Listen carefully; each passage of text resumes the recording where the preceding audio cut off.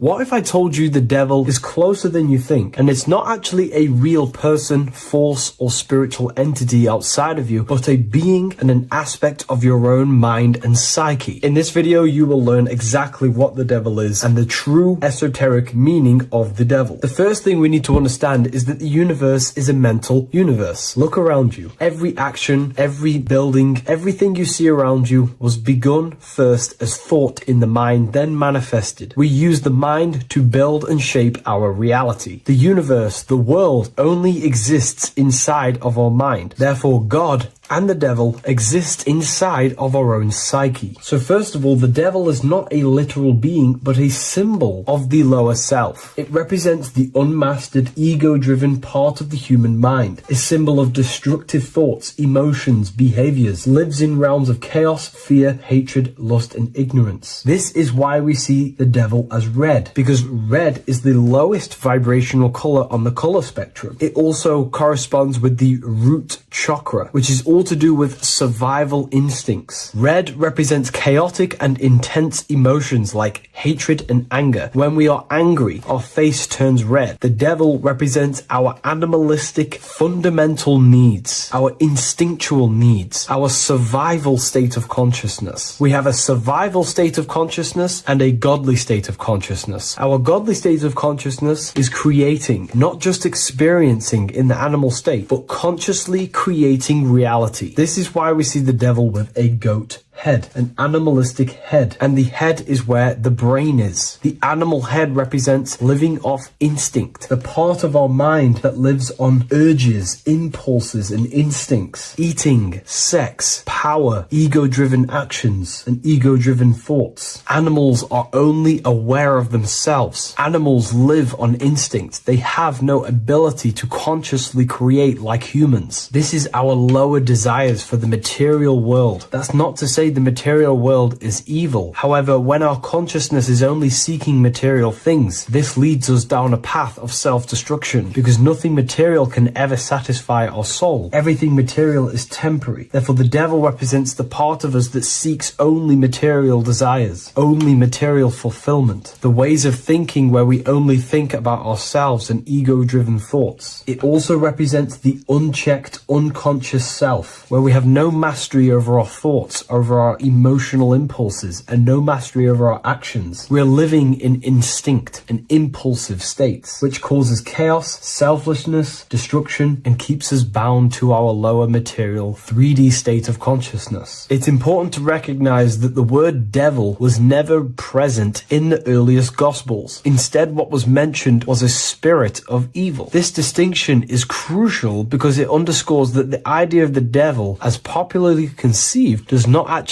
exist as an independent entity. Rather, it is a personification of the lower aspects of the human mind, a facet of our own consciousness. The term spirit of evil was not meant to denote a specific deity or being, but rather any force of negativity, whether it manifests as a destructive thought, emotion, or action. A spirit is a force, an energy, and we have three forces that create our reality: thoughts, emotions, and actions. We have full control over these three aspects, which transform and mold reality. A destructive thought, a destructive emotion, a destructive action is a spirit of evil, and it originates from the darker aspects of the human psyche. So now, because we're on the topic of the devil, we have to look at the pentagram, which is obviously connected to the devil heavily. The upright pentagram represents spirit, air, water, earth, fire. Upright, which represents spirit, the most important element on top of the earthly elements, showing spiritual principles over material principles. As spiritual beings as we are, we have to put our spirit first, our higher self first, and material things second. Why? Because material things never satisfy us long term. Seeking material fulfillment will leave us feeling unfulfilled in the long run and very unhappy, and we can lose ourselves in illusions. We have to put our spiritual principles first, seeking wisdom, knowledge, connection to the divine, and connection to our higher ourself is what gives us true fulfillment in our hearts and souls. But when we see this pentagram inverted, we now have spirit on the very bottom, which now represents earthly principles on top of the spiritual principles. We're putting our earthly elements on top of our spiritual element, which this inverted pentagram represents no longer caring about spirit, no longer caring about our invisible internal world, and only caring about this external body, food, sex, material things, cars, money, and all the things outside of us, the world outside of our mind. This is what true Satanism is. Satanism is not worshipping an external deity, but it is worshipping the self, only fulfilling the ego's desires. This is what true Satanism is, and we have all been conditioned to live in this state. Satanists want us to believe that there is an external deity called Satan or the devil, and the reason they do this is because they trick us, making us believe that we are not Satanists, while they are actually conditioning us to be self-seeking, ego-driven people, where we only care about sex, food, material things, and money, which is actually conditioning us to be Satanists. 80% of the population today are unknowingly involving themselves in Satanism, which is ego-driven thoughts, actions, and emotions, dwelling and living in this state, where we only care about ourselves. When we are spiritual, we realize we are all one. We are all one consciousness family, and we need to do things that help and contribute towards our collective experience, helping others, instead of seeking to serve only the self. The angel is depicted with wings, which represents elevation, higher self. The devil is represented with an animal horns, which is on the ground. A goat is on the ground, which represents the lower self. This is the elevated mind and the lower material mind. Horus, the bird, higher self. Set, the ground animal, lower self. Jesus and Satan. These are two forces, two characters that exist within the human psyche, not real entities. They are forces of our minds, and there is a battle between our higher self and lower self all the time within our own minds. There's always a part of us that's telling to do one thing and another thing, to do something bad and to do something good. There is this battle inside of our own consciousness. Here we have the human spinal column. The human spinal column is showing you the higher and the lower self. The higher self represents the head. The head is where the mind is. This is the creative essence of the universe. This is where all material things begin as a thought in the mind. We create with the skull, with the brain. This is our higher self, the heavens, connected to the heavens, the sky. And the lower end of the spinal column is where our reproductive organs are, where our gut is. Our reproductive organs and our gut is all to do with survival. The lower end of the spinal column, lower instinctual 3D based consciousness. The lower end of the spinal column is where our lower self dwells. Eating, consumption, power, and sex, lust. These are all emotional forces and instinctual based organs that are not inherently evil, but when we dwell and live off this lower end of the spinal cord, it keeps us in low states of consciousness. Our goal to raise to our higher mind is to balance this, not to overeat, not to abuse power, not to abuse sex and lust, but to master these organs and gain the ability to say no to these organs so that we can raise to our creative side of consciousness. Instead of dwelling in our instinctual nature, we can turn to our creative nature and consciously become a builder and constructor of reality. This is the true way of raising consciousness. This is the stairway to heaven, out of the animal consciousness to the higher consciousness. To wrap all of this up, it's all about gaining control over our instinctual lower nature and allowing our spirit to rule over our body and not our body ruling over our spirit or mind. The moment you let a thought become instantly an action is the moment you are an impulsive person. We are all trained to be this way. It is okay if you are in this state. The moment you let a thought turn straight into an action without questioning, that is the mind controlling you and you not controlling the mind. We need to gain control over the mind, and we do this through many different ways, through meditations,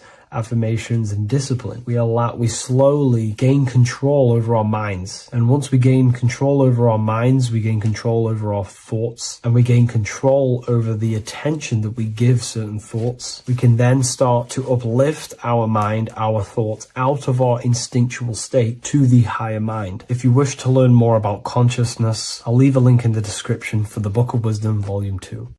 So depression doesn't actually exist, and in this video I'm going to show you how depression is actually a choice. And I'm going to give you some solutions on how to deal with it.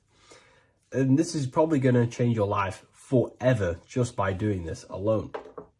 Okay, so the first thing you need to understand about depression is that it exists in your conscious mind.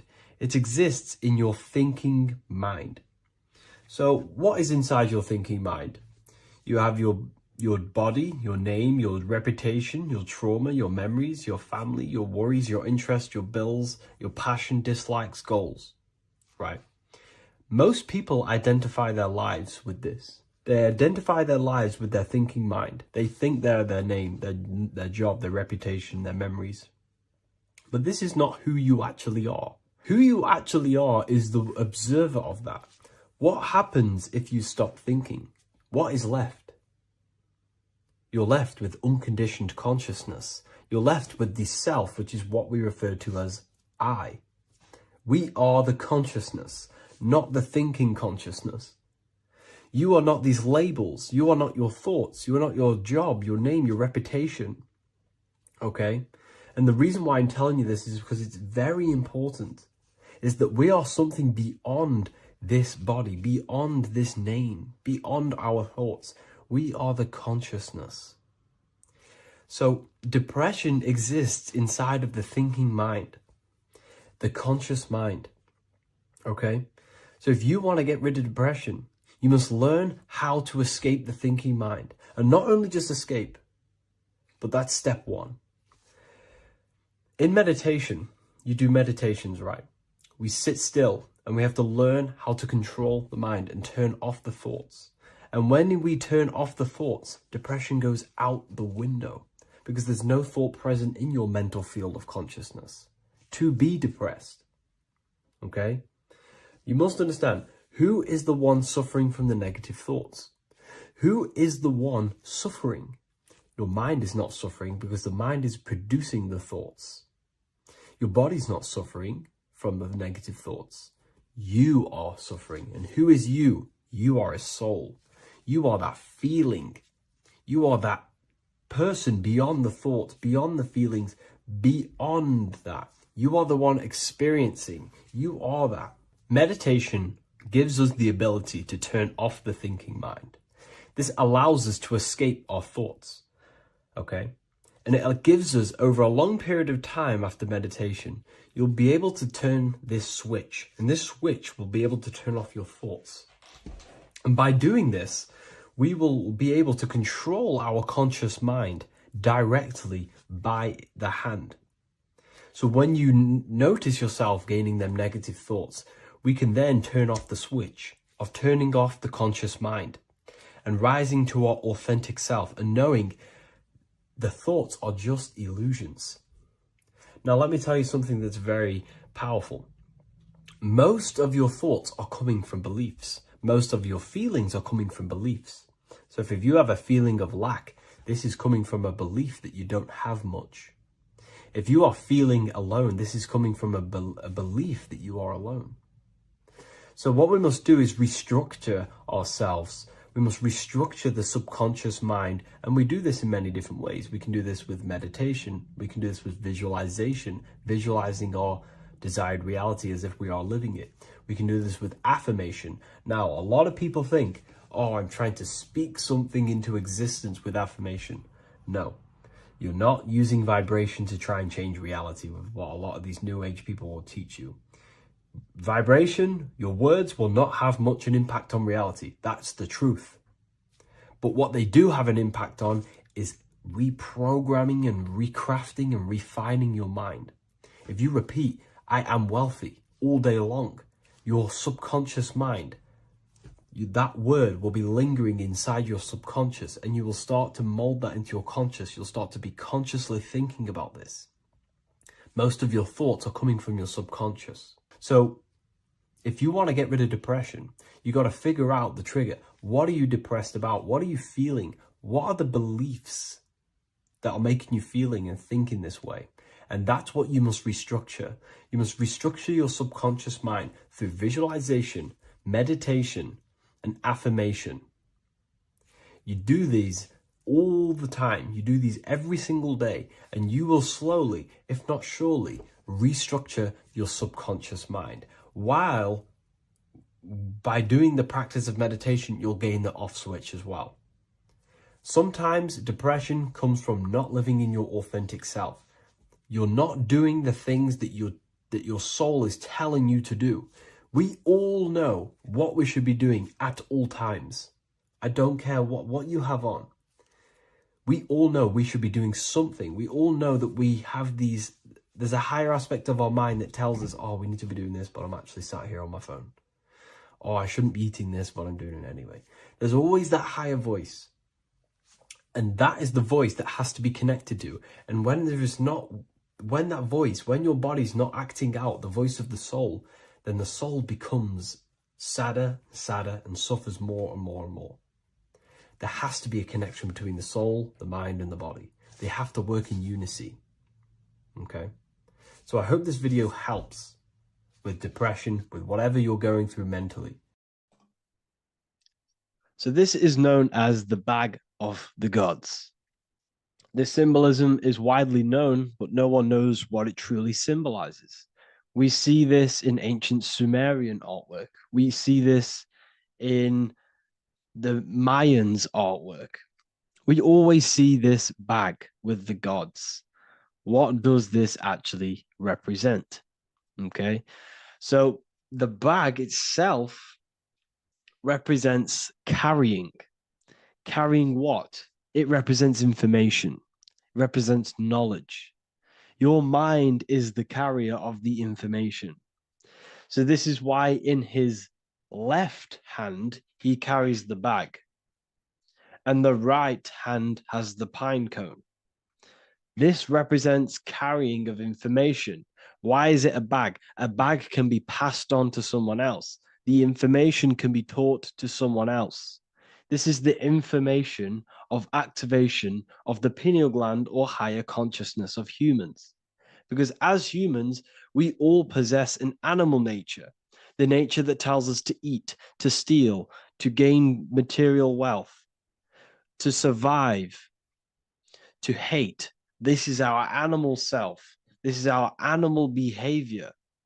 But we also have a divine nature of consciousness, which we have access to, the higher planes of consciousness, the planes that manipulate this material world and create all things in this material world. The human mind has access to. The animal does not. The animal has no idea he exists. The animal has no inner dialogue, but humans have the inner dialogue. Humans can create infinitely. We can expand our minds infinitely into new realms of thought.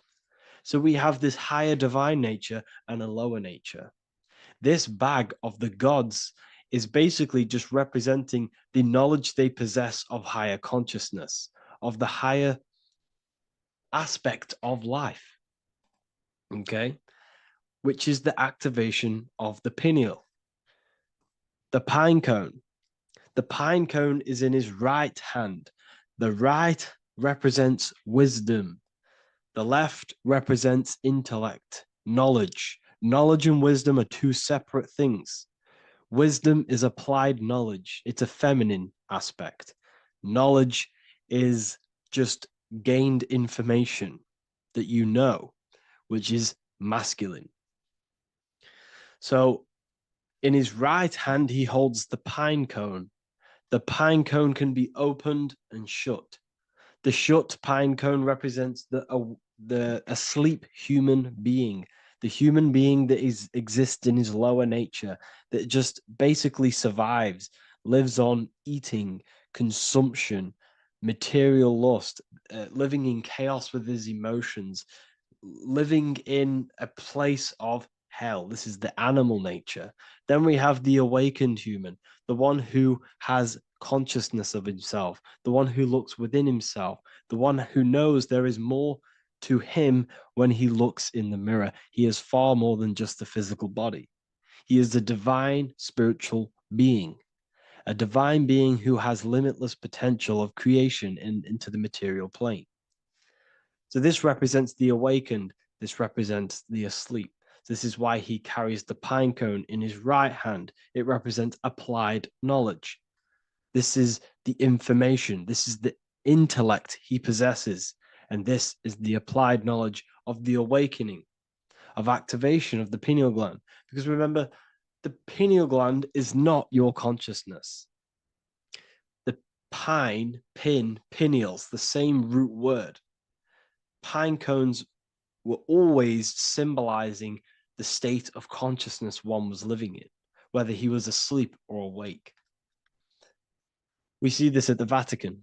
We see the pine cone over the two pillars. This is the two pillars of Freemasonry, and the dome. This is the Royal Arch of Freemasonry.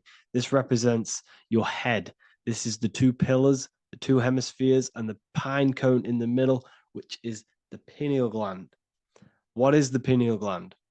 The pineal gland is not your consciousness. It is not the third eye, and it is not the mind. It's not the mind's eye.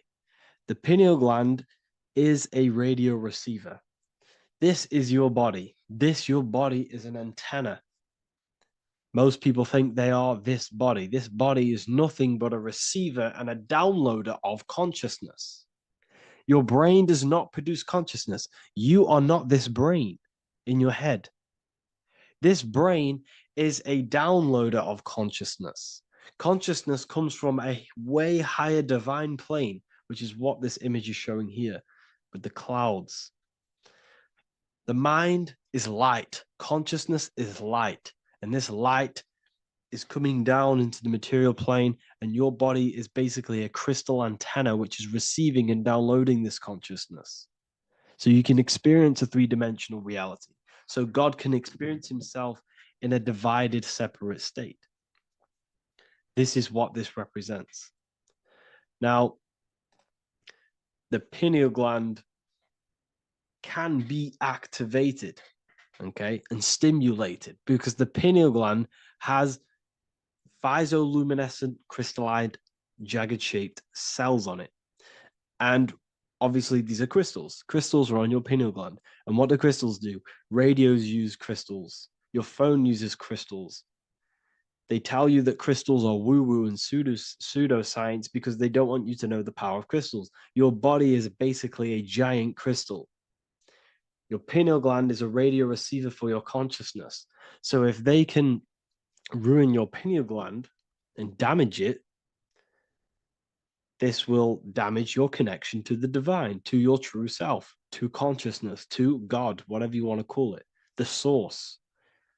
There is all one source consciousness, and we're all collectively connected to it. And this is our connection. This is our antenna.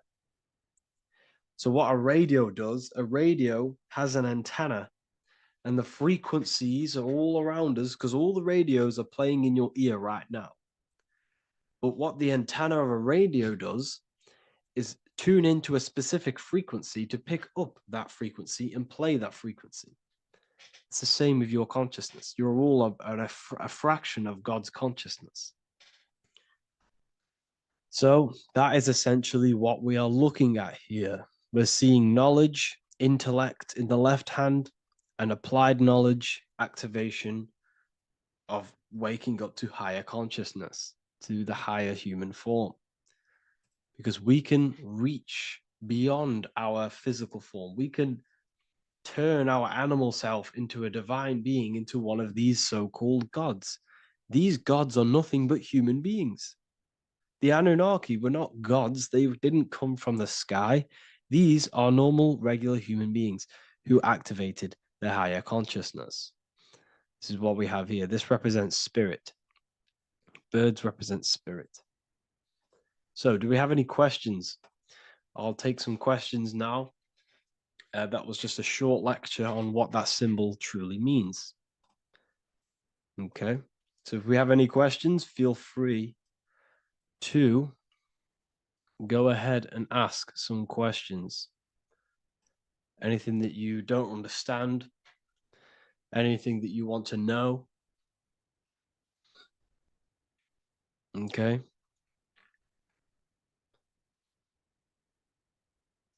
So base reality would be where source resides. Yes, the base reality is your consciousness. Are these lectures available in the university? There's a whole section, basically inside the university, there's a whole section with like over 30 long form lectures like this. So the base reality is where the source resides. Yes, the base reality is your inner world, your consciousness. That is the only thing that exists. Your outer world is just an effect of your consciousness. Your consciousness, everything that has gone on within the mind and emotion, is pushed outwards into your reality. You have thought and felt your way into your external circumstances. Your life is a direct correlation of every thought you thought in the past. Therefore, your inner world of consciousness is creating and molding your outer world.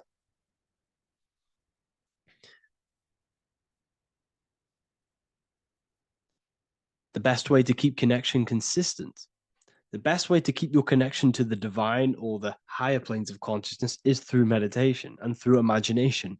Imagination is the fourth dimension. It is the astral plane. That screen that you have in your mind is not a physical screen. That is the divine plane of the astral. And this is essentially where all objects of this material world comes from. The phone that you are holding, the laptop you're watching this on, whatever you're doing, every single object you see in your room that you are in right now began inside of the plane of imagination. This is not a physical plane. This is a metaphysical plane that you have access to. And you have the ability to bring down this plane into physical form. That's what we call manifestation. That's what the ancients called magic. This is what we now call in science metaphysics. It's all the same thing. So, yes, you all have access to the divine planes, unlike animals. This is why humans are so advanced.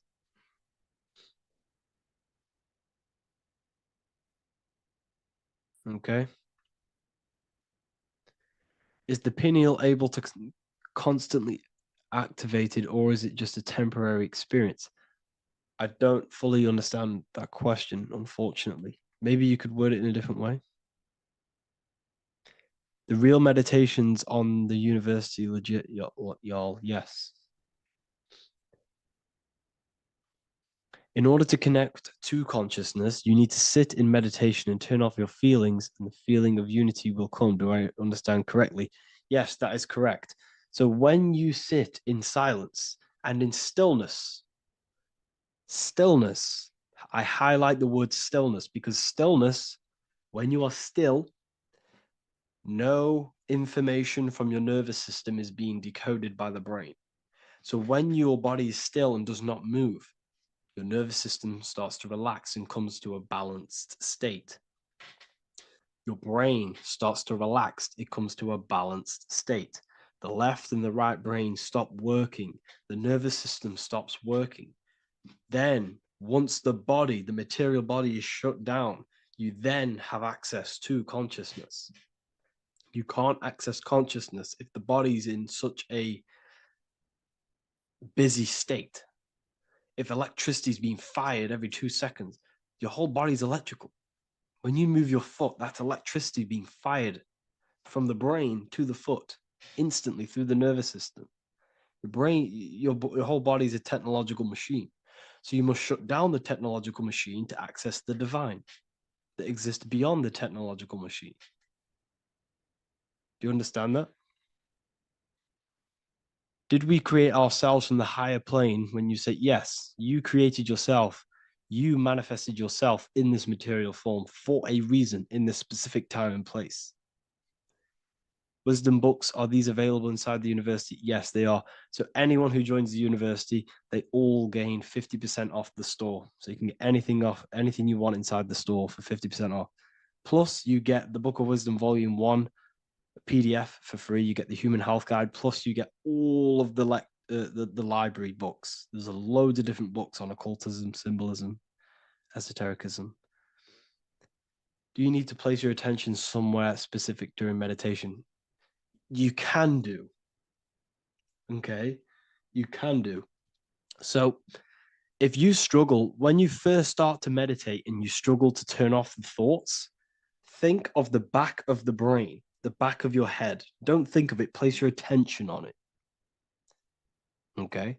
So when you place your attention on the back of the brain, this now shuts off thought because the back of the brain doesn't have any activation to do with thought. The front brain does, the neocortex. That's all to do with activation of thinking. So place your attention on either the back of the brain or your breath. What's more important, creating yourself or finding yourself? It's balance of both. So in order for you to create fully, you must have awareness of self and awareness of thought and control over the mental dialogue, the inner voice inside of you. Okay. When you control that inner voice, that is when you gain power. That inner voice is what brings commands into physical reality. Before you kick a football, there is a change in consciousness. There's a decision made in consciousness before the body takes the action. Therefore, every physical manifestation is a change of inner consciousness before it's a physical reality.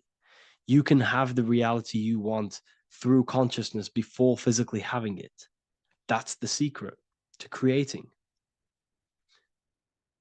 But you must believe it like you know the sun is going to rise in the morning. That's how much you should know that you have that reality in consciousness through feeling and thought and imagination.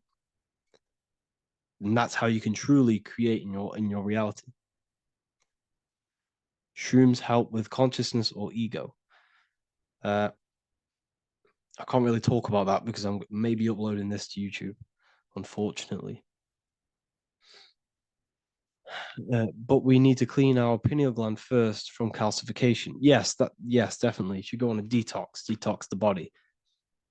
Because you can't really connect with consciousness if your body is in such a dirty state.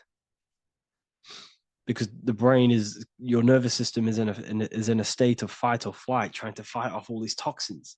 So when you meditate, you're probably going to be having thoughts all the time because your brain's firing, your nervous system's being attacked through toxins. So you must detox to have a true connection with the divine. Your diet plays a big role in your spirituality and mentality. What is the most optimal food for pure consciousness? Fruits and vegetables. They possess consciousness. So when you place them inside of you, they're syncing with your consciousness.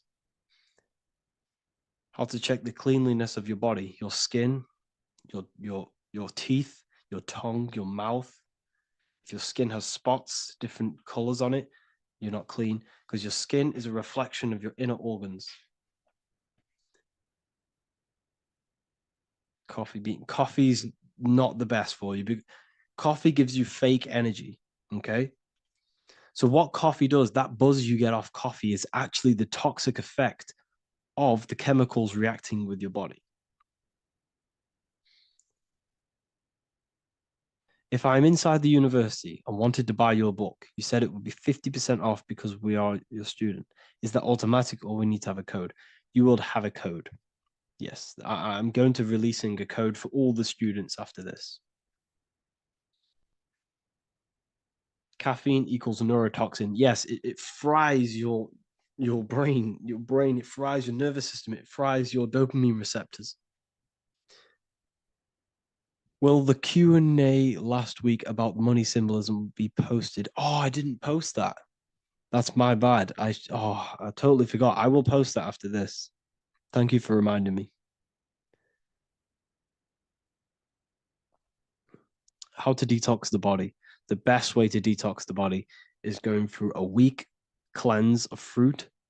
So only consume fruit, sea moss, and cayenne pepper, and lots of freshly pressed juice. Do that for a week or 2 weeks, depending on how you feel, and then start to fast. you will lose weight, but you're not losing weight, you're losing impurities. It's good to do this every couple of months, to just go on a raw fruit diet, cleanse the body, push everything out, and then start to fast while, consuming sea moss and having lots of freshly squeezed juices. What is an alternative for coffee? Something with high energy levels. Okay, we're not taught the most simplest thing about the human body. It is an electromagnetic machine. It's electrical. It runs off electricity. The only energy you need is electricity, and that is found in fruits, vegetables. If you want energy, drink pure, fresh, pressed juice. That will give you more energy, more electricity than coffee. Can we cleanse ourselves through oil pulling? Do you recommend it? I do oil pulling every day with coconut oil in my mouth. Celery juice is a good one, very good one. Yes, celery juice.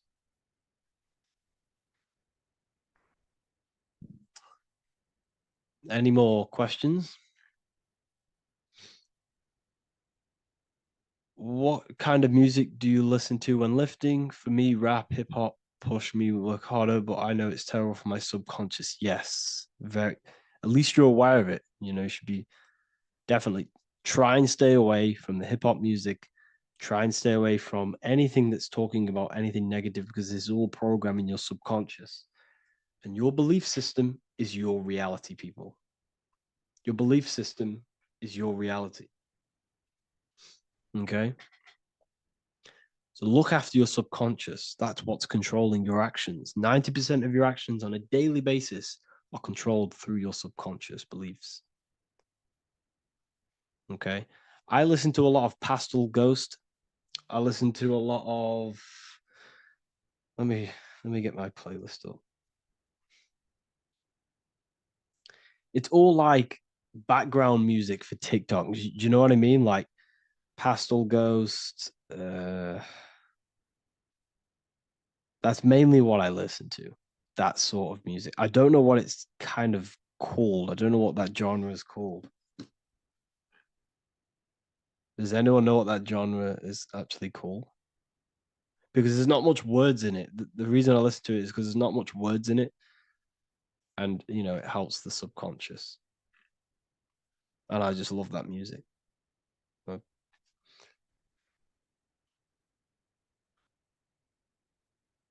Like lofi, yeah, a bit of lofi. Uh, most people won't even know this type of music.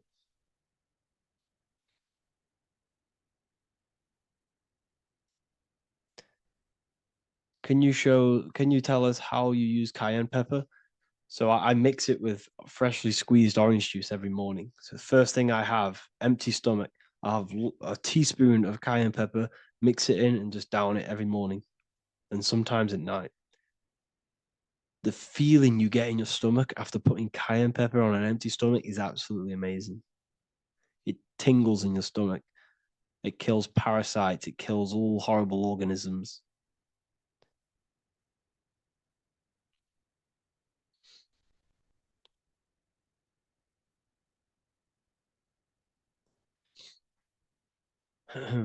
Mix it with hot water. Yes, hot water and key lime water. That I bet that's powerful. If you mixed warm water with key lime with cayenne pepper in first thing in the morning, I can imagine how powerful that is. I've never done that, but I'm going to try that. Do you use sea salt? I don't know what to think about sea salt, to be honest. I try and stay away from it. I don't know whether it's good, don't know whether it's bad. I'm kind of mixed on it, mixed information. Uh, I've heard people have benefits. I've heard other people say stay away from it. So I don't know. I just stay away from it. Just I'm not too sure on it.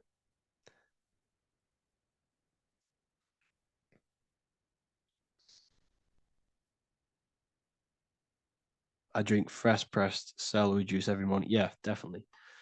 Uh, is there any chance we could feel free, move to like esoteric occult questions. The only reason I say that is because I might be posting this to YouTube, so it's like I don't want them. I don't want them thinking I'm giving health advice because I'm not. This is what I do. I'm not giving anyone medical advice. This is what I would do to myself. Because I can probably get in trouble for that.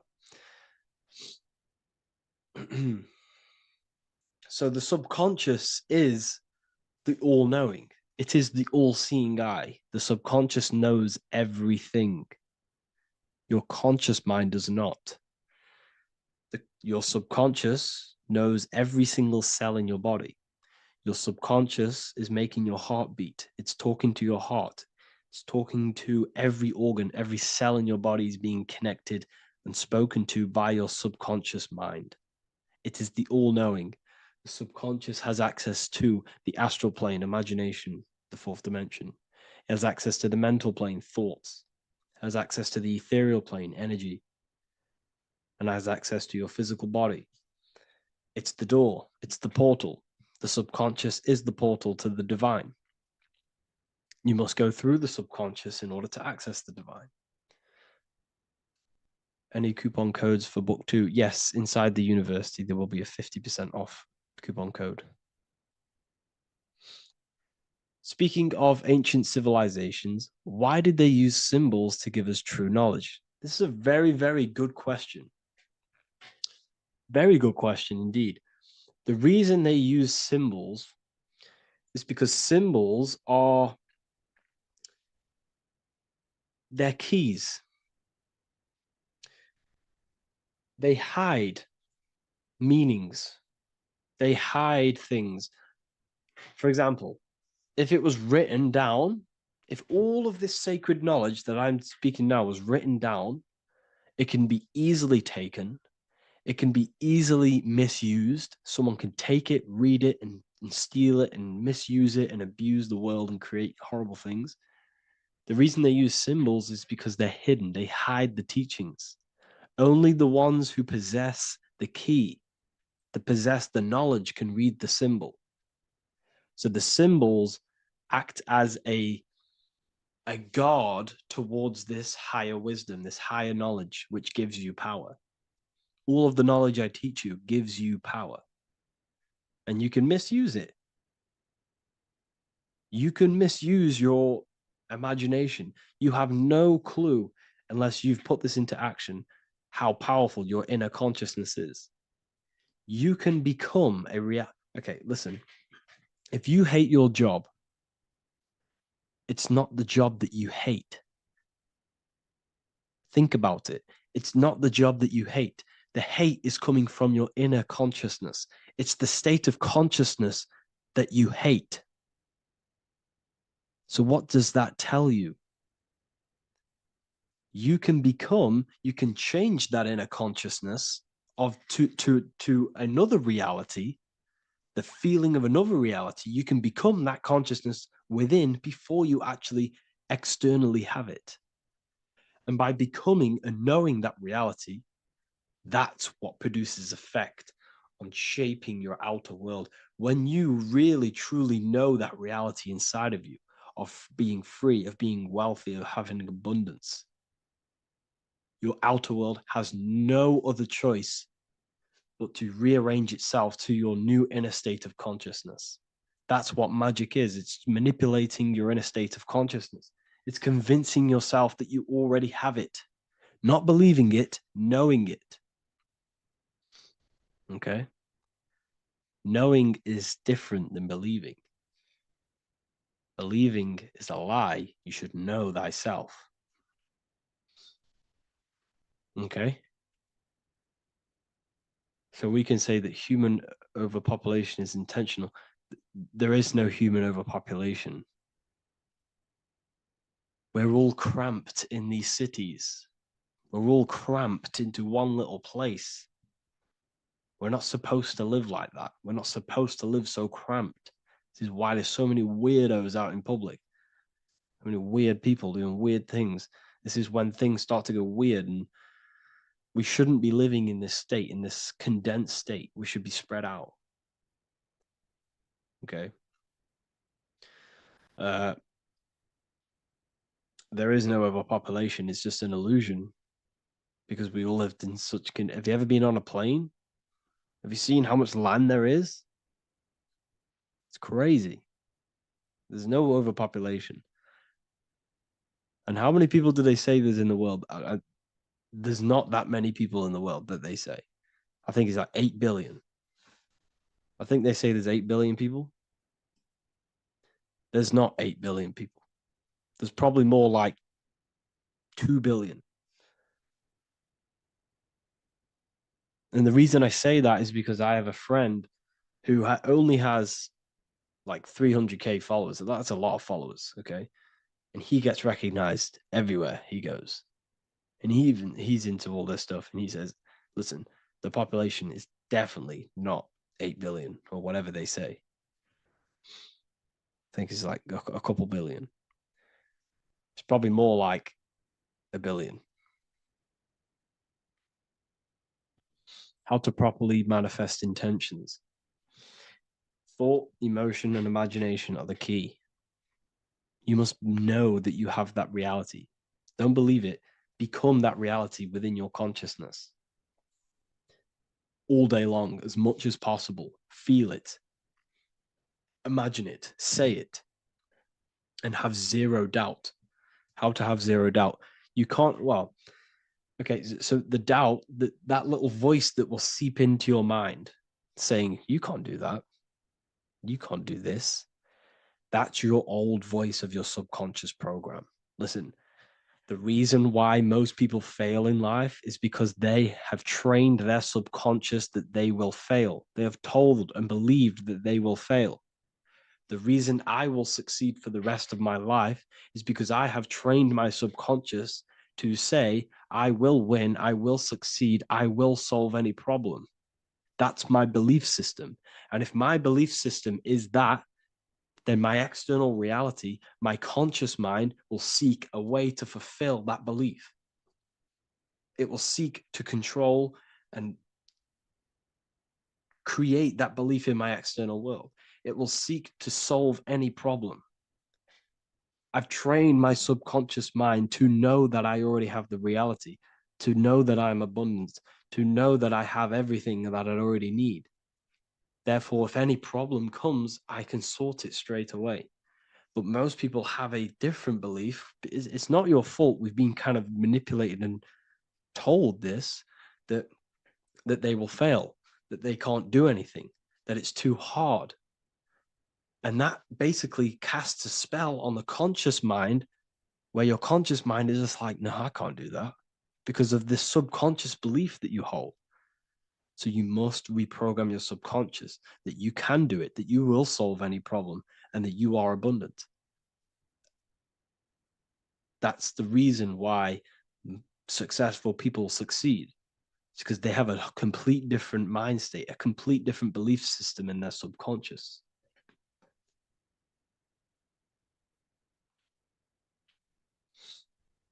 Do you offer mentoring? Yes, I do offer mentoring, but it's mainly for people who want to grow their online presence, and for the amount of value and transformation that I can place into your life, and the time that, well, the price of my time, it will be a higher price tag, but your life will completely change if you join my mentoring, because I will transmute your life. I will transmute your mind, and I will transmute your whole reality, because I could tell you exactly what you need to do. How to have super genius power pulling information from the source. Okay, so you can do this. I talked about this in Book of Wisdom, Volume 2, if you've read it. This is a technique that Albert Einstein used. This is a technique that Thomas Edison used. This is a technique that all of the ancient geniuses have used.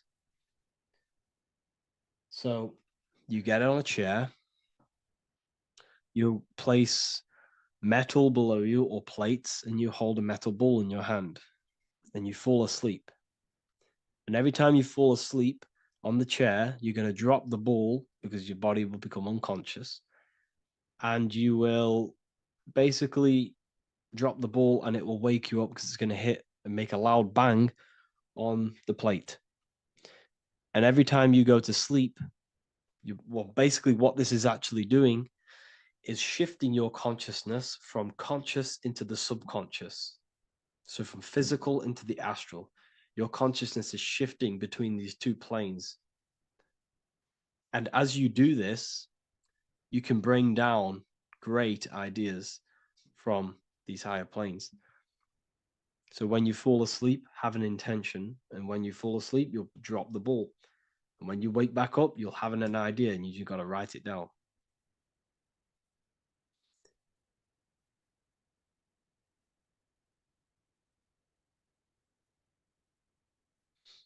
How to balance chakras. Don't focus on balancing your chakras.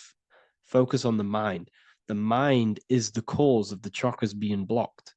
If you have a blocked throat chakra, this is a problem in your mind, not the chakra. You see, the chakras are a result of the mind. You transmute the mind, you can transmute the chakras and cleanse them.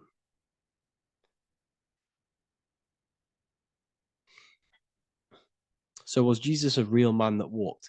Okay, so I'm going to tell you something like some of the things that I say in my reels, they are to catch attention. So if I say the first thing on the reel, Jesus never existed, straight away, you see that, it's going to trigger you. It's going to trigger Christians, it's going to trigger people. So yes, I do say things to catch attention. The reason I do that is because I have to in order to catch attention. Maybe there was a Jesus who walked. So in the past, I have said Jesus never existed. Yes, this is to catch attention, to boost the reels, views, and comments and stuff like that. Maybe there was a man who was called Jesus and walked the earth. But listen, he was not the Son of God. You are all the Son of God. Jesus represents an archetype. He represents morals. He represents a way of living that you should embody in your life, not to worship. We shouldn't be worshiping this man. We should be embodying his qualities into our lives so we can become Christ consciousness, so we can live in harmony with our mind, emotions, body, and spirit. Okay? He was not the Son of God. You are all the Son of God. We are all God experiencing himself in a three-dimensional divided form. God is oneness, and he created a divided world so he can experience himself. Why do you quote from the Freemasons oft times? I don't recall me looking at Freemason quotes and quote them. I just simply, when I post a quote, I literally just, whatever comes to my head, I just whack it into Telegram or Twitter. Are dreams tied to your subconscious, and how do you understand them? Okay. Dreams and astral projection are two different things. Astral projection is your soul leaving this plane into the collective consciousness, into the collective mind, the collective astral plane. But dreams are basically the astral plane, but it's your personal astral plane in your personal subconscious. So when you dream, you're entering your own consciousness, you're entering your own subconscious. Every character, every event that happens to you, everything that is said to you, everything that happens to you in your dream is yourself pushed outwards, and you're basically experiencing your own mind. If something scary comes up in your dream, this is your belief, this is something in the back of your mind materializing and coming to you and showing itself to you. So in order to understand your dreams, it's basically suppressed emotions, suppressed thoughts, all lingering in your subconscious materialized. Okay. A few months ago, I'd have concurrent dreams of getting in a car crash that lasted for months. Then one day, out of nowhere, I got into a really bad accident, and that low key bugged me out. I didn't know if my mind was trying to warn me or what. You can explain that. Okay. If you are having dreams about having a car crash, this is a belief. Okay, so let me tell you something.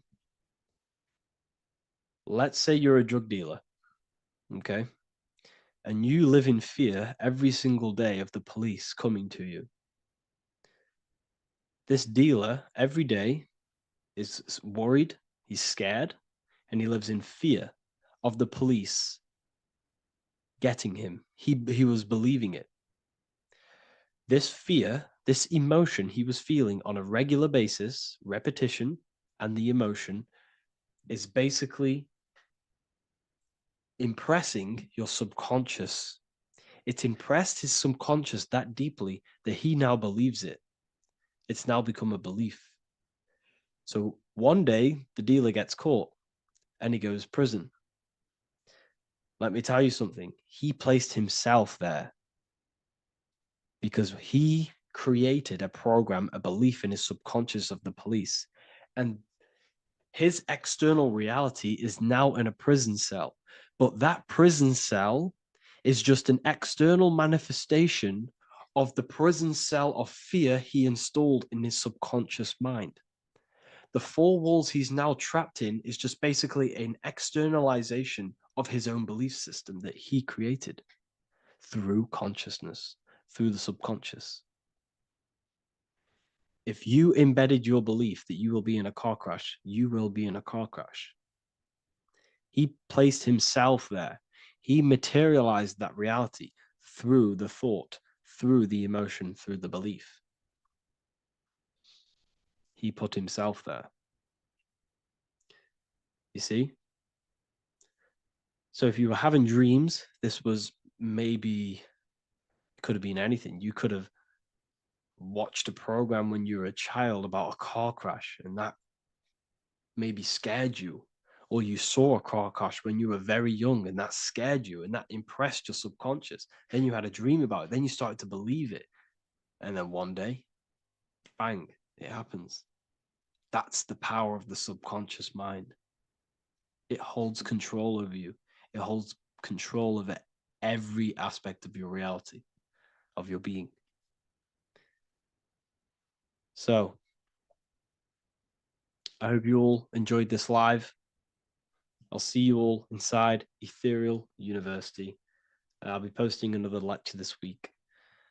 And yeah, let me hold on. The third eye, or the all-seeing eye. This is an important video because there's a lot of misunderstanding when it comes to the third eye. People tend to think that the third eye is the pineal gland. The pineal gland is not the third eye. It is the radio receiver for our eye. It's not the third eye, it's the first. It's the eye where everything begins. So the pineal gland acts as a radio antenna or a radio receiver because the pineal gland has crystals on it. And crystals are used in your phone, they're used in radios because they pick up and transmit frequency. So the pineal gland is the radio receiver for the higher consciousness, for the thoughts, for the commands that come from within. Before you move your body, it begins mentally in the eye. Before you say something, before you kick a football, it all begins in the eye. What happens above happens below. What you think, you manifest into the body. Whatever you think, your body reacts. You see, this eye is the universal cosmic intelligence, the higher consciousness, which is controlling the physical body. Like I said, you have the Buddhic, mental, astral, etheric plane. This is a page from the brand new Book of Wisdom, Volume 2. You have the Buddhic plane, the nothingness. Then you have the mental plane, infinite potential. This is the I, the singular consciousness. This is the infinite potential within you. The I is where the thoughts are. This is the mental plane. And it is this I which experiencing everything. It's the I behind the body. It's the I behind the thoughts. Yes, the mental plane is the plane of thoughts, but you are the I experiencing the thoughts. You are the I behind the thoughts, behind the emotion, behind the words. Deep, deep down within your being, there is the all-seeing I, which the body obeys. Everything that I says, the body does. This is the I in between the two pillars, or the pillars, or in between the sun and the moon in the Masonic artwork. Sun, masculine, left brain. Moon, feminine, right brain. The all-seeing eye in the middle, consciousness, the I, the order, the intelligence, the infinite potential within you, the creative force within you that can create the good and the bad, the left and the right. So you are either creating negative or good. You're even doing good, which is God, or evil, which is, or the devil, which is do evil. You have this creative ability within you, which is God, the consciousness, and you have the choice to do the devil or the God. So the third eye is the human mind. It's the mind. It's the infinite awareness, infinite potential within you. And when you see it in the triangle, it represents the ethereal plane. This is the ethereal, the triangle. This is the eternal. This is the material. Because the physical plane is the box. It's the square. That's why we say think outside of the box. Because you got to think outside of the box to awaken your divinity. You see, humans have been given the tools to awaken to their true divinity. No other animal on this planet, or whatever you think it is, on the earth, has the ability to have self-awareness. Humans have been given the tools to understand the very, very complex things and understand who we are, what we are, and what the universe truly is on a higher level, not just physical. We have the ability to access planes beyond the physical world, which is unlike any other animal. This is why the humans are gods. So when you see the pyramid with the capstone on top, it's cut off, it's separate from the rest of the pyramid. This is the consciousness that is looking through the ether into the material plane. It's like I discussed down here with these planes. This is the I, the mental plane. Your consciousness, your I, is looking through the ether. It materialized through the ether into the physical plane, and you are now the I looking into the material realm. And when you come here, you lose that divinity, but you have to awaken. So you don't lose the divinity, you forget your divinity while you are incarnated in physical. So when you see the triangle with the I in it, this represents the I looking through the ether. It's materialized, but it also represents when you see it's illuminated like this and it's separate, because this is separate from the physical plane. The consciousness within you, the thoughts within you, that intelligence within you, that voice is separate from this physical world. And everything above manifests below. Everything what happens in this realm of consciousness, of thought, manifests into the physical plane. It's separate. So you see the illumination. This represents the awakened self, because the mind is the third eye. So when you have a closed third eye, this just means that your mind has not experienced things other than physical. When you expand your mind, expand your consciousness from having an out-of-body experience or a mystical experience where you had experienced a higher plane of consciousness or a higher level of consciousness, this is now an open third eye, which is an opened mind. It's nothing separate. So when people say, working and opening the third eye by imagination and stuff like that, you're working on your mind. And to open your third eye, you do need to work on imagination, mental discipline, and all of these higher faculties, which we'll go over in another video. So that your mind has higher faculties, which you need to work on. Visualization being one of them, imagination, and mental willpower. We'll go over that. But the illuminated eye in a triangle represents the illuminated mind, the awakened mind that has self-consciousness, is conscious of itself, and it's experienced higher planes of consciousness.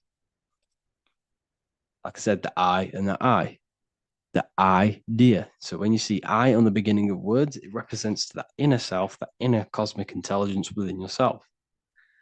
That's why you say inside, intelligence, or idea. It's the idea, the I, the all-seeing eye. This is why the Roman numerals, I was one. And what is one? It's one line. The I is also one line. Because we are all the same intelligence with the same consciousness. If the universe is one, there is only one being in the universe, which is God. And we are all expressions and fractals of God. We are all manifestations of God. We share the same creative power as God. We all have the ability to bring non-physical thoughts into a physical reality, which is the word made flesh in the Bible. So when you see hovering the eye with the 666, this represents the eye stuck in matter, worshipping the physical body, the God in flesh, which is Satan. Satan represents God in flesh, yourself in flesh, because evil love bondage. And everything these artists and actors are doing, they're part of these cults. They're promoting materialism to keep your eye, your consciousness, stuck in three-dimensional awareness. So this is what they're promoting. You see that the hand symbol creates 666, which is your body, the carbon. Your body's created out of carbon. And all life forms are created out of carbon. The I in it, the I in the 666, represents I being in material, keeping the mind in material. Matthew 6:22, the light of the body is the eye. Therefore, if thine eye be single, thy whole body should be full of light. But if thine eye be evil, thy whole body should be full of darkness. You see, this is a very powerful verse. Very powerful verse. The light of the body is the eye. This is the first part of the verse. This is where everything comes from. The mind. The infinite mind. The infinite potential within you. Think of anything in your mind. Nothing is impossible in your mind. As soon as you think of it, it's there. It's infinite potential. It's the light of the body, because the mind is what gives life to the body. It manifests its will through the body. It's the light. All the things that the body does happens mentally before it happens physically. Before you move your hand, it is a mental power. Just like when you astral project. When you astral project, you use your mind to move your body. It's mental. If therefore thine eye be single, thy whole body should be full of light. So what does that mean? Becoming one with the consciousness within you. The single eye. Instead of being divided between the left and the right, the masculine and the feminine, instead of being divided between the high and lower self, when you combine all the aspects of yourself to be balanced and connect with the true self, that's when the whole body should be full of light, which is the good, the enlightenment. But if the eye be evil, which means what? Because your eye, your consciousness, your mind has the ability to create positive or negative, devil or the God. And when you think negative, what happens? Darkness goes through the body. Every thought has an effect on the body. What you think goes through the body. For example, become erect. What do? You think of being erect, and it happens, the body becomes erect. What happens in the mind happens in the body. So if your eye is evil, if you are thinking negative, if you feel negative, you're going to produce negative. Your body will be full of darkness. And this is what the all-seeing eye is. It represents you, your consciousness within you that can create anything in this physical world. So yeah, if you have any questions, make sure to contact me, and I will get it created for the university. Thank you all for joining, and see you in the next one.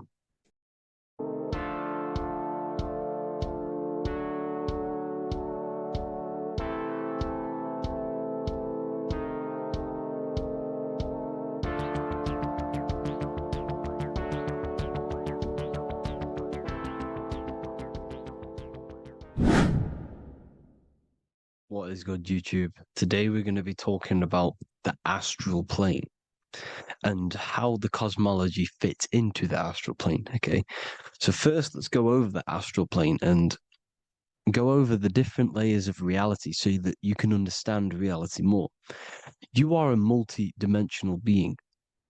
You are not in these, you are in all of these realities at the same time. They all interweave into one big reality. But there are different planes. They are different vibrational dimensions. There are different dimensions of reality. The mind is the root cause of reality. We're living in the mind of God. Everything is being thought into existence from the root cause, from the universal mind.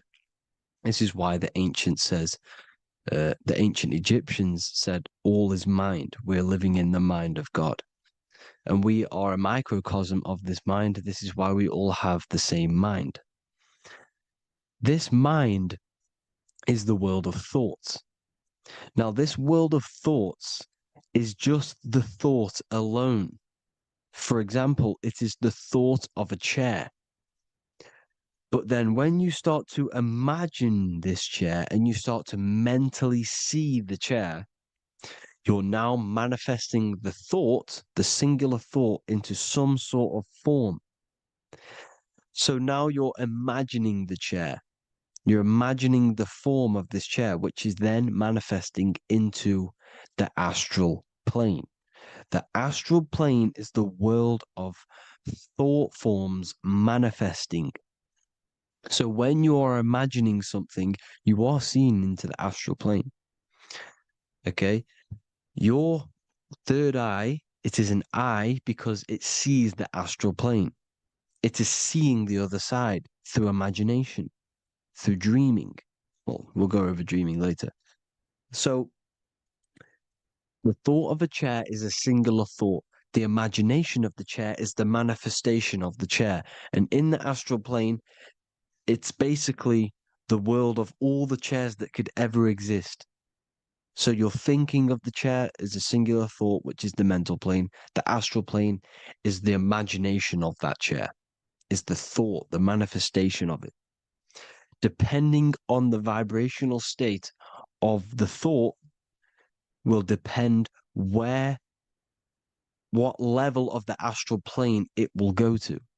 For example, if you're thinking about a chair to torture someone on it, it's going to go on the lower astral plane. Or if you're thinking and imagining happy things, it's going to go to the higher astral plane. So wherever your mindset is, that we call it a mindset because your mind is setting frequencies to certain things. Thoughts are frequencies. And a mindset is setting your frequency, setting your mind to a certain frequency. So when you set your mind to a certain frequency and you imagine something in that frequency, you're going to match everything in the astral plane that are on that similar frequency, just like you would in the physical world. Because we're all in these worlds right now as we speak, but we can't see them with the two physical eyes. We can feel it though. When you're around someone and you've just met a new person, for example, you can feel their vibration. And if you're not on a similar vibrational match, you will not get along with that person, or you just won't not get along, but you won't connect with that person because you're on two opposing frequencies, not matching. And this is something that you can't see, you can only feel because it's the astral plane. It exists within the astral plane. Everything in the astral plane is made out of vibrations.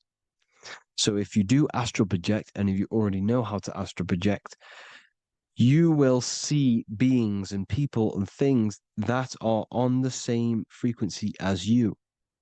This is why before you astral project, you need to sort your vibration out before you astral project, because you are projecting your consciousness into this. It's the mind. The mind is the bridge. It can move between realities. You are a observer. You are a observing soul which observes different realities. And the mind is the bridge between all of these different realities. The mind can choose. If you want to project into the astral, you set your mind to it, you can. Okay? So let's not get off track. The lower astral plane is where demons are. The higher astral plane is where heavenly beings are. Heaven and hell are kind of a real thing. The etheric plane is a powerful substance, the ether, the fifth element that they don't tell us about. If you type in on Google the 5 elements, they will try to remove it with wood or metal because they don't want you knowing about the ether. Ether is the energy double behind all physical objects. So the ether is very important. It is the 5th element. It is part of the physical world, but it's also part of the astral world. It is on either side. You see how they're showing you the truth in the language? Ether and either are the same word. The ether has 1 foot in the astral and 1 foot in the physical world. It's a substance that connects the physical to the astral world. It is the either. It's on either side of reality. It's on the other side. Other, either, same word. Ether is connecting the physical to the astral plane. It's the world of frequency.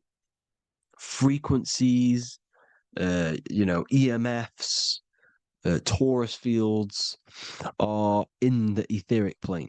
It is the energy plane. It's where energy moves through the ether. Okay. So then you have the physical world, the world of effect. Everything you see in the physical world is the effect of the higher planes. Each plane is a product of the plane above. So, and it melts into each plane. The physical plane is the lowest plane, it's the most densest, and the highest is the most fluid. This is the most fluid, this is the most dense. This is where we get the saying, as above, so below from. As above, so below comes from the different planes of reality.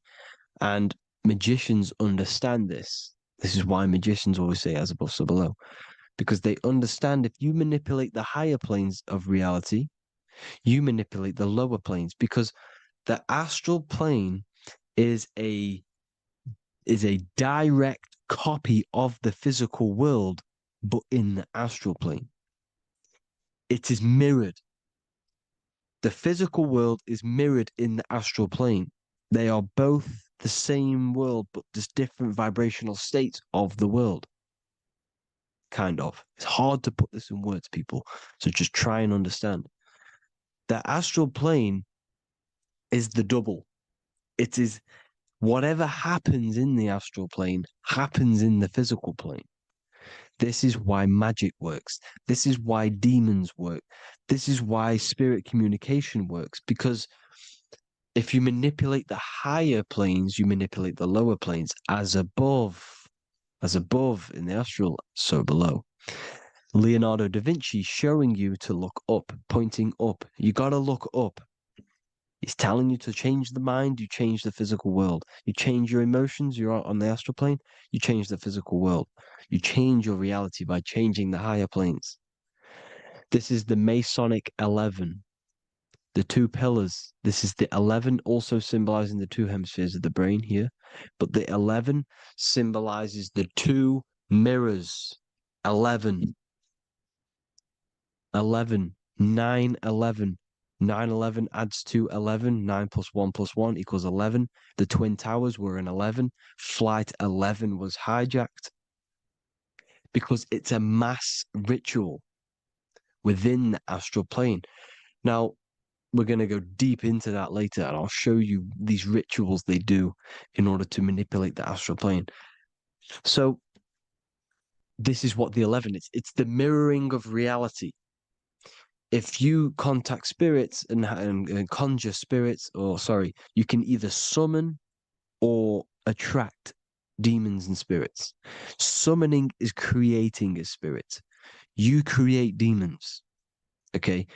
like I said here, the mind is the root cause of reality. If you think of if you think of a traumatic event that happened in your life over and over and over and over again for years and years and years, where attention goes, energy flows. The mind is the director of energy. If you are directing energy into the specific emotion, the specific thing that is torturing you in your mind, that will manifest as some sort of being in the astral plane, which is called an elemental. And this elemental being that you have created through your thought forms and emotions will latch onto you and feed off this energy. So it's important that you get your mind right. Okay, it's important you sort that you file the mind and you discipline the mind. Make sure it's only entertaining positive things, because you are quite literally creating your own demons. Creating the word demon has the word mon in it, and if you've watched my videos, to know mon means moon. The moon is your mind, the sun is your soul, the earth is your physical body. Demon is mon means mind, moon is mind. You create demons with your mind, summoning. Now, this is where the rituals come in. 9/11 was a ritual because everyone was thinking about this big fearing, the death of 9/11. Everyone was thinking about it. And all of their minds thinking about this horrific thing will manifest and summon a negative energy spirit elemental within the astral plane. That's how all of this works. This is why it was a mass ritual. Okay. Chris Brown, new album name 11/11. Release date on the 11/11. This will be my 11th album and contain 11 songs. All of these people know the occult. This is Hermes Trismegistus with the star of Saturn, the six-pointed star, as above, so below. The mirroring of reality, physical and astral, the two Masonic pillars. So as above, so below. What's above us? The stars. The stars are connected to the astral plane. This is why we call them stargates. When we dream, we are experiencing these different realities. And what are stars? They tell in the Bible, it says Genesis 1:14. And God said, "Let there be lights in the firmament of the heaven to divide the day from the night, and let them be for signs." Signs translates to things to come. Why things to come? The stars tell the future. Why? And why do we say as above, so below? As above us is the astral plane and the etheric plane. As above, so below. Whatever happens in the stars happens on Earth. The stars are connected to the astral plane. Above us is the astral plane. We are a star in a physical body. This is why we say Mr., sister, stir equals star. The E and the A are interchangeable. We are stars, and the stars are the start of our incarnation. We start in the stars, same root word, and we descend through the seven energies, which are our seven chakras. Then we enter the heart of the soul system. The heart rearranged spells earth. And this is the true cosmology. Here's the Masonic cosmology. This is Masonic now. Here's the firmament. Let there be a firmament in the midst of the waters to divide the waters from above, from the waters that below. Genesis 1:6. The firmament, firmament comes from the word firma, Latin, I'm pretty sure, which means firm. When something is firm, meaning it's stable, it does not move, it is firm. The firmament is firm. So, is the firmament Genesis 1:6. What does he say? Genesis 1:3, sorry. Let there be light. This is before the sun and the moon was created. Let there be light. Before the sun and the moon was created, light was appeared. So what's that tell you? This is a holographic projection from some sort of light being, some sort of projector. And that projector is the all-seeing eye you see in the Masonic cosmology. This is the all-seeing eye projecting the light beams. Let there be light. Everything is made out of light. The universe is created out of light waves. The torus field is one unit of light. The light projecting this reality is Polaris. Okay, the famous all-seeing eye. Now, what else? Then we have after let there be light in Genesis 1:16, and God made the two great lights. This is the sun and the moon, electric, magnetic, male and female. Then we have the Masonic checkerboard, the black and white symbolizing dualities within the dualistic reality we're in, spirit and matter, light and matter, rest and motion, positive and negative, good and evil. Everything's dualistic here. Okay? And it's a dance. The universe is a dance between flickering of white and black light, which is the torus field.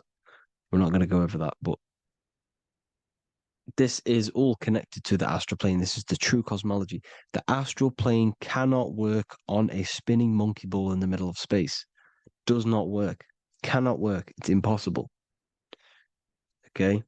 Impossible. So, even in the Quran, it says, Allah has made the earth for you as a carpet, flat. Quran 15:19. And the earth we have spread out like a carpet, set there on mountains, firm and immovable. It is immovable. In the Quran, it also says 65:12, it is Allah who has created the seven heavens of the earth. The seven heavens, meaning the seven layers of heaven, the seven planets. And Psalms 104:5, he set the earth on its foundations and it can never be moved. Never. So here you see in Isaiah 40:22, he sits enthroned above the circle of the earth and its people are like grasshoppers. He stretches out the heavens like a canopy and spreads them out like a tent to live in. We live in a tent. This is the tent. The projection of light. Here you see an ancient picture here. Here you see the ethereal barrier, meaning the firmament, the etheric barrier. And here you see his head popping out. Why is his head popping out? Because your head is heaven. Your heel is hell. Your head has access to the astral plane. This is why your head is heaven. The pineal gland, when stimulated, has access to project itself, project consciousness into the astral plane. Here you see another ancient picture here with the Masonic Royal Arch, with the zodiac here, the zodiac on the top, arching, because there's a firmament above us. Here's God in the brain. Consciousness is God. Here you see the Masonic Royal Arch, symbolizing the firmament. George Washington above the Masonic Royal Arch. These are the stars. This is Polaris projecting reality. Here's ancient churches with the dome, Polaris projecting reality with Jesus. Disney World is under the dome. The seven layers of heaven, ancient paintings, all depict if you go and look at the ancient paintings, they'll all depict the firmament, the arch above us. This is where we get interesting. The Masonic Royal Arch has the 6-9, which is Cancer. The constellation Cancer, which is 6-9 is associated with portals because CERN is the 6-9. Okay, CERN is opening portals. They're trying to create a portal to the other side. Cancer has the word CERN within it, so there is a link between Cancer and the opening, the firmament opening above us to ascension. Here you see the Masonic art with the Royal Arch and the light and the opening. Here you see the light and the opening. This is the opening of the firmament. Here's the Hebrew cosmology with Sheol, the underworld, and the opening. So Cancer is definitely some sort of portal in and out of this reality. I'm just connecting dots here. Now, we're going to go change a bit now. These celebrities that you are seeing they have not sold their soul to Satan, okay? They have not sold their soul to Satan. Satan is a demonic, low vibrational energy that has been summoned over the thousands and thousands and thousands of years of evil occult arts. So since Babylon was summoning this demonic energy, and this demonic energy in the astral plane will grow and grow and grow. It has no form. It has no physical form. Okay, but you can see it in the rappers. You can, if your third eye is open, you can see clearly that these people are demonic. You can sense the energy that they're manifesting. Selling your soul is not what you've been told. It is gaining, because your soul is pure love, okay? Your soul does not want to do anything bad. So when you sell your soul, you're gaining physical gain, you're gaining physical wealth, for example, like for these rappers, they will be given millions of pounds because the people in control of the music industry, which is the dark occultists trying to brainwash the masses, the people in charge, they're dark occultists. They understand Satan and the energy. They are satanic energy, which has been summoned in the astral plane. They see that they have influence over the masses, so they will go to them and say, "I will give you this amount of money forever if you manifest this satanic, demonic energy through the music and through social media to blind the masses, to brainwash the masses into this demonic energy." Because when you listen to music, music is frequency. Whatever you listen to, you become that frequency. So if you're listening to these people, they're throwing energy, this demonic, satanic energy that they sold out to. Sold, soul, same word. When you sold something, you've got your soul involved. They have exchanged money, physical gain, so that they manifest this satanic energy within the astral plane and through the music, through the videos, through social media to keep us in this vibrational frequency, in this low state of consciousness. This is what it actually is. It's not, you're not selling your soul to some sort of devil. This satanic energy has no physical form it is formless in the astral plane. It's a summoned energy. Now, the root chakra is red. This is why the devil is red, because it symbolizes the animal nature of man. When you are operating off your root chakra, you will kill, you will fight, you will do anything to survive, because it's all about survival mode in the root chakra. They want you keeping in that fighting mode, that surviving mode, so that you are manifesting this low vibrational frequency, this satanic energy, this demonic red energy. This is why the devil is red. And the devil has a tail with the red arrow pointing down because it symbolizes your light body. This is your Merkaba. Your Merkaba is your light body. Mer equals light, Ka equals spirit, Ba equals body.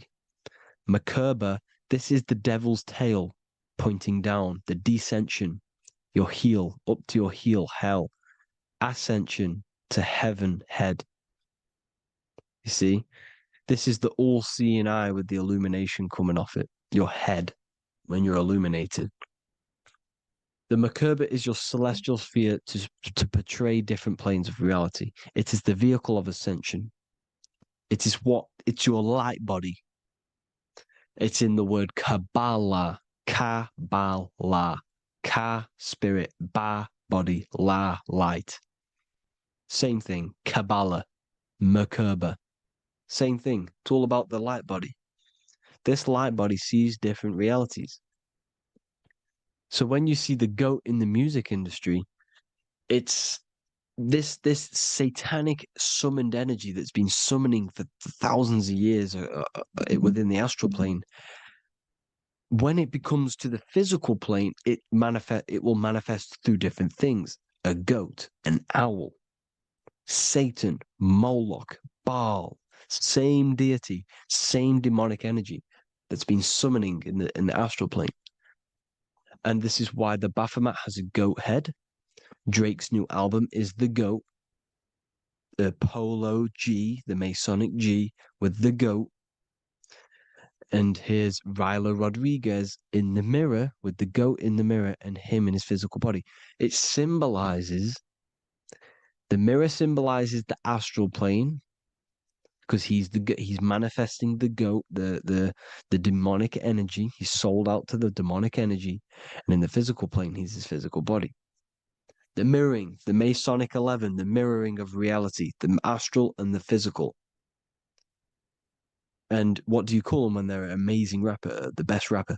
You call them the goat, because you're the goat because you're manifesting the goat energy, this satanic, demonic energy within the astral plane. So Baal, Moloch, all the same thing.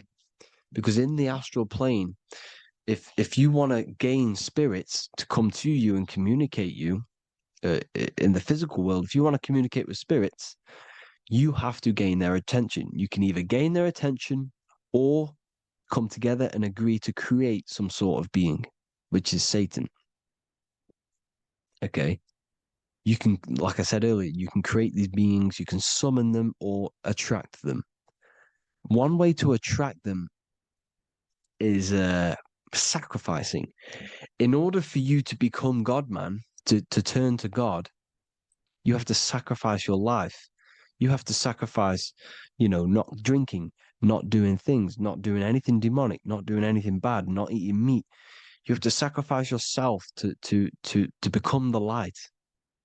However, if you want quick, instant gains in the physical world, you can sacrifice something else to communicate with these spirits, because these demonic energies feed off demonic energy, your demonic energy. So these dark occultists will give away babies, they'll sacrifice, torture babies so that they gain, so that they can communicate with these spirits for physical exchange. Yes, you can do this. These powerful spirits, these powerful demons can give you powers. They can give you certain things. And this is what they are doing. They're summoning and attracting these demonic energy. This is why, trafficking is one of the most, Balenciaga. Baal is the demonic energy in the astral plane, which requires child sacrifice for his presence. Balenciaga, and they were trafficking children. They were trafficking, killing them, and offering them to the spirits. This is what they are doing. Balenciaga. It's in the name. Here you see, you can see here a stick man with two horns. The goat, obviously, it's all the same deity. Baal, the goat, Moloch. Here's Moloch, the owl, the Egyptian owl, because it comes from the owl of Moloch, which is Baal, which is Satan, all the same demonic energy. And it's on the dollar bill, a tiny dollar bill, tiny, on the $1 bill. All the same thing. Bohemian Grove, they worship the big owl, Moloch. It's all the same thing. It's all one big demonic energy which has been summoning in the astral plane. And it's trying to take over Earth, the physical plane. That's what it's doing. So I hope you all gained a deeper understanding of the astral plane and what's actually going on in the world. Please leave a comment if you can to help the algorithm. Drop a like if you like this content. And hope you all learned something today. And God bless you all. Thank you all.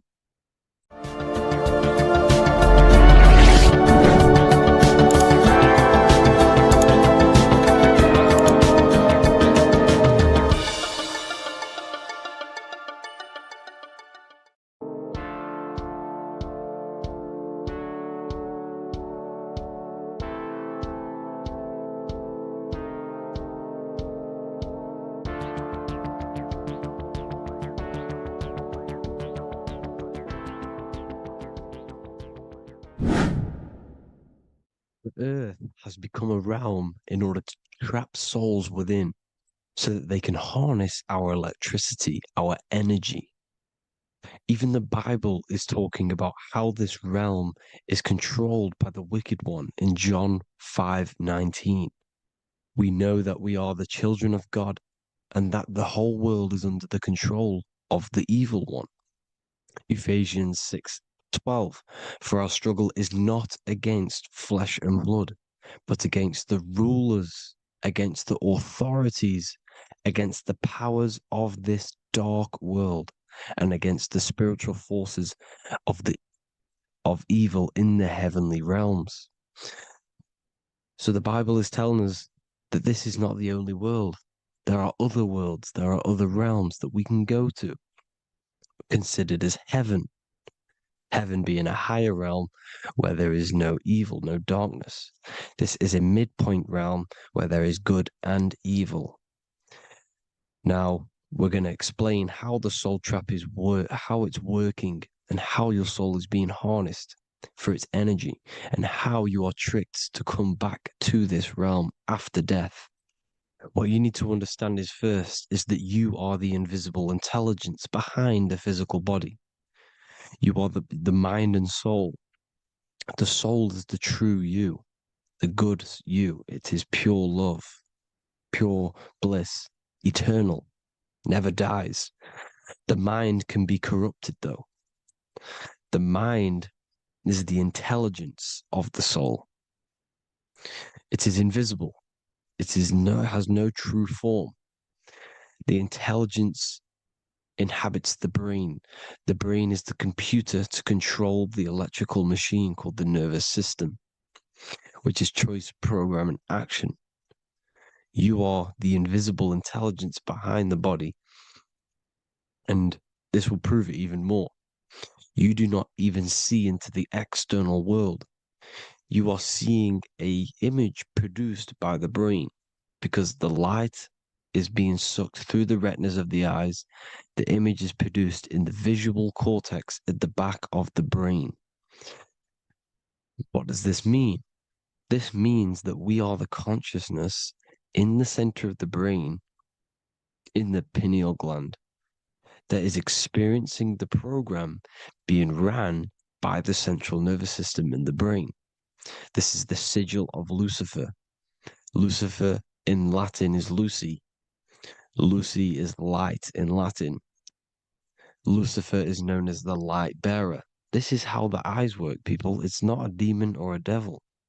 The sigil for Lucifer is how the eyes work and how the left eye is controlled by the right brain. The right eye is controlled by the left brain. There is a crossover. It's the same with the body. The left side of the body is controlled by the right brain. The right side of the body is controlled by the left brain.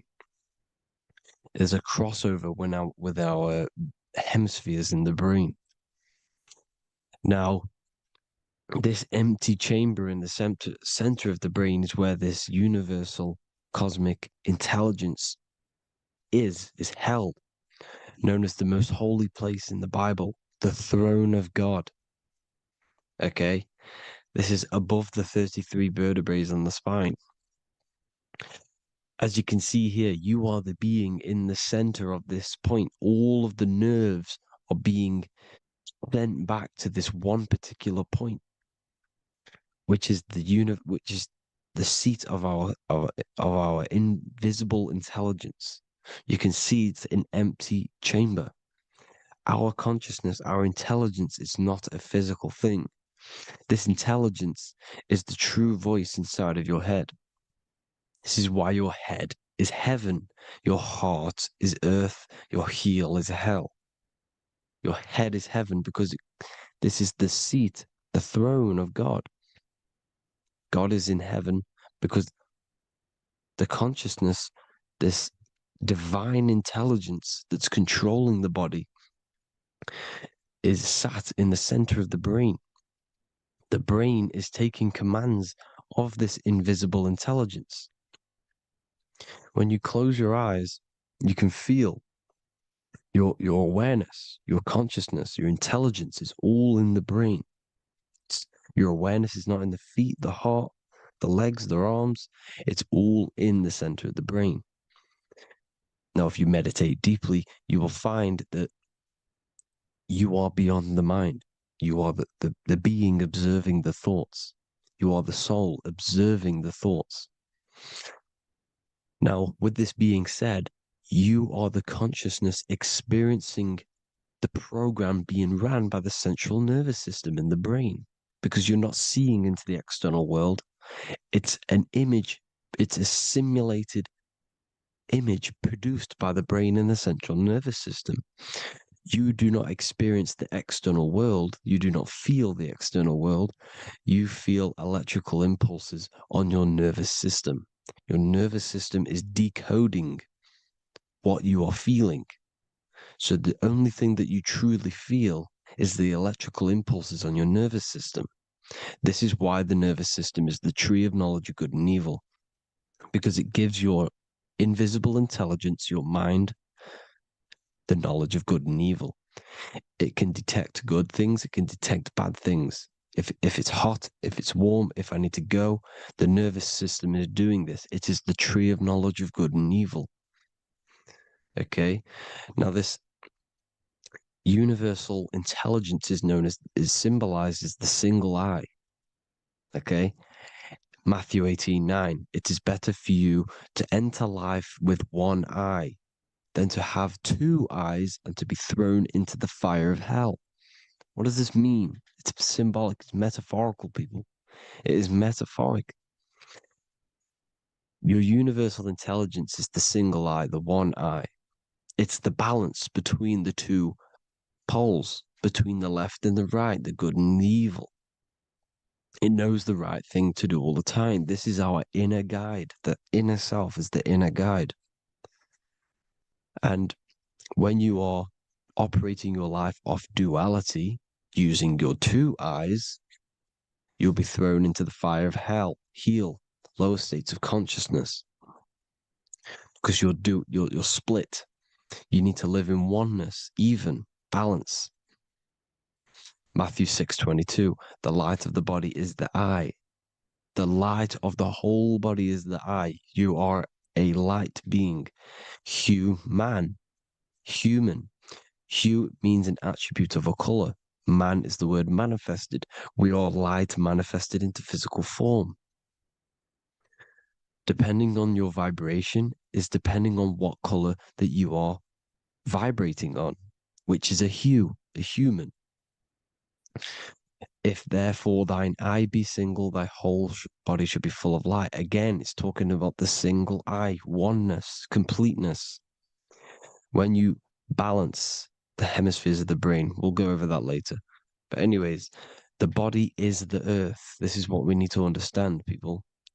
The body is running the simulation, the program that our consciousness is experiencing. So when we leave the body, during death and astral projection, we leave the earth. This is how it works. The body is the vehicle for the earth, for this realm. Everything exists within our mind. You have the soul, mind, and body. The soul is the observer, the watcher, the true being. This is why she has many different heads, because the soul inhabits different bodies. This is the serpent, which means knowledge, which is the mind, wisdom. And this is the body, soul, mind, and body, Brahma, Vishnu, Shiva. The mind is the bridge between the soul and the body. So what do I mean? When you astral project, you are using your mind to project your awareness, your observing consciousness outside of the physical body. The mind is the projector, projecting consciousness. By using your mind, you can project your consciousness outside of the body, which is known as the astral realms, which is known as walking on water. Jesus was never walking on physical water, people. It's metaphorical. Believing the physical body. The water is the ether. which is the veil between the physical and the astral realm. It's a fluid substance. It's on either side. It's physical and astral. The ether is the fifth element that they hide from us. Why? Because they're trapping you in the physical. They are hiding all of these realms. Etheric, astral, and mental. People think their mind is their brain. It's two separate dimensions. These are completely different dimensions. The mind is way more intelligent. The mind is formless. There is no form to the mind. You can think anything you want. You can manifest anything you want within your mind. It is not a physical object.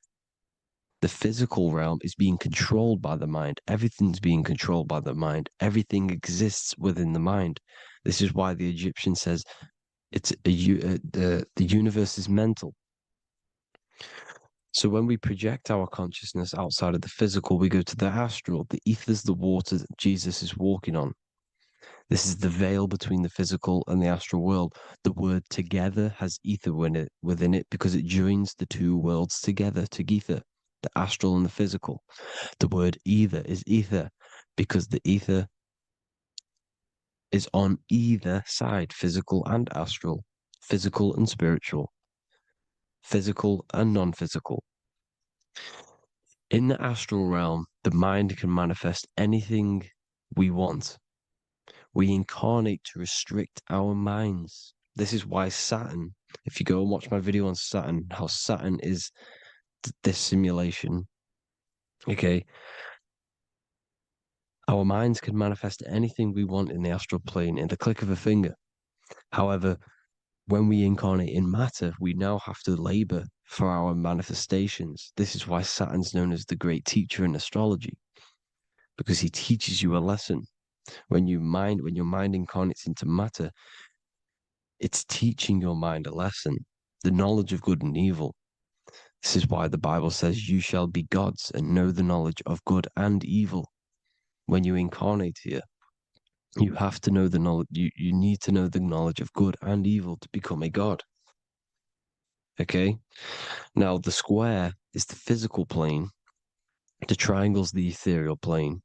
The circle's the eternal plane. The circle has no beginning, no end. It's eternal. The physical plane is the square. It's limited. The square is limited. The cube is the geometric shape which gives rise to matter. Now, the term think outside the box has truth in plain sight. You have to think outside the box to project your consciousness, use your mind to project your consciousness outside of the box, the physical plane, into the astrals. The astral realm is the realm of the stars. Above us is the stars. Through the stars is the astral plane. This is why astral has the word star within it.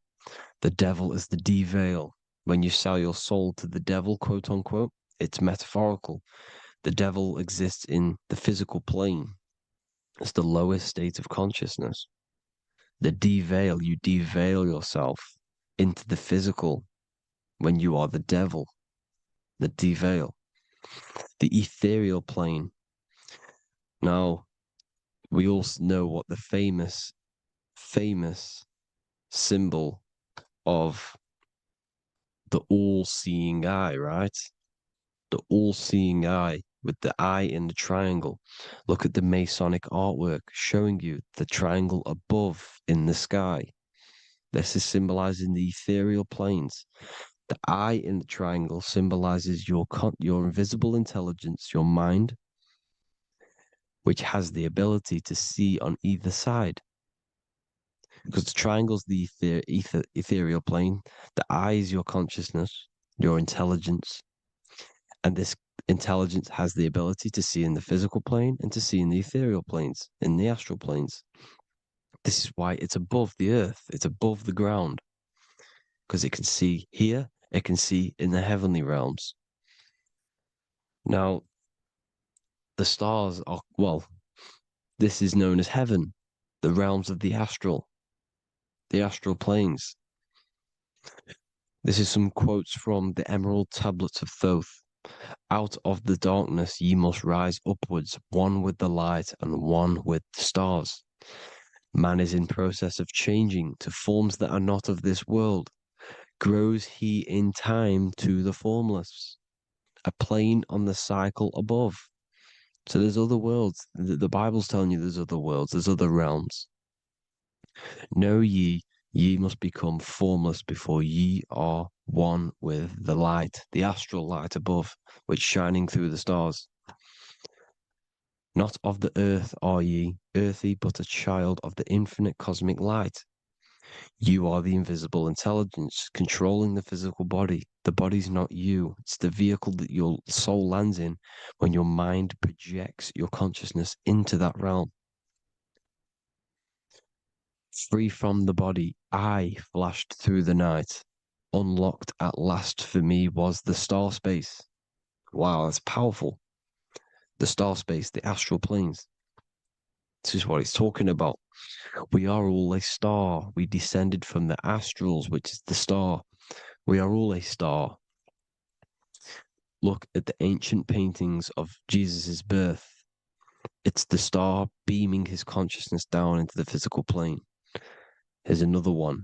Here's some Freemasonic artwork showing you, again, the ether, that invisible intelligence, the I, manifesting itself inside of here, in the physical realm, where the people are.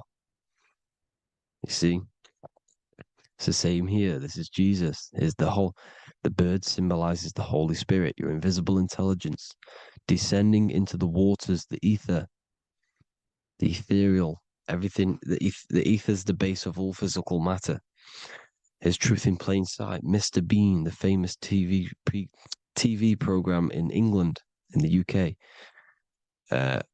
He begins the program like we all begin the program for falling from the stars. He falls down with a beam of light. And this is truth in plain sight. This is false. The aliens don't exist. They're a lie, alien. But this symbolizes the star beaming our consciousness. And when we die, this star will suck us back up. Just like this UFO is doing. It's truth in plain sight. So, this is some more Freemasonic artwork. Going from duality to singularity. Sun, moon, masculine, feminine. Right hemisphere, feminine, left hemisphere, masculine. The consciousness in the center, the balance point. Here's another more Freemasonic artwork. The two pillars, left and right hemispheres, and the invisible intelligence between the left and right hemispheres, the light of the body. This is why light's coming off it. Because it's light, it's pure light. The blazing star. The stairs go from the checkered board, the duality, up to oneness, in between the sun and the moon, the masculine and the feminine. This is symbolizing going into oneness. What did the Emerald Tablet say? You've got to become one with the stars, one with the one with the self.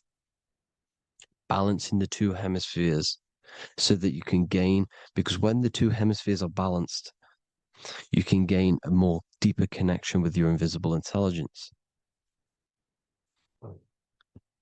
Same with the chakras.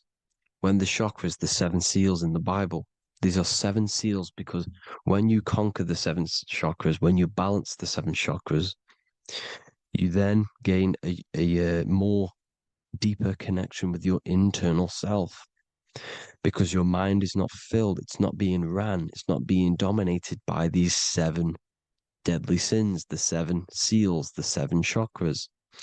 These are seven energy centers which are concealing our true form. Balance makes us have a stronger connection with our true cosmic intelligence. Heaven is even. This is why Jesus is pointing at the heart. The even point is the heart. You got to balance the chakras and live from the heart because the heart is the earth. You're in good and evil. The body manifests the lower and the higher self. The higher self is in the higher parts of the body. Wisdom, intuition, expression. The lower self is in the lower parts of the body. Sex, food, and power. This is how they are trapping your soul, people. Like I said, the mind is the bridge between the soul and the body. So by tricking the mind, not giving it the right knowledge, and keeping the mind stuck in the lower three senses, thinking about power, food, and sex, this is low vibrating energy. It's going to keep your mind addicted to the physical realms. Okay, this is why you need to go even, balance, heaven. Okay, I will explain the soul trap in a second, how it fully works. But I'm telling you all the science behind it so you can understand. When you are doomed, you are domed. This is the dome, the firmament, the firmament, the mind. Ment is mind, firm is firm. A firmament is doomed under the firmament. You must have a loose mind, an open mind to expand your consciousness beyond the stars, beyond the ethereal barrier. You have to vibrate higher than this world. Your consciousness must be expanded more than the physical plane. You need to learn how to astral project. You need to learn how to leave the body, how to operate outside of the body, so that you, when you do leave the body, you will have recognition. You'll have knowledge. You'll have practice. But this is as above, so below. The woman's belly is the earth. It's as above, so below. It's a microcosm of the macrocosm. We are the children in the womb. We are the people in the earth being ready to be born into the heavenly realms. As above, so below. It's a microcosm, macrocosm. Everything is in everything on a bigger and a smaller and a larger scale. Now, when the baby figures out that there is a world beyond its mother, what happens? The baby starts to move around and tries to get out of the mother. Because once it starts to hear the external world, starts to hear people, it's going to wonder, what's outside of why am I in here? What's outside? So the baby will force its way out of the mother. It's the same with our minds, as above, so below. When our minds figure out that there are other realms beyond this world, we will seek a way out. This is the womb, the mother earth, mother nature. It's the mother. We're in the womb. We can be born out of this world, which is being born again in the Bible. When you are doomed, you are domed under the dome, under the firmament, the firm mind. The firm mind will keep you under the firmament. Due to the law of polarity, there has to be other realms. There has to be. Because the law of polarity works in this world, and it will work on every scale possible. It's universal laws. These are universal laws. The law of polarity means that there are other realms polarizing this realm. There is a hell, there is a heaven. There is a midpoint, which is Midgard, which is the one we are in now. Earth, heart. Earth is the heart. Heart is the center, good and bad. The balance between good and bad. Your reality is your level of realization. Your mind realizes other worlds, you will seek a way to them worlds. It's that simple. The soul trap is to keep you stuck in this physical body, which is the earth. This body is the earth. It's running the program, like I said at the beginning. It's running the simulation that your consciousness is experiencing. You are an electromagnetic being, and you're hidden in a cage, your rib cage, and you're stuck in cells, a prison cells. Look, you're in cells. We produce electromagnetic energy. Your soul produces this energy. And by trapping your consciousness inside of this physical realm, they harness this energy within the astral realms. They're using you to manifest demons, because your mind creates demons through emotions and mental thought energy, which is a whole nother video. I can make a video on that. You're manifesting everything for them because they're trying to create a hive mind. This is why they want everyone to believe in one belief system, one government, one belief system, one religion, because they're creating a hive mind. This hive mind will manifest and be summoned within the astral planes, because the mind manifests the astral plane. The astral plane is the realm of imagination. The mental plane is the realm of just thought alone. The etheric plane is the energy. The physical plane is the matter. So all of our minds together are manifesting these demons within these subconscious realms, the astral. Now, how are they keeping you stuck to this realm? Well, when you die and you're stuck in your lower three chakras, okay, when your mind and soul detaches from the body, which is the earth, when you leave the earth, you're still going to have these mental addictions to the food, the sex, the materialism, the phone, the cigarettes, everything. This is why they get you addicted to everything possible. The TikTok, the YouTube, they get you addicted to as many things possible. Because when your mind is addicted to these things, and when this mind leaves the physical body, you're still gonna have these addictions. Okay? You're still gonna have these thoughts. And you will be manifested into the lower astral realms because you're thinking materialistic, you're thinking negative, because your level of realization was your reality.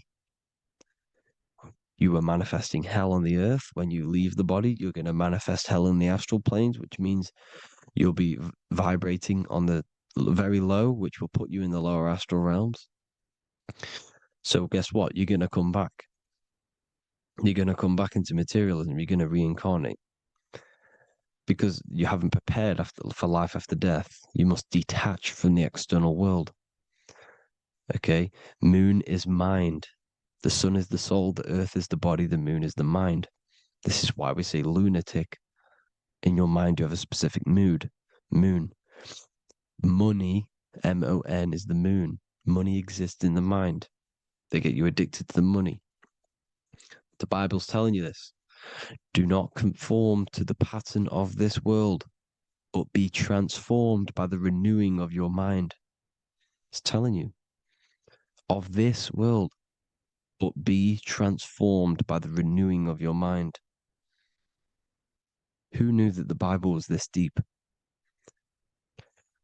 Matthew 16:26, what good will it be for someone to gain the whole world yet forfeit their soul?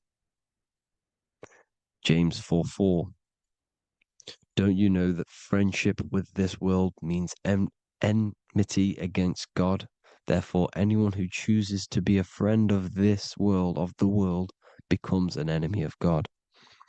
John 4:4, dear children, are from God and have overcome them, because the one who is in you is greater than the one who is in the world. It's talking about the invisible intelligence. It's greater than the physical world. John 2:15, do not love this world, nor the things it offers you, because this world will create you to, if your mind has attachments to what this world offers, sex, money, and power, pretty much, you will reincarnate here. You will come back here, because when you leave the body, your mind will still have these addictions. Do not love the world, nor the things it has to offer you. All of this is in my newly published book. The paperback versions are now available. Finally, for all the people who have been waiting, the Book of Wisdom. All of this knowledge is inside of the Book of Wisdom. The paperbacks are available. There's worldwide shipping. You can get it anywhere, pretty much, any country. My new website, it's amazing. There's going to be some amazing products coming on the new website. But I thank you all for the support. Before I leave, I need to explain what is going on with the soul trap. Like I said at the beginning, the mind's the bridge between the soul and the body's the realm. By tricking your mind with false knowledge, they are keeping your soul stuck to this realm. They get you addicted to all the physical things, and that is it. As soon as you're addicted and you die, you're going to come back. So by tricking your mind, which is the bridge between the realms, they keep your mind stuck within this body. They keep you in physicality. They deveil you, the devil, the deveil. Thank you all for the support, people. If you do want to join the Academy, all the links will be posted below this video for the book, The Academy. Thank you all for the support and have an amazing day.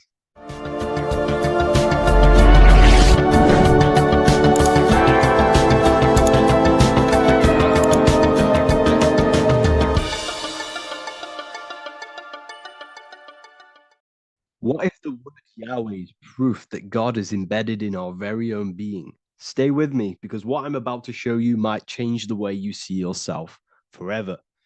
Today's topic is decoding the mystery name of Yahweh, the sacred name of God from the Hebrews. By the end of this video, you'll uncover the true meaning of the word Yahweh and how your connection to it unlocks your own personal power. When we look at the word Yahweh in Hebrew, we flip it on its side. We're actually looking at the human body. These are the legs, this is the torso, here are the arms, and here's the head. So if we actually switch this on its side, we see the human body. The Hebrew name Yahweh often translates to I am. The I am. Now, what is the I am? The I am, when you say I, you're referring to your highest self. Everything with the letter I in the beginning, most of them words are referring to our inner self, inside, intelligence, internal, in. The I represents the inside self, the invisible self. You cannot see the I am because this is the spirit, this is our consciousness. It's the intelligence controlling the human body. When you say I, you're not referring to your name, your job, your reputation, your ego, or your thoughts. You're referring to the observer who is beyond the thoughts, the one who's observing the thoughts. That's the soul. Look at the word Yahweh, Yahweh, the sacred name of God. Yahweh can be observed in the natural rhythm of the human breath. When inhaling, we subtly hear Yah. When exhaling, we hear Way. Do this yourself. Breathe in through your nose, you'll hear Yah. Breathe out, you'll hear Way.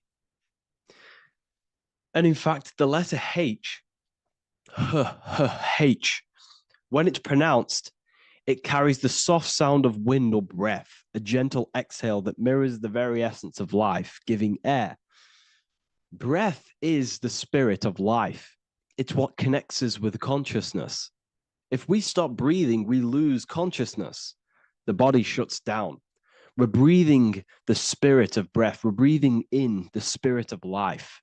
It's the very essence that gives us physical existence, and we're constantly staying connected to this breath at all times. Now let's look at Yahweh. 1, 2, 3, 4. There are 4 letters. The tetragrammaton is the 4-letter Hebrew name for God. Okay? Tetra, meaning 4. We have 4 gospels of Jesus.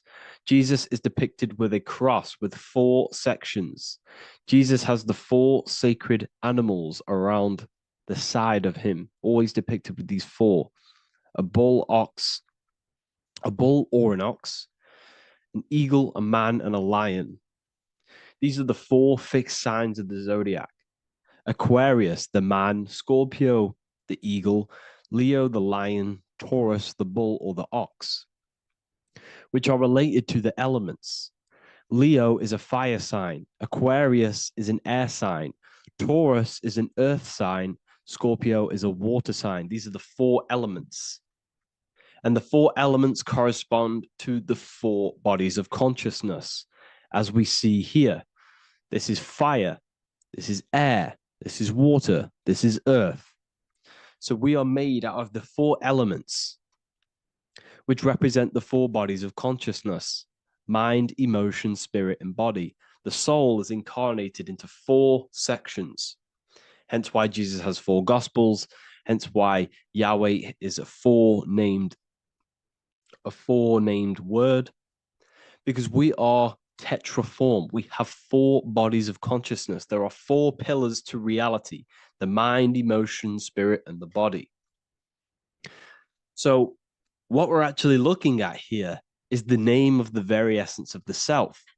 Yahweh represents the universal consciousness that we're all tapped into, because the body is like a radio. The body is basically a radio antenna, which is picking up the stream of consciousness, and we're all the same consciousness, just experiencing it in a different body. And Yahweh is the name for this intelligence that we're all acting out, that we're all manifestations of. So now let's look at the word Yahweh, where we read it this way in Hebrew, which is 10565. 10565 in the Hebrew letters and the numerical values. And the DNA is made up of 4 bases. These 4 things which create the DNA. This basis is the genetic code for all living things. Each DNA strand is held together by sulfur bridges that appear in a repeating pattern of 10565. This pattern matches the numerical value of the Hebrew letters of Yahweh, Yod, He, Vah, He, which are 10565. This means the structure of DNA, the code of life, follows the same number sequence as the sacred name of God, Yahweh. This is a factual observation.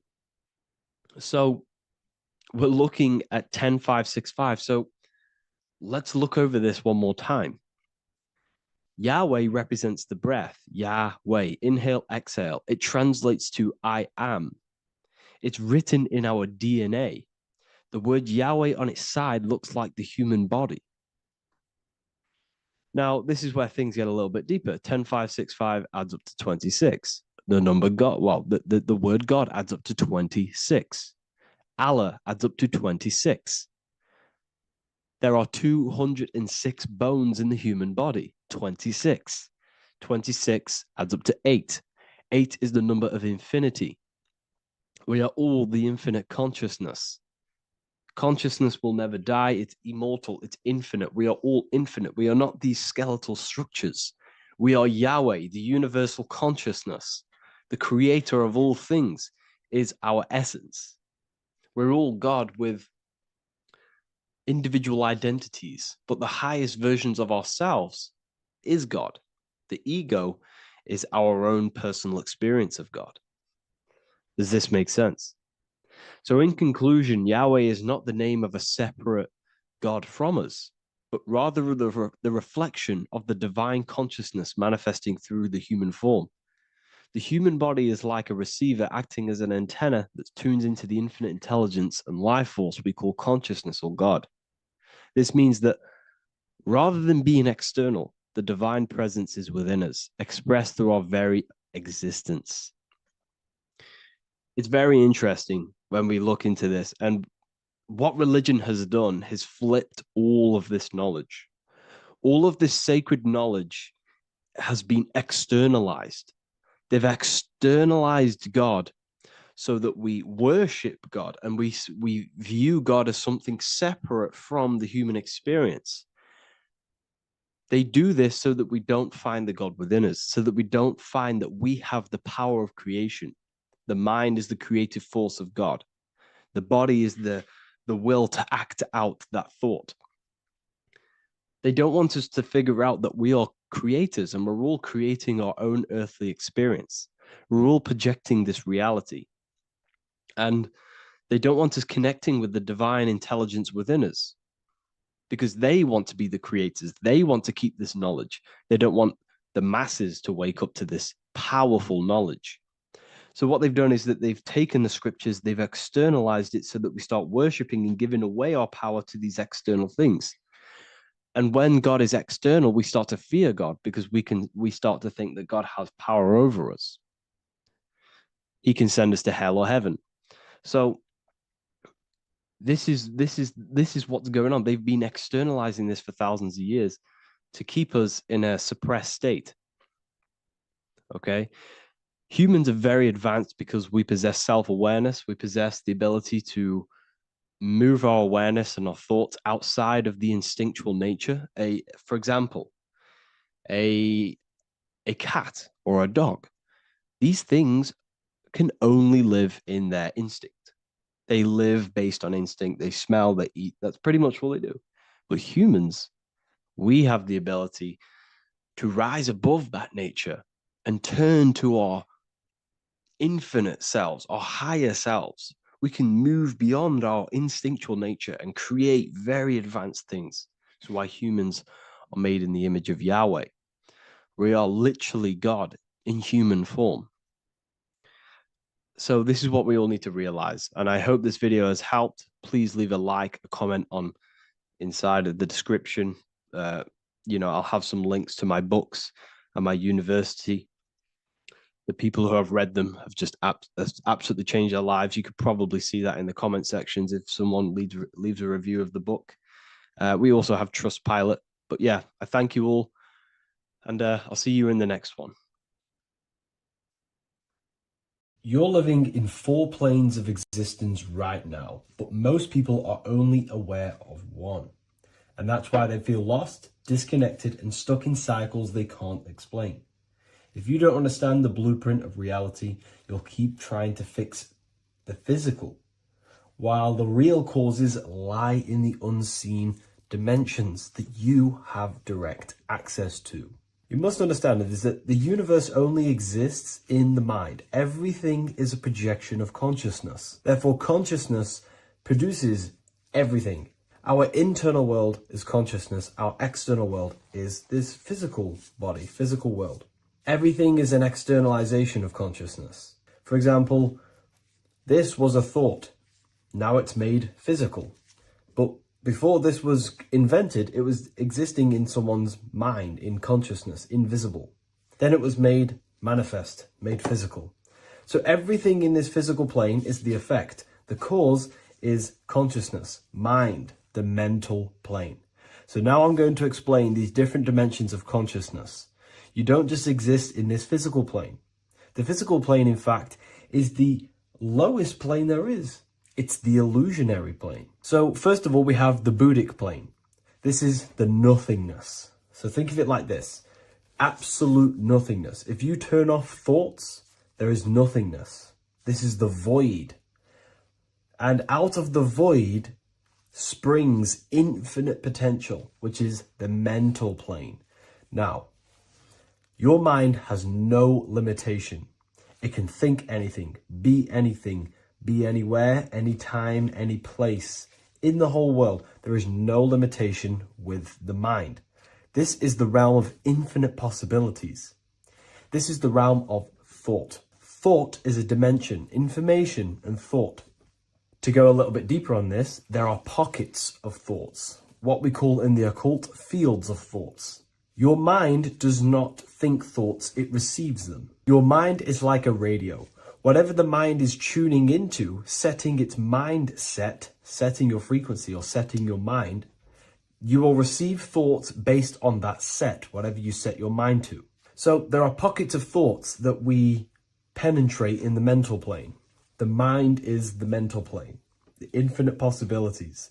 This is the spark of creation. This is where all things begin to manifest as an idea in the mind as a thought. So if you want to gain certain information, you need to meditate or do thought exercises where you are penetrating that dimension of thought, that pocket of thought. For example, if you want to find a way on how to make financial wealth, you would use your mind, set your mind on wealth and money and think, close your eyes and think about that specific topic and see where your mind takes you. And you will expand your mind into different pockets of thought and gain information.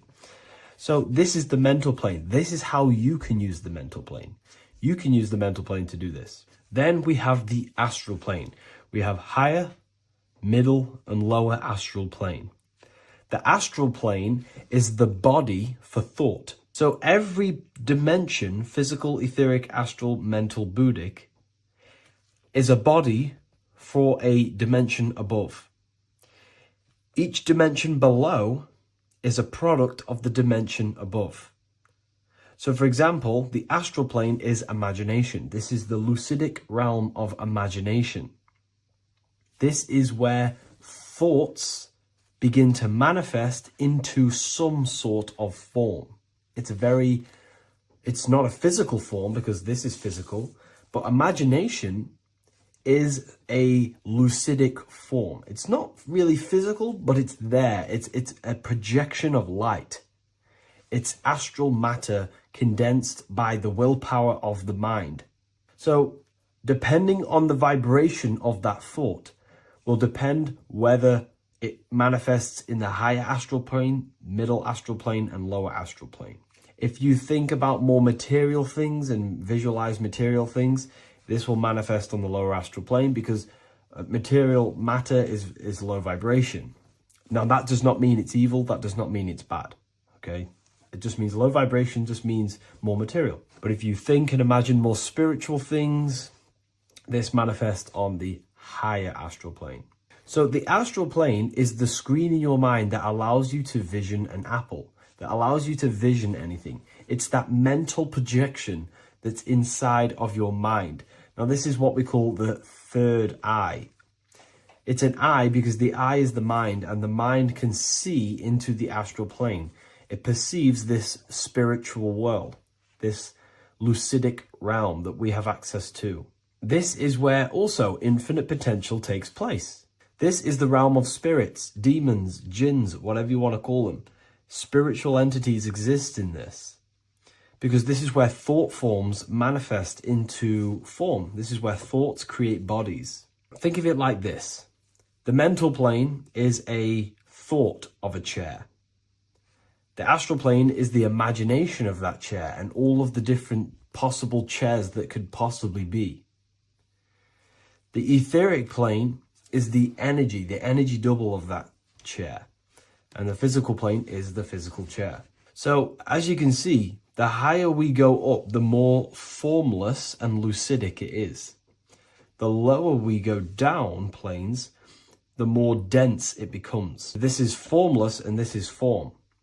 Everything manifests through this process. This highlighter is down here in the physical plane, but the idea began in the mental plane. Everything begins in consciousness before it creates a physical body. It goes through this process. Therefore, if you want to start to mold and create your own reality and create things in your world, you can use these planes to your advantage. You can use your mind to do mental thinking exercises by closing your eyes and expanding your mind into a different pocket of thought to gain wisdom, gain information, gain downloads. The way you do that is simply get into a meditative state, close your eyes, pick a topic that you want to think about and see where your mind takes you, but always remain centered on that topic. And you can do this for maybe an hour or two or half an hour, and your mind will take you places where you will unlock information. You can even use this to make decisions in your life. Think of the topic and see where your mind takes you. You'll gain information. This is how you use the mental plane for ideas. The astral plane is imagination. You have to reconnect with your imagination very vividly. Your imagination, your consciousness is infinite. It's not a three-dimensional plane. It's an infinite plane. You can think and make form anything in your consciousness, in your imagination. You can think anything and you can imagine anything in the most vast details. You just have to reconnect with your imagination. I have a free book on my website. I'll leave the link in the description. It's an ebook. It's called Activating the Inner Eye. This is going to help you reconnect with your imagination. It's a practical guide on how to imagine. So once you know how to use the mental plane and astral plane, thought and imagination, you pretty much need to use the physical plane to take physical action with this physical body that you have and start to manifest these desires you have in the higher planes. Now, it's very important that we master the mind because the mind is the very fabric of reality. We become what we think about. Your life is a product of every thought you thought in the past. It is the mind that directs the flow of consciousness, and wherever this consciousness is flowing is what you will create in your life. Consciousness is the most potent force in the universe, and the mind is pretty much the universe in a microcosm form. It is infinite potential, and your mind will continue to expand into new realms of thought forever and ever and ever. You are eternal. You are not this physical body down here. You are consciousness, literally dreaming that you are in this physical body. So everything begins with the mind. We need to be conscious of the thoughts that enter our mental field of consciousness. There is a level of self-awareness that you can reach where you can become conscious of pretty much every single thought that enters your mental field. Now, we have over 7,000 thoughts a day. You can gain such mastery over your mind where you can become conscious of every thought you think. And that is when you gain superior power. Because when the mind is fully under control of self, you can direct the mind's potent force into a specific goal. Most people's minds are dualistic. They want something, but their mind is thinking something else. They have limiting belief systems. They have the little voice that comes in and says, you can't do this, you're a failure. That is a fractaled mind. The mind needs to be singular. It needs to be on your team and not an enemy. Do not let your own mind take away your power. Your mind should be on your team, giving you power, giving you the best possible thoughts and the best possible beliefs. When the mind is in this condition and on your team and not taking away your power through the destructive thoughts, it becomes a potent, powerful force used for manifestation to create anything. And the way we get the mind on your team is through constant meditation to learn how to control the mind and turn it on and off. Subconscious reprogramming through visualization, affirmations, cultivating emotions associated with your goal.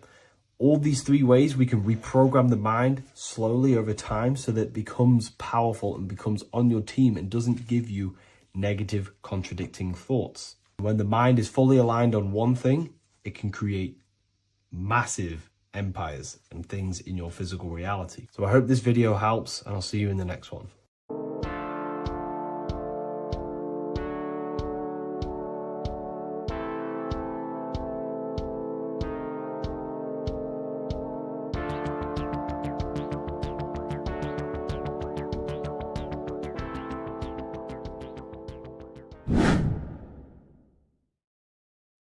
How are we all doing today, people? It's Revival of Wisdom, and today we're going to get real deep.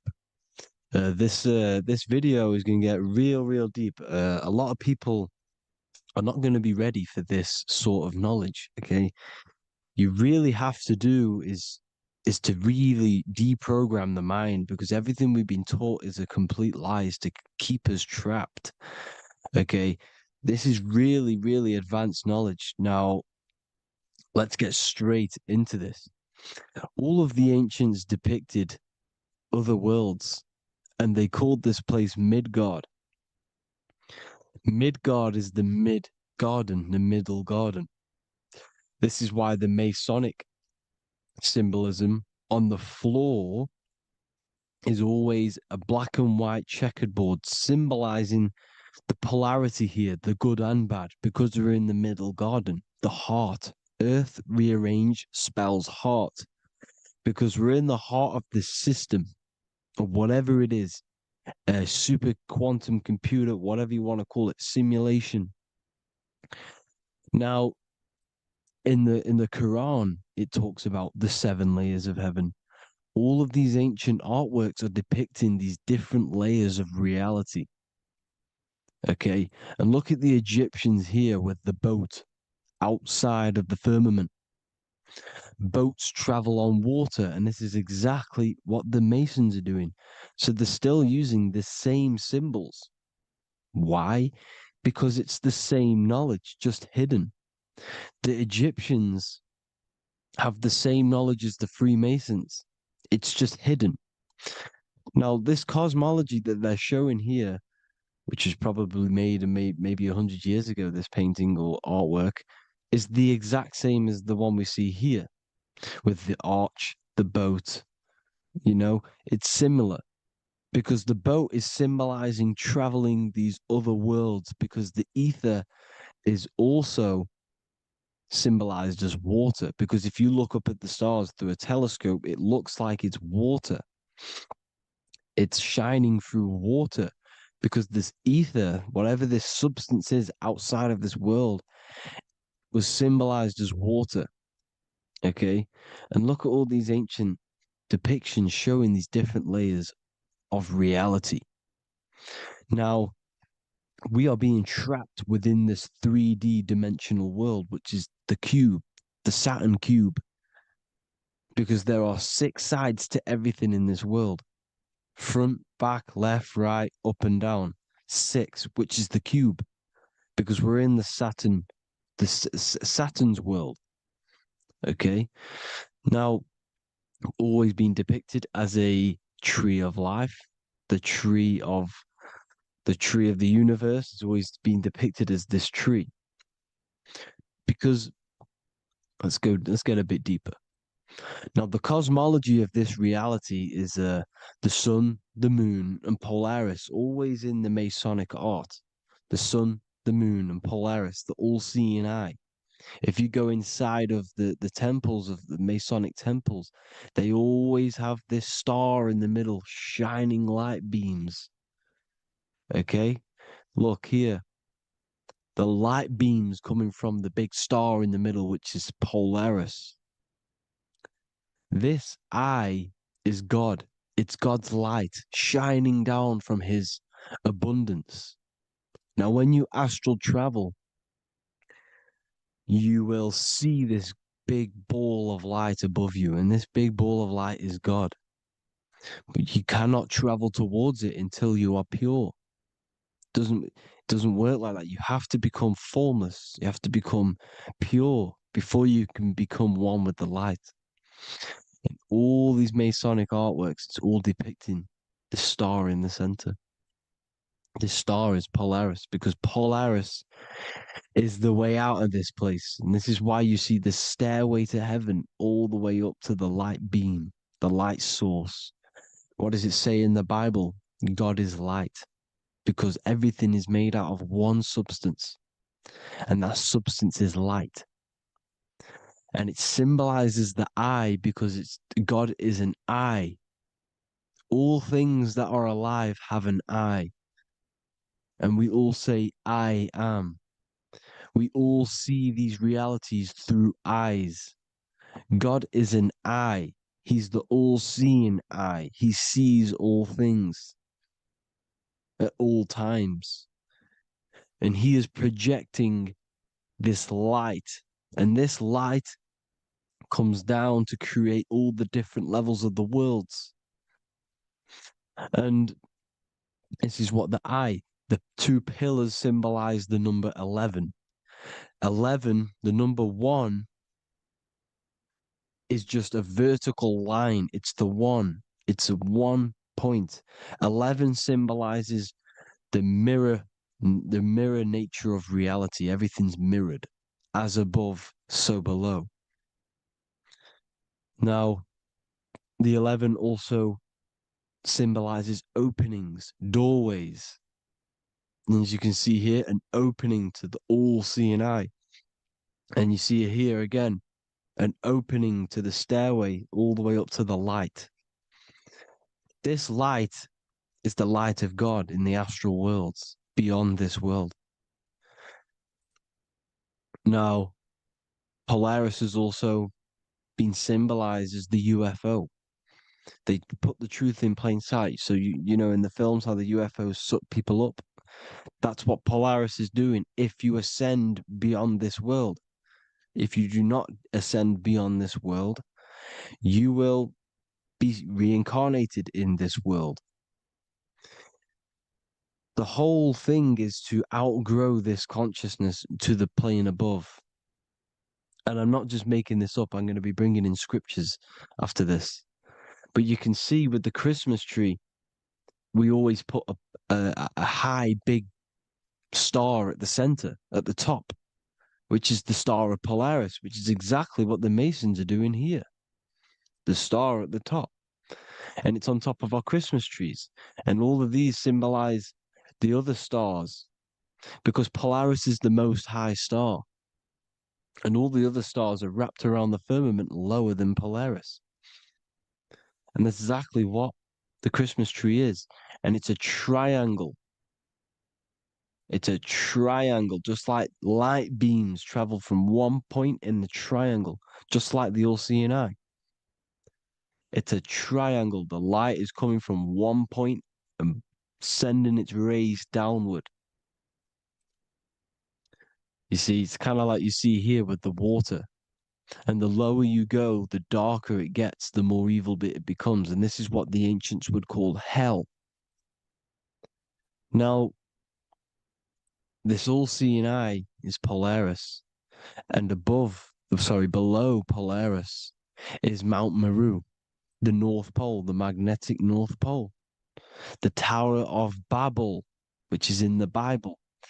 The etymology of the word Babel, Ba meaning spirit, which gives the ability to move the soul through the worlds, which is that's the ancient Egyptian description of the word Ba, meaning of the word Ba. You have the Ka, the Ba, the Ak, but the Ba is the one that gives the ability for the soul to move through the worlds. Your soul can't speak into a world without incarnating into it. Now, the Tower of Babel symbolizes Mount Meru because it's the word Ba is the spirit which gives the ability for the soul to move through the worlds. The Tower of Babel is the magnetic North Pole, Mount Meru, which gives the ability to move through these different worlds. And you can see the ancient Tibetans always showing this depiction of these different worlds coming from the center. Because we have to ascend our consciousness. It's not about how good you are to reach heaven. It's about how you expand your consciousness, you expand your mind. So they teach now that you have to be good in order to reach to heaven. It's about expanding the mind, expanding your consciousness to these different planes, these different realms. So that's what it's about. And Jesus was known as the fisher of man. Now, Jesus is a massive part of this. He was known as the fisher of man because he was fishing. He could have been fishing. He could have been one of these deities that had come down from these different higher realities and pull people up. So they called Jesus the fisher of man. And he says unto them, follow me and I will make you fishers of men. So these deities that we see in the past, like Buddha, Krishna, Hermes, Thoth, Jesus, could all be these entities who were coming down to pick up the minds that were worthy enough to see the higher planes of reality. And this is why they called him the fisher of man. Now, when Jesus walks on water, there is a parable with Paul. And he says, but Jesus immediately said unto them, take courage, it is I, don't be afraid. He's talking about astral travel here. He's talking about leaving the body. Because when you leave the body in astral travel to see these alternative realities, you can't be afraid because fear is a bondage, which is what the Emerald Tablets talks about. Lord, if it's you, Peter replied, tell me to come to you on the water. The water. Come, he said. And Peter got down from the boat, walked on the water, and came towards Jesus. But when he saw the wind, he was afraid and began to sink. When you become afraid in astral travel, you sink back into your body. Lord, save me. So this is talking about Jesus pulling people up into different realities. And you can see the fish is the symbol of Jesus, is another symbol of Jesus, a fish. Because fish symbolize deep occult knowledge, because fish travel the depths of the ocean. And they symbolize us because we are fish underneath the ethers. And Jesus was pulling people up.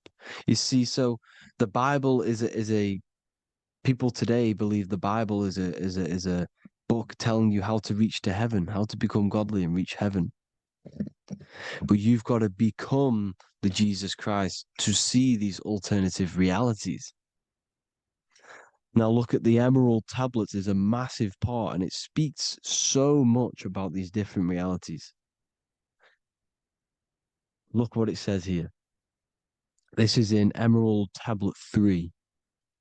Then in my heart grew a great longing to conquer the pathway that led to the stars, which is exactly what the Masons depict in all of their art. Look, the ladder to the stars. And then he goes on to say, years after years, I sought after wisdom, seeking new knowledge, following the way, until at last my soul, in great travail, broke from its bondage and bounded away, broke from the bondage of the body. Free was I from the bondage of earth men. Free from the body, I flashed through the night. The stars. The stars are a massive part in the astral world. Each star is a different reality. And the true astrology is the star that you came from. You came through a star to reach this, to reach here. There is a reason why you are here. There's a reason why you have the personality traits, because your soul came from a specific star. This is why we call them stargates, because they are gates in and out of this reality. And Polaris is the way out to the higher worlds. Now look, far into space, my soul traveled freely into the infinite circles of light. Beyond knowledge were some planets and great gigantic beyond dreams of men. Then he goes to say, lift up your flame from out of the darkness, fly from the night and ye shall be free. Lift up your flame. Your flame is your soul, because it has to be lifted up out of the darkness. This is the darkness, this world, this body is the darkness. Because it's a bondage. You need to break free. You need to learn how to astral travel, people. You have to learn this. If you want to get out of this world, you have to learn how to astral travel and see the other realities. Traveled I through space-time, knowing my soul at last was set free, knowing that now I must pursue wisdom until at last I pass to a plane hidden from knowledge, known not to wisdom, extension beyond all that we know. So he's talking about he went to a place where we cannot even comprehend here, a place that is not even known to earthmen. He's telling you he's ascended out of this world to the planes that are beyond. And it says here in the Emerald Tablets, man is in process of changing to forms that are not of this world. Grows he in time to the formless, a plane on the cycle above. Know ye must be one, ye must become formless before ye are one with the light. The light, the same light that I was talking about, the Masonic light, with the triangle, God, the one source. Ye must become formless before ye are with the light. Formless, you have to leave the body. You have to leave the body. You have to gain the ability to leave this body and travel to these other worlds. Now, it says here, not as man am I, for free have I become of dimensions and planes. In each I take on a new body. In each I change my form. Know I now that the formless is all there is of form. You see, all things created come from the things that all things that you see come from the things that you cannot see. All of us have the same spark of consciousness, the same I am. Every dog, every animal, every human has this same I, this same thing which sees through the eye. It's formless. It takes this formless entity is the same entity of us. We are all the same entity in different bodies. And this entity it was represented as the flame, the cosmic flame, which is inside of all of us. And this is why the Masons depicted your spine as a candle or the Holy Grail.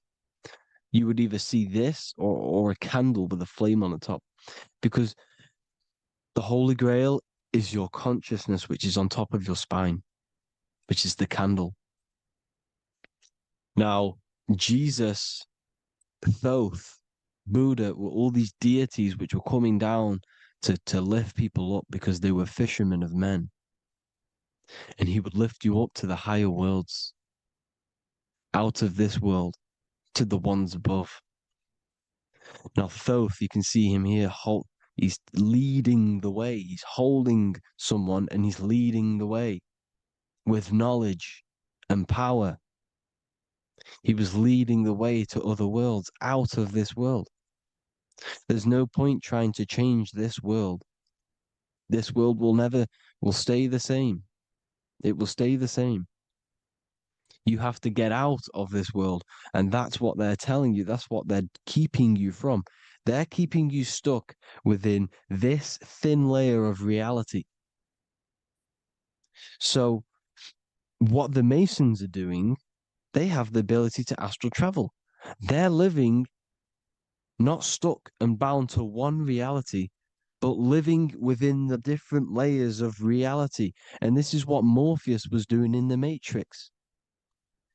Morpheus was going into the Matrix to go and get Neo, which is exactly what Jesus was doing, pulling up people out of this world to the ones higher.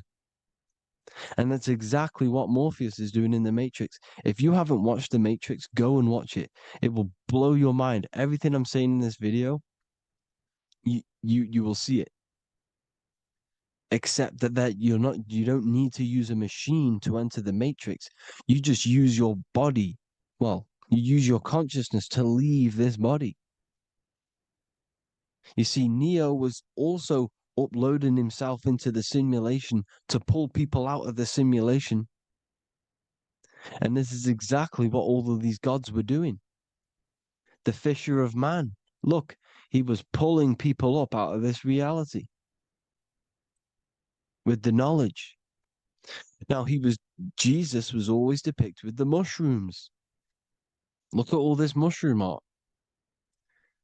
Mushrooms were literally the origin of Christianity. You can see it everywhere. There's mushrooms in all of the ancient art. Every single one of these paintings you see here, there's mushrooms on them.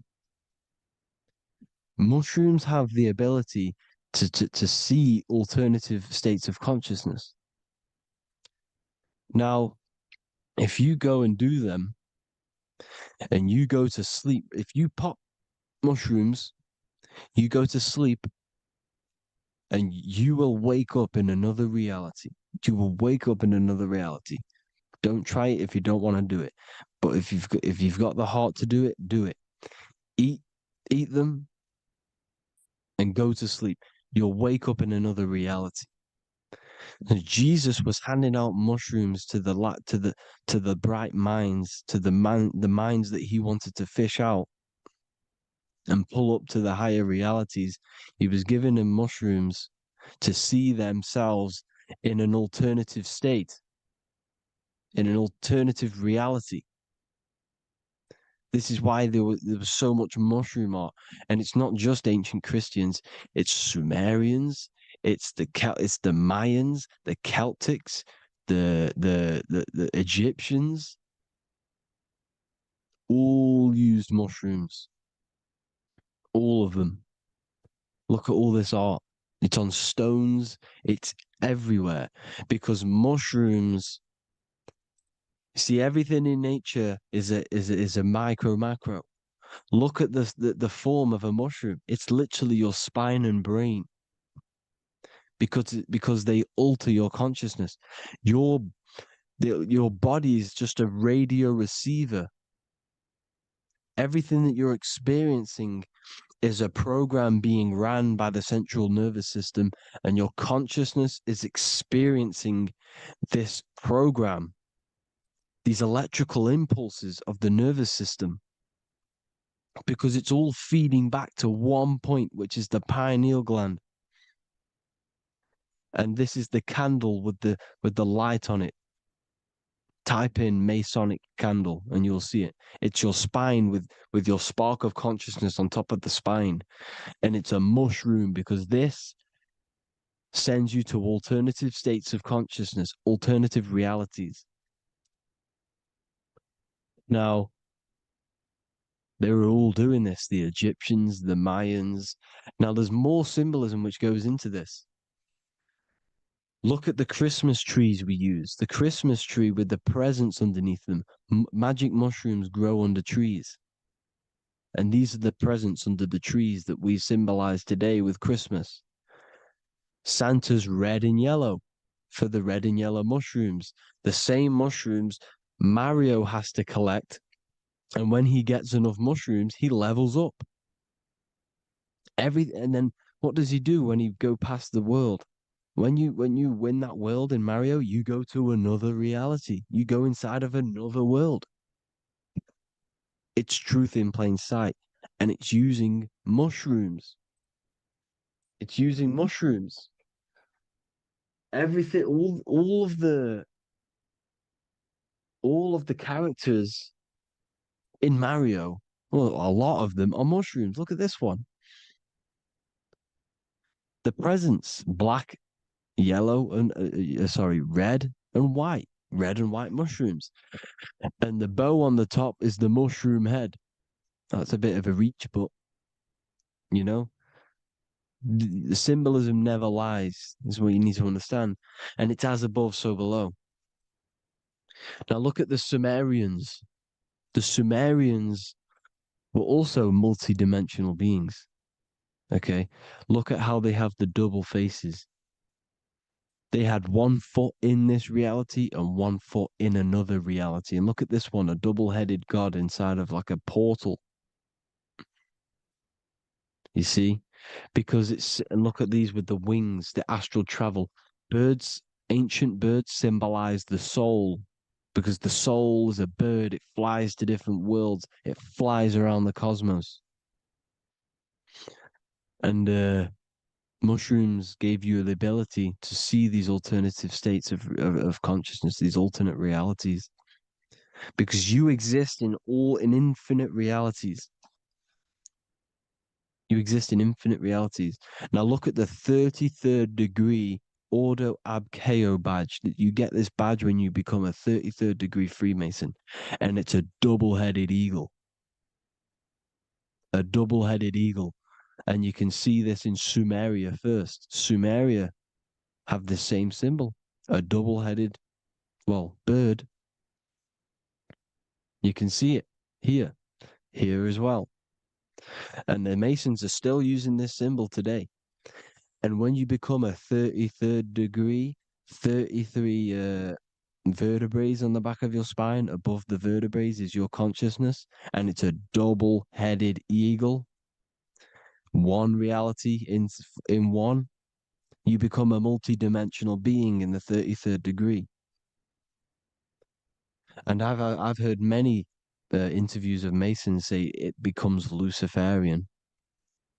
You see, they speak in code. These Masons can't tell you about what they learn about, but they will speak in code.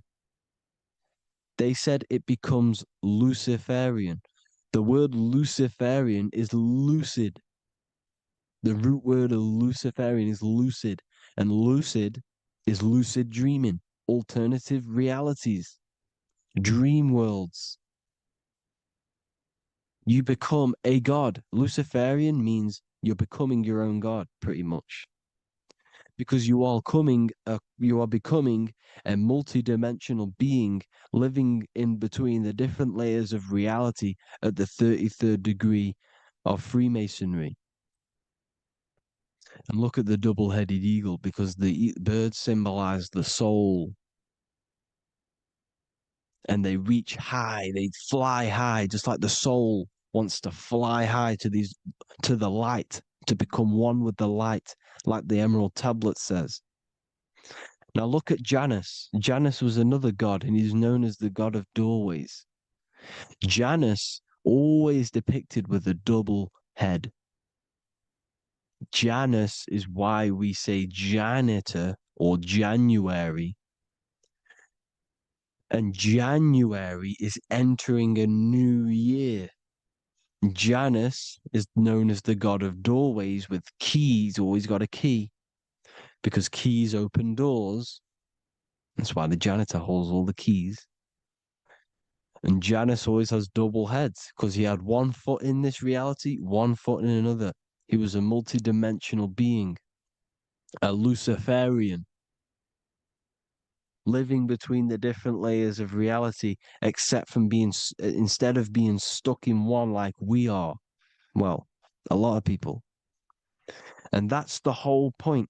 You see, all of this stuff is about like changing the world and stuff like that. This world will probably never ever change. It's probably been like this forever. Well, forever, for a long time. But it's about moving out of this reality to the higher states. And the Masons always depict the ladder to the luminaries, the stars, with a key, the same key of Janus. The Vatican is a key, and it's in charge of all the religions. Why is it a key? Because they're holding back the key. They're keeping you stuck within this reality, keeping you stuck as identifying yourself with the body, identifying yourself with this world. You are not in the world is within you. This is a program being ran by your central nervous system, and your consciousness is experiencing this reality. Now, this is going to be a mind-blowing video for some people. You have to have an open mind. You have to let go of all the programs. I'm repeating what the ancients are talking about and the ancient symbolism. Look at Janus with the double-headed god. He was just another god coming down, giving keys to people who had the worthy mind to be pulled up out of this reality, to be pulled up to heaven, just like Jesus was teaching how to reach heaven. But really, it's an encoded scripture. But anyways, hope you all gained some insight on this video. Have an amazing day. Please like, share, comment. All the links are in the bio for the PDF, for the Manifestation Mastery course, and all the other amazing stuff. And if you want to support the channel, I'd greatly appreciate if you became a Patreon member. Hope you'll have an amazing day, people. God bless.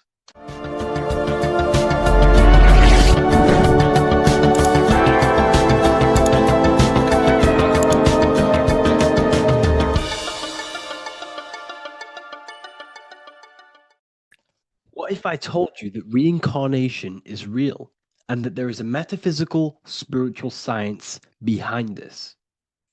Most people leave this world just as lost when they entered it. That they carry their fears, attachments, and addictions with them, only to be born again trapped in the same cycle, repeating the patterns of lifetime after lifetime. This lecture is not just about preparing for death. It's about mastering yourself before death, so you don't take them burdens with you. Because the truth is, whatever addictions, fears, and unresolved emotions you cling to in this life, you carry with you into the next. Unless you break free now. You must master yourself before death. Death is not the end. It is the great passage. But how we transition depends on our mastery of the self. This was symbolized by the Ouroboros, the snake biting its tail.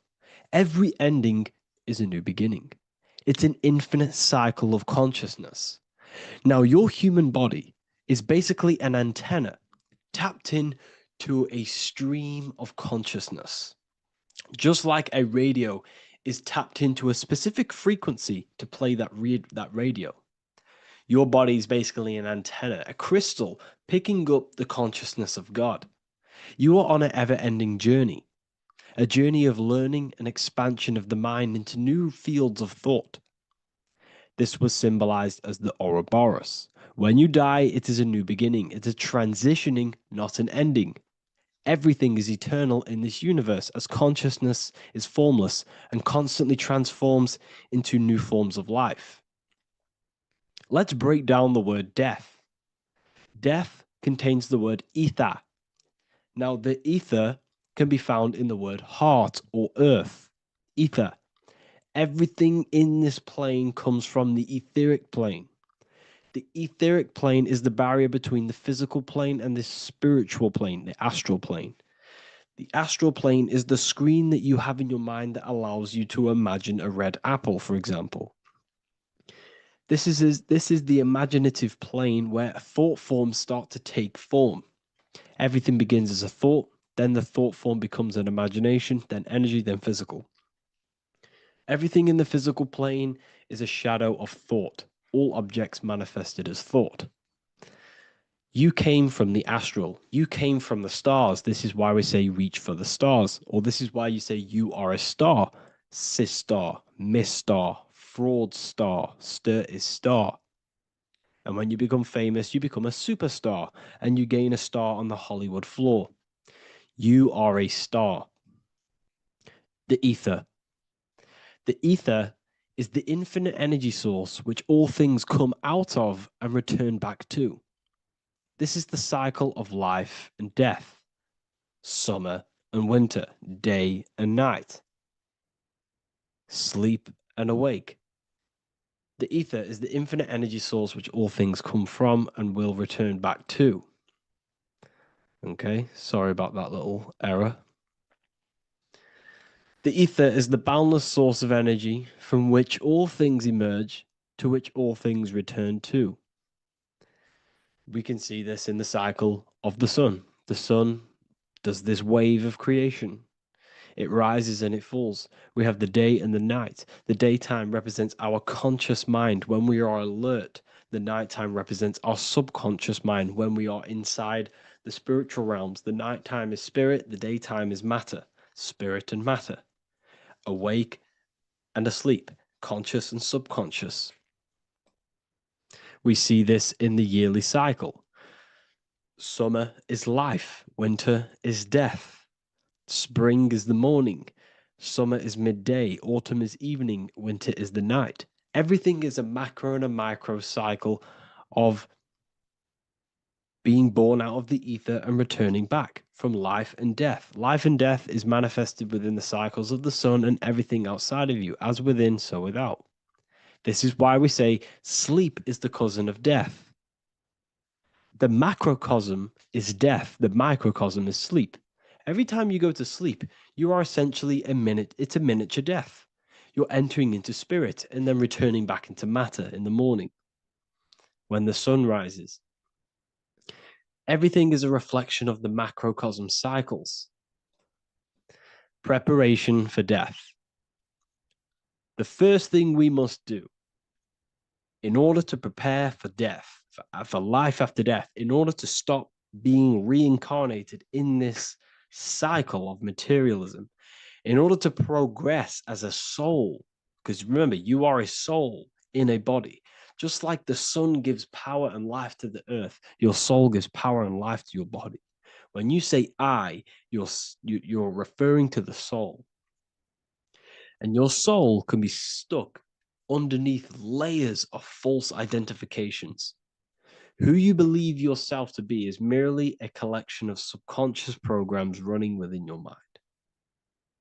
Now that's very deep. That is very, very deep. Who you think you are is a part of your thinking mind. Your name, your job, your reputation, your family, your friends. These things are not you. They're all aspects of the thinking mind. What happens if you meditate and you turn off the mind? Then all of these things do not exist. You're left with the pure soul, the pure awareness, the pure observation. If you turn off the thinking mind, you're no longer your body, you're no longer your reputation, you're no longer your friends, you're no longer your job and your labels. You are the soul. That's the true you, the observation of the mind, not the thinking mind. The ego is the echo. It's an echo of your true self. The ego is your mind's perception of itself, shaped by experiences, trauma, emotions, and beliefs. It is merely an echo of your true soul self. The ego is not you. Your mind is not you. You are the soul. And this is the true self that we must express within our life and we must connect with before we die. Because when we die under the echo, under these false layers of the emotions, the traumas, the experiences, the addictions, the emotional attachments, when we die underneath all of this, when we don't know our true self, the soul is still hidden. The true you is hidden underneath these layers of false identification. We must remove these layers of false identifications. We must remove them. We must destroy the echo. Remember, the ego, you never had an ego when you were a child. When you were a child, you were pure. You didn't, you didn't show off things. When you were a child, you were pure. You expressed yourself freely with you didn't hide anything. You didn't hide any aspect of yourself. You didn't suppress any aspect of yourself to fit in as a child, as a baby.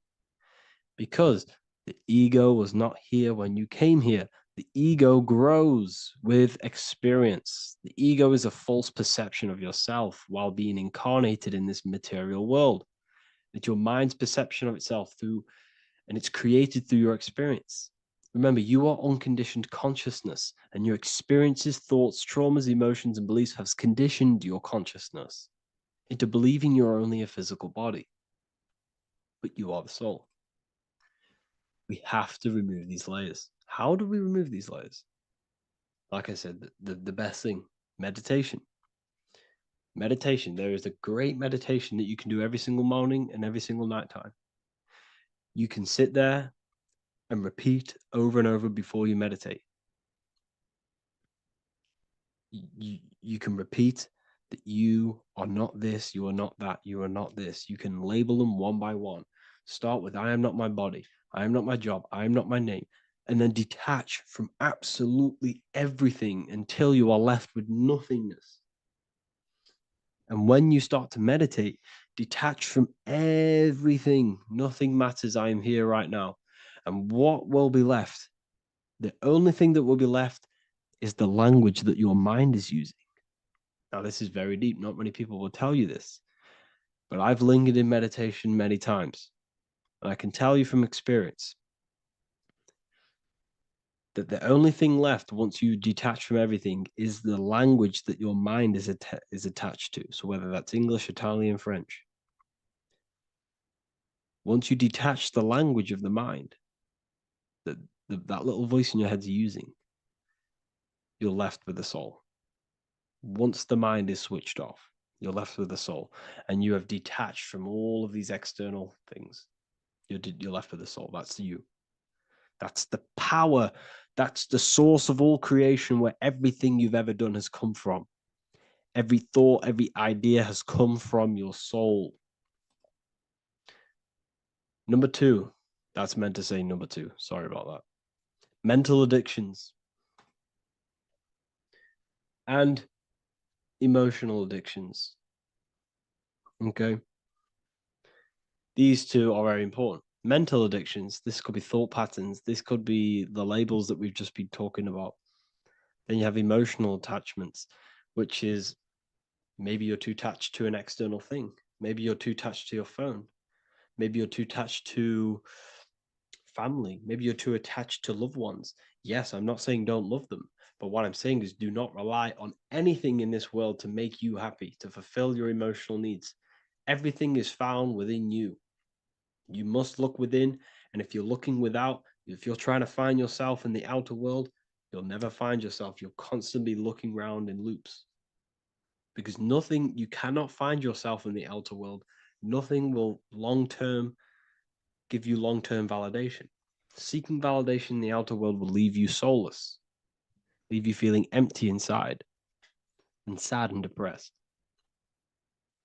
You have to find yourself within. You have to detach from everything you are relying on to give you emotional stableness. You have to detach from all. Yes, love your children. Yes, love these people, but do not rely on them. Because everything in this world is temporary. Do not conform to this world. The Bible tells you this. Everything in modern society nurtures the body, but neglects the soul. They keep you addicted to as many things as possible. Smoking, you have to detach. Drugs, you have to detach. Alcohol, detach. You cannot rely on anything. This is why this path is very, very difficult to walk. But I'm showing you the way. These are the things you must do before death. You have to detach from absolutely everything. If you die and your mind and soul is still addicted to these worldly things, then you guess what? You're going to reincarnate. You're going to reincarnate because your mind is still thinking about these material earthly things. And if you are operating in that vibration, you're going to project that vibration and come back here. You have to detach. You have to master the soul and master the mind. Like I said, the matrix is designed to keep you addicted to as many things as possible. Your phone, food, smoking, drugs, alcohol, clubbing, all of these things. Everything in society is made to trap your soul and reincarnate in this world. That's why it's very, very, very difficult to walk this path. Very difficult. Matrix, matter tricks. John 2:15 to 17. Do not love this world, nor the things it offers you. For when you love the world, you will lose God. Do not love this world, nor the things it offers you. Do not conform to the pattern of this world, but be transformed by the renewing of your mind. Great quote.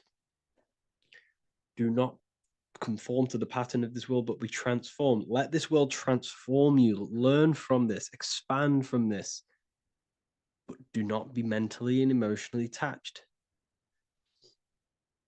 Okay?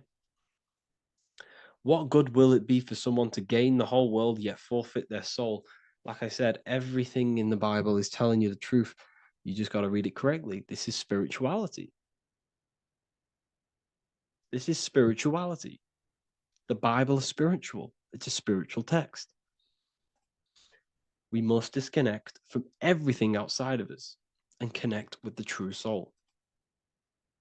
Here we have the Egyptians showing you the soul leaving the body. Here we have the soul here. Here we have the Masons showing you the soul coming out.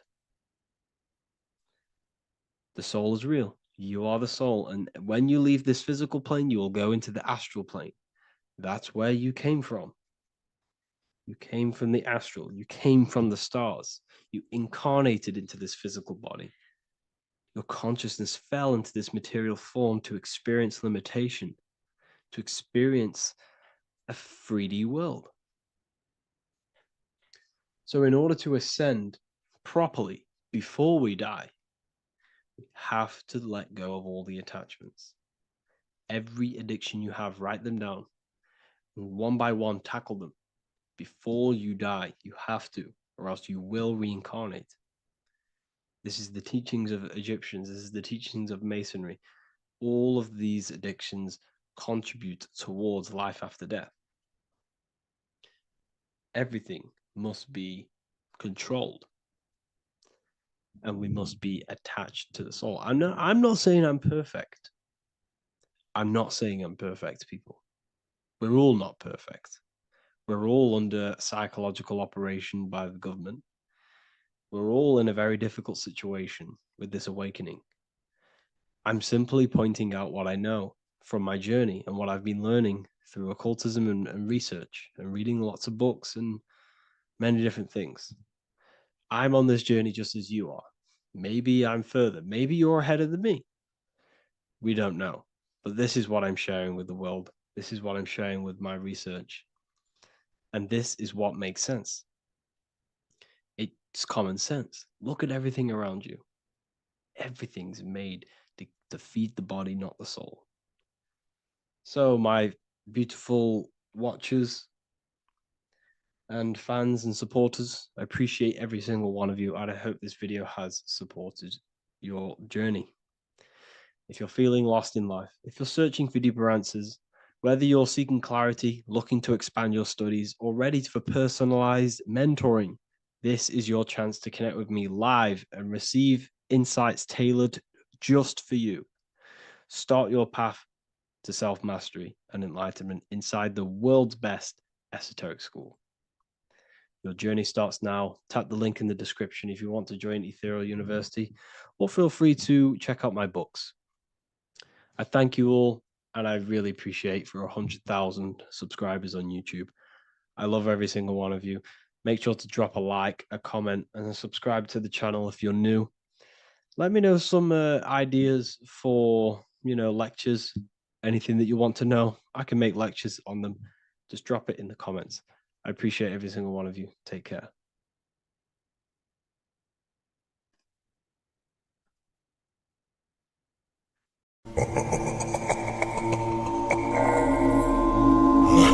If your ultimate goal is to be famous, then you're gonna do a lot to get there, like sign your name in blood in a contract with the devil. That's how I got introduced to the music industry. I swear I wanted to be like the Amy Grant of music. Yeah. But it didn't work out, and so I sold my soul to the devil. Well, needless to say, sold my soul. Alright, y'all. I'm finna sell my soul. I'ma hit y'all when I'm through. I'm gonna be rich as hell. Alright? I told you, bro, man. You trying to sell your soul, man. Look.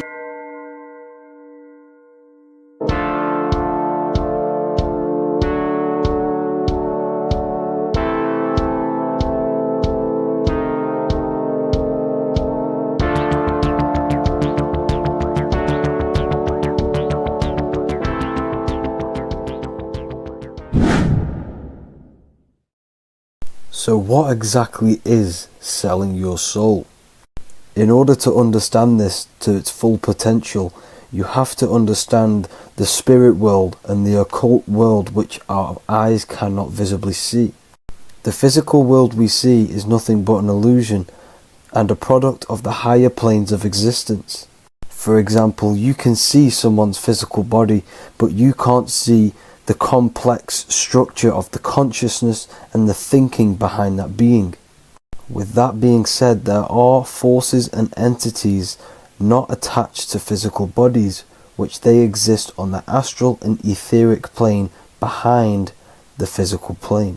Now, there are numerous videos and music with artists talking about this. For example, I sold my soul to the devil and the price was cheap. Why do you still do it? Why are you still out here? Well, it goes back to the destiny thing. I made a bargain with it, a long time ago, and I'm holding up my hand. What was your bargain? To get where I am now. Should I ask who you made the bargain with? with the chief commander. On this earth? And on this earth, and then in a world we can't see. And then in a world we can't see. so selling your soul is cutting a deal with an astral plane entity in exchange for wealth and fame on this physical plane. This is classed as black magic because you are bending reality against your intuition. Now, making deals with entities beyond the physical plane, you always have to give something in exchange.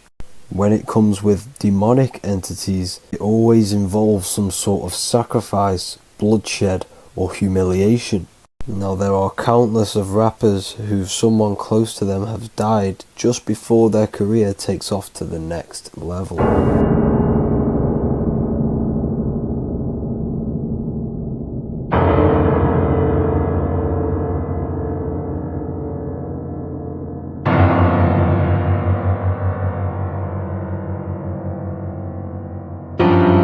My mama was sacrificed.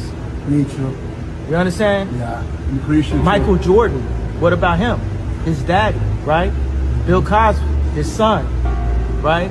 Dr. Dre, his son. You're out in Hollywood, a lot of people come up missing.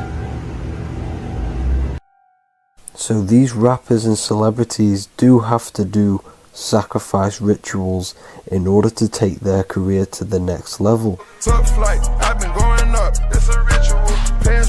So the occult side of this reality is heavily connected with the music industry and the elites. This is why they are all connected to Freemasonry.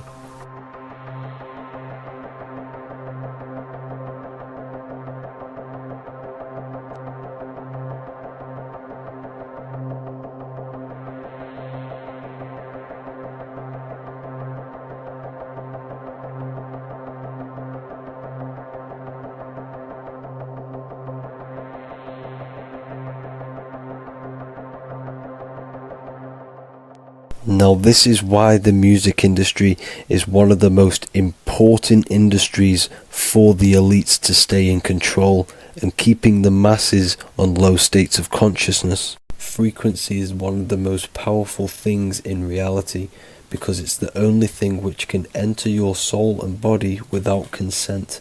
The frequency on Spotify and all major platforms are all tuned to 440 Hz, which was set by the Rockefellers. 440 Hz turns off the whole right side of your brain, and the right side of your brain is to do with critical thinking, imagination, and your intuition. Music has the ability to influence your intent, your emotions, your thoughts, and your actions just by frequency itself. By controlling the music the celebrities put out and the things they talk about, they're actually molding society because of the celebrities' huge amount of influence over the younger generation and cultures within society. This is why the music industry is mainly talking about sex, guns, violence, and hating other people. These are all very low vibrational acts and things to do which destroys humanity and societies, keeping us all conquered and divided in order for them to stay in power. Music can actually reprogram your subconscious mind, and it is a form of MK Ultra, which is mind control. It's in my brain. Do you know that? It's living rent free. I can't get it out. You did that. Yeah, it's hypnosis. Yeah, it's hypnosis. You're so awesome and dope. You do need to be very careful with what you're listening to and what frequency it's playing at, because all of this has an effect on your electromagnetic field and your state of consciousness. Now let's go back to selling your soul. When these rappers and celebrities sell their soul, they now gain eternal life on this physical plane. When you do sell your soul, you are allowed to live forever. And these people that are called youngins, rookies, new booties, like I was, had no idea that these people still live. They will prey, haunt, kidnap, anything to stay on top. This is their world. They have nothing but time, is what they believe. Now this explains why there's so much Saturn worship, because Saturn is the father time. He's the god of time and crystallization in the physical realm. If you want more information on that, go to my previous video. Now here is A$AP Rocky standing inside of a pentagram, but notice the way he's standing, it's an inverted pentagram. The pentagram is associated with magic. However, the upright pentagram is the 5 elements with spirit on the top. It's either called spirit or ether. It's at the top because it rules the other 4 elements, because it's the baseline of reality, which is spirit and matter. Spirit is behind the physical reality. However, when it comes to black magic, they invert the pentagram, so spirit is at the bottom because they worship the physical world.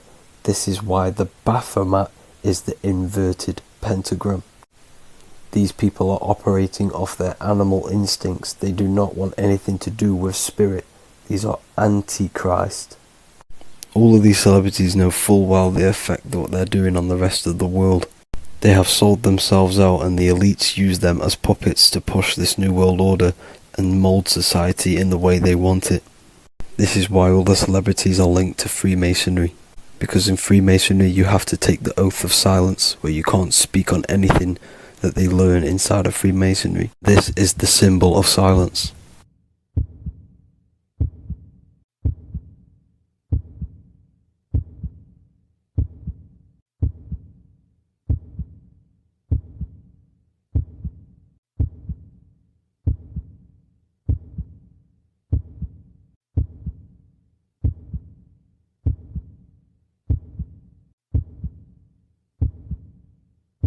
The elites need them under this oath, so they do not talk about certain topics and certain things to the public because of the amount of influence they have on society.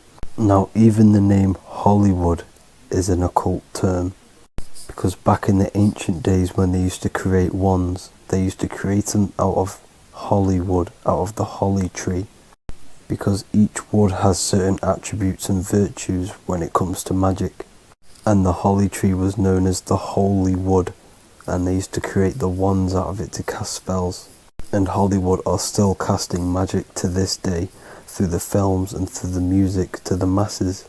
That's it for this video, people. Hope you enjoyed. Please like and comment and subscribe. Peace and much love.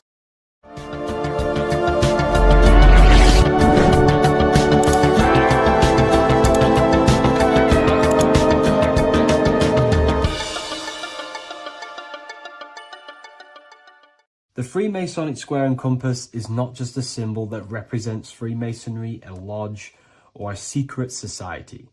It is a symbol of gaining your own personal power.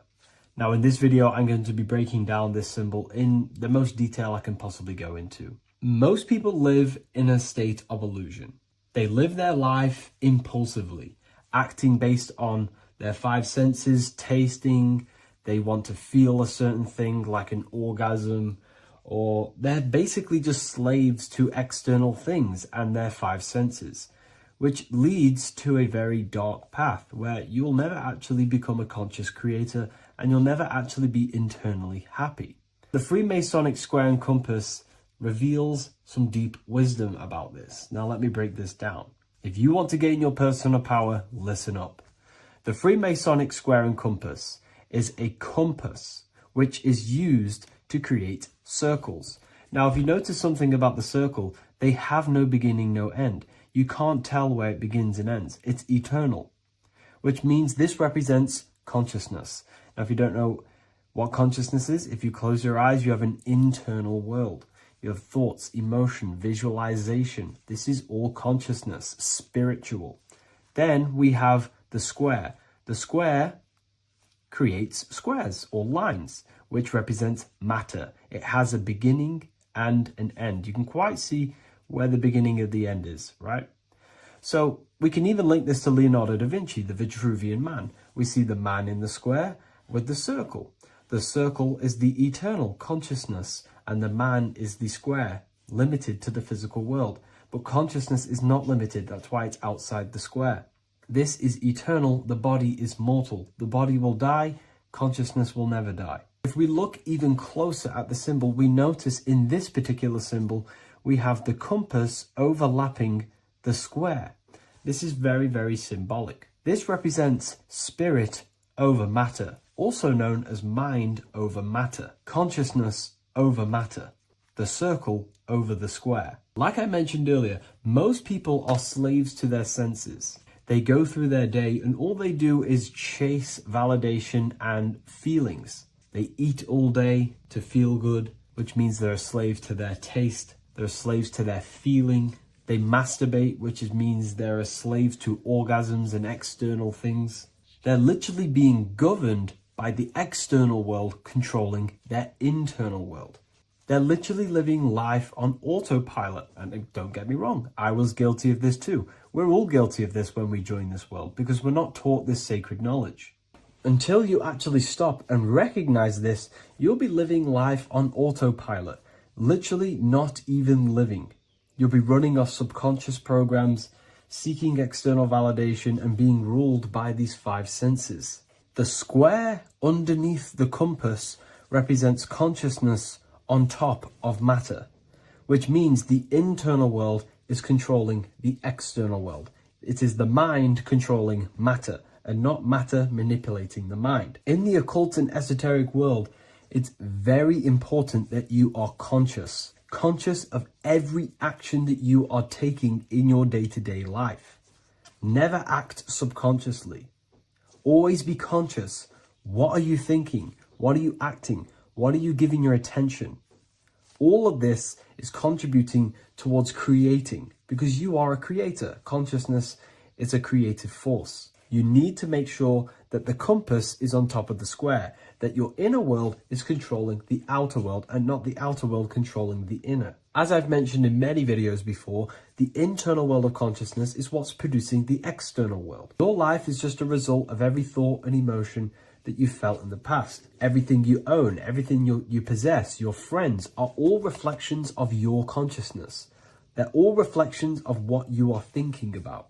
When you change your thinking, your external world starts to rearrange itself. On a basic level, this symbol represents the combination of spirit and matter. You are a spiritual being and a material being.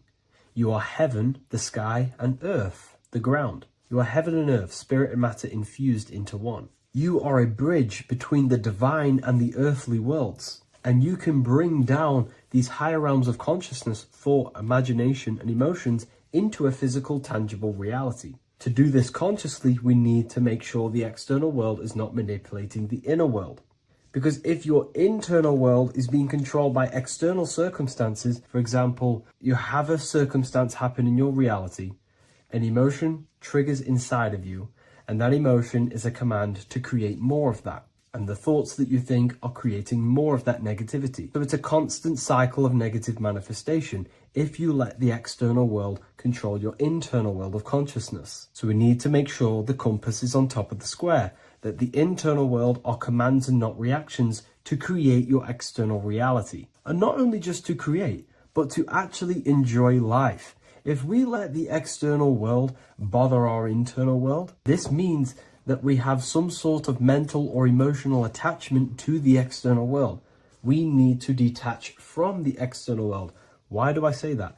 Because it's temporary. It's an illusion. We are going to die one day, and none of this will matter. You need to understand that everything in this world is temporary. You have to be okay with losing things, losing family, losing things in this world, because it's guaranteed to be temporary. We need to make sure the internal world is order and not chaos, commands and not reactions. Now, at the back of the Book of Wisdom, Volume 2, the book that I've wrote here, I go over the different meanings of the different arrangements of the square and compass. Sometimes we see the square overlapping the compass, which is the opposite of what we've just broken down.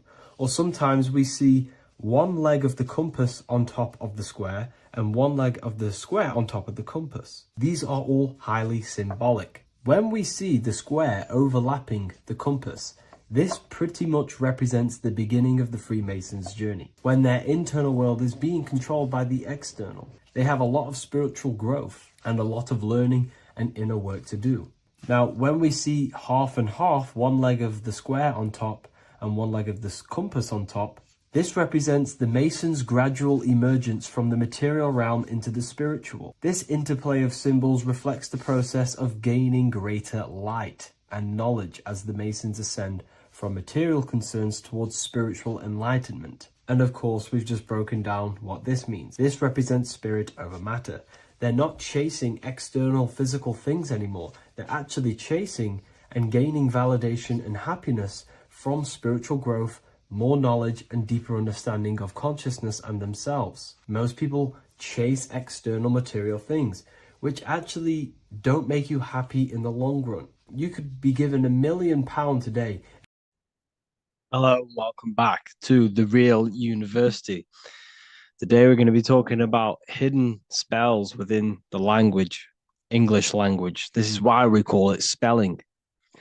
A lot of people are already aware of this. However, I'm going to go over some words that have double meaning, meanings to them, behind them, which trick your subconscious mind. So the word grammar comes from the word grimoire, which is also known as the book of spells or a magic book, on how to create magical objects like wands, amulets, how to perform magic spells, charms, and summoning and invoking supernatural entities such as spirits, which are on the other side of this physical reality. So what you must understand is what you say in this physical world is also happening in the astral world as well. So your words are spells. They cast spells into the spirit plane. They cast spells into your mind. They cast vibrational frequency into your cells in the water. Water holds a lot of energy. So we're going to be going all over this. The subconscious mind takes everything as truth. Everything you say is truth to your subconscious. And you should know this by watching the Manifestation Mastery 2.0 course. I talk about this. This is so important that you understand this, because everything is truth within the subconscious. It only knows you.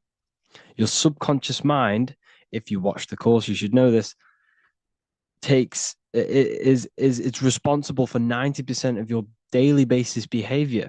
The thoughts that you are thinking on a daily basis, the things that you do, the things that you say, 90% of what you do and say and think you did yesterday, because of the subconscious mind holds all of your programs. What you say is molding your mind. What you state is truth in your mind. It does not know the difference between a joke or it takes everything literal. It is literal. Your mind is a manifesting supercomputer. And whatever you say into it, it says, that is what I want. So whatever you tell your mind, that is what you'll have. That is what you'll believe. So every word you say is truth within the subconscious. So this is why double meaning words have an effect on your subconscious. And this is why I'm raising awareness here. So talking is a tall king. You are either a tall king by talking, by using your words wisely, or you're a small king, because you create big or you destroy yourself with your words. So talking is Phoenician. This is phonetics. So this is etymology, is when you take the root words, but phonetic etymology is when you take the sound of the word. So talk and tour are the same, because when you talk, you're creating sound waves, which is a form of a light wave. And when light waves expand in all directions, it creates a torus field. And everything is torus fields. So if you affect one torus field, it affects every torus field in creation, as above, so below. So what you say is affecting the torus fields around you in your body. You are made out of these torus fields. This is why talking is torusing. You're creating light waves, sound waves, and you are permeating creation. And this is why the Bible tells you the tongue has the power of life and death, and those who love it will eat its fruit. So the tongue is what creates these sound waves that we are producing when we talk or speak. Okay? So this is what we are essentially doing, creating sound waves. And these waves are vibrating and they affect the cells in our body and everything.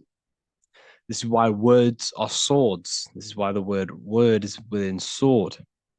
They are swords. They cut. They damage. Because frequency is the only thing that can penetrate you without your consent. In the very beginning, the Bible, John 1:1, it says, "In the beginning was the Word, and the Word was with God." This is obviously a metaphor. There was no spoken word out of a spoken mouth. It's basically saying God created the world with the use of cymatic frequencies, sound waves. Everything is sound waves, and this is observable. Geometry is the geometric shapes you see in the nature, like petals, how they're all perfect stars or five-pointed stars or the Fibonacci sequence. This is all an effect of vibrational frequencies. It's all cymatics. Everything is created out of sound. Sound is the creation of the universe. So this is how powerful words are. It's a cymatic frequency. Hello. Hell. When you say hello, you're subconsciously implanting hell into your mind and the people around you's mind. This is why it's casting a spell.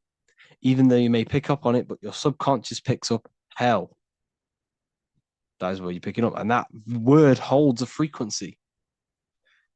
The word hell, when you hear the word or see the word, activates thoughts within your subconscious. It activates, it stimulates it.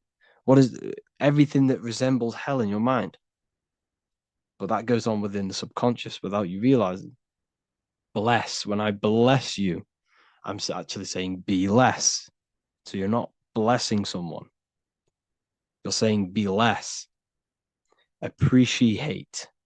Appreciate. Weekend is when you're weakened.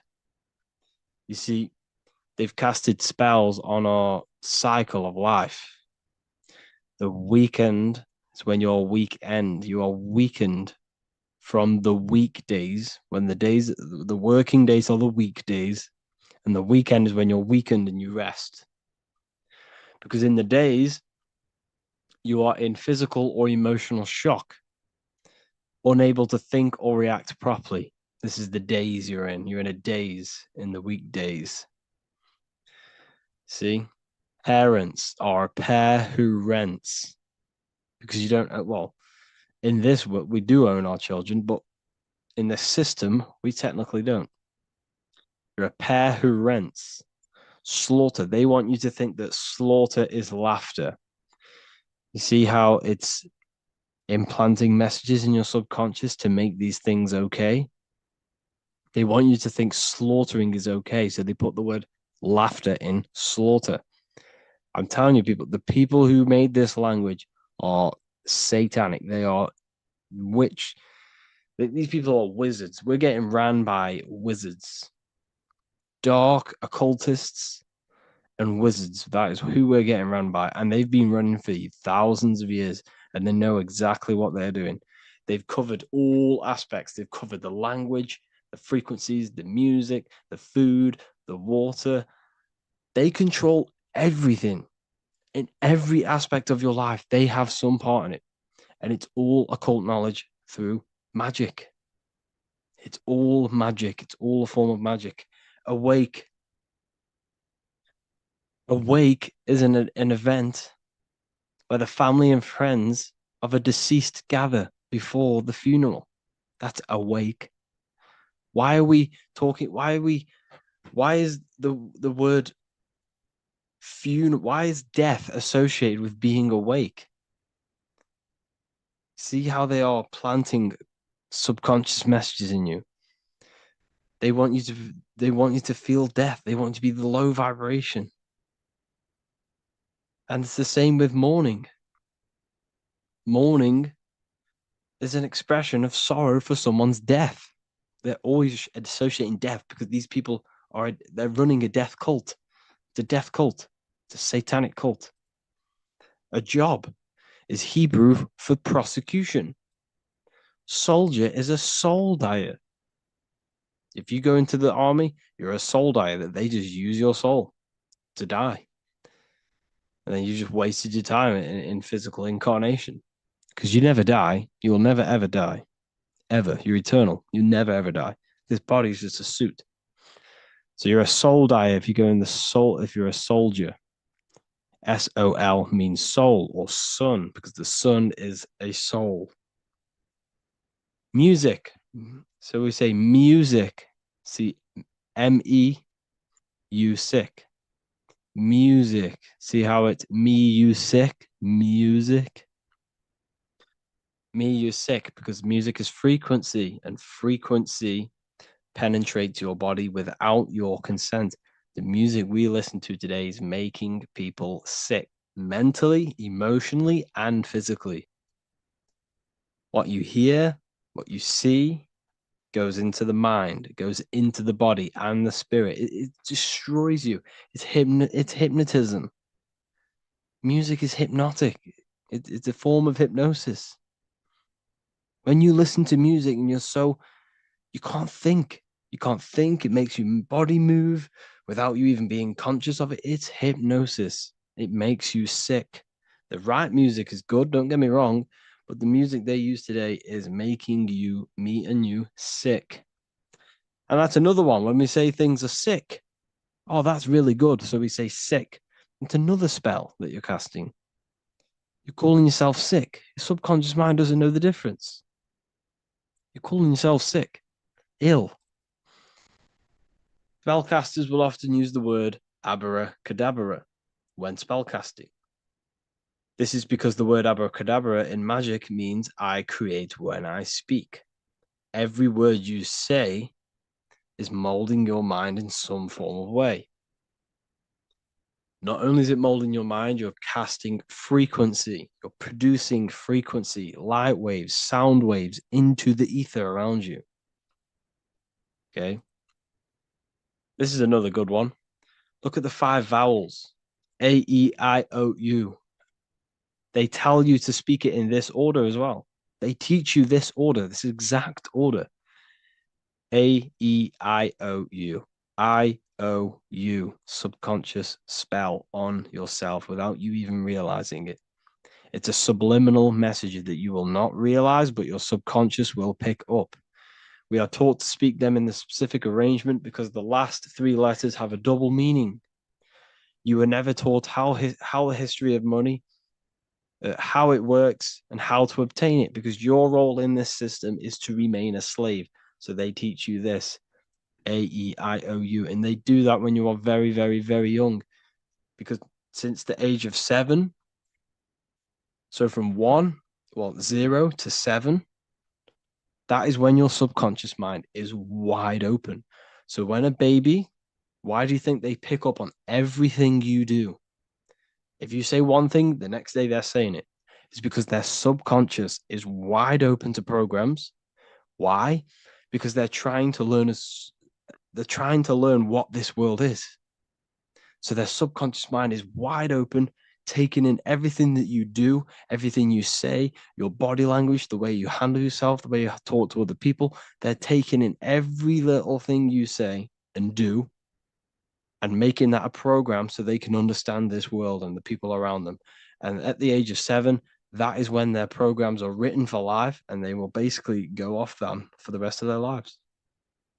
This is why it's important to look after what you do in front of your children, not just what you say, your body language, the things you eat. They pick up on everything. They're trying to make a sense of the world. From the age of 0 to 7 in school, you learn this. I owe you. It belittles you. You owe nothing. No one has right over you. This should not be real. There should be no government. We should not have. No one should be over you. Everyone is equal. Everyone is the I. Everyone is God manifested. So we don't owe anyone anything, but it's a spell in your subconscious. Signature. Sign your nature. Sig is sigil. A sigil is a magic. Is a is a symbol used for magic, a sigil, sigil nature. So your signature is your sigil. And when you sign that, it gives mental power over you. Once you have put your sigil into that paper, they now have mental power over you. It's magic. It's all a form of magic and brainwashing. Okay. When we say the word we're saying we're trying to use God to manifest that. Okay, because the comes from theo in Greek, which means God. So when we say theology, ology means the study of. Theology is the study of God. That's what theology is. Theo, when we say I am we are using God to bring it into existence. God is the I am. The I behind you, the I am, that's God. That's what manifested everything in your life. Everything in your life, that invisible creator inside of you has manifested everything you physically see. You are the invisible architecture, the invisible artist behind your life. The I, that's God. The only one. So when we use the word I am, this is how to bring the power to yourself. When we say I am strong, I am wealthy, I am free, I am financially free. When we say this, that I am, this is when we are bringing,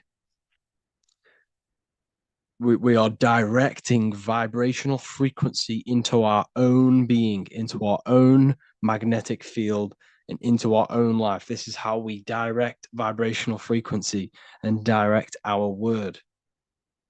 So when we say I am directing my frequency into myself to manifest something external. Also known as the chi or the prana. It's just basically your magnetic energy. So speaking has the ability to change your genes and DNA expressions. When we listen to affirmations over and over and say them over and over for a long period of time, your genes will change. And your genes are a code for your external world, pretty much. Anything that is written in your genes will manifest into your external world.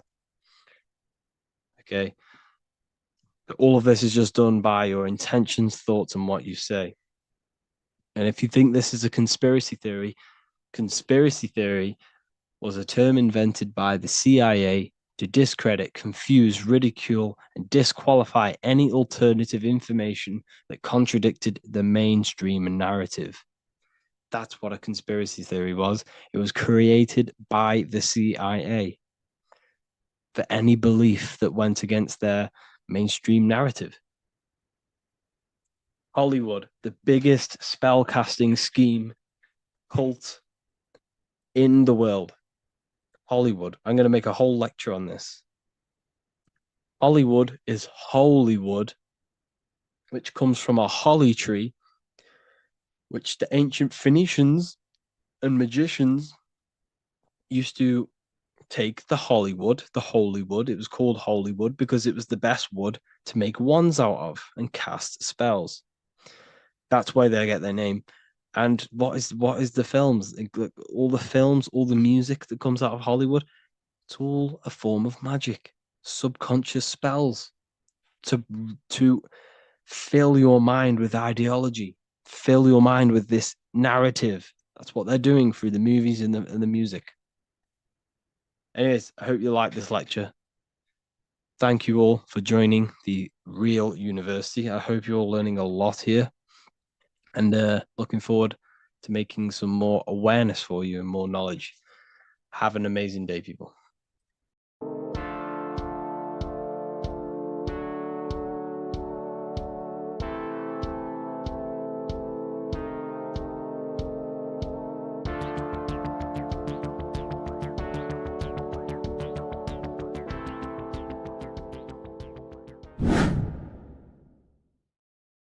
What are we all doing, people? Survival wisdom. Today we're going to be breaking down the Bible and its real, true metaphysical meaning. All of these slides within this video is taken from my book, The Book of Wisdom. So you can get all of these slides. So the Temple of Solomon You are body, mind, and soul, which is the Holy Trinity, the moon, sun, and earth. The sun is your soul because the sun is its infinite source of energy. It is its own source of energy. And that is what your soul is. It's its own source of energy. The moon is mind. This is why you call people a lunatic. You're a lunatic. Luna means the moon. And inside of your mind, you have a specific mood. Mood is moon. And mind in German is Mond. And the word Mond means moon. And earth is your physical body because your body contains of the four elements, the four physical elements. Well, the temple of Solomon is the temple of the soul and the mon, the soul and the mon, the soul and the mind. And it's the temple of the Holy Spirit in the Bible.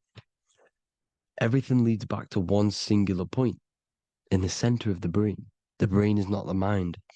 It's mind over matter. Okay? The brain is the physical manifestation of the mind. The brain is the electrical computer which decodes the light waves given to it by the mind. This is why everything in the body leads back to one singular point. And we'll go over this in a minute. But this is controlling the physical body. This is the within. If you rearrange within, it spells high twin because within you is your twin, your true self. And it's just an entity in the center of the mind. And if you shut your eyes, you can feel it. Your awareness is in the center of the brain. So there's just an empty chamber in the center of the two cherubs, the two brains. They are two separate brains. They're two hemispheres. And the empty chamber, when scientists chop it up and see it's just an empty chamber, well, because you can't see in that plane of reality. You cannot see the mind. You cannot see thoughts. It is invisible to the human eyes, to the visible light spectrum, to the two eyes. The reason why we call it the third eye in the center of the brain, it's not the third eye, it's your true self. It's the mind and soul. It's an eye because it does see. It's the all-seeing eye that you always see here. There's some Masonic artwork showing the two pillars, the two cherubs, the two hemispheres of the brain, and the inner eye. This is the eye that sees all things. What do I mean by seeing all things? Not physically. It sees the mind. It's what, because your soul is watching the mind. You can observe the mind. You are not the mind. And if you meditate deeply enough, you can go beyond the mind. It's the all-seeing eye. It sees the mind. It sees what emotions you're feeling. It sees what you're thinking. It sees what you're seeing with the two eyes. It's the all-seeing eye. It sees all things. It's omnipresent. It's everywhere. Because the mind can be anywhere. The mind can switch itself into any place it wants. There is no limitations with the mind. So there is two hemispheres in the brain. And in the Bible, there is a quote saying the most holy place between the two cherubs. The two cherubs is the two hemispheres of the brain, and the most holy place is between them, which is what the Masonic artwork is showing. This is the all-seeing eye, the soul and the mind in the center of the brain. And you will not see this with the two eyes. So when scientists come to seeing the empty chamber in the center of the brain, they wonder because they do not understand the occult side of the world. They do not understand the layers of reality. How the two eyes, everything physical comes from the unseen. Everything seen comes from the unseen. Now, the two hemispheres of the brain play a major role in our lives. The right hemisphere is the artist. The left hemisphere is the scientist. The right hemisphere controls the left side of the body. The left hemisphere controls the right side. So there's a crossover. Now, the right hemisphere is to do with your feminine energy, creativity, unification, metaphors, visualization, intuition. The left hemisphere is to do with sequencing, facts, materialistic details, language, and logic. So they keep us normally trapped within the male aspect of our mind, which is the left hemisphere. You know, if you listen to Spotify, Apple Music, and radio, they're all tuned to 440 hertz, which shuts down the right side of the brain, makes you left brain dominant.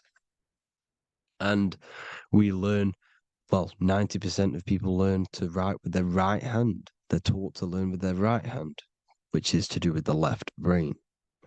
You see, so we are being trapped within this left side of the brain, which is all to do with logic, thinking logical, not creative.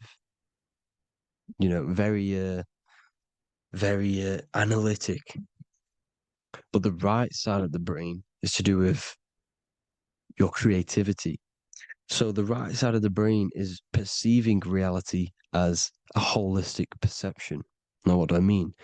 If you're riding through a woods, for example, if you're riding through a woods, your right hemisphere is seeing the whole woods as one unified woods.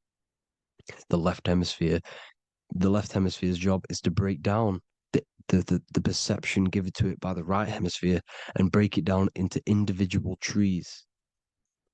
So what am I saying? The right hemisphere is seeing humans and everything in creation as one unified consciousness. The left hemisphere is seeing individual egos. This is why the left hemisphere is the place of the ego, the right hemisphere is to do with the higher self. They're both needed, though. I'm not saying one's better than the other. It's balance. Now, they don't want you to see the unified picture, perception of creation. They want you to think everything is individual, everything doesn't come from the one, because all things come from the one. And we experience the two in this reality, dualism. In order to understand the one, we have to experience the two to advance. So anyways, let's get away from the two hemispheres. The right hemisphere, like I said, is to do with the higher self. And this is why in John 21:6, it says, cast the net onto the right-hand side of the boat and you will find fish. Meaning, cast your energy, cast your perception into the right hemisphere of the brain, and you will find God, unification, and higher self. You will see things from a unified perspective. How we are all one. Because we are all the same consciousness. The same spark that is in me is in you. This is why I am you and you are me. We are all the all-seeing eyes of God. Just split up into individual bodies. We are all made up of the same essence, consciousness. And that consciousness, that mind and soul, is in the center of the brain. You are just in different avatars. And until we see this, we'll forever be divided and conquered. Until we figure this out as a collective consciousness, we will forever be divided and conquered and ruled over. This is why the Bible says, ye are gods. You are the sons of the Most High, because we are. We are the Word made flesh. We are God made flesh. Mark 16:19. So then after the Lord had spoken unto them, he was received up into heaven. Head is heaven, H-E-A, and sat on the right hand of God. God is the consciousness in the center of the brain. Heaven is the head, and the right hand of God is the right hemisphere of the brain, meaning he sees things in unification, creativity, intuition, the higher mind, the higher brain. When Moses crosses the Red Sea is the corpus callosum, moving from the left to the right hemisphere of the brain to see unified perception of reality. Head, H-E-A, heaven, same root word. This is why the ancients always depict God in the center of the brain. Here you see ancient Christian artwork showing God in the center of the brain, the light. Here you see it here. Here you see Ganesh, an Indian god, which is the brain. Here you see the Father, the Son, and the Holy Spirit in the dome, the brain. This is the brain, because you are God made flesh. That's what consciousness is. the upper room where Jesus meets the 12 disciples. It's the upper brain on the upper room. The upper room is the chamber, the empty chamber in the center of the brain. That's the room. And the 12 disciples are the 12 cranial nerves in the brain, which pretty much rule the body, all the cranial nerves. The tree of life, the cardiovascular system. This is why in Genesis it says the tree of life was in the midst of the garden. Midst meaning middle, because the middle of the body is the cardiovascular system, which is controlling all of the systems in the body. The tree of knowledge of good and evil is the nervous system. It's the spine and brain. This is what's detecting good and evil. The brain is the electrical computer with the left and the right hemisphere, decoding the dualistic world, decoding the light waves given to it by the external world. It is an electromagnetic computer. It is artificial intelligence. It is very intelligent, the brain and the nervous system, the human body as a whole. But the tree of knowledge of good and evil is the nervous system, because it is the tree that detects good and evil, makes you learn good and evil in this dualistic reality. Here you see Adam and Eve around the tree of knowledge of good and evil. Adam and Eve, male and female energies, with the serpent in the tree, and the tree of knowledge of good and evil. Well, this is the spine, the brain, and the serpent is the kundalini of the spine. The serpent is the S. That's why S, serpent, S, the letter S is the serpent. Sex and serpents make an S noise. You know, the Bible cursed the serpent. So we don't figure out the true religion. The true religion is raising the kundalini and becoming God-man and reaching our higher states, our true God self. Because once the kundalini is saved and hits the pineal gland, it activates 100% of the brain, when we're only using around 20 to 10% as of right now without the kundalini awakening. So when you use it, you're activating 100% of the brain. You're activating all the dormant brain cells. You're regenerating the body. And this is the serpent in the tree of knowledge of good and evil. This is the spine, brain. This is Adam, Eve, the male and female energies. The light of the body is the eye.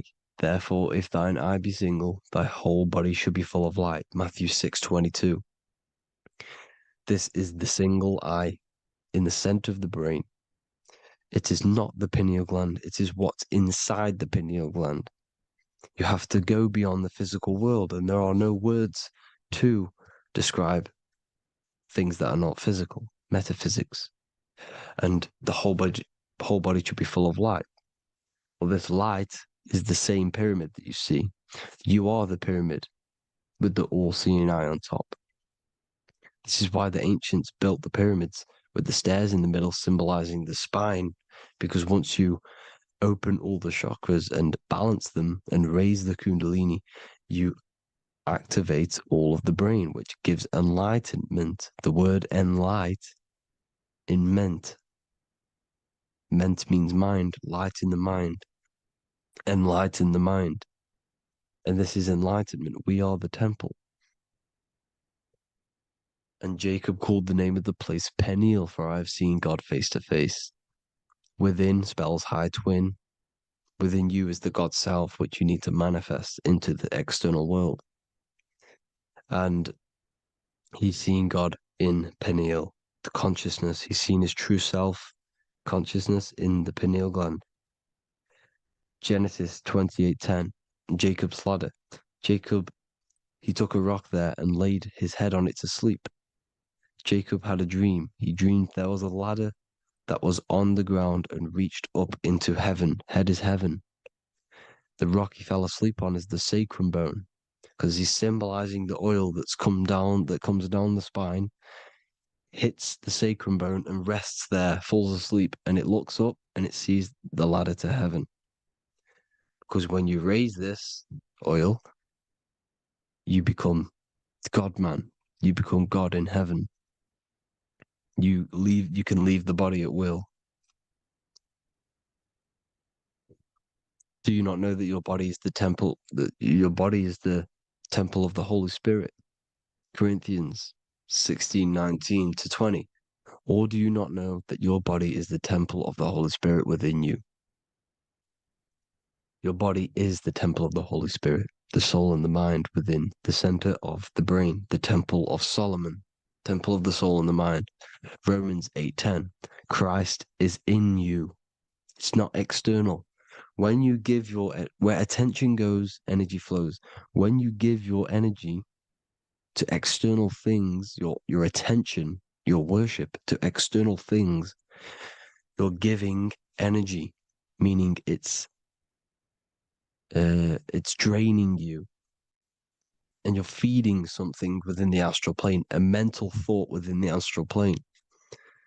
So with you realizing that the Christ is in you, that you don't have to worship anything outside of you, this means that you're internalizing your energy. You're not giving your energy, because where attention goes, energy flows, which means you become more present. You become healthier because you're not giving off all of your special electromagnetic energy that's charging you. This is why the religions run by the Vatican is all external. They're exoteric. Exoteric means external teachings. The esoteric is the internal, the hidden teachings. In Psalms 82, I have said, ye are gods, and all of you are children of the Most High, because we are the Most High, split up into individual bodies. That's what consciousness is. Consciousness is the Most High, and we have to raise ourselves to the Most High. Brahma, Vishnu, Shiva, the Father, the Son, and the Holy Spirit. Why is it always a trio? It's a trio because it symbolizes us, the soul, mind, and body. The mind is the bridge for the soul to be in the body. What is the soul? It's the life force. It's the watcher. It's the all-seeing eye. The soul sees into different realities, and it gives life to the body of every reality it goes in. This is why you always see light around the all-seeing eye, because it is the energy, the life force, the light, life, L-I. Life is light. And it's the eye because it sees into the different realities. It sees into the dream world. When you're going to sleep at night and you dream, it's not a dream. It's another reality. You're a multi-dimensional creature. We live in a multiverse. There's infinite amount of yous. And there is a version of you which is the highest self in a reality somewhere. And this I has the ability to switch realities, which is exactly what astral travel is. Astral travel is the ability to switch reality beyond the 3D construct of this world. The Father, the Son, and the Holy Spirit, Brahma, Vishnu, Shiva. Brahma, the soul, inhabits different bodies. This is why they have different heads. Vishnu, the mind, symbolizing gnosis, meaning knowledge. This is the serpent. The serpent symbolized knowledge. Shiva, the body. Father, the Son, and the Holy Spirit. The bird, the soul, because the bird symbolizes the soul. This is why you have here the Egyptians showing you the soul leaving the body. Here you see here with the twin head, the same head, and it's a bird. This is the soul self. This is the ego self. The Egyptians knew this. They knew all of this. Of course they did. Now the whole story of Jesus is all metaphorical for the process which goes on within your body. Your neck and head is the Holy Grail, which the sun and the moon creates. Sorry, the sun and the moon creates the fluid within the Holy Grail, the brain, the skull. And the moon creates the milk. Sorry, the moon makes the milk. The sun makes the honey, the land flowing with milk and honey in the Bible. The land flowing with milk and honey is the center of the brain in the Holy Grail. Here you see the Masonic artwork showing you the sun and the moon creating the fluid in the spine. Here's the serpent. Serpent symbolizing the two Kundalini channels, the Ida Pingala up the spine. Here's the furnace raising the Kundalini, raising the oil, heating it up and rising it to the crown. You see? So here you see more Masonic art, seeing the sun and the moon creating the holy fluid in the brain, in the cup, filling the cup. This is why it's a cup, because it's the Holy Grail. This is the holy oil in the center of the brain that gets released down the spine, which is Jesus coming down from heaven. It comes down the spine, down the River Jordan in the Bible. This is when Jesus goes from Nazareth to Jerusalem. He comes down the River Jordan, and Joseph and Mary are in Nazareth waiting for Jesus' return. Joseph and Mary symbolize the pineal and pituitary gland, which produce the two oils created by the sun and the moon. And he returns. When he returns, he gets crucified at 33, because there's 33 vertebrae at the back of the spine, and it crosses the vagus nerve. The crucifixion of the oil past 33 vertebrae creates God-man, and it creates your higher self, and it activates 100% of the brain. And you turn into spirit, you turn to your spirit self. This is why Jesus dies. He didn't physically die, it metaphorically dies and becomes his higher self. The ego self was left behind. It's the same with the whole story of Jesus. Jesus comes down from heaven, which is the oil. He dies in a cave for 3 days, which is the oil hitting the cave. Here's the cave. And resurrects after 3 days. If you resurrect the oil, comes up and gets crucified at 33 in Golgotha. Golgotha translates to a place in the skull.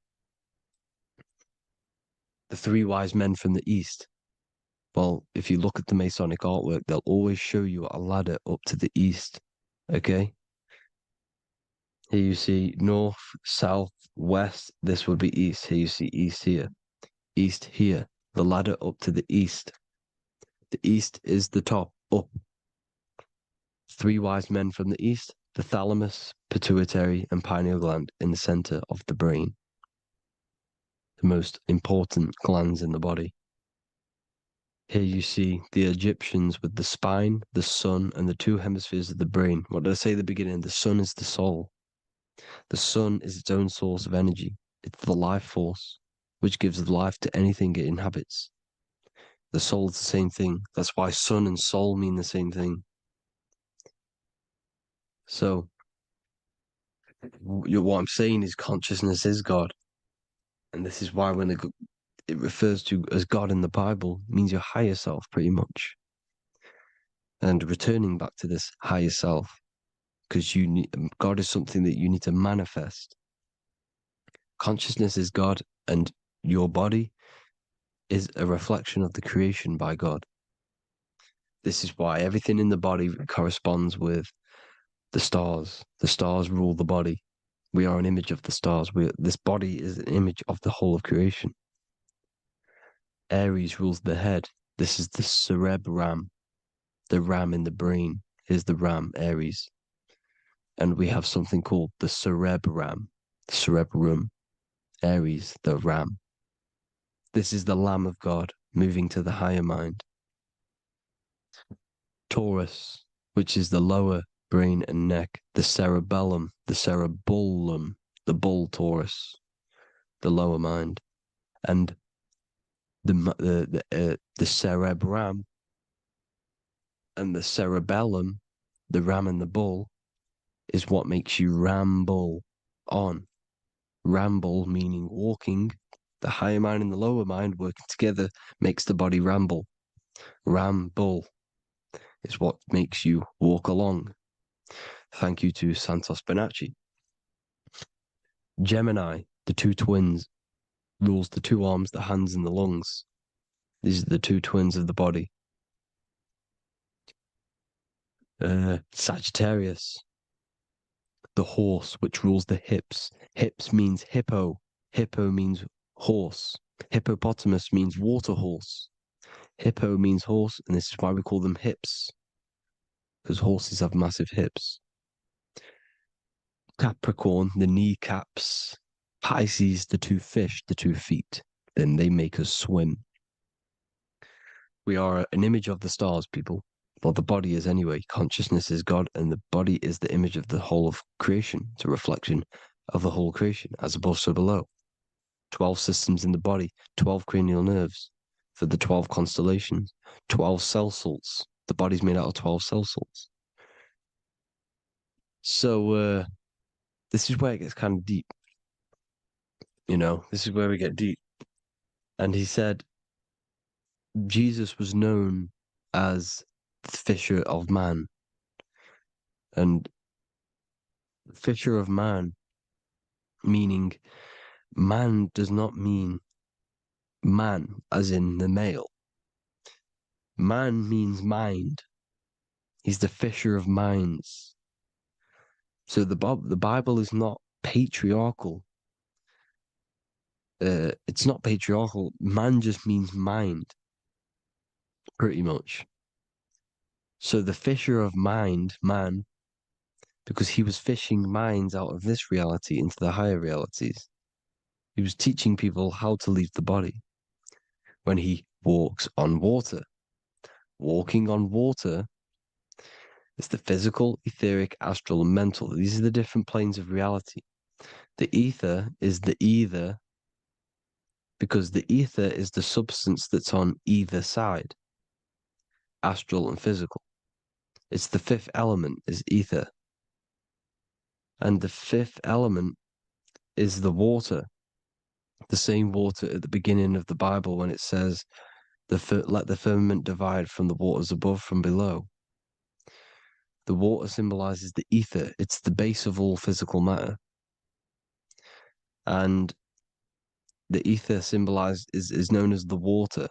So when you're walking on water, you're walking on the ether, meaning you're leaving the physical body. So when Jesus walks on water and he's teaching Paul to walk on water, Paul becomes scared and falls back into the water. Well, when you astral travel and you become scared when you're projecting, you'll fall back into your body. So he's pretty much saying walking on water is leaving the body, and walking on the ether, because the ether is the veil between the astral, and that's what devil means. Devil has the word veil in it, because the devil is trapping you between one veil, which is this world. They're trapping you in this world, this thin layer of reality. Your dreams are different veils. The ether, the astral, the mental are different veils. Devil is deveil. Deveil.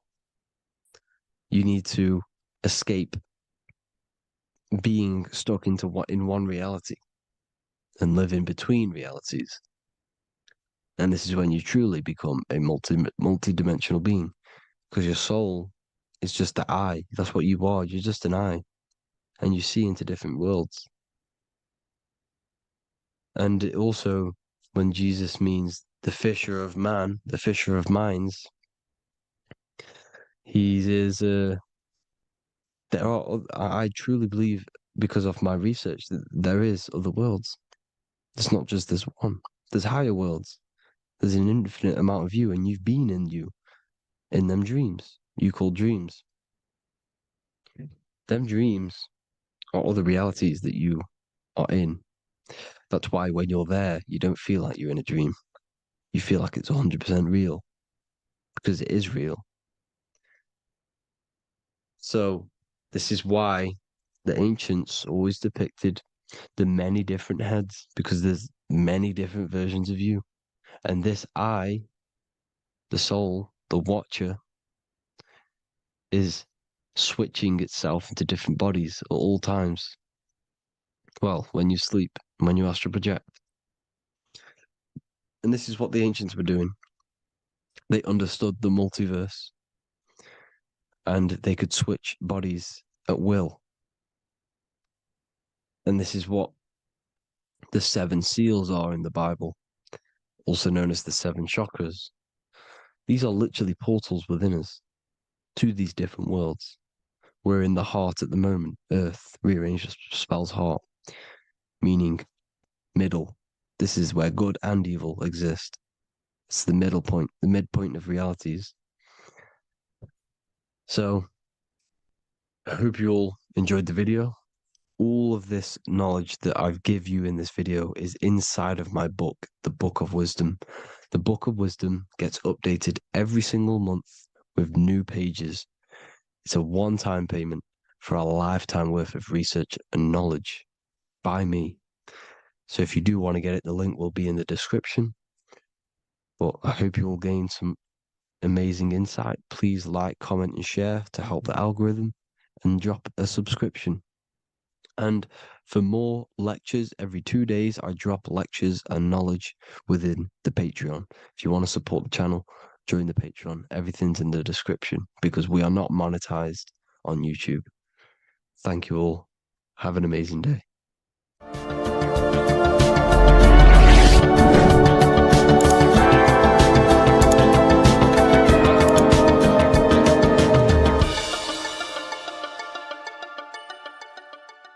Welcome to Revival of Wisdom.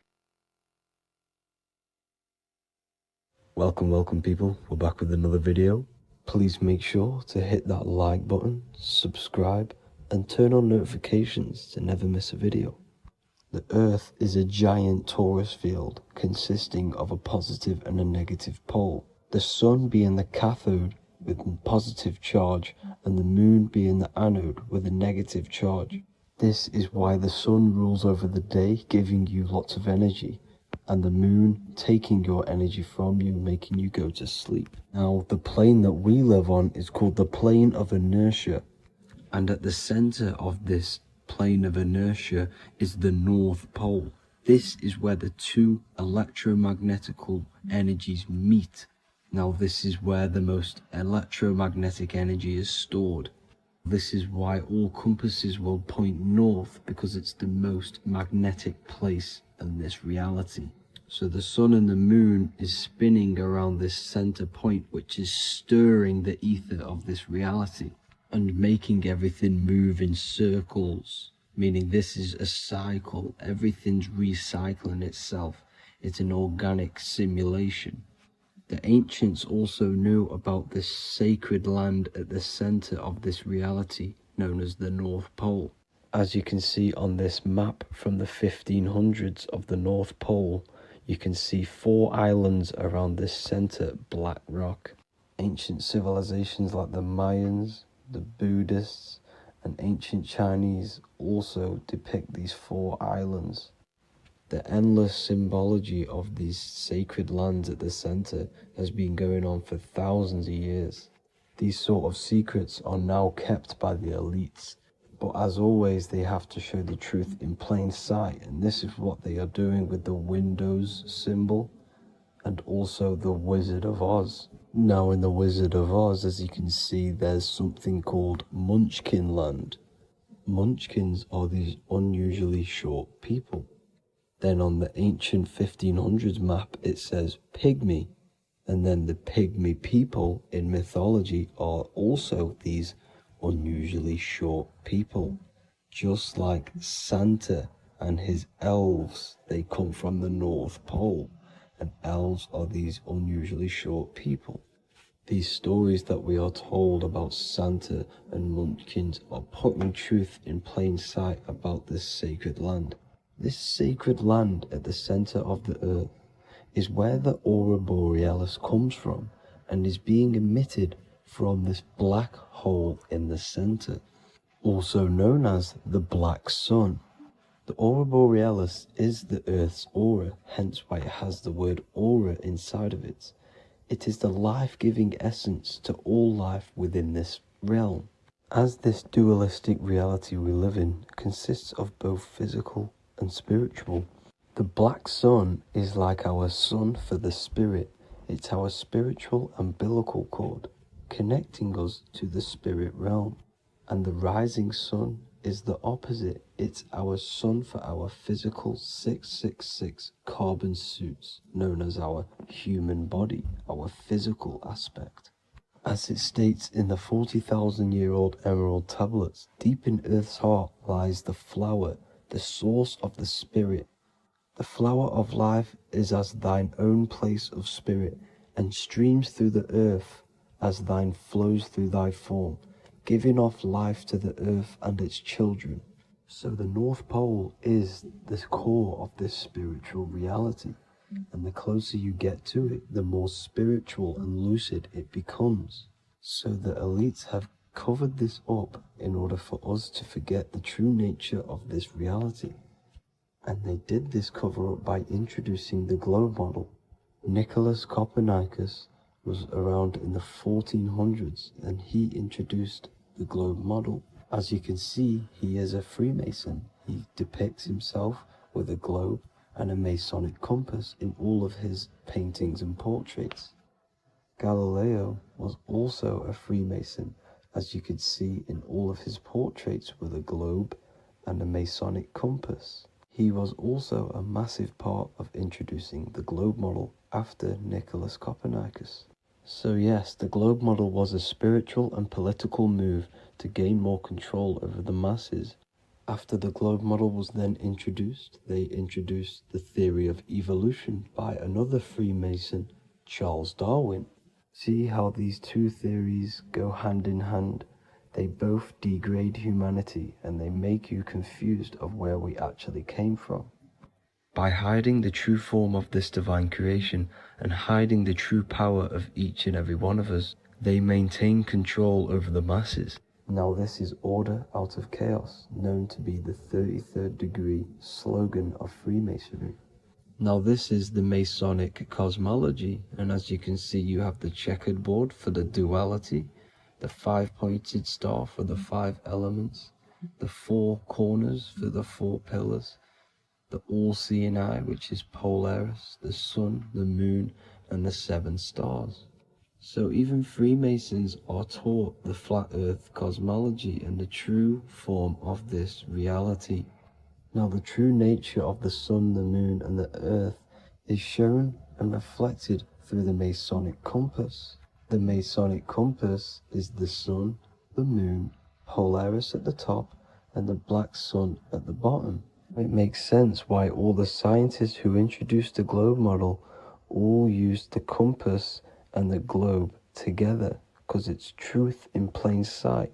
As I explained in my other video, all Freemasons have to take the oath, so it goes to show, why are we all learning these theories from Freemasons who can't talk about certain topics that they learn about?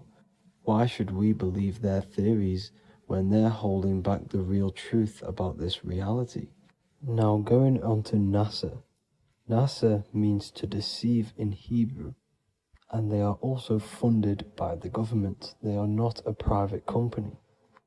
The old owner of NASA, Werner von Braun, on his grave has the Bible verse Psalms 91. The heavens declare the glory of God, and the firmament showeth his handiwork. Now why would the owner of NASA put this on his grave? Seems a bit suspicious to me, alongside with the NASA astronauts are all Freemasons. And not to mention the countless mistakes they've made on their live videos in space stations, the moon landing, and the CGI footage of the Earth, which is obviously photoshopped. Just by tricking the masses that they live on a spinning ball, the elites gain the perception of the masses. Not only does it hide the divine creation we're inside of, it hides the divine spark within you. It hides the creator, the source. And by believing in space and we live on a spinning ball, it makes people come to the interpretation of that we are a coincidence and we do not have any purpose. And of course this is false. When you come to realization that we are all a divine creation and we can create our own divine life in this reality, life becomes more sacred and you start to enjoy little things. The elites want you to believe everything exists only in the five senses. They want you constantly looking outside of yourself because they know that will keep you on lower states of consciousness. Now this brings me to our next point. By tricking the masses into the heliocentric model, the elites started to advertise aliens in the movies, in cartoons and magazines in the late 1940s. Now this is subconsciously programming us about aliens and extraterrestrial threats, which then they can use to their advantage. And this is something called Project Bluebeam. They are more than likely going to fake an alien invasion to push this 2040 agenda, which is for one government and one ruling currency. That's it for this video, guys and girls. Hope you all enjoyed. Please make sure to leave a like and a comment. God bless you all. What if I told you that you are under a spell and this spell is controlling you in every aspect of your life and you don't even realize it? Spells are not what you've been taught. They're not fantasy magic wands that are casted over you. No, no, no. Spells are much, much deeper. A spell is a belief system that is installed into your subconscious mind, which holds power over you. Okay? If I install a belief into your mind and that belief holds power over you and controls you, that is you under my spell. A spell is a belief that someone has installed into you. Okay? You have a subconscious mind. The subconscious holds power over 90% of your daily basis behavior, thought patterns, and overall emotional state. Because the subconscious is the back end of our mind, the mind that we don't really have access to. It's the shadow self where all of our programs, all of our memories, all of our traumas, all of our everything that we've ever experienced is recorded and kept in this vast database called the subconscious. Now, the subconscious is the 90% of our mind. We are only aware of 10% of our mind, which is the conscious mind, which is what you're using now, what you're consciously aware of. But there is a subconscious mind that holds power over your conscious decisions, and you don't even realize it. For example, as a child, you had a very, very traumatic event happen. Let's say as a child, you were not loved enough by your parents. And this feeling of you not being enough for your parents and feeling alone as a child implanted this seed. And this seed was planted by your emotions, a strong emotion. And over time, as you grew older into an adult, this seed grew and grew and grew. And what this seed grew into is you being very needy, you always seeking validation from others. Okay. But you taking this conscious decision 10 years down the line actually stems from this hidden cause within your subconscious mind, within this little feeling, this seed inside your subconscious where you don't feel like you are worthy. So this results in a conscious decision of you seeking validation from others, being very needy from others. Okay. This is what the subconscious is. The subconscious holds power over us. For example, posting on social media. Why are you actually posting on social media? If you take a selfie with your new watch, new car, and you go and post that onto your social media, why are you actually doing that? On the deepest root cause, it's not because you just want to post a picture. No, it's much deeper. It comes from a subconscious belief or a subconscious emotion of you seeking external validation, whether you believe that or not. But that's what it is. If you're posting on social media, you're seeking attention, you're seeking validation from others on a deep level, on a subconscious level. You may not even realize this because it's subconscious. Now, this is what a spell is. Money is a type of spell. Remember, money doesn't actually exist. Money does not exist. Money is a physical object inside of the material plane. But the physical object has a belief in the mental plane. See, the mind is the highest plane. This is the root cause of reality, the mental plane. Okay? So our belief in our mind has given this piece of paper value and a meaning. But in reality, it's just a piece of paper with a belief behind it. But this subconscious belief behind this piece of paper is controlling your daily basis behavior, is controlling your emotional state and controlling your life without you even realizing it. Without you even realizing that it's all an illusion. Money does not exist. It's the belief that gives the piece of paper a power.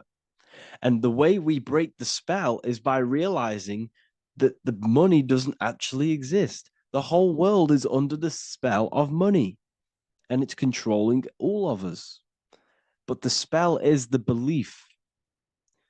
Once we all wake up and realize money has no value, it doesn't actually exist, it's only a belief. There is no actual money. That's how we break the spell. The spell is broken when we figure out that we are under the spell, under the belief, under the illusion of this piece of paper having value, and it's controlling our lives. That's why the word money has mon within it. Mon is moon, and the moon represents our hidden aspect of our mind, our subconscious, and the sun represents our conscious mind. So you have two versions of yourself. You have the self that you show to everyone, the conscious mind, and you have a shadow self called the subconscious, which is the hidden aspect of you. For example, do you really love your partner who you're with, or are you just with them for, is there a subconscious fear of being alone? Do you really want to be with this person, or is it stemming from, are you staying with them because it's stemming from this fear of being alone, of being lonely? Or are you just with them because you have a subconscious sexual addiction? And all of your conscious decisions are actually coming from this little seed of wanting sex or not being alone. You have two versions of yourself, the conscious mind and the subconscious, the shadow self and the self that you show to everyone else. Okay? And the subconscious is what's holding power over you. When you drive your car, you don't consciously have to think about changing gear. You've done it that many times. It's on autopilot. That's the subconscious doing it. You can be walking down the street.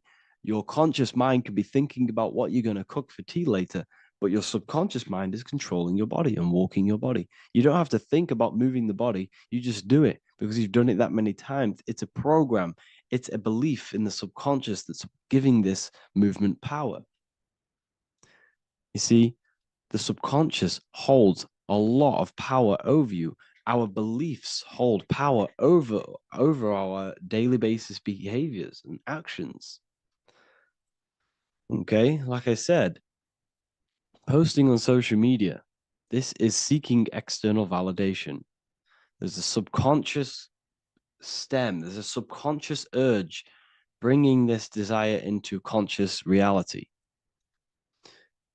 So we must break the spell of our emotions controlling us, our traumas from a child controlling us.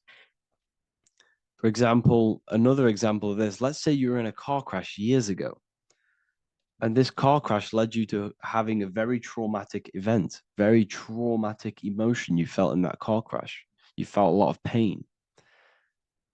that was impressed into your subconscious. And even to this day, you're probably scared of going into trains, going onto cars, going inside of vehicles. And you might not even be aware that it's actually stemming from this event that happened 10 years ago. That's the spell. That's the spell that's holding power over you, and you don't even realize it. You realize the spell when you realize you're being controlled by this old belief, this old trauma. That's what a spell is. A spell is not something I cast over you with a wand like Harry Potter. Spell's much deeper. It's the hidden aspects of our mind that hold power over us, that control us. Okay? So how do we get rid of the spell? How do we break the spell? By installing new belief systems, by installing new programs into our subconscious. The subconscious is impressed by repetition and emotion. Everything you do on repeat, for example, tying your shoelaces, you can be looking up into the sky, closing your eyes, thinking about what you're going to create for tea while doing your shoelaces. You've done it that many times, you don't have to think about it. That's the subconscious taking over. Okay? That's the repetition aspect of the subconscious. For example, you could probably run down your stairs. You know exactly how to run down the stairs. If I tried to run down your stairs, every staircase is different. I'd probably fall over. But you've done it that many times, you know exactly how to do it. It's what we call ritual. When you have an evening ritual, when you tidy the house, you do your skincare routine, you wash your teeth, that's a ritual. This is what the ancients called ritual.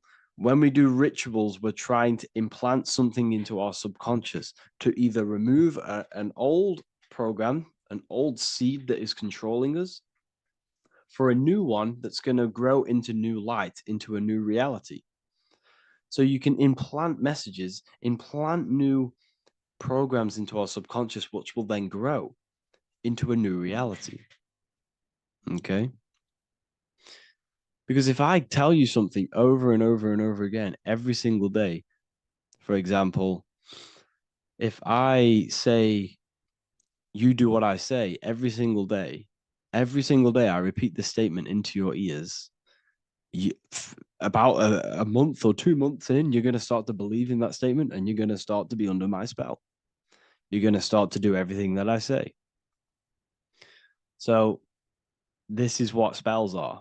Spells are subconscious beliefs that hold power over you, and you don't even realize it. So we need to remove these old programs we have that are controlling us for new programs. And we do that through ritual, affirmation, and imagination. Repetition and emotion is key to impressing the subconscious. They are the two ways that spells are created, that programs are created. The subconscious only knows the now, and it only knows you. So every word you say is a spell. So when you call someone else a name, you're calling yourself a name, because your subconscious takes everything you say as truth, because it only knows you. It doesn't know anyone else. So every night we can do affirmation. We affirm the reality we want. This is what we call a ritual. We sit down or we stand up, whatever it is. You affirm the reality you are, I am statements. And then you imagine that reality. And you do this over and over again, every day, twice a day, 3 times a day, however many times. And this will cause repetition.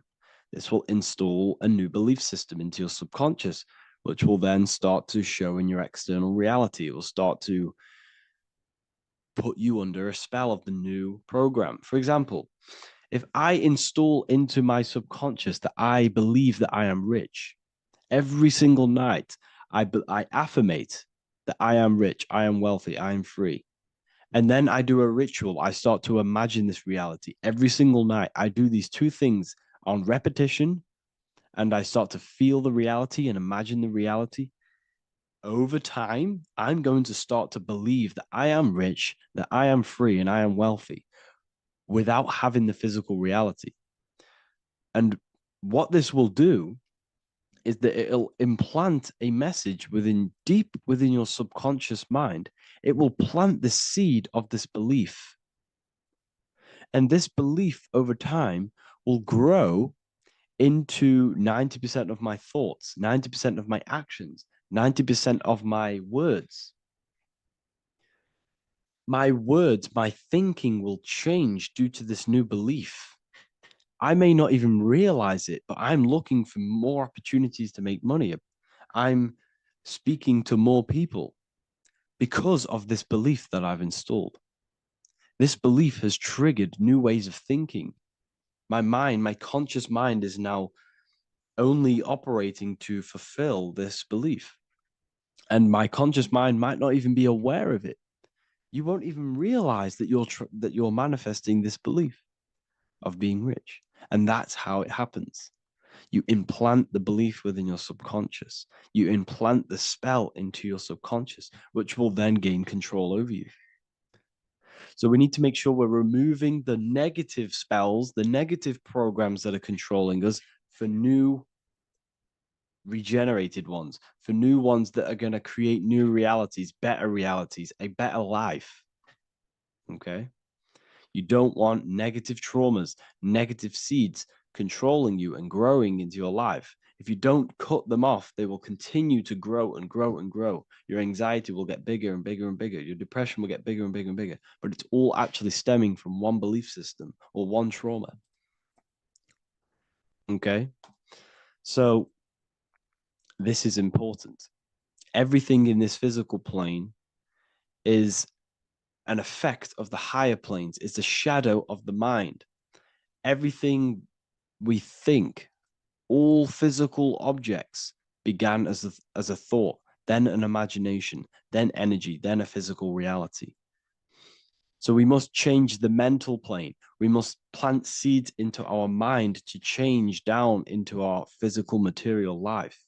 It's about manipulating this higher plane so we can create change and effect in the physical external material plane.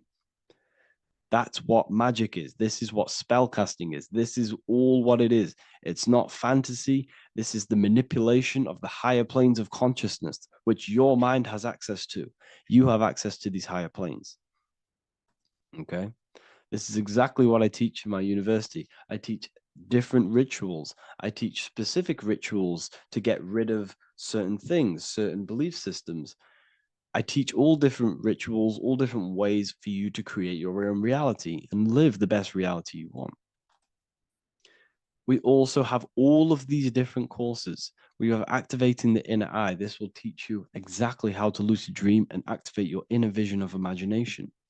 We have the sexual alchemy course. This will give you the power of transmuting your sexual energy into creativity. We have electromagnetism studies. We have esoteric exchange, an exclusive live call that we do every single week, and I connect with all of the students. They can ask me questions, can speak with me one-on-one inside of these live calls. We have the real numerology section. We have the health section. We have a lecture section. Look at all of these lectures we have on occultism, symbolism.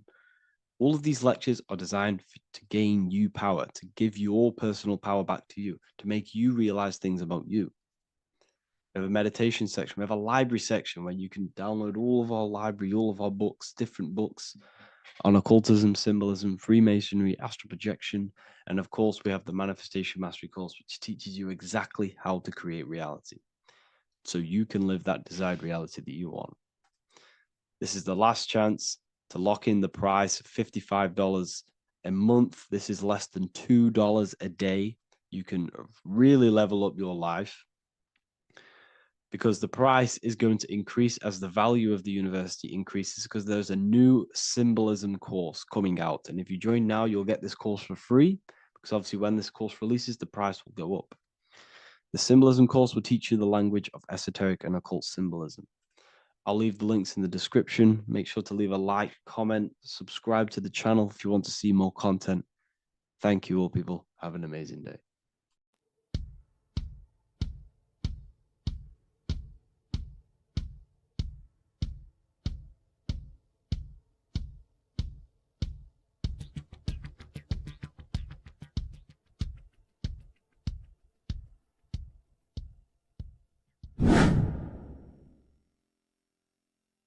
What is good, people? How are we all doing? Today we're going to be talking about the different planes of existence, the occult side of the world, the things they don't teach you in school. And of course, you can only find that on this channel, so welcome. So you need to understand is that your consciousness moves through these different planes of existence, these different states of consciousness, which make up all of you. Okay? They are all interlocked planes. They are all interpenetrated into each other. They are all one. They melt into the plane above and below. You see, each plane is a product of each plane. As above, so below. Now, the higher you go, the more fluid, the more dreamy, the less dense it becomes. The lower you go, the more denser it becomes, the more solid it becomes. The lowest plane is the physical plane, which you are obviously aware of. You are inside of the physical plane now. But while you are in this inside of this physical plane, you are indeed inside of all these other bodies which you have not awakened yet. You have to awaken these different bodies. You have these bodies. Okay? It's like a ripple effect. And the center is the most dense, the most solid. This is earth, heart, the heart of the ripple. And the lower you, the further you go out from the center, the more dreamy, the less fluid, the more fluid, the more less dense it gets until you're one with the all. You see? And this is what it's like. This is what this system is. It's like a ripple effect. Now, let's jump straight into the planes. First, you have the physical plane, made out of 4 elements. 5 elements. The ether is the mother of the elements. It's the womb of the elements. It's the 5th element. And it gives birth to the 4 other elements. 4 is stability. Tables have 4 legs, and this is why the ether gives birth to 4, because it's the foundation of the physical world. Fire, earth, water, air. They are not pure. Each one of the elements melts into the other one. For example, earth and water both share cold. Water and air both share wet. You see, they compose of each other. They melt, they mold into each other based off the vibrational state of the ether. That's what it is. The 4 elements are the vibrational states of the ether. Okay? So you have the 4 physical elements making this, physical world. It's the lowest world. It's the world of effect. This world, whatever you see, whatever you experience, it's the effect. You can't change anything by manipulating this world. You got to manipulate the higher worlds to affect this world, you see? As above, so below. This is the lowest plane. It has 3-dimensional. It's the 3rd dimension. Space, height, and thickness. That's all it is. Front, backwards, upwards. You see, it's 3-dimensional. We cannot perceive the hidden side, which is the interior of this existence. We cannot perceive the interior from our exterior view. We are looking into this world. Okay? This is the exterior view. We can't see what's inside of that. That's the 4th dimension, which is the next one. It's the most gross and dense plane. 4 states of matter, the most slowest vibrational molecules exist in this plane. Above this plane, you have the ether. Okay? The word ether and either are the same thing, because either connects 2 scenarios in languages. I either support Manchester United or Liverpool. Either is connecting them 2 scenarios. The ether is doing the exact same, as you can see here on the planes of existence. It connects the astral world, which is very important, to the physical world. It's connecting these 2 worlds. So it's the ether. It's the ether. The ether is pure potential. Energy flows through the ether. It is pure energy, pure potential. Okay? The physical body is an exact copy of the etheric counterpart body. So every physical object has an etheric energy double. It's like a blueprint of that object. Every single object has an energy double, and that's the etheric double. Okay? The etheric body determines the shape of our physical body through its lines of force. All through life, it rebuilds and restores the physical body. Physical problems show up first in the etheric body, because as above, so below. You manipulate the higher planes, it will manipulate this plane. And this is why sorcery works. contact with astral plane entities. We'll get into that a bit later. So the reason why we can't see this plane, this energy world, which is all around us, which we are inside of right now as we speak, is that the molecules that compose it are further apart than those of the physical plane, making it invisible to the two eyes. That we can't perceive it. Our eyes cannot physically suck in that sort of information, and our brain cannot decode it. This is why, they brainwash us with all these programs to keep us asleep, to keep these other bodies we have asleep, so we don't find out about these other bodies, and it's to make you believe that everything's just a material. Only the material world exists. They don't want you to know is that everything that you see is a result of something you cannot see. As above, so below. There are realities within this reality. This is what I'm breaking down now, these different planes, on how this reality works. So your etheric double is your energy body. You can see here the physical, etheric, astral. Astral is your spirit. The ether is a part of the physical plane. It's like just above the physical plane, but it's still part. But then the astral plane is completely separate. It's another plane, but they're all interlocked. Don't think they're apart. They're all interlocked. They're all one. They all melt into each other. The chakras that we have are inside of our etheric body. They are our sense of organs which tune us to the fourth dimension. These 7 chakras connect us to the astral world, the fourth dimension. Okay?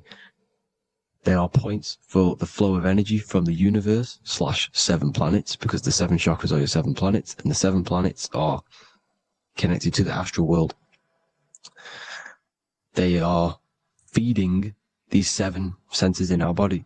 They connect us to the universe, to our etheric counterpart, and then to us, supplying the physical body. Because the energy comes from above. As above, so below. These 7 senses, these 7 etheric chakras, are being supplied with energy from the universe, the 7 planets, the solar system. Then it supplies the physical body. You see?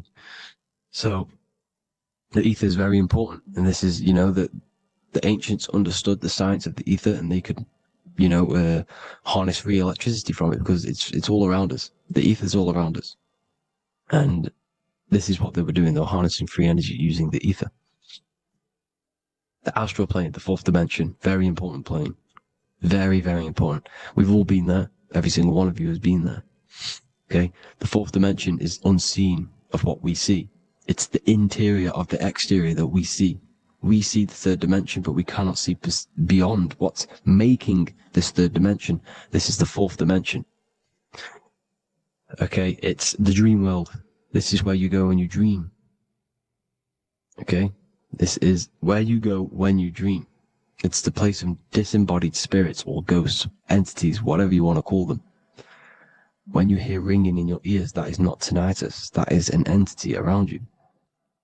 Okay? That is an entity around you.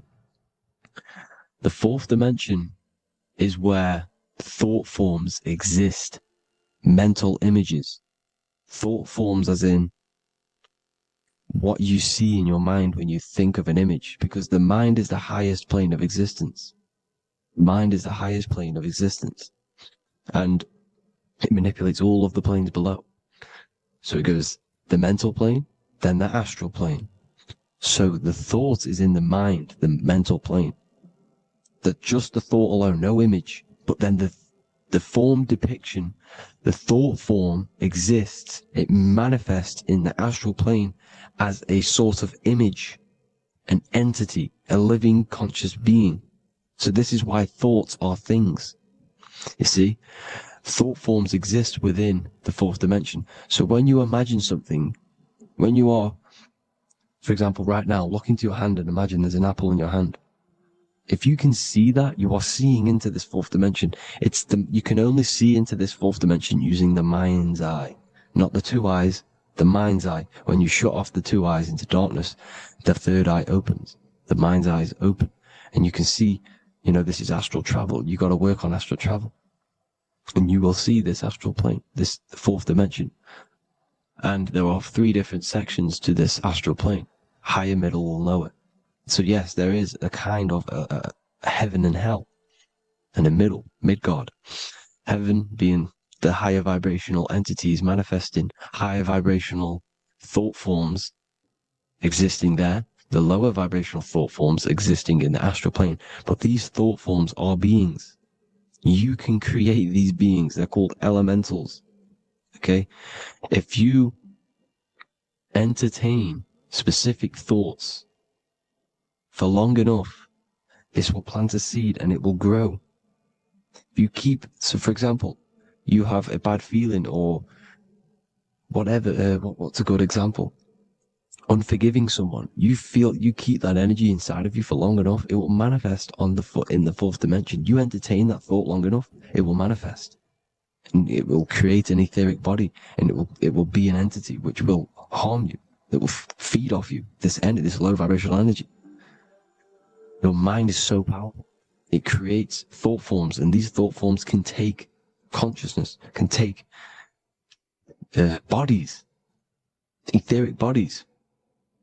Now, that's why it's very important that you master your mind, master your thought patterns. So this fourth dimension is the astral world. So when you have a nightmare, this is the lower astral plane. You're in the lower astral plane. Whilst this physical body rests at night, your consciousness, while you awaken this other body, your consciousness goes inside of this other body, whilst the physical body lays asleep. You see?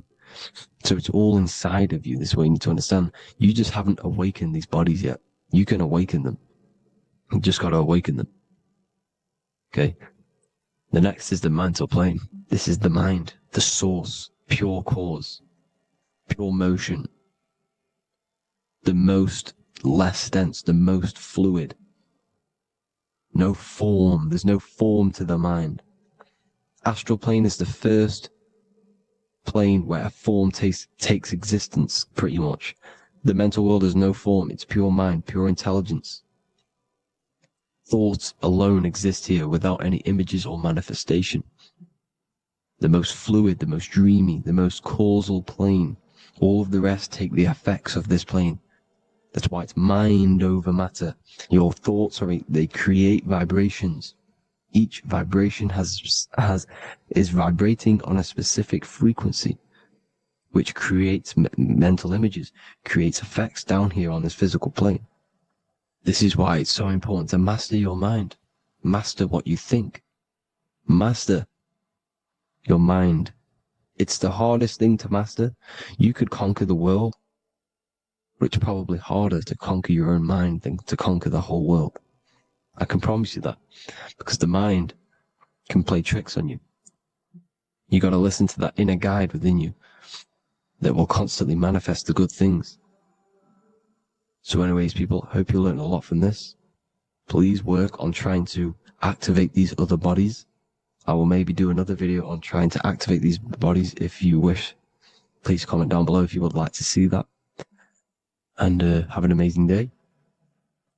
Please like, subscribe, comment down below any video ideas you want me to do, any information you want me to spit. Thank you all. Have an amazing day.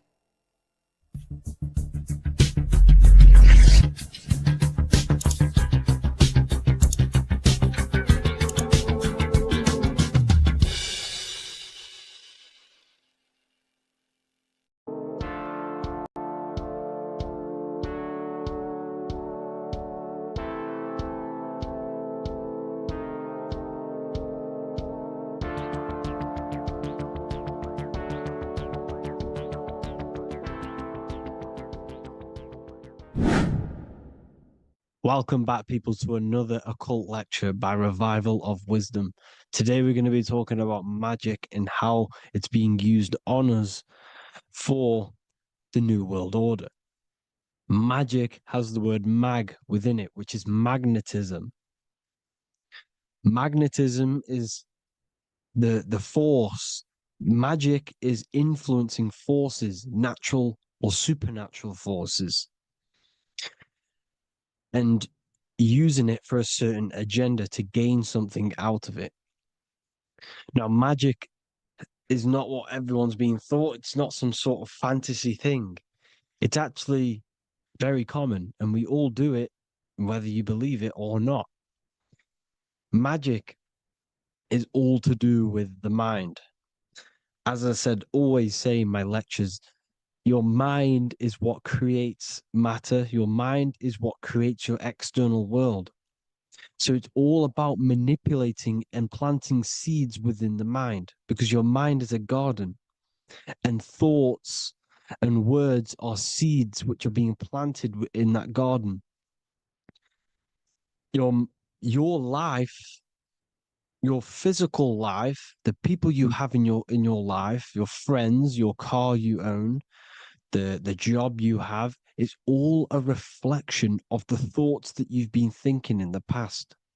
You are where you are in life because of the thoughts that you've been thinking. Therefore, your life is a direct reflection and manifestation of your mind, the Garden of Eden. Okay? The mind is what they are targeting.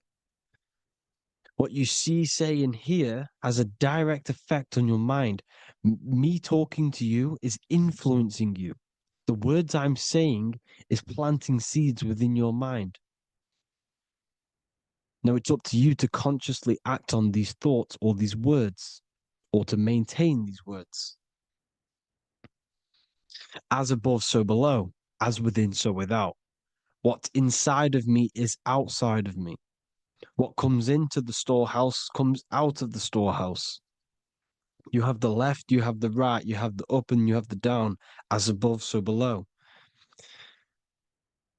Whatever is in your mind will be expressed in some sort of way, consciously or subconsciously, spiritually or physically. The mind is what manifests everything. And this is what we need to understand. We need to understand is that the mind is not physical. All things spiritual manifest physical. All things seen come from the unseen. The words you're thinking, that everything you have is coming from the unseen. The actions that you do come from the unseen mind.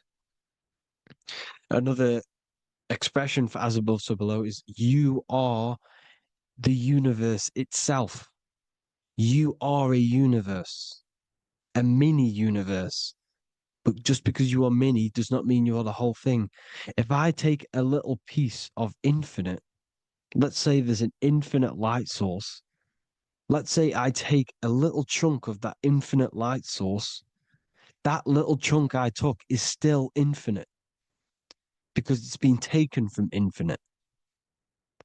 You are the universe. Your awareness, your mind is the universe. It's information. You are the universe experiencing itself. This is why we say we are all God. As above, so below. What is in me is outside of me. The sun, the physical manifestation of the sun, is your soul. The 12 constellations are manifested in the physical body. The 5 elements are manifested in the physical body. They're manifested in the 5 fingers you have. As above, so below. This is manifested, well, this is a symbolized in Freemasonry and secret societies as the 2 pillars. The mirroring reflection, the reflection of reality, the mirror, as above, so below. What happens in the mind, what happens in the astral, happens in the physical. This is Aleister Crowley. This is all symbolism. This is the 2 pillars with the all-seeing eye and the triangle at the top. Aleister Crowley was a master magician, very powerful dark magician, black magician. There's 2 types of magic. You have white and black, just like the checkered board, the Masonic checkered board. You have white and black. You have good and evil. White magic is influencing natural forces to gain something that will help the collective consciousness, help the collective, help the earth, help other people. Black magic is something You manipulate something so you can get something personal out of it. Doesn't matter if it's good or bad. It's still considered as black magic because you're being selfish. Everything you do should be contributing towards the collective consciousness and helping others. And this is why the ancients lived in a system where everything was in unity. We understood that I am you and you are me. What I do to you happens to me because I am you and you are me. We are the same mind substance on the inside. We're all the same mind substance being expressed in different bodies. So what I do to your mind will have a ripple effect on my mind because all of our minds are connected within the mental plane. So this is why they know all this knowledge. They know all this knowledge. So yeah, this is the mirroring effect of reality, the two pillars, or symbolizes the number 11. The number 11. We'll go deeper into that. The technology we're using is magic. It's a form of magic. Television is tell a vision. They're telling a vision into your subconscious mind, into your memory. And when you turn on the television, you get a program because they're telling a vision to create a program within your subconscious mind. You see, the conscious mind is only 10% of your mind, which is to do with your, what you're aware of, your five senses. What are you consciously aware of? Well, I'm aware I'm here, I'm talking. I'm aware of what I'm wearing, the five senses, what I can hear, taste, smell, hear. What I'm wearing, I'm aware of what I think of. But the subconscious mind is the 90% of your mind. It's the hidden part of the mind, which is telling your heart to beat, telling your body to breathe. It's storing all of your emotions. It's storing everything you see, storing all the belief systems that you have. It has everything. It stores all of the habits you have, the values. It stores everyone's name that you know. All the words that I'm speaking right now is all coming out of the subconscious. Everything is subconscious. And it literally manipulates 90% of your daily basis behavior. Most people don't know this. What you did yesterday is what you will do today because of these beliefs and mental programs within the subconscious, stored within the subconscious. So the subconscious is what they're aiming at. They're trying to create programs within the subconscious because the subconscious manifests 90% of your thought patterns, 90% of your actions and words. They know all this stuff. So the subconscious mind is the most powerful part of the mind. Another way the subconscious manifests and influences your life is, let's say you were in a car crash years and years ago, 10 years ago. Let's say you're in this car crash, right? And you really hurt yourself. The emotion you felt in that time when you were injured in that car crash had a great impression on your subconscious mind. You see, the stronger you feel something emotionally, the stronger impact it has on the subconscious. You can remember and recall that moment and very vividly because of the impact it had on the subconscious. For example, you become that terrified of cars that it manifests into your life today, that you are wary to go in certain cars. You don't want to go in cars at all, maybe, because of that moment that stored within the subconscious. And it will manifest into anxiety. It will manifest into not going into cars. It will manifest into depression, maybe. These things, these emotional, very emotional, traumatic events have a great impression on our subconscious and they control your life.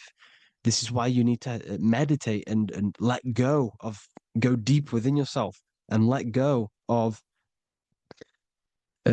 these internal, deep emotions that you may have repressed and pressing down and ignoring, but you need to address it and let go of these subconscious impressions you have, which are controlling your life, like anxiety, depression.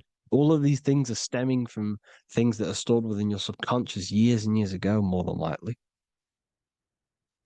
Broadcasting. They're casting spells to a broad audience, to news, north, east, west, and south. They're casting spells. No, if you watch the news, everything's red.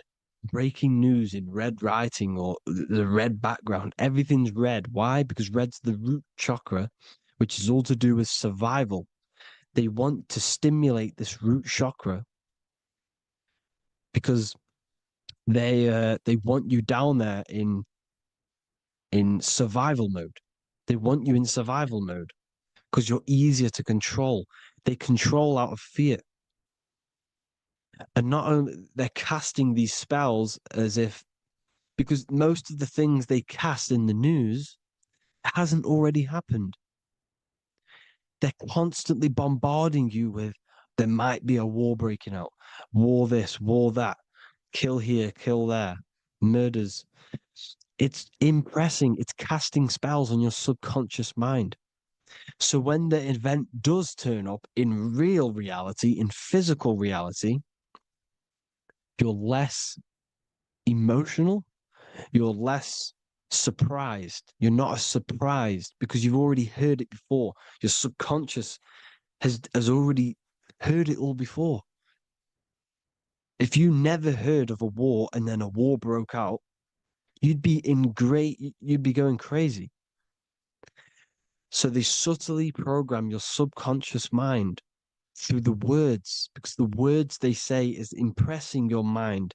This has an effect on your mind, which will have an effect on your behavior, your words, your conversations you have with people. They're casting spells to north, east, west, and south on the tell a vision. They're telling a vision by broadcasting, by saying spells. This is why we call it spelling. Even the word, listen, the words we say cast spells. Bless. Oh, bless you. That's be less. The subconscious mind only picks up literal things. You see, when I say bless you, your conscious mind picks that up as, oh, thank you, you're blessing me. But your subconscious picks up as be less. You see? Because the subconscious it has no filter. It's just, it is what it is. Everything is factual in the subconscious. Therefore, if I call you an idiot, your subconscious, my subconscious will think I'm talking to myself and calling myself an idiot, and it will take that as true. That is truth. Everything is truth within the subconscious. And the subconscious manifests your behavior. The devices this is the biggest one. Black scrying mirrors. Device, the devil's vice. The device. Okay? Black scrying mirrors, black screen. Screen is scrying. Black scrying mirrors were used to communicate with spirits within the astral plane in the medieval times. They're still being used now by black obsidian mirrors. And look at your phone, it's a black mirror. And there's some sort of, I'm not saying this is fact, but personally, I believe these are portals for spirits and ethereal entities to come into your life, to come into your surroundings. So this is the next big thing: the TVs, your iPhone, your iPod, all black mirrors. And mirrors are very, very powerful. Even just a normal mirror. Mirrors have an effect. Whatever you say into a mirror, what you say is energy. And when you say something into a mirror, you're saying it into yourself. It's an infinite cycle of words of energy because it's being reflected infinite times. When you say something into a mirror, it has a massive effect. You're saying it directly into your eyes, into your mind. So what you say in a mirror should be said with precaution. Never say anything negative into a mirror, because mirrors are very, very powerful ways for you to reprogram your subconscious mind for the good. You can say very positive things into mirrors and it will reprogram your subconscious mind. Okay? Manifesting is all magic. It's all magic. Everything is magic. But consciously doing it is what they're doing. They hid this knowledge. Your phone is magic. It manipulates your mind. The iPhone, okay. See, magic isn't all of this with wands.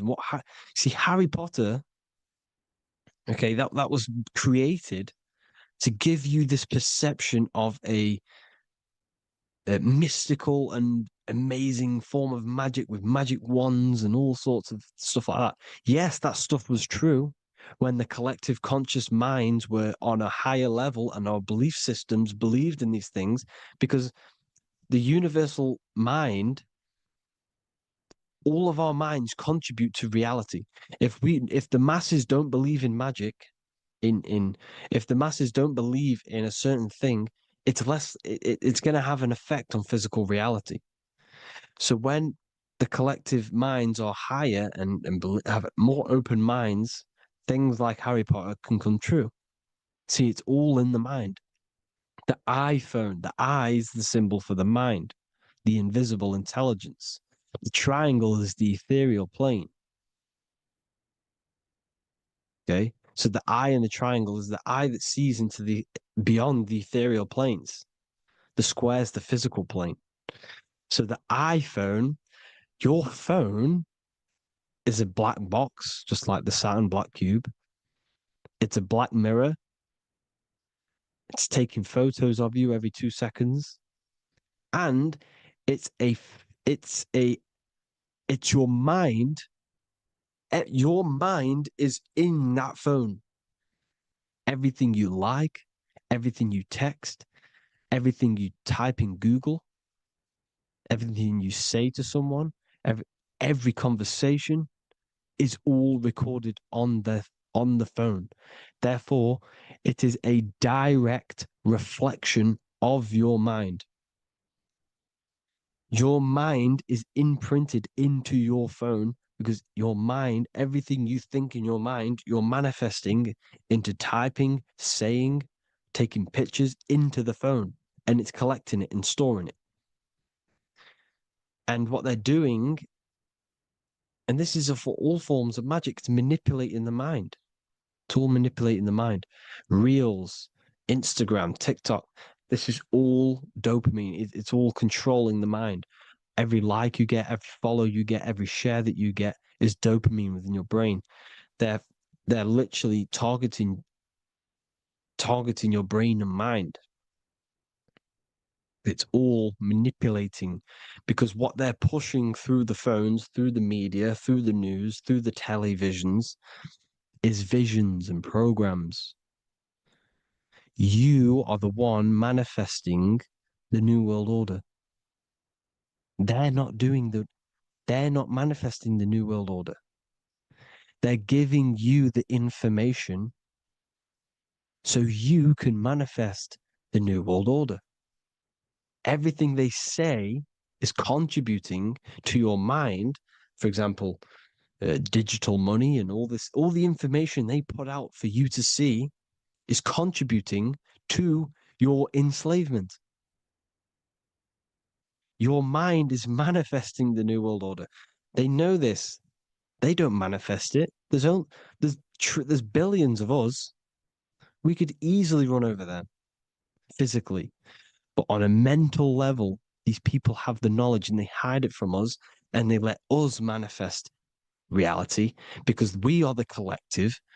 They give us the information which manifests their agenda. It's all magic through the phones, the media, the television.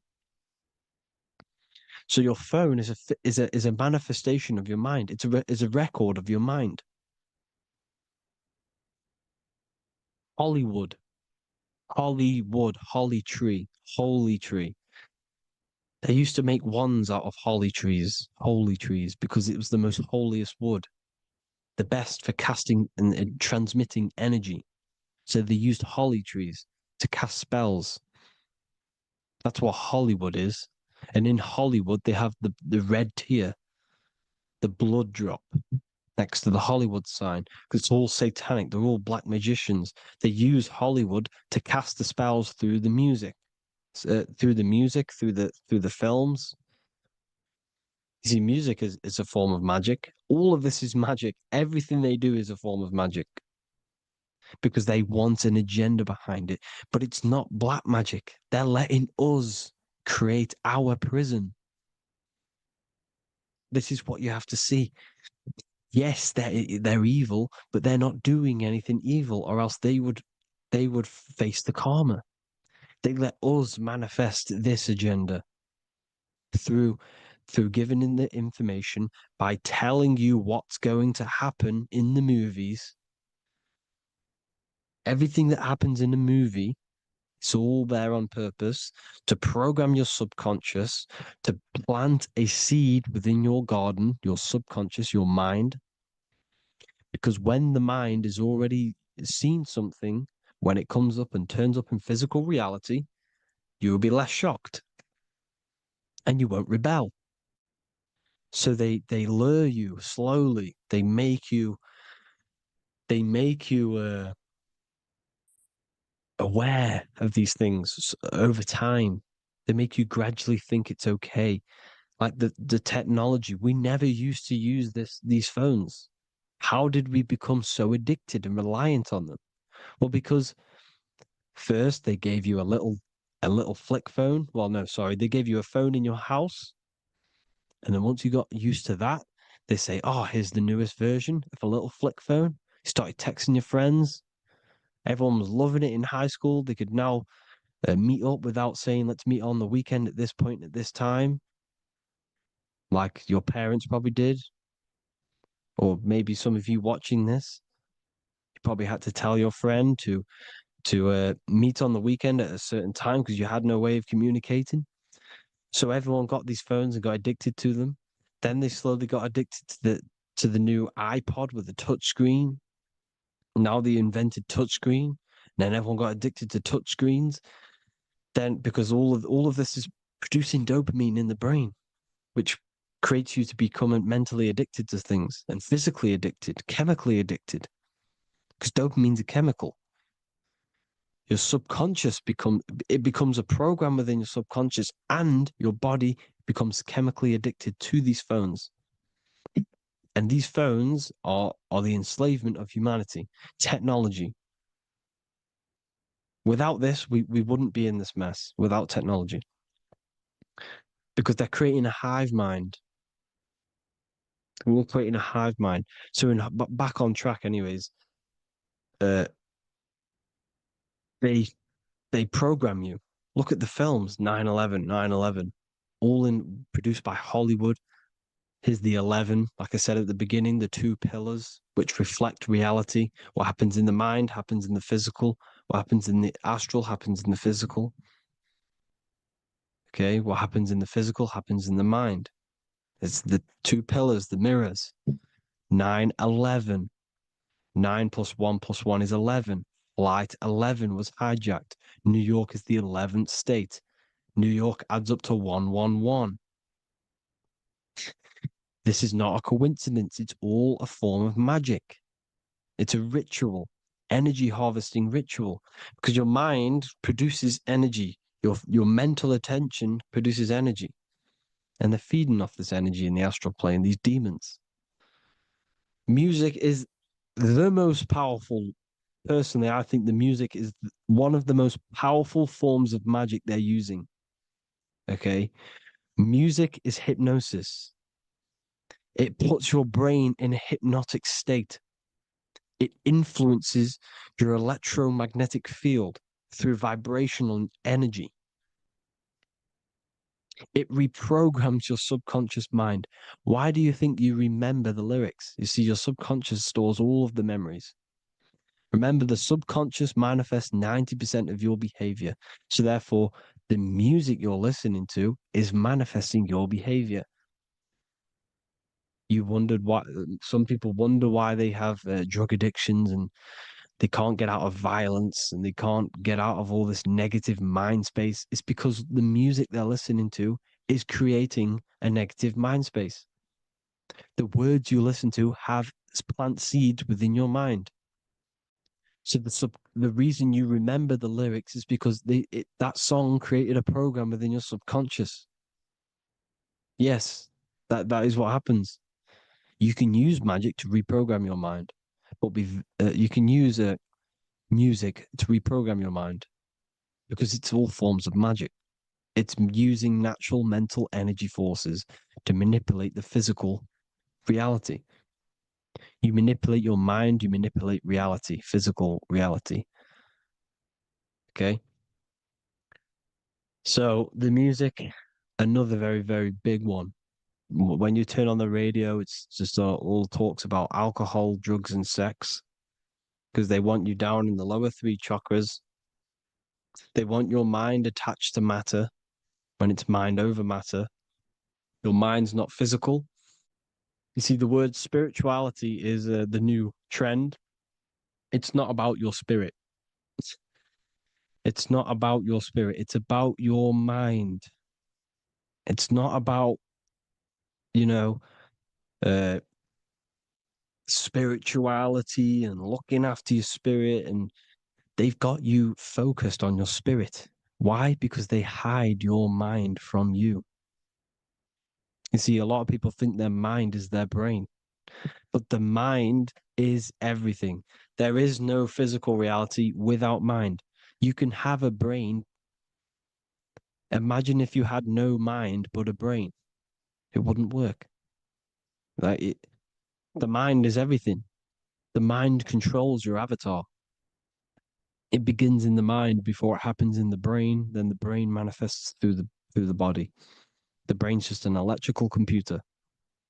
So that, they've got people scared, or do I have a soul or not, and all this stuff.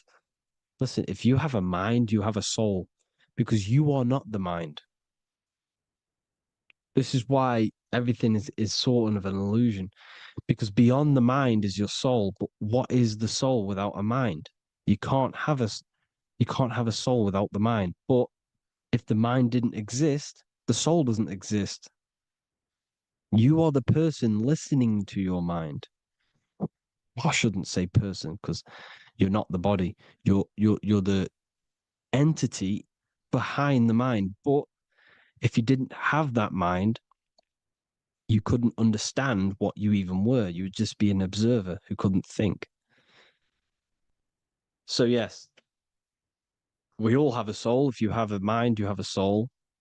Everything is mind. Everything has mind. Mind creates everything. God is mind. And then manipulating your mind through TV, your phone, every little thing. The school, it's all about the mind, people. Control your mind, you control your reality. Just the last thing, here you go. Aleister Crowley, the dark magician, Kanye West doing the exact same thing because they're implementing magic in the music. Here's the Beatles with Aleister Crowley in the background. Bet you never noticed that. Aleister Crowley was influencing music and placing magic within the music to influence the subconscious. This is what Baal worship was. This is why they kill children. They sacrifice these children. Why? Well, because in order to ascend, in order to raise your consciousness internally, godly, by being good, God, or being in order to be good and raise your consciousness and to get something in the physical world, you have to sacrifice yourself. And what do I mean by that?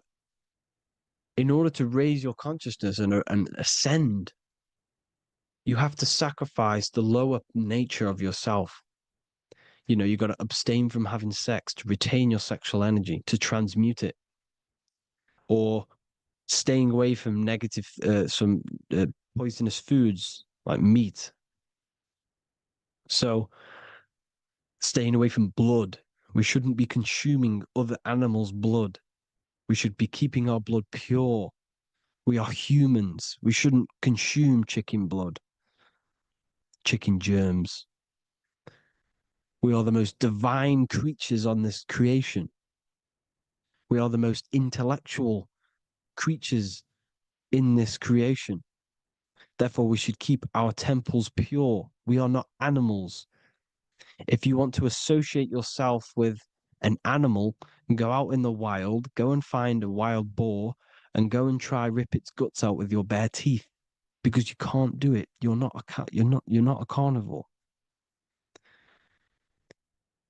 Okay? So in order to ascend, you have to kill and sacrifice your lower part of yourself to ascend up to your spirit self, your mind self, the highest version. And the elites don't want to do this. So they sacrifice other things like babies to kill them, to exchange their life over to the astral plane, so these demigods in the astral plane can give them something in return in physical. They don't want to sacrifice their lower self, so they sacrifice other things for exchange, for physical pleasure. But the godly person sacrifices their lower self for their higher self to do good and ascend. So this is what all the Baal worship is, people, and this is why they're doing it. Hope you all had an amazing lecture. If you haven't already, go and get the Book of Wisdom for more information.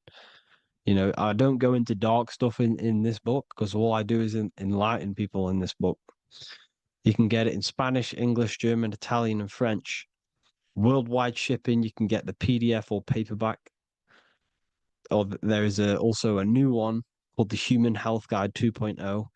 It gives you a list of all the foods, grains, oils, and nuts, you know, everything that's alkaline and positive for the body and not man-made and hybrid. It tells you all the products to stay away from, how to fast, how to improve vision, how to improve everything, literally. So the Human Health Guide has been released. If you want that, I'll put all the links in the bottom in the description. Hope you all enjoyed the lecture, people. God bless you all.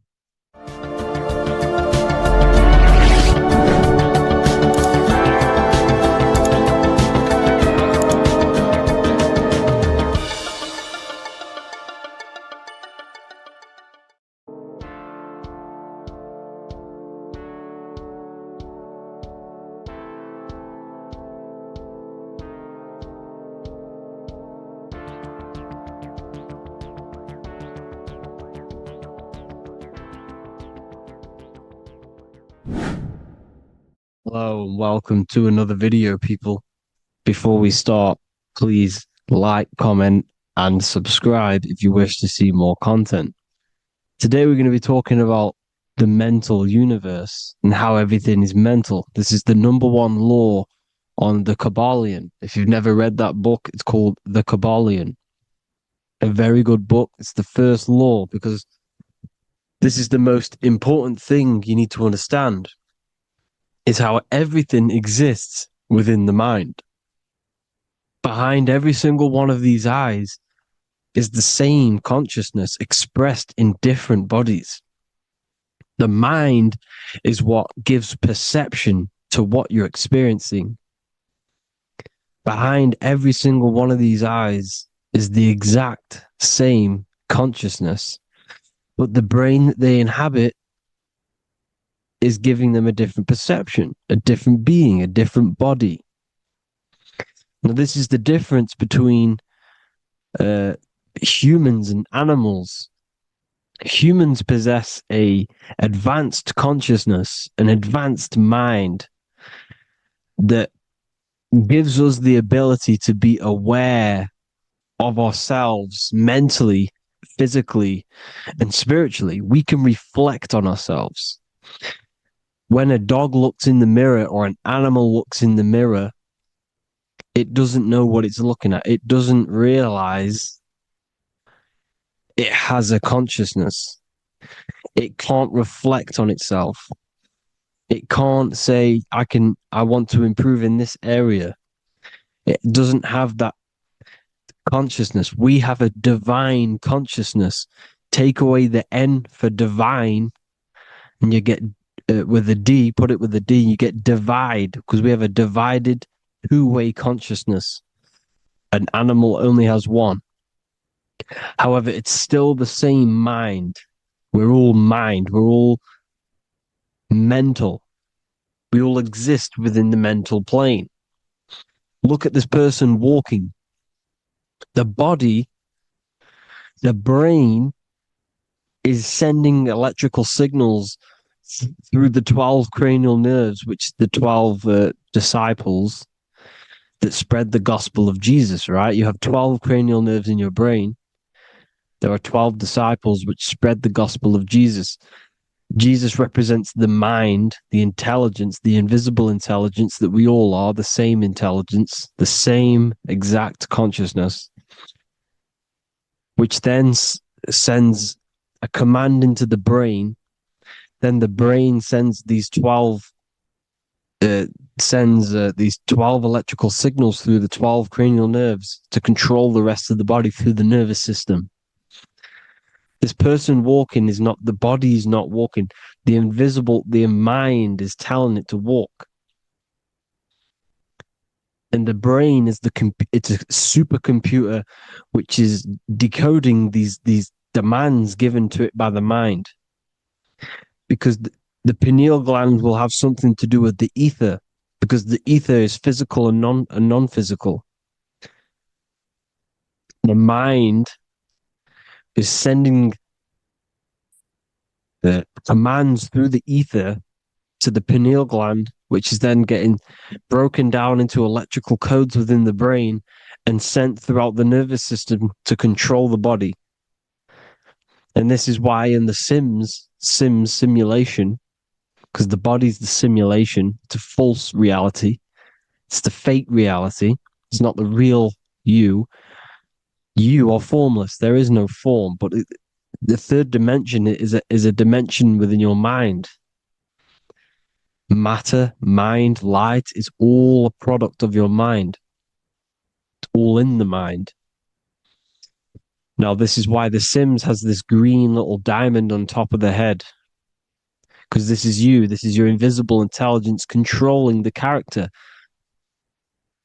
Okay? It's controlling the character. And this character is in the world. Your consciousness isn't in the world. The world exists within you, but the body is a vehicle for that realm that you land in. When you have a dream, your mind transcends this body into another body, duplicates your body into another universe, unite, unite is one. We're all one. It's all one universe, expressed in many different ways, infinitely. And the vehicle that you land in is the body to operate in that realm. This is the all-seeing eye, as you see here. The eye, this is all the intelligence. This is the ball of consciousness, God, expressed in different bodies. We're all this same one in different bodies, as you can see here. And this intelligence is expressing infinitely throughout the universe, an infinite universe.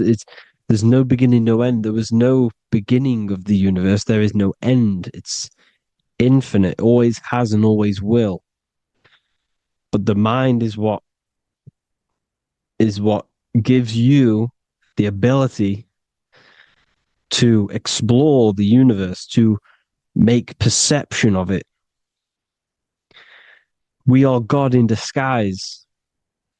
We are God in disguise. We are God in flesh. But the body can become attached to the mind, can become attached to the body if the mind is not aware of itself.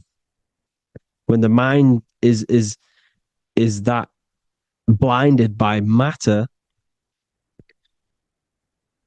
and we lack knowledge and understanding of what we truly are, a formless, infinite being, a traveler. This is why Freemasons are called Freemasons. Mason means traveler, free. You're a free traveler because your consciousness is a traveler of the universe. When we lack understanding, our mind bounds to the body because we don't separate the body with our different layers of consciousness. When we separate them and identify that we are mind, body, emotion, you then can apply this knowledge to when you want to astral travel and explore the different realms of your mind, because the mind is the universe. People, this is what we need to understand. The mind is the universe. I am you and you are me. This is the Egyptians showing you this. The Ankh is the symbol of life. This is the one ball of consciousness, mind, giving it the Ankh life to all the different life forms. The cows, the birds, the snakes, and the big Ankh given to the humans, because the humans are the most intelligent. We have the most advanced consciousness. We have the most advanced consciousness. This is why the one is giving a big Ankh to the humans here. Here you see it again. This is not the sun.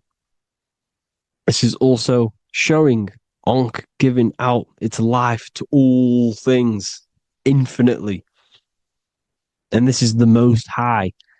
We are the Most High in disguise. When we strip off the body, we strip off the desires for the physical world, we strip off all these fake identities that the mind gets attached to. That is God. The universe. You are the universe experiencing itself. I and I.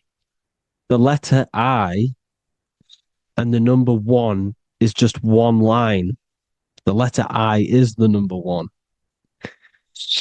Because your I am, when you refer to yourself as I, every single one of you who's watching this video refers to yourself as I, which is the one. We are all the one.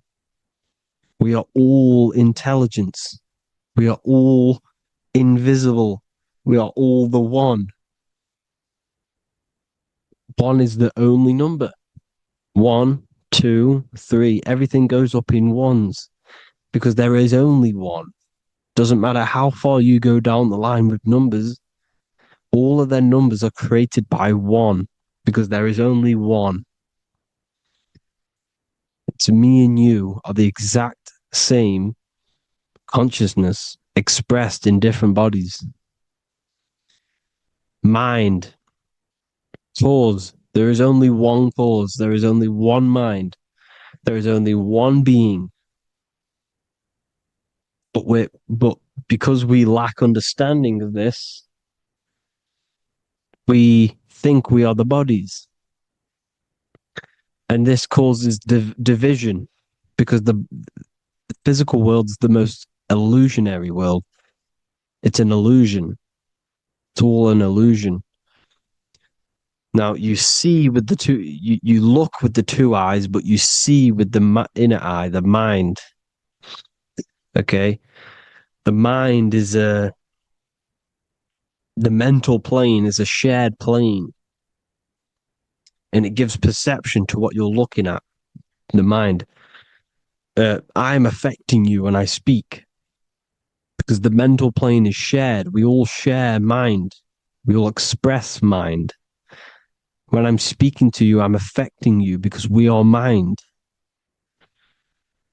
So the words that I'm saying, which are being manifested from my mind, are being manifested through my body into vibration. is affecting you. I'm affecting you with what I'm saying. And these words are having an effect on your mind because we're all mind.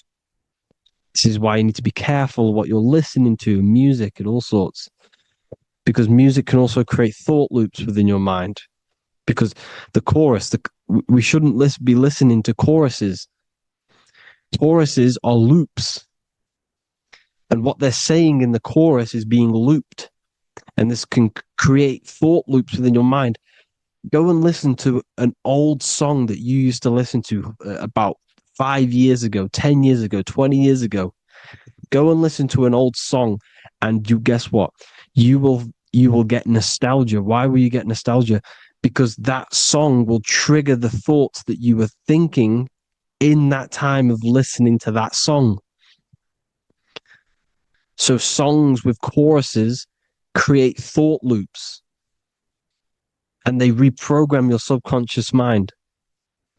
It's important why music is very powerful.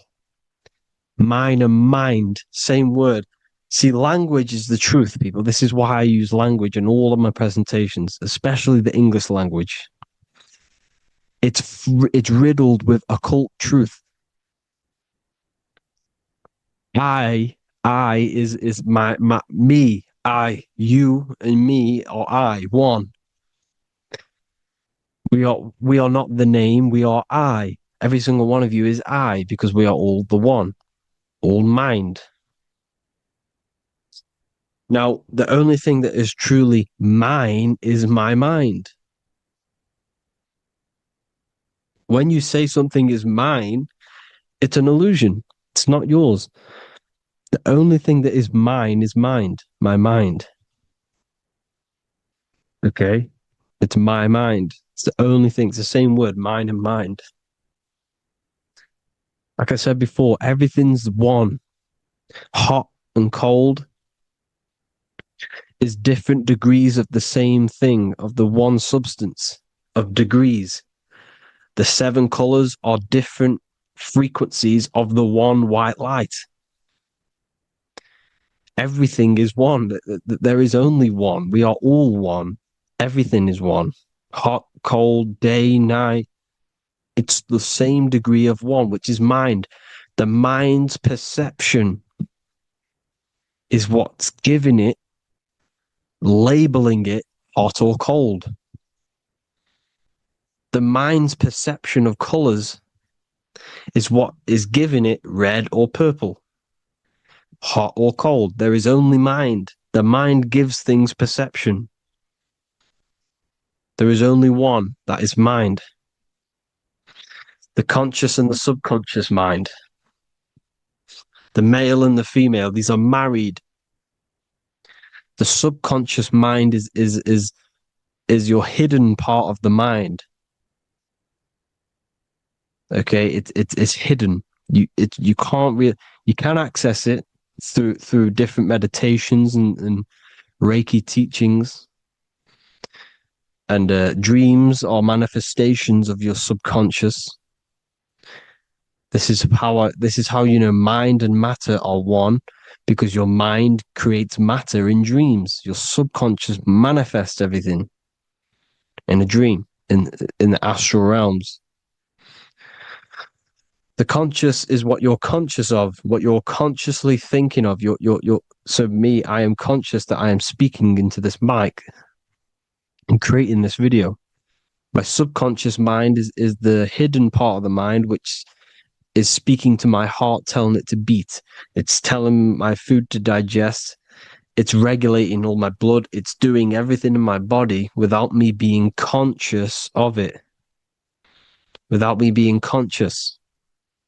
The subconscious is the feminine. The conscious is the male. The Bible, of course. Proverbs 12:4. Helpful, not helpful, an excellent wife is the crown of her husband, but she who brings shame is like rottenness in his bones. In the same way, husbands should love their wives as their own bodies. He who loves his wife loves himself. You can take that physically, you can take that literally, or you can take it metaphysically. See, the Bible's written in such a way where you can take it as your level of realization. He who loves his wife loves himself. If you love your subconscious, if you love yourself, you speak good about yourself because your subconscious takes everything literally. If you say, I hate you to someone, your subconscious does not know the difference between me and someone else. It only thinks me, me, me. Why? Because mind is the only thing that exists. You are mind, I am mind. If I say, I hate you, you're saying that to yourself. Your subconscious picks that up and says, I hate myself. And that's telling your subconscious that's what you want. Because your subconscious manifests 90% of your behavior. The programs within your subconscious. Tying your shoelace is a program. You don't need to be conscious of it. You can just do it because it's a program. It's deeply interwoven in the subconscious. Driving your car, texting on your phone. You don't have to think about what letter. You just do it because you know where the letters are. It's a program. Therefore, if you look after your subconscious, they are a married couple. It's your wife. Your subconscious is your wife. And it manifests 90% of your daily basis thought patterns, actions, behaviors, emotions, all the things that you all the trauma that you've experienced is stored within your subconscious, which is affecting you. So let's say you were in a car crash 10 years ago and you had a really traumatic event, you really hurt yourself, and you had a very, very, very strong emotion that you felt of pain. That will still affect you today. And why? Because it will manifest into your behavior. How? Well, you'll be cautious of what cars to go in and who. You'll be cautious because of that event that stored within your subconscious, because of that feeling you felt was so painful and so strong. It's still manifesting into your behavior today. For example, you won't go in certain cars, you won't go with certain drivers. The subconscious stores everything, all your memories, the programs, and everything. So if you trick your subconscious, that's how you manifest your life.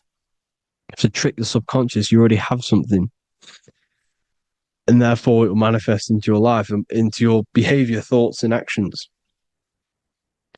This is why the golden rule is to treat others like you want to be treated. Because I am you and you are me. We are all subconscious. We all have subconscious. Whatever I do to you, I do to me. Because my subconscious picks that up and thinks I'm speaking to me. Mind is very powerful. Whatever I do to you, I do to me. Treat others like you want to be treated. The golden rule. That is the only rule we need in this realm, in the universe. If everyone understood this rule and how the subconscious works and how karma works, we'd live in heaven on earth, the Garden of Eden, the golden age. As a man thinketh in his heart, so is he. Proverbs 23:7. Where your heart is, there will be your treasure. Your heart's the emotions. The storehouse of emotions is where you feel emotions. You have to let your emotions move through you, not become you. You can't let your emotions become you. Or except be like the sky and let them pass through you. Be like the clouds and the stars passing over. Let them pass through you. Do not let them become you. And this is how emotions can take over your mind. We are driven by, when a man is driven by emotions, he has no self to control. You must control the mind because the mind can be corrupted. Because your thoughts are electrical in the brain. Your thoughts come from the mental plane.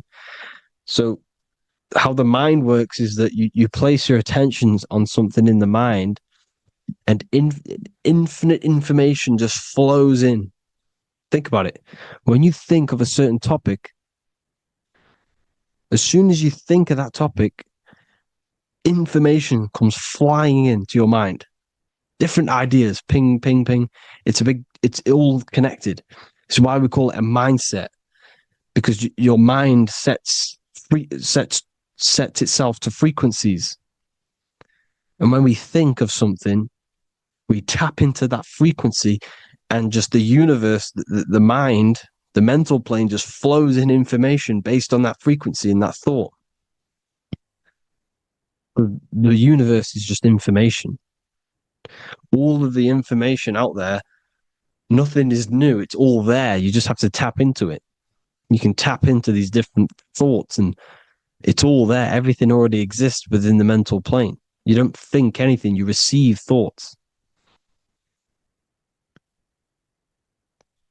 We all share the mental plane. We affect each other. I'm affecting you. Listening to me is affecting your mental plane, your mind. The physical plane is the lowest plane. It's the world of effect. Everything you see in the physical plane is the effect of mind. Like I said, the person walking is the effect of their mind telling the body to walk. The physical plane is the lowest dimension of your mind. Mother Earth, we are in a mother. We're in the womb still. The Earth is feminine. It looks after you. It provides you with food for free. It grows on trees with water. It's Mother Earth. It's the womb. The dome above your head is your mother's belly. Okay? Is your mother's belly. You're in the womb still. You're forever in the womb because your mind's constantly expanding. Because when the baby's mind figures out that there is a reality outside of its mother, it starts to hear the people on outside of its mother, what does it do? It figures a way out of the mother, and it becomes born again in the water, in a hospital, into the other world. It's the same with our minds. When our minds figure out there is other worlds beyond this physical, we explore them. The astral plane, for example. You figure a way out of the body. Because when you're the firmament, look at the word firmament, meant at the end.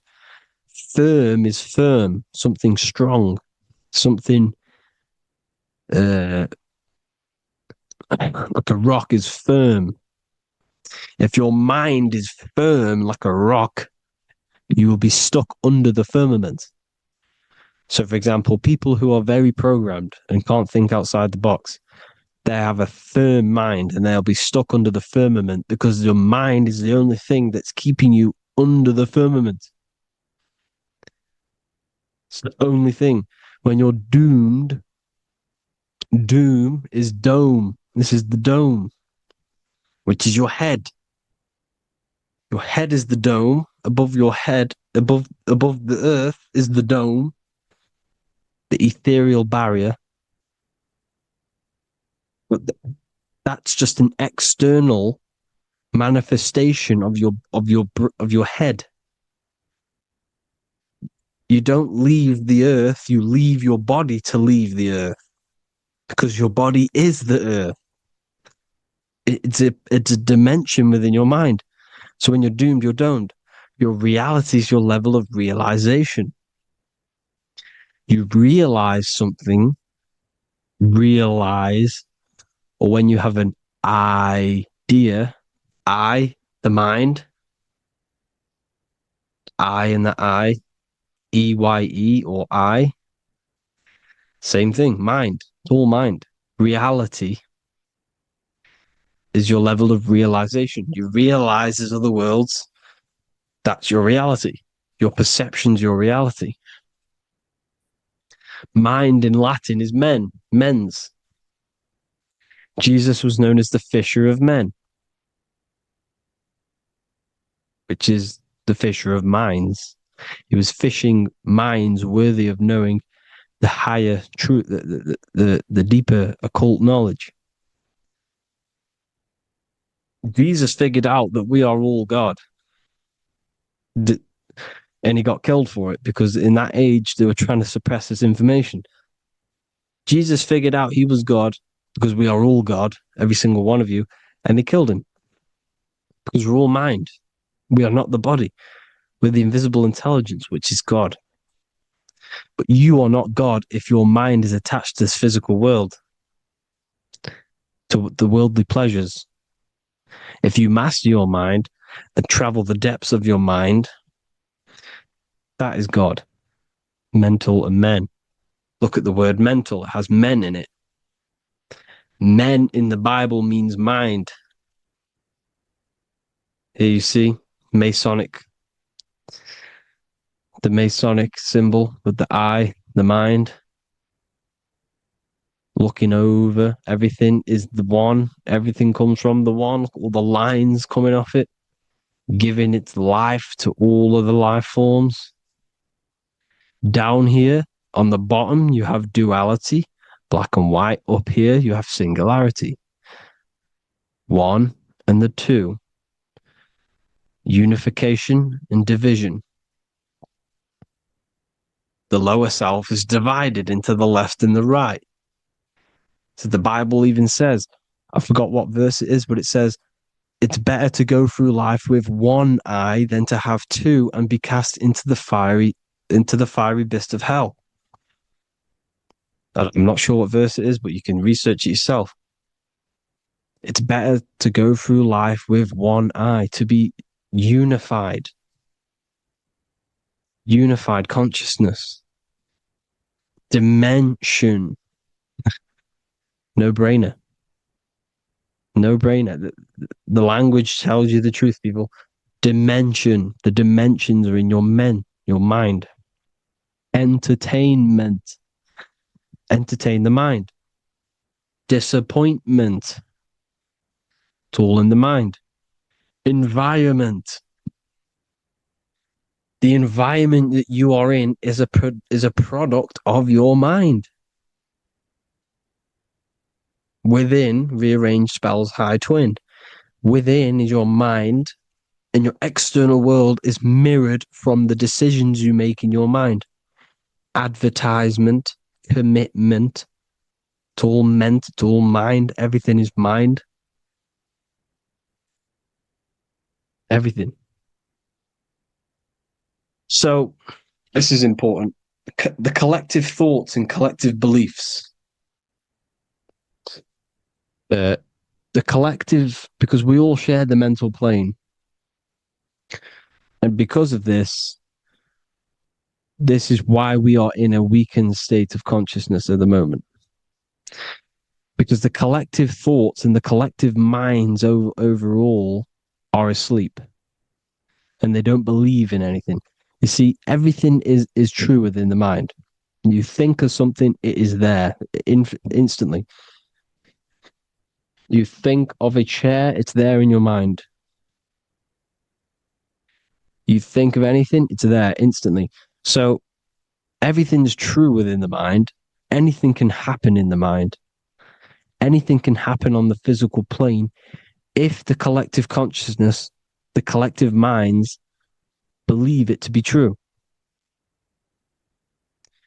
This is why back in the days, in the ancient days, you look at all the old world stuff, you see all this crazy technology, and it's because as a collective, as humanity back then, they believed that they had much more open minds. Therefore, the things manifested in the physical world were a lot more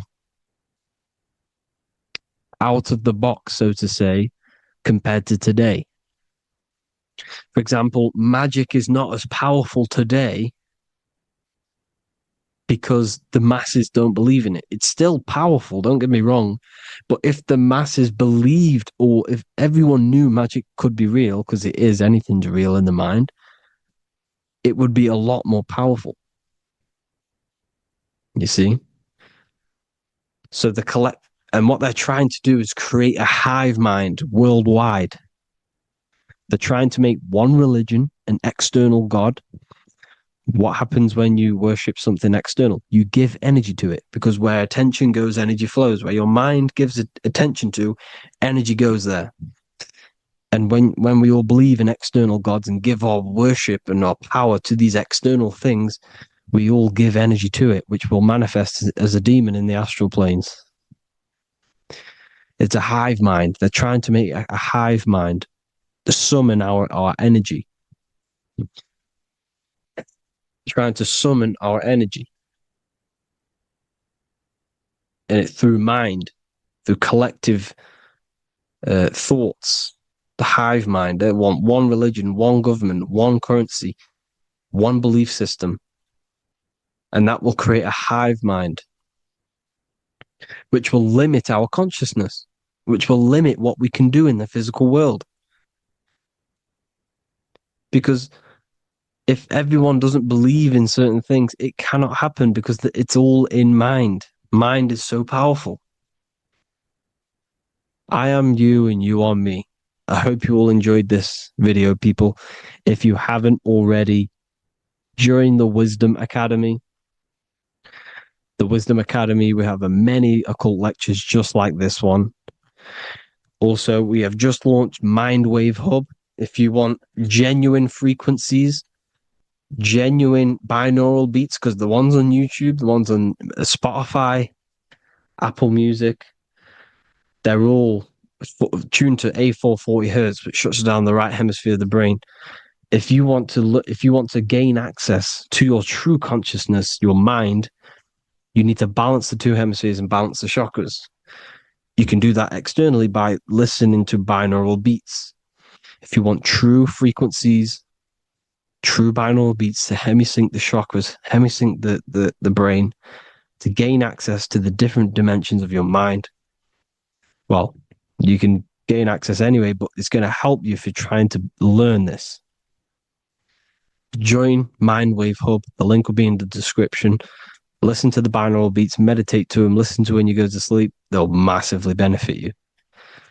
Thank you all, people. Hope you had an amazing, lesson. Hope you learned a lot. And please subscribe. God bless you all.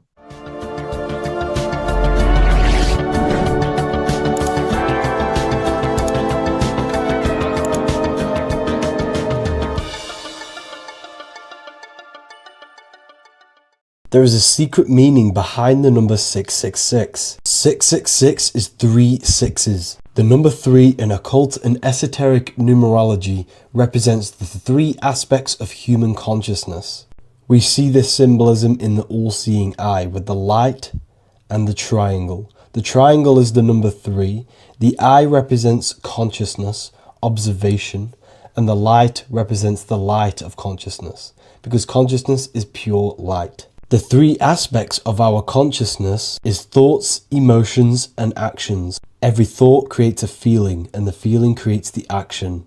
All physical manifestation is driven from these 3 aspects of our consciousness. All physical manifestation comes from thought. Every object you see around you, this screen, the phone you're on, the laptop you're using, or the iPad, was a thought in the invisible realms of consciousness. Then it was brought into physicality through feeling and action. This is because man is made in the image and likeness of God. We are all mini creators. We are all extensions of God's creative consciousness. Therefore, the number 666 represents 3 sixes. 3 is thoughts, emotions, actions. The number 6 represents the cube, because cubes have 6 sides. This material world that we experience, everything has 6 sides. Everything's created by cubes. We can move forward, we can move backwards, we can move left, right, up and down. This is the cube that we are stuck in. Therefore, 666 represents our 3 aspects of our consciousness, thoughts, emotions, actions, all contributing towards our physical self, material world, material pleasures, completely cutting ourselves off from our spiritual, true, divine self, which means 666 is representing a state of consciousness. A state of consciousness where we only operate from a place of material needs and survival things. As humans, we possess a physical material body in the physical material external world. but we also possess an invisible inner world, which is what we call spirit. When we disconnect ourselves from our inner world, we become lost in this materialistic way of thinking and acting, which can lead to no life purpose, a feeling of emptiness and voidness in our hearts. Humans possess the ability to transcend our animal instinctual natures and turn to the divine mind, to the spiritual inner world. It is our inner world that is projecting our outer world. The outer world is just an effect of our inner state of consciousness. It's important as we go through this human life to not lose ourselves and look for our validations outside of ourselves. The external world is simply just a mirror, mirroring with mathematical precision what happens inside our consciousness. When we change our inner world, we produce effect in the outer world. To get back on track about this number, this represents when we are lost in our material self and we are completely cut off from our true divine self. The devil is always having goat horns, which represents a ground animal. This is the lower animal self of man. He's always red. The frequency of red is the lowest vibrational color, and it also represents the root chakra. This is all to do with survival mode and our physical needs and physical self. Red represents chaotic and intense emotions like hatred and anger. This is why the devil is always red, because it represents anger and an uncontrolled state of emotion and consciousness. You see, we've been taught in the church and all through religion indoctrinations that the devil is an external deity which influences humans. And in fact, this is nothing but a metaphorical story. The devil is a character which represents an aspect of the human mind, the lower aspect of the human mind, a facet of our own consciousness and psyche. The voice that we have in our head that tells us to do these negative things is not an external deity pushing us to do something bad. This is an aspect of our own mind. Jesus and Satan are just two characters which represent the two voices that we have in our own consciousness. In fact, the word devil was never present in the early Gospels. Instead, what was mentioned was a spirit of evil. A term spirit of evil was not meant to denote a specific deity or being, but rather any force of negativity, whether it manifests as a destructive thought, emotion, or action. The spirit of evil represents the darker sides of our mind, the part that leads us astray and brings forth negativity in our lives. The reason why they want you to believe in a devil is because they don't want you taking responsibility for your creations. They don't want you to realize that the external world is truly a mirror of your inner state of consciousness. Instead, when something bad happens in your life, you blame it on some external devil or Satan who tempted you. Everything is your creation in your life. When you realize this, you take full control and you begin to reshape your external world by changing your inner state of consciousness. Geometry.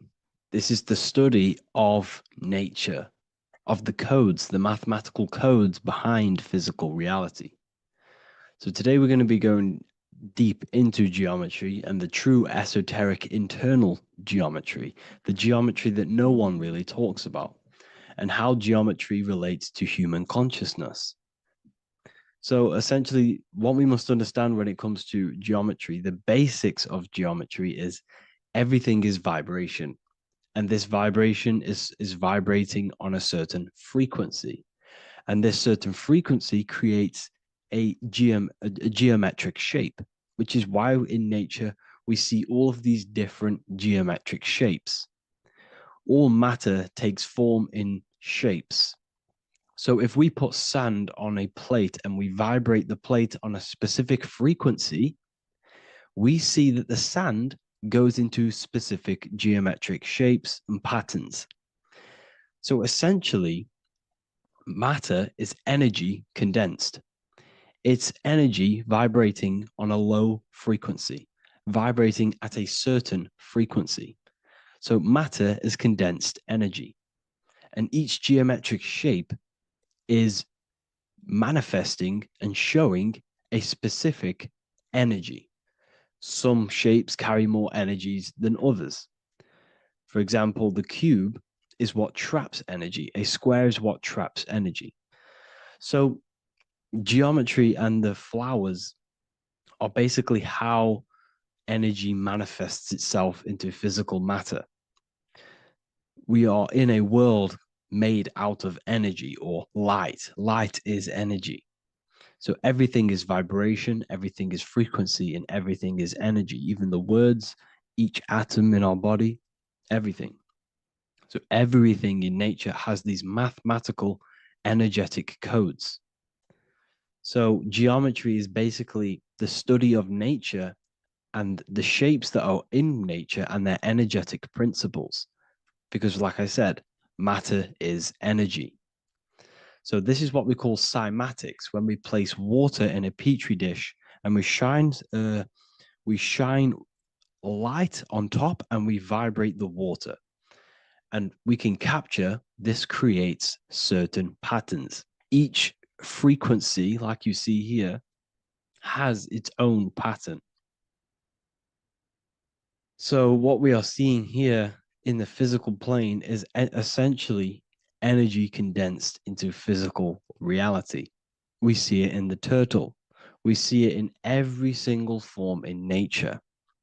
Now, external geometry and normal geometry, we normally get taught that this is God's way of creating physical reality, which is essentially true. However, it's far more deeper than that.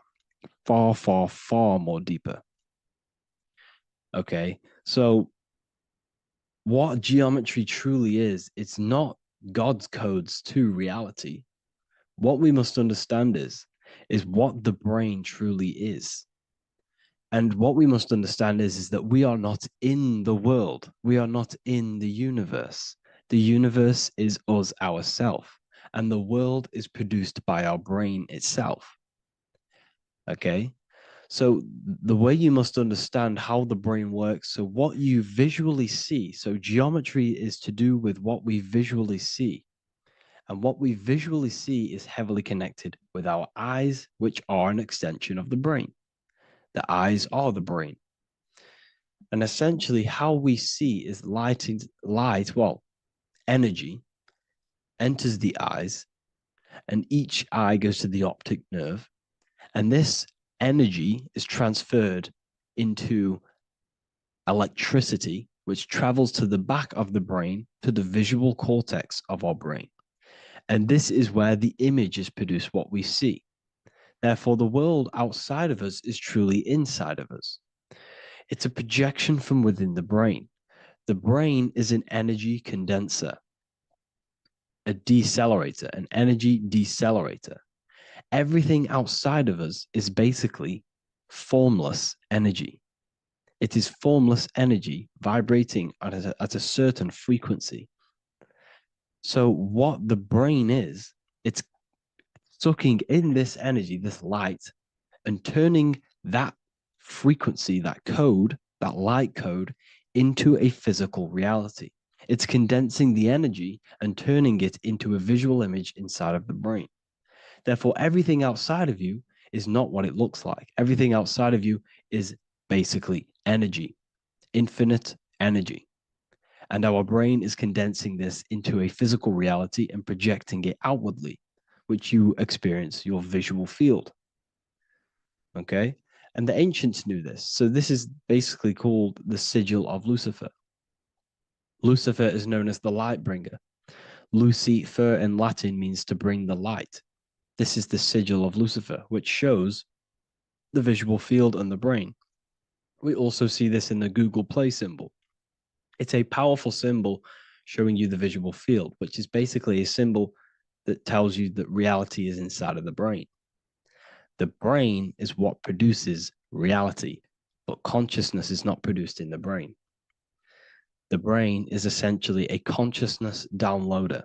It's a computer, and it's a reality simulator. The body is a simulation of physical reality. You are inside of the body experiencing the body simulation. The body produces this reality. It's a piece of technology. So Lucifer is to bring the light. Lucifer is the light being produced in our brains. Okay. So this is why they say Lucifer can tempt you. Lucifer can be the devil because it represents physicality. It represents the false light. Lucifer can trick you because it represents the physical world can trick who you truly are. So now that you understand how the brain is basically an energy decelerator and it creates and simulates a reality to your consciousness, you are no longer a person in a universe. You are the universe itself experiencing itself.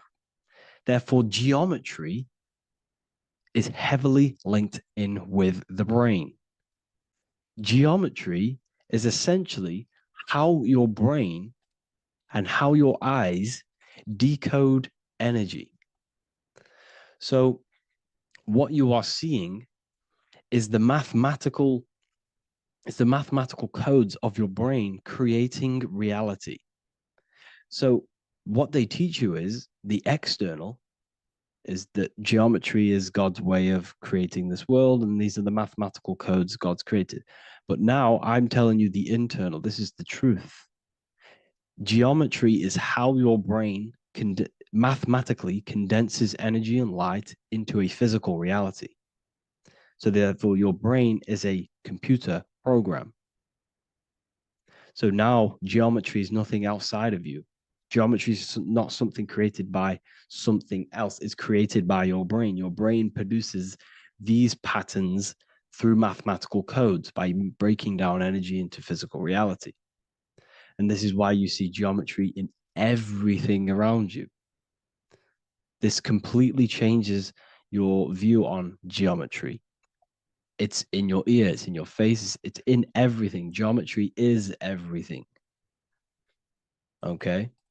So now that you understand this, now, as we were talking about the visual field earlier, the ancients knew about this. The ancient Egyptians knew about this. We can see this symbolism inside of the casket, the Egyptian casket. See, this crossover represents the visual field. This represents the back of the brain. This is the left hemisphere, the right hemisphere. And now some of the most simplest teachings in geometry is that straight lines are masculine and curved lines are feminine. And we even see this in the human body. The feminine human body is curvy and the masculine human body is liney. And even with the genital reproductive area, we have a line and a curve, 0 and 1, the binary code of all creation, 0 and 1, because that's basically all that exists. Nothingness and one, nothingness and God, nothingness and consciousness. That's all that exists. Now that I've told you that, the basics of geometry and the line and the curve and the feminine and the masculine, what do we have here? You see this stick here? This is a curve. And what's the right hemisphere? The right hemisphere is the feminine, the feminine energy, the feminine aspect of our brain. Then we have a straight line. This is straight lines. Now this represents the left brain. So the Egyptians are showing you the left masculine brain and the right feminine brain because of the curve and the straight line. And this is the visual field, the crossover. So there's a crossover in the brain. The left eye is connected to the right brain. The right eye is connected to the left brain. Okay, so the left eye is connected to the right brain. The right eye is connected to the left brain. The solar and the lunar. So, like I said, everything outside of you is basically energy. Your body is basically a holographic avatar, condensed energy produced by your brain. There's nothing actually outside of you. Your 5 senses are electrical threads of light. And when you touch something, this is basically electrical signals in your nervous system, which are reporting back to the brain. Therefore, what you touch is actually, you're not touching. The feeling that you feel when you touch something is not the true feeling. That's your nervous system you're feeling. You're feeling your nervous system in the brain. It's electrical signals to your brain. So the 5 senses do not decode, well, what you're experiencing as the 5 senses is not outside of you. This is your brain interpreting electrical signals. You don't experience the world, you experience your nervous system and your brain. The nervous system is an extension of the brain. So this is the truth. This is not woo-woo spirituality. This is true consciousness science that I'm teaching you here. Okay? So nothing is truly outside of you. It is a universe. You yourself are the universe, the fabric of the universe itself. The only thing that exists outside of you is essentially energy. That is it. And your body and your brain condenses this energy into reality. So when we look into architecture, why is architecture, the ancient architecture, so important? Because what did I tell you at the beginning? Shapes and physical matter is condensed energy. Each shape holds specific energy. Some shapes hold more energy, emit more energy. Some shapes condense energy. Some shapes transfer energy. Each shape, each geometric shape has an energetic principle because matter is essentially energy. So when we look into cathedrals and the ancient buildings, they were filled with geometric patterns, geometric shapes, because they understood the energy principle.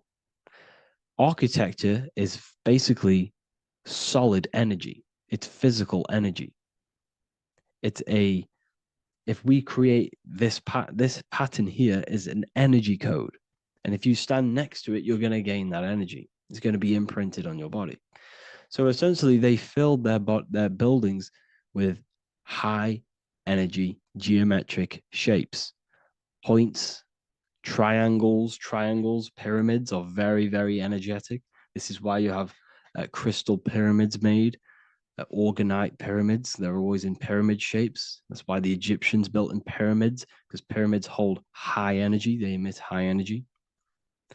So this is why you see all these different geometric patterns. Okay. So in the real reality, in the energetic plane, this building would basically look like this: lines and grids of energy. Okay. This is what it would look like in the energetic plane, a blueprint of the energy body. So as you see here, these are the different frequencies in a petri dish, of water in a petri dish. And you can see they are specifically aligned up with these specific patterns. You can see geometry even within geometry. It's fractal. So essentially, when you would stand inside of these buildings, they would imprint the energy of the building in your body, because your body is healed through energy. You have an electromagnetic field around your body. So by creating buildings with geometric patterns, we are essentially increasing the energy of the building, because the building itself is energy. Okay. So when we fill it with geometric patterns, we're increasing the energy. We're giving it a certain energetic imprint. So when you stand inside of that building, you're being imprinted with that energy. Okay. So especially with these windows, these stained glass windows. Well, why are they stained glass? Well, color is frequency. So when you have all of these different colors, and not only were they just painted, some of these colors are specific gemstones, crystals, natural stones, which all hold energetic principles. Each crystal is vibrating on a certain frequency. Wood has its own frequency. Metal has its own frequency. What you must understand is that everything in nature is not just a piece of matter. It's vibrating. The atoms of wood are vibrating on a certain level, which give it a certain energetic principle. Each crystal is vibrating. The atoms of the crystal are vibrating on a certain frequency, which give it a certain energetic principle, quality. So each thing, this is why the ancients were obsessed with natural stones, natural things, crystals, natural metals, and they wore different metals, different things like copper on their bodies, because they understood the atoms of these natural things are vibrating, which give certain qualities to you if you wear them. So you're not wearing it, you're basically putting that frequency onto your body because they understood this is energy. If I put copper on my body, I'm not putting copper on the body, I'm putting the frequency and the energy of the atoms onto my skin, and that frequency of them atoms are going to vibrate my skin, that frequency, and heal my body. So this is why this is so important. So each building is an energetic code. Okay. So when you stand in these buildings, it can heal your body. This is why when people walk into these ancient churches, they feel like they've met God. They feel a certain way. They feel so amazing when they enter these churches. They feel holy, for example. It's not because God's there. It's not because these man in the sky dwells in these holy places. It's because the energy of these buildings affect our consciousness. They increase your energy. They raise your vibration. They heal your body. They heal your cells. They imprint the water in your body, especially with these stained glass windows. Like I went a bit on a tangent there, but these stained glass windows were encoded. Well, they use different gemstones, different lights, different colors. And when the sun would shine through this window, well, what's the sun? The sun is light. Light is energy. The sun's light would go through this filter of the window of the crystals and the different gemstones and the different colors, and the sun's light would be encoded, imprinted with these crystals, with these colors and these natural glasses, which have healing energetic principles. And when you are inside that building, the sun's encoded energy of the window would be imprinted into your body, into your energy field, and it will heal your energy field, and it would heal your body, your cells on a cellular level. Because your body is what? 60 to 70 to 80, some people say 80% water. And water is encoded with vibration. If you say certain things into water, it gives it a specific geometric pattern, like I broke down in the beginning. If you say love to a water and then freeze it, it will go to this. If you say hate, it will go to a distorted pattern. So when you are in these buildings, you're being imprinted by the energetic codes of these buildings, the energetic principles of the windows, of the structure itself. The ancients never used to build in squares. Their buildings, their insides were never square rooms, because they understood squares trap energy. They always had pointed roofs so energy can escape. So there's many little things that we need to look into geometry. For example, when you see magicians, when you look at ancient magic, why do they stand in circles with different geometric patterns? They use different geometric shapes. Why? Because shapes are energy. They hold specific energy. So when the magician stands in a circle with a pentacle, they're working with the energy of that pentacle. You can work with different energies based upon the different geometric shapes that you draw. And you can use this in your structure, in your architecture, in your work, and it can influence everything. So this is the true geometry. I hope you gained a deeper understanding on geometry and how it relates with you and your consciousness. Like I said earlier, your brain produces geometry. It's basically how your brain decodes energy.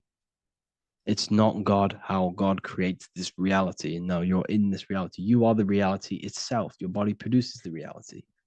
Therefore, geometry is one with you. So therefore, if I play with the geometry of the buildings, for example, like the government have, everything's in squares. If you look outside, everything's a square, everything's a rectangle. You go to a city, every window is a rectangle, every building is a rectangle. You live in a box room, everything is boxed and squared off in this reality, in this modern society. Why? Because they're trapping energy. The box is the cube is the most simple geometric shape, which basically condenses energy and it traps energy. And if you subconsciously see squares all the time, your phone's a square, your TV screen, everything's a square, your keyboard, your desk. Go and look at the ancients. They never used to build in squares and cubes. And if you go into nature, you'll never see squares and cubes. Nature doesn't create squares and cubes. Everything in the modern society is squares and cubes to simple your consciousness down, to dumb your brain down. So the ancients built very, very complex structures. Why? Because they understood what we see affects our brains, because our brains decodes reality and creates reality. If you see a sophisticated building, this is going to give you a sophisticated mind and raise your IQ levels over time, subconsciously. I'm not saying if you look at this building, you're going to become smart. I'm saying if every single building in your environment, ment is mind, mental, every single building in your environment was this complex and complicated, it would increase your IQ on a subconscious level. It'd make you more complex, make you more intelligent. So they've dumbed everything down. They've dulled everything down. Look at everything. Everything is being dulled down. So anyways, I hope you all gained a better understanding on this. If you want to gain more occult knowledge and esoteric knowledge, make sure to read the Book of Wisdom, Volume 2. If you're inside the university, you can get this book for free. Go to the general chat area and follow the instructions, and you can order yours for free. Truly life-changing stuff. Because the issue is with the world is that no one really understands who they are, what they are, and why we are here. That is the issue for people's depression, for people's wrongdoings. They don't understand who they are, what their emotions are, what their mind is, what their body is, what reality is.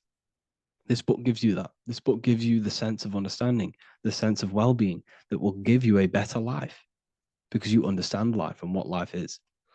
And if you truly want to take your studies to the next level, we have the Ethereal University. This is the place for truth seekers where you can connect with like-minded people so you don't have to feel insane, because not many people think this way. I've been there when you wake up and not many people around you are thinking the same way, and you start to feel a bit insane and you can't really talk to people about these things. That's why I created this, so you can connect with people and learn at the same time and become the best version of yourself by understanding truth and knowledge. If you join, you'll gain access to free live calls every single week, every single Saturday morning. We do live calls. You can ask me questions and all sorts. So make sure to leave a like and a comment. And thank you all for tapping in.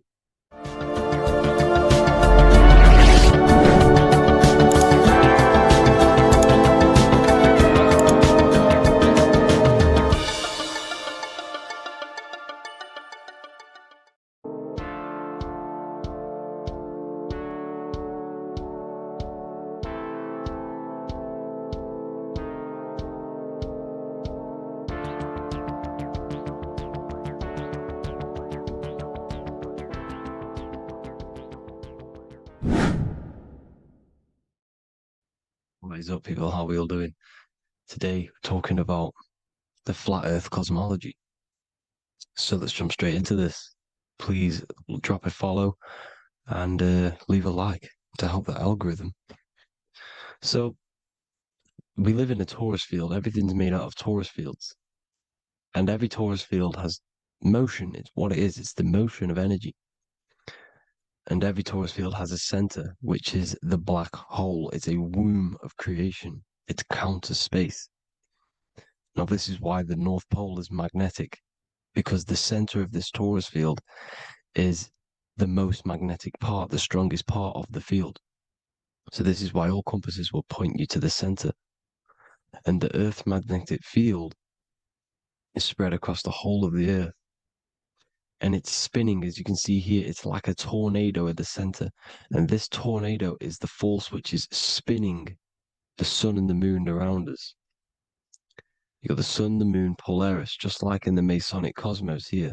The sun, the moon, Polaris, the all-seeing eye. Now we'll get into Polaris a bit later, but the sun is the magnetic force. Sorry, is the electric force, because every field is electromagnetic.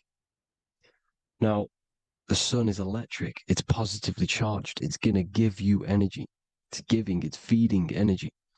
The moon is more magnetic energy, which is taking your energy away from you. And this is why you become sleepy when the moon comes out, because it's taking away your energy. So these two forces is the balance. It's the yin and yang. It's the balance. Everything in this creation is balanced. because the torus field is the earth is the plane of inertia, the 0 point within the field, because physical matter is a result of two opposing forces equalized on the plane of inertia. And that is where matter crystallizes into physical results. And this physical plane is the plane of inertia, planet Earth. And at the center of this plane is the black hole, the womb of creation. And outside of this black hole gives birth to light. So the torus field is constantly rotating, going into counter space, the black hole, and then out of counter space gives birth to the white hole, white light. You see? So it's going around, black hole, birth again, black hole, birth again. And it just keeps going around. It's an infinite cycle of energy. And this is where the infinity sign comes from.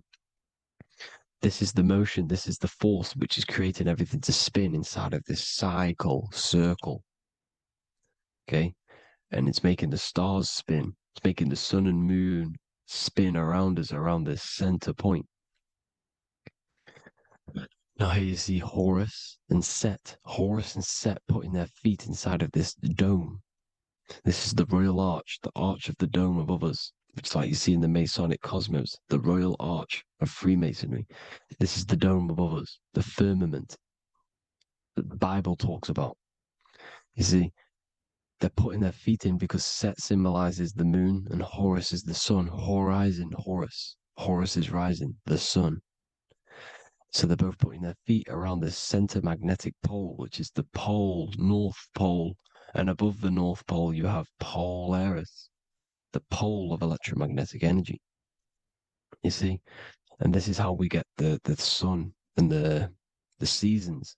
Because the sun, for us, when it becomes summer, it's on the Tropic of Cancer. Then it spirals outwards, going out and out and out, then goes to the Tropic of Capricorn. That's winter for us. Then it comes back in and creates summer again. So it's constantly spiraling around this center magnetic North Pole. You see? So this roof above our heads is the firmament, and this is what they've taken off of us. They haven't physically taken it, but mentally they have taken this away from you. It's a female energy, and this is what the Egyptians called Nut, the sky god Nut. And this is the womb. We are inside God's creation, God's womb. And the woman's womb, when she has a baby, is a microcosm of this, because everything inside of this creation is macro. It's a reflection of the bigger things, as above, so below. So the dome above our heads is the dome we are in when we are a baby. And you can see the sacred geometry of it is the exact same. It's the dome. And when we are inside of the womb, the woman, the sacred maker, which is the M, the Masonic M, this is the G male symbol. The Masonic M is maker, mason, matter, male. She delivers the male, you see. She delivers the male because it's the maker, the female, the magnetic. The woman is magnetic in nature. The male is electric in nature. So when we are in this womb, the female, we are being fed by the center umbilical cord, by the center of the mother's stomach. We're connected to the center of the woman's stomach, just like we are when we are in the earth. The center is where the aurora borealis is being emitted from, the electromagnetic aurora borealis, the northern lights. This is our spiritual umbilical cord, connecting us to counter space, connecting us to the realms beyond this world. Because at the center of every torus field is counter space. And at the center of the earth is our spiritual umbilical cord. And this is the earth's belly button, as you see. As above, so below. We had a physical umbilical cord. We have a spiritual umbilical cord. And this gets cut when we die. When we're cut away from the physical reality. You see, here's the ancient Egyptian tablet showing this female. You can see the hair, it's a female above us, because the female energy is nurturing, helping, looking after. And that's exactly what the dome is. It's protecting us. It's the Ark of the Covenant, the Ark covering us. You see? And This is what they've taken away from us. By you believing in space, it completely destroys the idea of this being a sacred creation.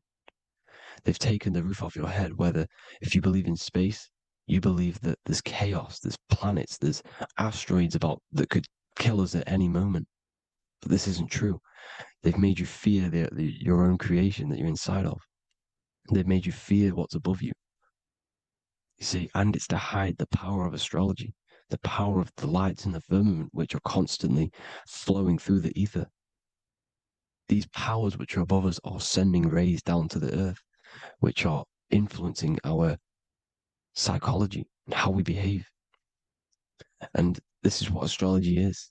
It affects human consciousness. It interacts with our consciousness. And there's a different energy every day because the planets are in different houses, different alignments. And this is, we'll go into this a bit deeper later on. So the world tree, this magnetic north pole, the pole of electromagnetic energy, was symbolized as a tree, the great tree at the center of the earth. You see? And this tree is symbolized everywhere. You can see here how the center person, this Egyptian person, is holding up the sky. This is the North Pole, the hyperboloid, at the center of every Taurus field. And this tree was in the Mayan cosmology. This is an ancient depiction. This is the Taurus field. There's the plane of inertia. Here's the center tree. Here's the tree in the center, the magnetic North Pole, the woman holding the stars. Here's the Hindu with the two birds symbolizing the sun and the moon revolving around this center tree. The Mayan tree, his Horus and Set around the North Pole. They all knew this flat earth cosmology. They knew these secrets. It's so sacred you understand the creation that you're inside of. Because if you don't, you'll be led astray. You don't know where you are. You're lost. You see? And here's the Masonic art with the rays of the stars coming down with the tree in the center. So it was personified as a tree. And we are in Asgard, Midgard, the middle garden, where there's good and evil. So the 7 layers of heaven, which is talked about in the Quran. Each planet has a different layer of the firmament, and this is the 7 layers of heaven, and these are our 7 layers of the energy centers in our body. So we start in the stars, so we are stars in a physical body. And this is why we say Mr., Sister, Fraudster, Sinister. Stir is star, and we are in the stars, and our star descends into the soul system, not solar system. And as we descend into the soul system, we enter Satan's kingdom, Satan's world. As it says in the Bible, Satan is the god of this world. Well, if you've been into my research for a while, you know Satan is Saturn. Saturn's world, because Saturn's the outermost ring. He's the Lord of the Rings. And you enter his kingdom, the kingdom of time. And this is why Saturn's the time god. As soon as you go past the rings of Saturn, you're now in the soul system. You're now in time. You're now bound by space and time. And you're bound to the earth plane, the heart. Earth is heart. It's a rearrangement, it's an anagram for heart. And the heart of the electromagnetic color spectrum is green, and that's why the earth is green. And above green is blue, and this is why the sky is blue. In order to go to heaven on the macro scale, you have to go through the blue sky, through the 7 layers of heaven. In order to reach heaven in your body, whilst you're here, you have to go through the blue chakra to your head, which is heaven. It's micro, macro. Everything is micro, macro inside of this creation. Is an ancient. I think this is a French image, piece of art from the ancient French, with obviously the 7 layers of heaven, which they all depict. And notice how it's like a dome. We'll go into this dome symbolization, the Royal Arch of Masonry, which is next. But these 7 layers of heaven give us the 7 metals, the 7 days of the week, the 7 diatonic tones, the 7 chakras, the 7 everything. It's God's favorite number. And this is why the Masons use the G inside of the compass, because the G is the 7th letter, and God starts with G. You see? So it's 7. God is 7. Here's another depiction of the heart, the soul system, the 7 layers of heaven. La fermente, La Fermette, you see, La Firmament, with the stars on the outermost layer. Here are the 7 planets: Jupiter, Mars, La Soleil, the sun, La Luna, the moon. So Saturn. So we are in the heart of this soul system. In order to ascend, we need to ascend up our chakra system, reach 144,000 hertz, God consciousness, the God man. You have to unfold God man, master of the mind, mastery of the mind. So what are the stars? The stars make everything unique. The stars are constantly rotating around the center, magnetic North Pole, the tornado at the center, which is stirring everything. It's stirring the ether. The center is the ether, and the 4 elements are born out of this ether. There's 5 elements: ether, spirit, water, air, and earth. The ether gives birth to the 4 other physical elements, which the whole of creation are made out of. About them 4 elements. 4 is the number of stability. You know, a chair, a table has 4 legs.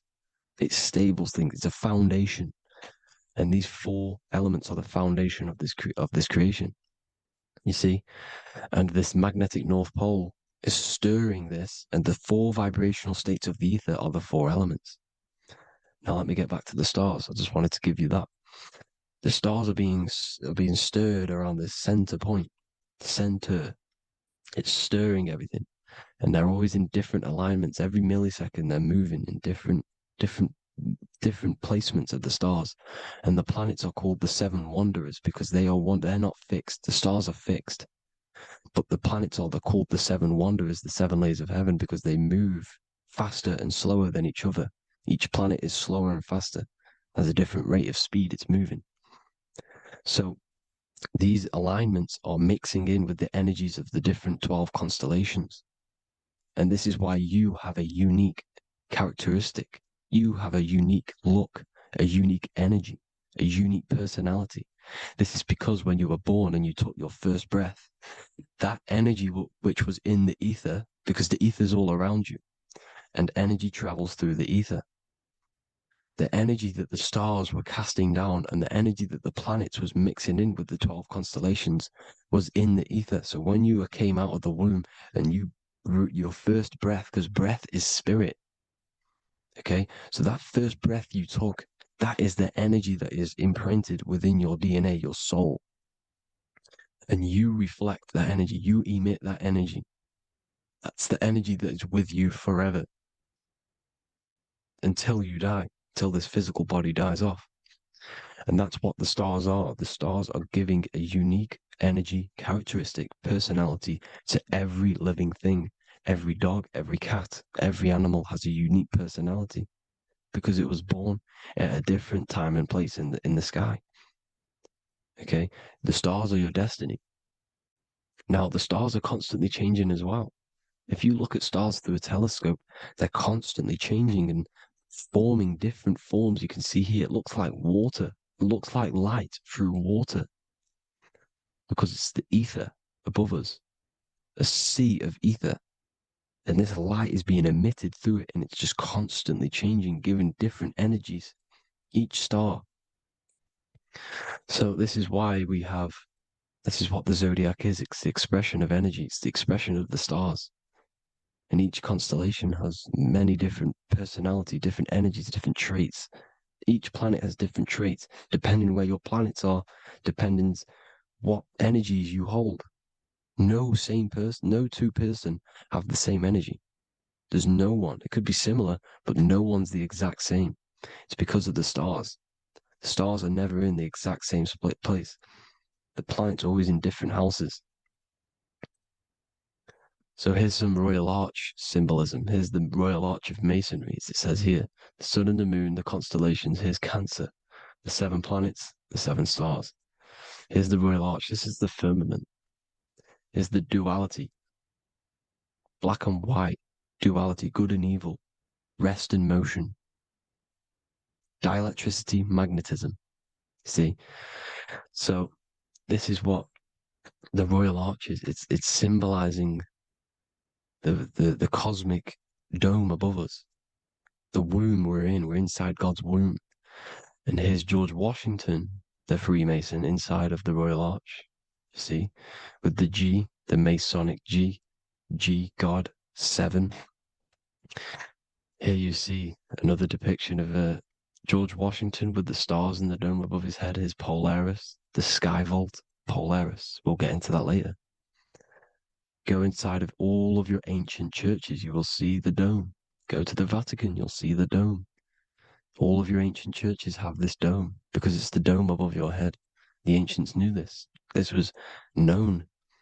We did not live in space. It was known back then. They all knew. This is Crown Court, which is one of the most important courts in the UK. You can see it's clearly so much Masonic symbolism. You've got the 4 pillars of Masonry. The Royal Arch is like an arrow pointing upwards to Polaris. As the Disney World is under a dome. In his Polaris, the sky vault. You see? And also 666 in the symbol. Here's more 7 layers of heaven. Here's an ancient depiction. The firmament. Here's the astral plane outside of the firmament. The Royal Arch. You see? It's everywhere. Here's Polaris, the 8-pointed star. Polaris is in between the sun and the moon. It's at the center of the Taurus field. And Polaris corresponds with the pineal gland as well because it's the all-seeing eye. See? So, is Polaris the 8-pointed star, which is at the very top. It's the very center. It's on top of the North Pole.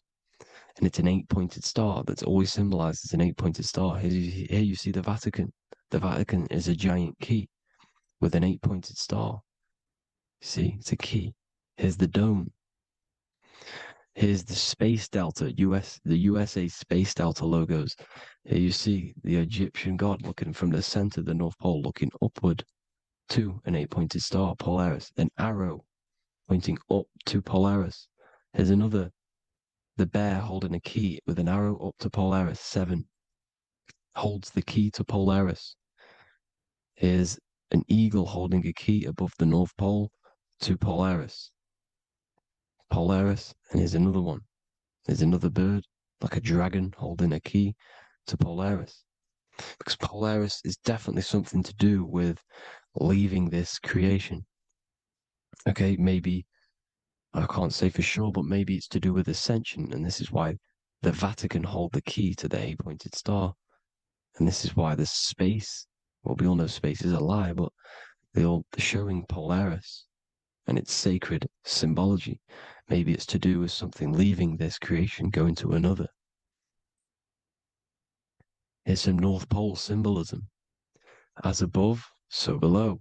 You see the four seasons of the Big Dipper constellation going around Polaris. This is Polaris, this is the Big Dipper constellation, and this is the swastika. This image gives us the swastika, because all the symbols we use are created in nature. They're created somehow in nature. This is how we get them. As above, so below. This is the map of the North Pole with the 4 rivers, looking like the Big Dipper constellation. It's the Masonic, here's the ancient cosmology with the 4, you see the 4 islands, Mayan cosmology, 4 islands. This is the alchemical symbol for Earth, 4 sections. The windows, because the center of the North Pole is a window to another dimension. The 4 lucky 4-leaf clover, which is supposed to be lucky. It's just, it's truth in plain sight. And here's Hitler looking at 2 flat Earth maps. So this swastika has been used for thousands of years, thousands and thousands of years. And it's symbolic for the most sacred land on this plane, the North Pole. Shambhala. Do some research on Shambhala, people. It's a it's a Hindu mythology about the sacred lands at the center of the earth. And it's known to be full of enlightened beings. And it's all symbolized at the center. You can see their paintings of Shambhala. It's all at the center, the North Pole. And it's known to be the most godly place ever because it takes you to a portal to the higher places. And maybe this is something to do with Polaris, connecting you to this sacred land at the very center. But anyways, people, thank you all for tapping in. Hope you all learned something. Have an amazing day. Please follow, subscribe, like, all the links in the description for the courses, the PDF. Please have an amazing day. God bless.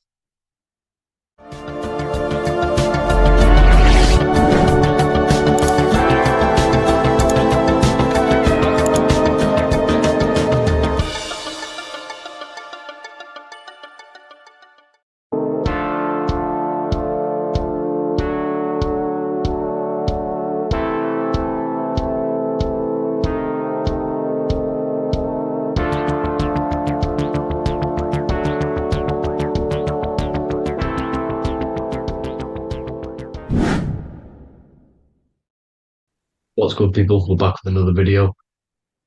This is going to just be a quick video.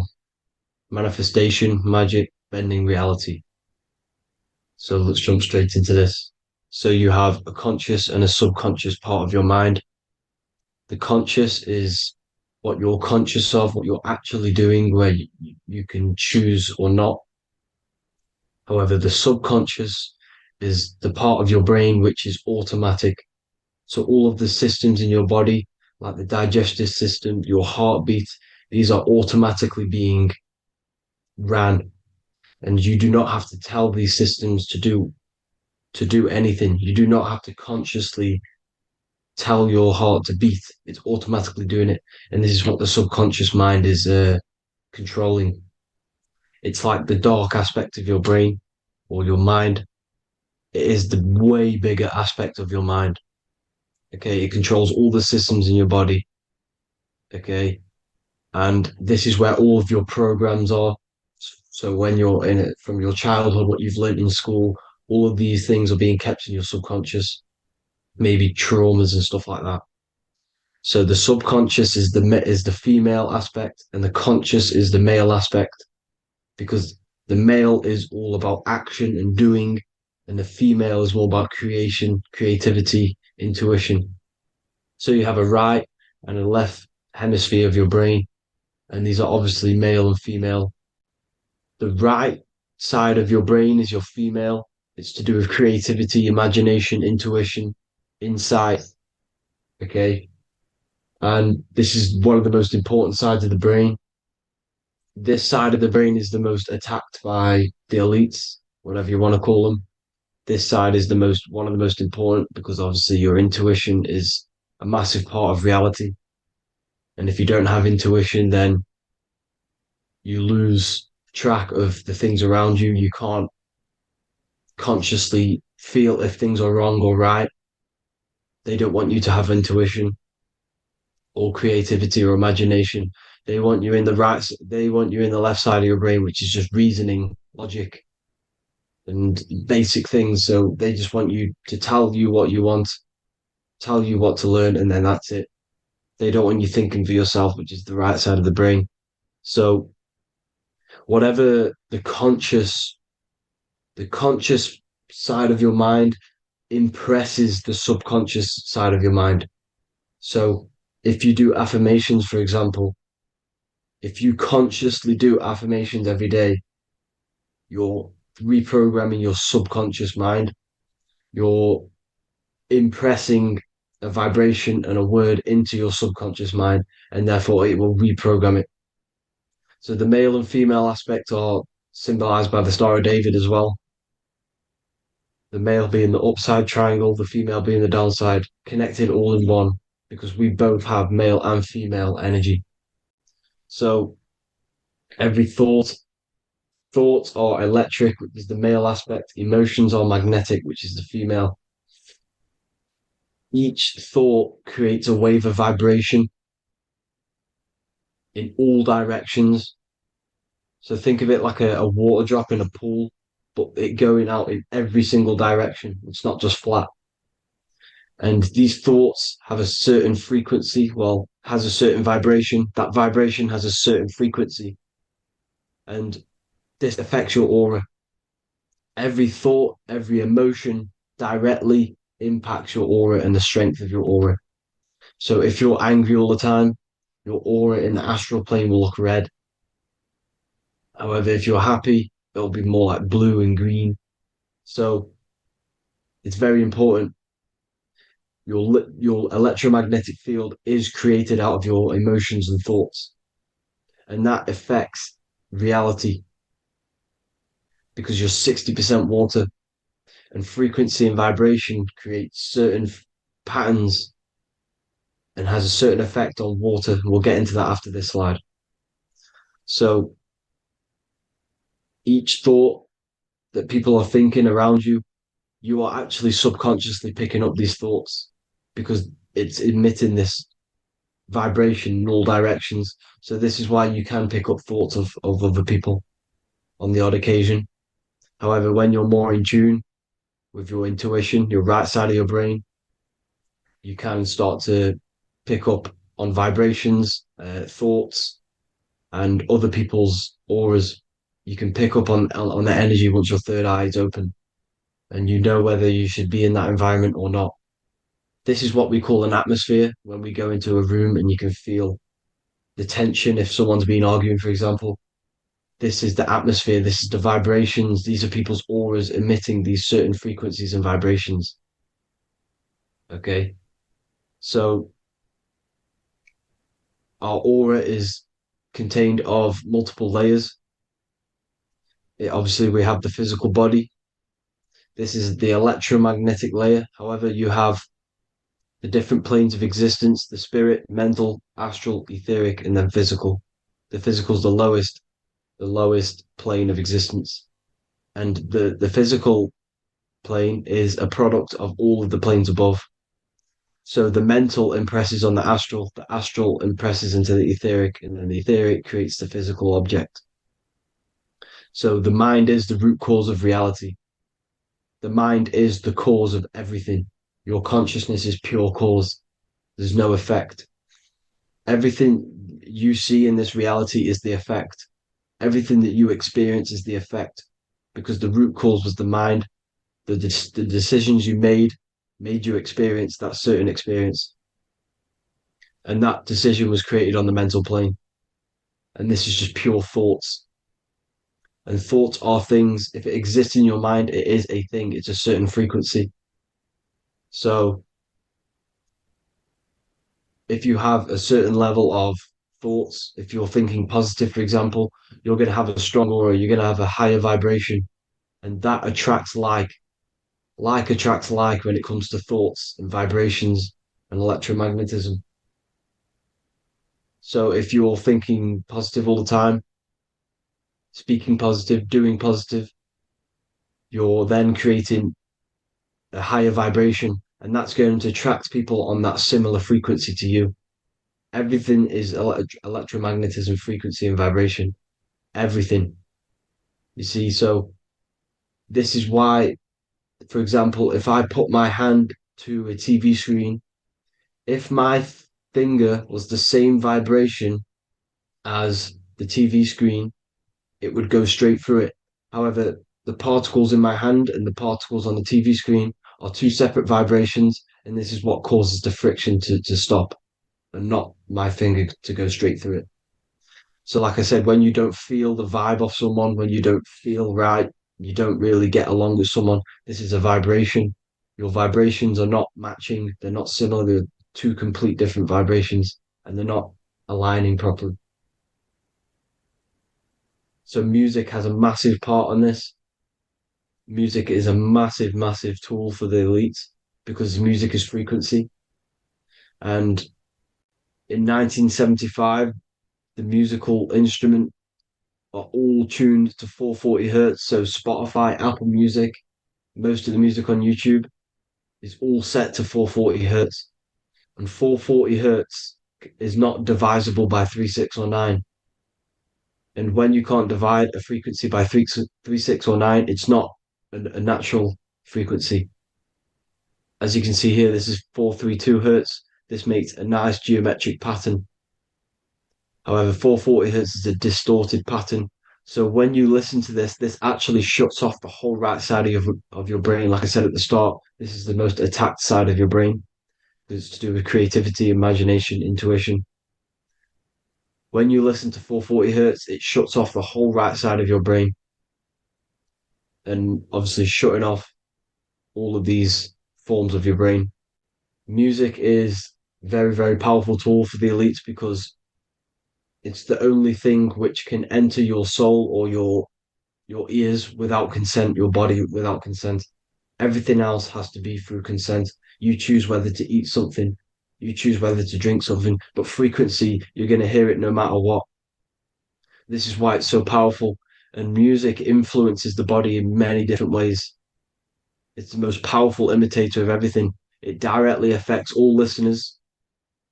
It directly affects intentions, gestures, movements, and actions. It stimulates your mind, and certain songs, certain catchy songs, can reprogram your subconscious mind, invoking certain emotions. This is why when you listen to slow beat songs, it makes you feel more sad.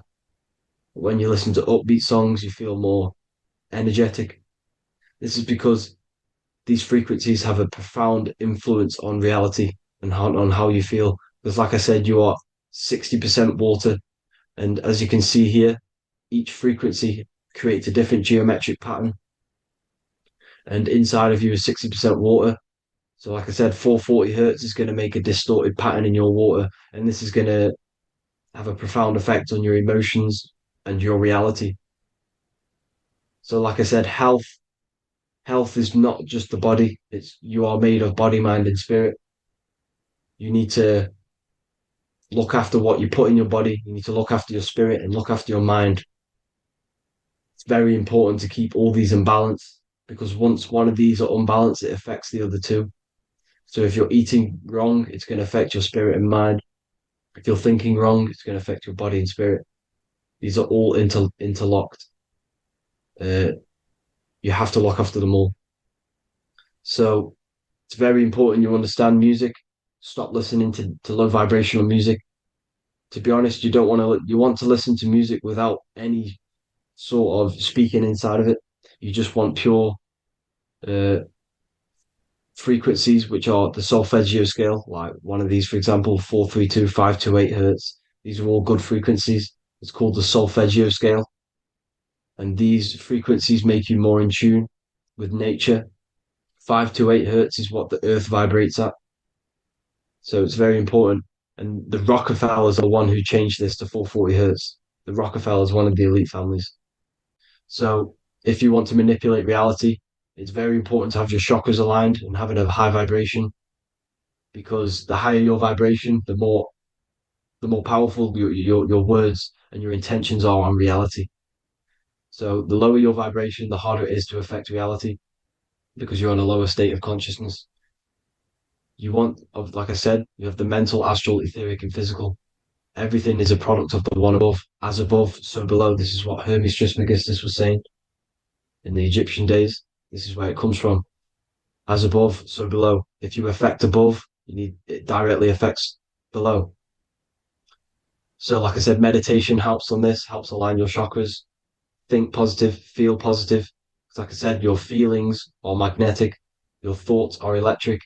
So once you combine these two together, you're then creating an electromagnetic frequency. And that will have profound effect on reality. So the law of cause and effect. The law of cause and effect. Every effect has the root cause. Like I said, your mind is the root cause of everything. Every decision you make is having a different effect on reality. Everything happens for a reason due to the root cause, which is your mind. You choose everything that happens in your life. Okay? So it's very important you understand this and you constantly make the right decisions, the good decisions to have good effects on your reality. You have to be very conscious of this law because nothing escapes this law. This is the law of all consciousness. So think about it. Imagine a massive ball of consciousness. However, off this ball are different sparks, and each one of these sparks are in each and everyone's body. This spark is governed by these laws, the law of cause and effect, the law of correspondence, the 7 Hermetic principles. It's very important you understand this, because this mass ball of consciousness is what is obeying these laws. And everyone has this spark of consciousness inside their third eye. And like I said, everyone is the same consciousness. This is why if you do bad unto someone else, that will directly affect your reality. So if you hurt someone, it's going to come back to you in one way or another, because you are that same consciousness. This is like a mirror reality. As within, so without. Whatever you feel on the inside, you're gonna see that on the outside. You're gonna experience that reality, whatever you've impressed. So there's different ways to bend reality to your will. This is kind of a sort of magic.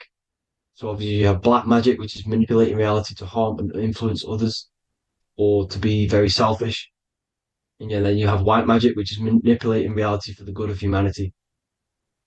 So you do have to be very careful with your intentions, people, when you're trying to manipulate reality, because this is nothing to be played with. If you are manipulating reality for the wrong reason, it's going to come and bite you in the ass in some way or another. Because everything is balanced. Everything balances out in this reality. Nothing escapes the laws. Not one thing escapes the laws.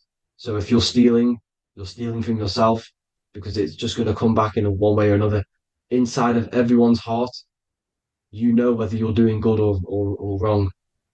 You know, you can feel it when you do something wrong. You can feel it when you do something good. The heart is the center of the torus field. It's balance. And this is why you say follow your heart, because it's the center of the torus field. It's very important to listen to this inner voice inside of you, because that is telling you the right things to do, the good decisions to make. And when you keep following that voice, that good voice inside of you, it takes you to your life path. Very important to follow that voice. However, don't let the ego get in the way of it. Don't care what your friends are going to say. It's very important to understand this. So you have different ways of manipulating reality. You have sigil magic. This is where you create your own sigil or symbol. You create your own sigil and symbol, and then you charge it. You behind that symbol, you have an intention. So for example, if you want to manifest wealth, you create a sigil which represents what you want. You create that sigil, you draw it out, you charge it, because wherever your attention goes, energy flows. So whatever your attention is, you're sending energy that way. So what you do with your eyes and your hands, you place attention on the sigil. Imagine that it's glowing. Imagine that you're sending energy to the sigil. And then you burn the piece of paper once you've done this. And then after this, you meditate on that symbol. You constantly think about that symbol, because that symbol is the frequency, is the thing that you want to manifest. So that's one way. Or you can just meditate on your reality. So imagine yourself having already what you have. This is what they call a mindset. You must set your mind to the frequency what you want to manifest. Okay? So if you want to manifest wealth, for example, imagine yourself being wealthy. What would it feel like? What would you be doing? Imagine a scene in your mind. Constantly do this, and you're putting out that frequency. Like I said, you must think, because the thoughts are electric, and then you must feel, which is magnetic. Together, this creates an electromagnetic frequency, and this is how you attract things to you. You will attract the certain people to come in your life to bend reality to your will. Okay? Or you've got mirror magic. Stare yourself in the mirror, because a mirror reflects light. It also reflects energy. So you've got to be very careful with what you say to a mirror. You've got to be very, very, very careful, because whatever you send into that mirror is directly sent straight back to you. So if you're thinking negative, you're sending negative energy back straight to you, and that's going to have an effect on your reality. Affirmations are very important, because your words are frequency, your words are vibrations, and each word you say has a certain frequency. If it's positively charged, it's going to affect you positively. If it's negatively charged, because like I say, your brain and your mind is like the director of energy. That's what your brain is. and it directs energy into certain things. You can either positively charge it or negatively charge it. And this brain is creating your reality constantly. It's manifesting your reality constantly in the present moment. So this is what the government knows. The government know your mind is the root cause of reality. This is why they call themselves a government. Government. The New World Order is not being manifested by them. They are controlling the information. They are controlling your perception of this reality. And they know the mind is the root cause of reality. Therefore, if they control your perception of reality and your information, what you believe, you're going to manifest that information, that perception. So we, the people as a collective consciousness, are the ones manifesting this New World Order. You see, so this isn't black magic. They're actually tricking us into manifesting their own their plans, this New World Order. You see, this is how smart these people are. They know how to get around the laws of reality. They know how to bend reality to their will without facing the consequences. They're getting humanity to do it. You see, there is a collective consciousness. As like I said, we all have that same spark of consciousness, right? So as a collective consciousness, we are on a very low vibration at the moment. However, we are waking up rapidly. There are more and more people waking up at the moment, and light always chases away the shadow. Light is a lot more powerful than darkness, you see. So one person waking up has a massive effect than one person being asleep. It has a profound effect. Because like I say, the light always chases away the darkness. It's more powerful. The light is always more powerful. High vibrations are more powerful than lower. So that's it for this, people. I hope you all enjoyed. This is a short, quick video. God bless you all.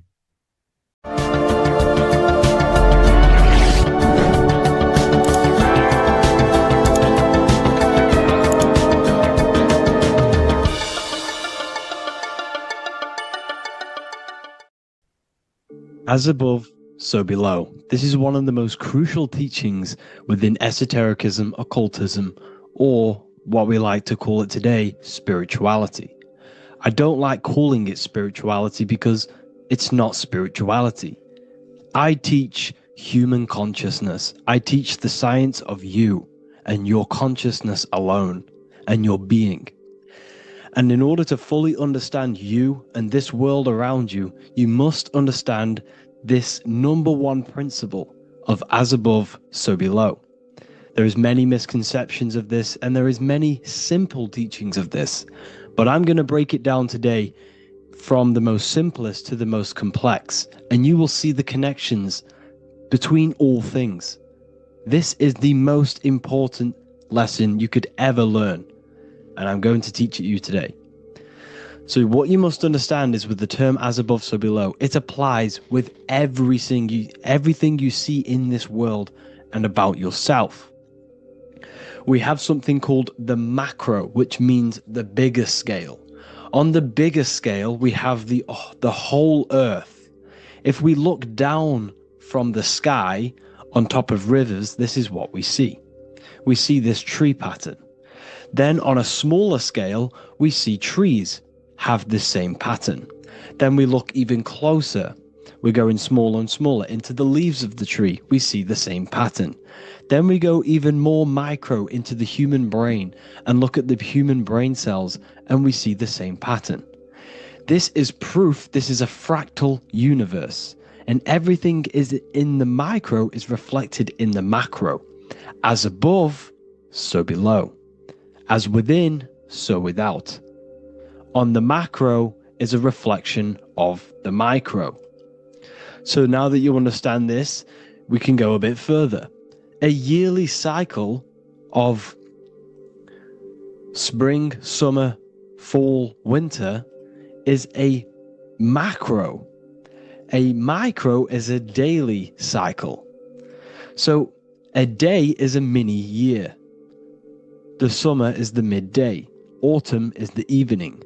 Night is the winter, and spring is the morning. This is a macro, a reflection. We have a miniature cycle of the zodiac every single day. And this cycle is also reflecting the cycle of life and death. We live, we are born, which is the spring. We live, which is the summer. We then age, which is the autumn. And then we die, which is the winter. And then we are reborn again.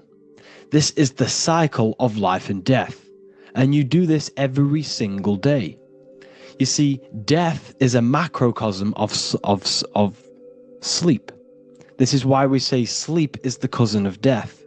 Because you die every single night. You do this process of life and death every single day. As above, so below. What's in the micro is in the macro. So when you go to sleep, you are essentially dying. And then in the morning when you wake up, you are then born again. This is a fractal cycle that we live in. Everything in this whole world is fractal. Everything applies to as above, so below. We have the sun, we have the moon, we have the day, we have the night.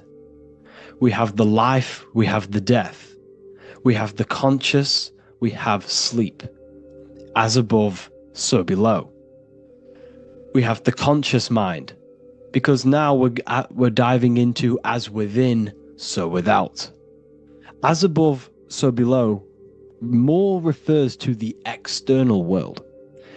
As within, so without is referring to your inner world and the outer world. What you must understand is about yourself. You exist in two realms. You're an individual.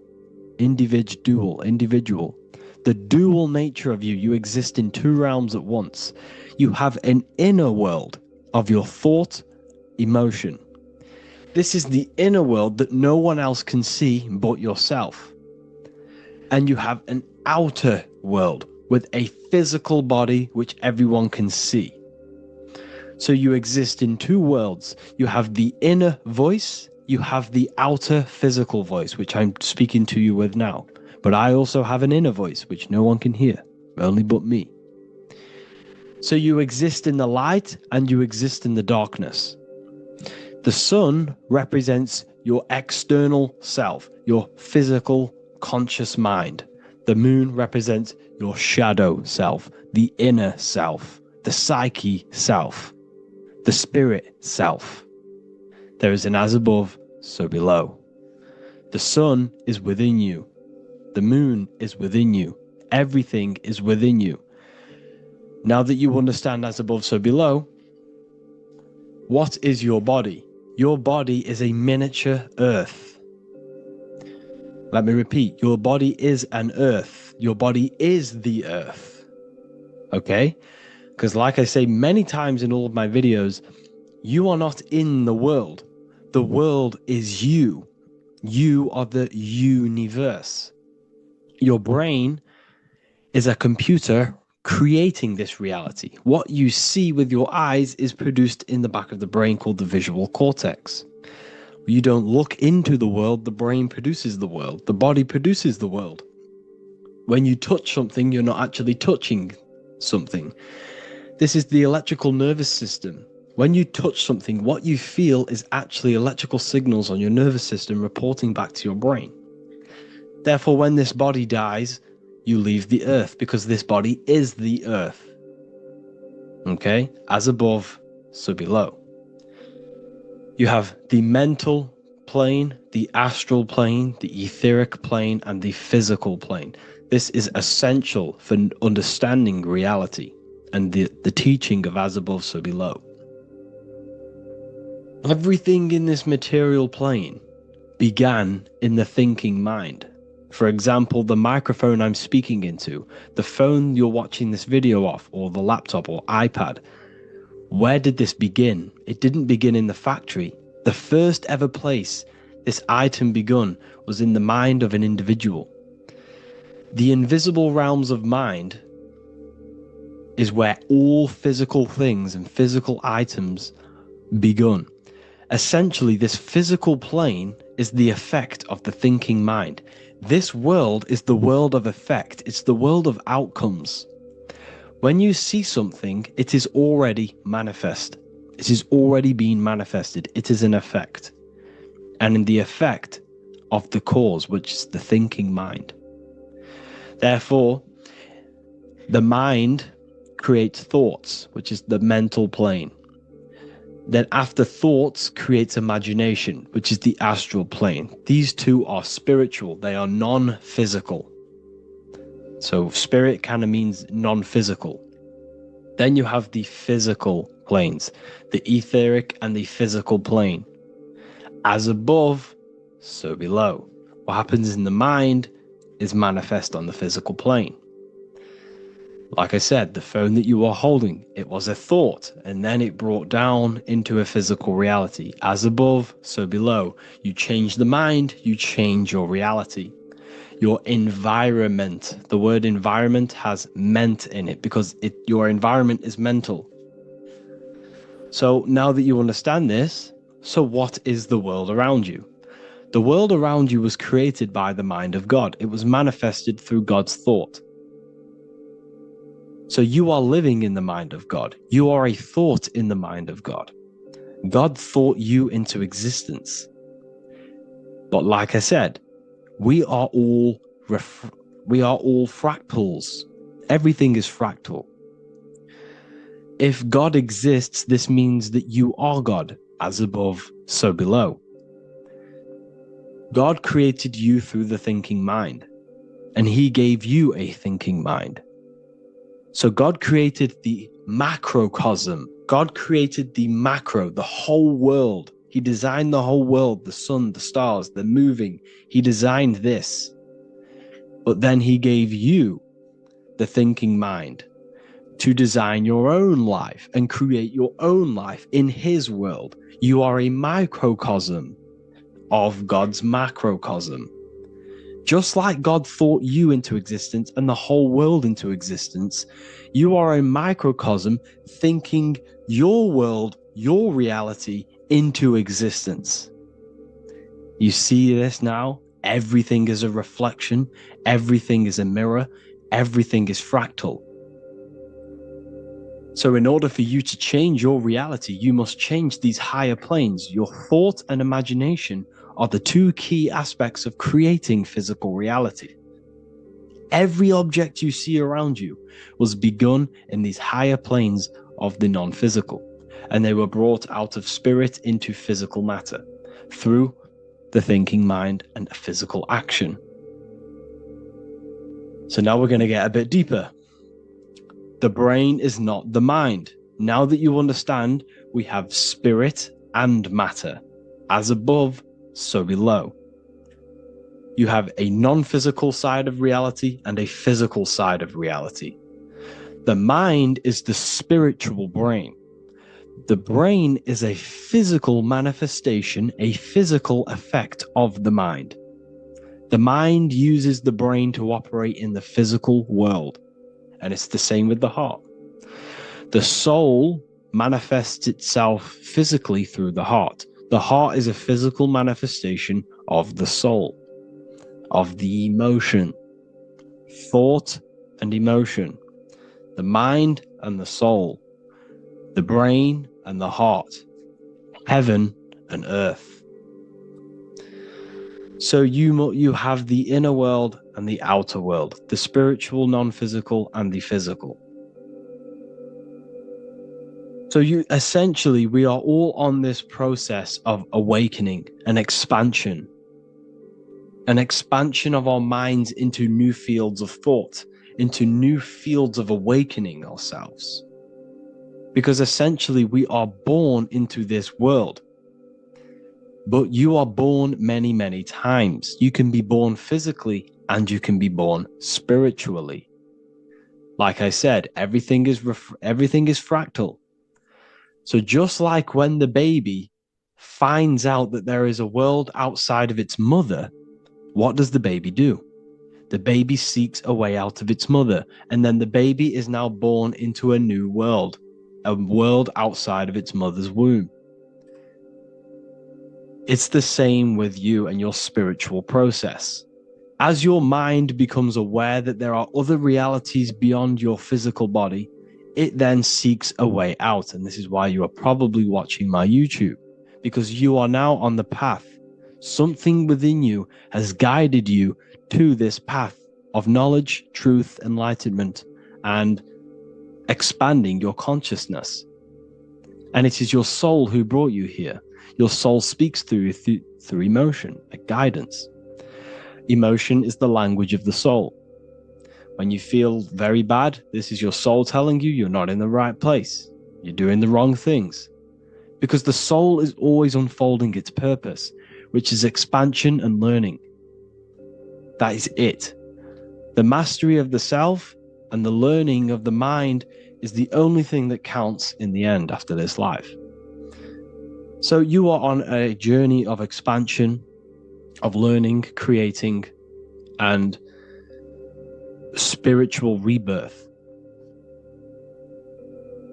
As above, so below. What does this body tell you? When I see someone overweight, I don't see the overweight. I don't see the body. I see the mind. I see an undisciplined mind. I see a mind that lacks self-control. I see a mind that seeks external validation. That's what I see when I see an overweight person. I don't see his body. I see the result of his mind. Because what does the Bible tell you? You shall know them by their fruits. It's the same saying as above, so below. You shall know them by their fruit. The fruit is their manifestation. Your body is a direct correlation and manifestation of your mind. Your inner world projects your outer world. As within, so without. As above, so below. Now, what do you see when you see this man's body? I see discipline. I see strength. Mental strength, not physical strength. I see mental resilience of pain. Because all of this man's mental energy has been manifested physically within his muscle. This body is a direct manifestation of this man's mind's pain and suffering, and it shows discipline. This is why people instantly respect you if you are in shape. You walk into a room and you are in shape, people will instantly give you respect because they know that you are mentally disciplined. The body is a reflection of your inner world, and it's the same with your friends, your family, your connections with people. If you think about yourself very negatively all the time, and you don't have a good connection with yourself, you don't have a connection with your true self, this will manifest into every single relationship you have in your life. If you don't have a good relationship with your inner self, you don't have a good relationship with the people and the friends around you. Because as within, so without. If you think negative about yourself, you will only pick up the negative in other people. If I think very highly of myself and I think very happy and good things about myself, I will then see the good things in other people. Because it's as above, so below. As the inner world is, so is the outer world. It's the same with your life circumstances. Your life is a direct correlation of every thought you thought in the past. If you possess millions of pounds, millions of dollars, this is because you have thought this into physical reality. You live the life you are deserved. You live the life that you manifest through your thought. If you live a very poor life, this is a reflection of your mind. This is a reflection of what you have thought into physical existence. Because like I said, everything begins in the mind. As above, so below. And this is even present within the body. So where is the head? The head is at the very top of the body. And where does all manifestation begin? In the mind. That's where the mind is, in the head. And then the thoughts we think travel down the body into the heart, which is the emotion. Every thought we think is in the emotion. Every thought we think creates an emotion. This emotion then drives the action. Where does the action come from? The feet, because the feet move our body. We move with our feet to take action. Our hands. You see, so the body is even a micro reflection. I can't even say it. reflection of the order of manifestation. This blew my mind when I figured this out. You see, the head, the thoughts begin here. This is the beginning of all manifestation. Then it comes down to the heart. This is the emotion. Then you take the action. The thought and emotion then sparks the action, which is taken with the hands and the feet. And where's the lowest point on the body? The feet, and that's touching the physical earth. So the head is where the thought is, the non-physical, and the lowest point on the body, which is touching the physical earth. So the head represents spirit, the feet represent matter, spirit and matter. Your room, if I walk into your room and I see a messy room, I don't see the room, I see a messy mind. The room is a reflection of the mind. If you have a messy room, this is your mind. It's an externalization of your unsorted mind, undisciplined mind. So like I said, we are all God, and we must find the God self within us. And I teach all of this inside the Book of Wisdom, Volume 2. This is not just a book, this is a revolution. This is the beginning of a new age with this book. If you have read it, I congratulate you. You should feel very proud of yourself if you have an open mind. You should feel proud of yourself for watching these videos, because not many people have an open mind. Remember this, people. You are special if you're watching these videos. You have the mind. You have the ability to see through the illusion. And I take my hat off to you. You want to take this to the next step? Read the book. Or if you want to take it to the serious levels, join the university. The university, you gain access to every piece of my material that I've ever done, all of my books, all of my lectures that are hidden from YouTube, that are hidden from everywhere else, the lectures that give you real power. And if you feel alone on this journey, we have a conscious community where you can connect with like-minded individuals, because I've been there. I've been there when you feel lonely, because you feel like no one else is thinking the way you are feeling. You can't talk to people about these things because people just think you're crazy. That's why I put together this, so we can connect, so we can unite, so you can connect with people, so you don't feel crazy about thinking about this stuff, learning about this stuff. And if you truly want to level up your life, people, and take your studies serious, this is for you. We do live calls, we do lectures. There's a whole library filled with books you can read. It's the perfect place for the truth seeker. I thank you all for joining. Please leave a like, a comment, a subscribe. Let me know any future videos you want me to make in the comments. Thank you all. Have an amazing day.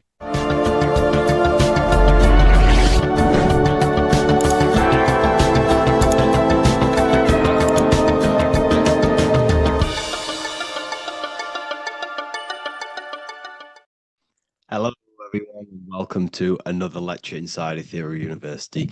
In this lecture, you will learn about the death process and how to prepare for it, and why that preparation is so important. So let's get straight into this. You must understand, as a spiritual creature that you are, you have a visible nature and an invisible nature. You never truly die. You are an eternal soul experiencing a temporary physical world. The inner world of thought and emotion is eternal, while the outer world of matter is mortal. Everything that is seen is mortal. Everything that is unseen by the eyes is immortal. When you die, your external physical world will be stripped away, leaving only your pure consciousness in its raw form, drifting within the astral plane. So here you see your physical external body and your internal world. And your internal world is your state of consciousness. It's your state of consciousness. Your thought and emotion is one overall state. Okay? So you must understand these planes. You have the physical body, the etheric double, an astral body, a mental body, and the Buddhic body. When you die, you leave the physical plane. Then you will more than likely leave the etheric plane, because the ether acts as like a portal. everything comes out of the ether and returns back to the ether. I can break that down in another video in electromagnetism. But electromagnetism is ether, energy coming in and out of the ether. You will, every single day you die, every single day. There's a cycle of life and death occurring all the time. Every single day, you go to sleep, you go back, your consciousness slips back through the ether. And then when you wake up, your consciousness comes back through the ether into the physical plane. Death is just a bigger macrocosm of the microcosm cycle of life and death. So you will return back to the astral, which is the realm of imagination, infinite possibilities. And this is where thought forms start to manifest. Okay, so depending on how advanced you actually are mentally and emotionally, will depend how long you stay in the astral. Now, what we must understand is that there is many different components to the astral. We have the higher astral, the middle astral, and the lower astral. These are all vibrational states. So if your mind and soul is operating in lust, lust, desire, hate, food, physical addiction, smoking addictions, then these are quite heavy. These are quite heavy attachments to your consciousness, and they're quite low level desire, which means they have a low vibration. You will manifest in the lower astral when you're stripped from your physical body. The lower astral is not inherently evil. However, there's just low vibrating things going on there. Low vibration does not mean evil. Okay? So just like bad doesn't mean evil. Okay? In the lower astral, you are going to see lower astral beings. You're going to see spirits, souls with low level desire. Okay? People who are attached to the physical plane, people that lust, people that do these things. Technically, this is hell, but you can escape it by escaping yourself. Now we're going to break all this down. I'll break all this down properly once you understand the full context. So depending on your level of desire, you will manifest in a corresponding layer of the astral plane. If your mind is still attached to the low physical desires, you will find yourself in the lower astral realms. But if you have few desires and have detached from the worldly attachments while you are encased in a body, then you will rise into a higher or middle astral plane, mainly the middle. Okay. The higher astral plane is very formless. So as I broke down here, this is, the physical plane is the lowest dimension. This is the most form, the most matter. It's quite heavy. The higher you go, the lighter it becomes. The more fluid, the more formless it becomes. So you see here, it says denser down and lucidic up. So this is more lucidic in these higher realms. This is more dense in the lower realms. So this is why the ancient Egyptians were always talking about, I'll show you this. This is showing you death. So first of all, we have Anubis, which represents death. Here you have the heart, which represents the soul. And here you have a feather. And this is a scale. You see how this is a balanced scale? So what this is symbolizing, this represents death. This represents your heart, and this is a feather. So when you die, your heart must be as light as a feather, which means your emotions, your soul, should have no attachments to the world. It should be light. It should be detached. This is why the word light and light are the same. Light is in heavy and light is in very bright. Because when you're less attached to the things, your soul shines. You're authentic. You're light. You're very bright soul. And you have no attachments. Your light is in not heavy. So you must detach from the worldly desires. We have to detach from the smoking, the food. This is why we should fast. Smoking, this is why we should detox. We should also meditate. We should also be able to sit with ourselves for long periods of times. Okay, I'm going to break all this down properly. But that's why the Egyptians show you the symbolism here. Okay. So you're stripped of your material body. So that state of consciousness you're in right now, your inside world, if you shut your eyes, that state you're in, that is what you're going to experience when you die. Okay. And you're going to be manifested into the astral. In the physical plane, you can mask or hide almost anything. But in the spiritual realm, you cannot. The astral body, your thoughts and emotions directly shape your spiritual body, your astral body, revealing your true inner state. So your desires that you can hide in the physical plane, your emotions, your thoughts, you can't hide any of that in the spiritual plane, in the astral plane. That will directly shape who you are, your color of your astral body, and your astral body as a whole. So here we have Kim Kardashian. If you could see this lady's astral body, you would run so far that you would be horrified for the rest of your life.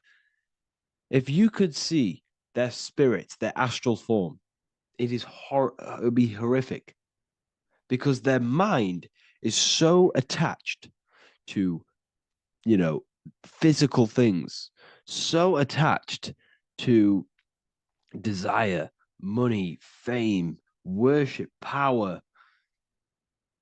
These people do not want to die. These billionaires and millionaires will never want to die. They will do whatever they can to stay alive, because they understand what when they die, they have to face themselves. They have to face their inner world.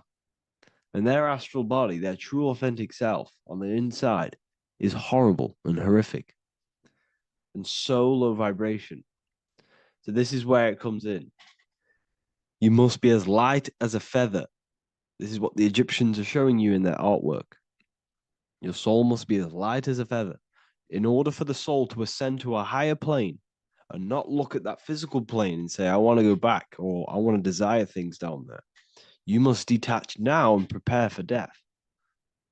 Hell is not a place. It's your own personal suffering born from within. If your mind and soul are deeply attached to mental fixations, emotional wounds, and physical addictions tied to the material world, that pain will follow you into the astral. This is your true judgment day. You judge yourself when you die. You see your authentic self. There's no hiding. Right.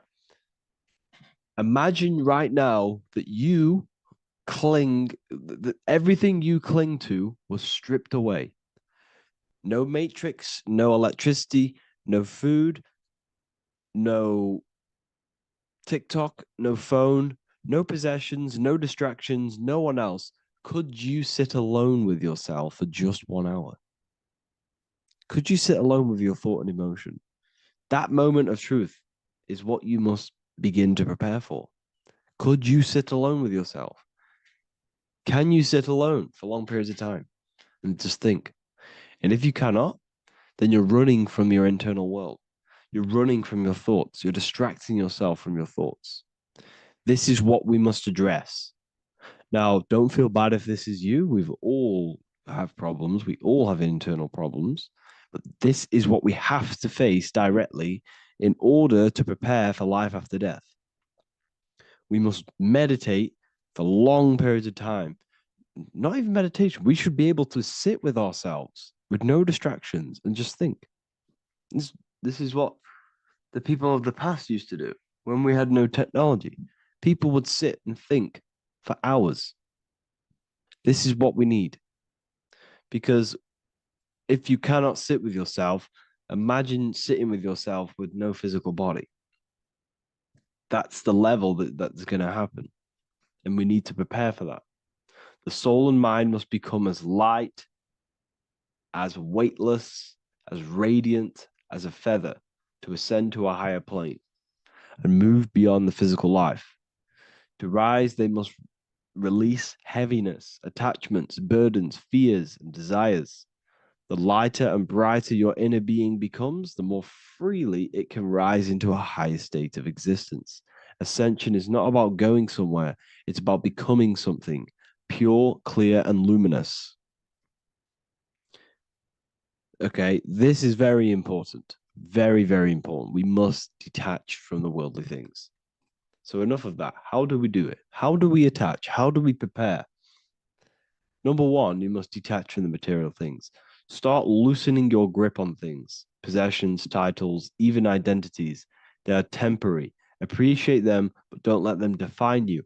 Let nothing outside of you define you. Nothing. Your name is not you. Your job is not you. Your reputation is not you. Your bad past is not you. Your good past is not you. Your business is not you. Everything outside of you is not you.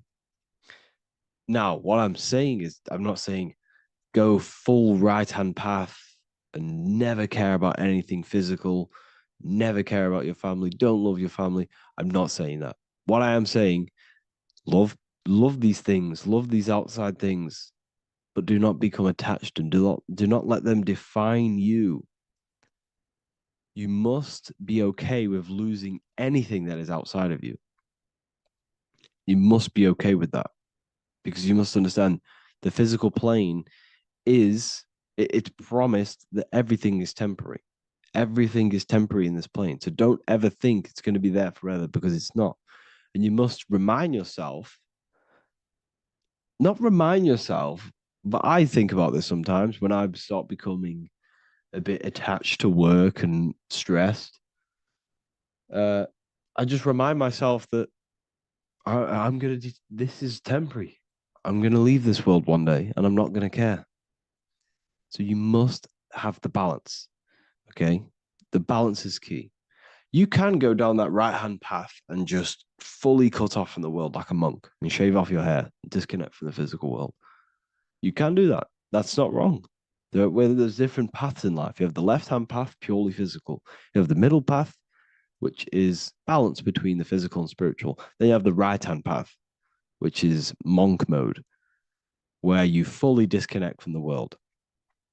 They shave their hair off to disconnect from the physicality. They meditate for long periods of time. This is what they're doing. They're preparing for death. Monks prepare for death. They understand this. They understand that you don't die. Your inner world is the true world. The inner world is the only world that exists. Everything outside of you is an extension of you. Number two, cleanse the mind. Watch your thoughts. Are they rooted in fear, anger, regret, or craving? Meditation, mindfulness, and inner reflection help purify the mind. The cleaner your thoughts, the lighter your spirit.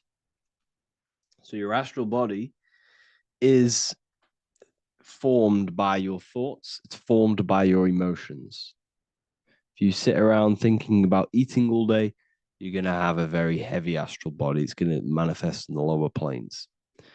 But if your mind is thinking about good things with good intentions, love, knowledge, expansion, you're going to manifest even the middle or the higher. And there are ways to even ascend out of your astral body. Yes, you can ascend out of your astral body and out of the mental body, but that's all very advanced and I'm not going to teach that yet. I'll make another video on that, but you can ascend from them bodies. The astral plane is not the end.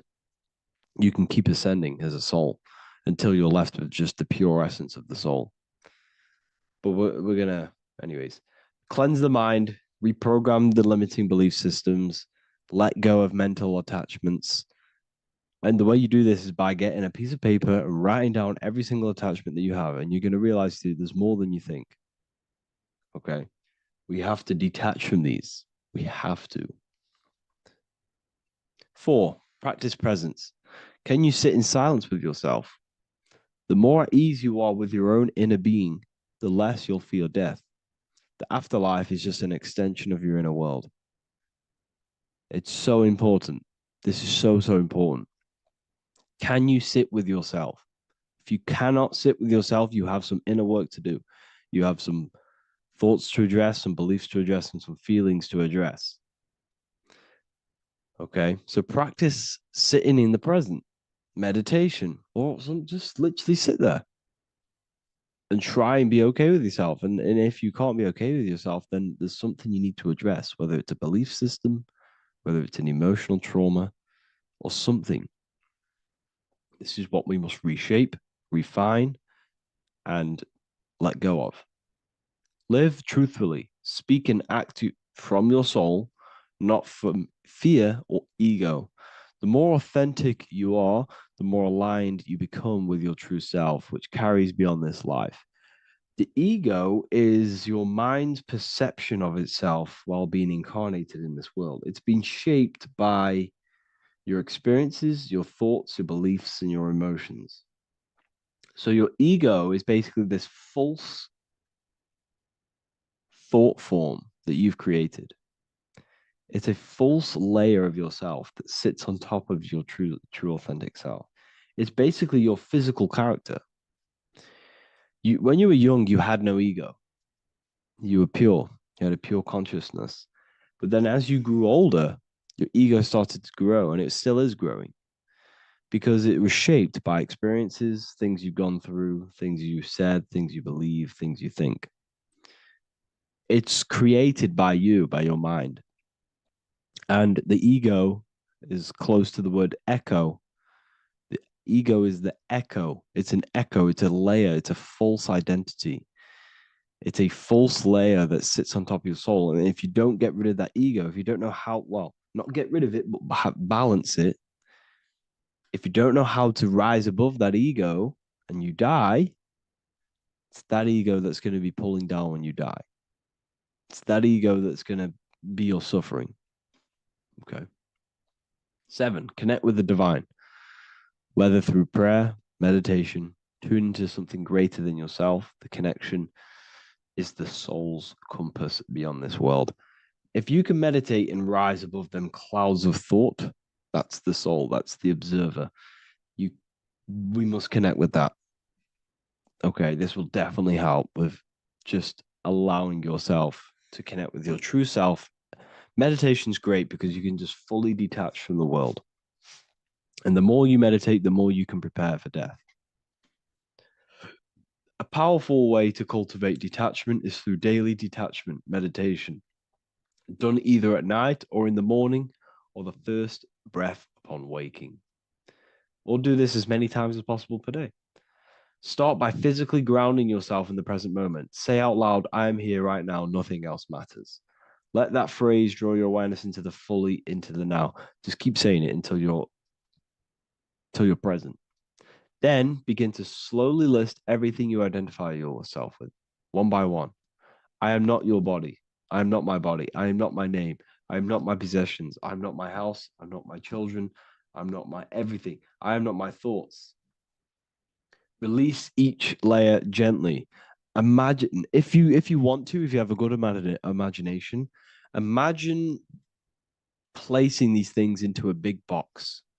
Placing your body, placing your name, placing your possessions, placing your house, your car, your thoughts, your beliefs into a box, and then shut that box. If you have a good imagination, do that. That can help. And you'll be left with yourself. And you're not even that. It goes even deeper. Eventually, you'll reach the mind itself. Detach from the language that the mind is even using. Now, that's very difficult. And not many people have ever thought about that, and they've ever even been there. Detach from the language that the mind is using. Think about that for a second. Your mind is not what you actually think. It goes very deeper. Your mind is not that little voice. It's that voice that the language is using.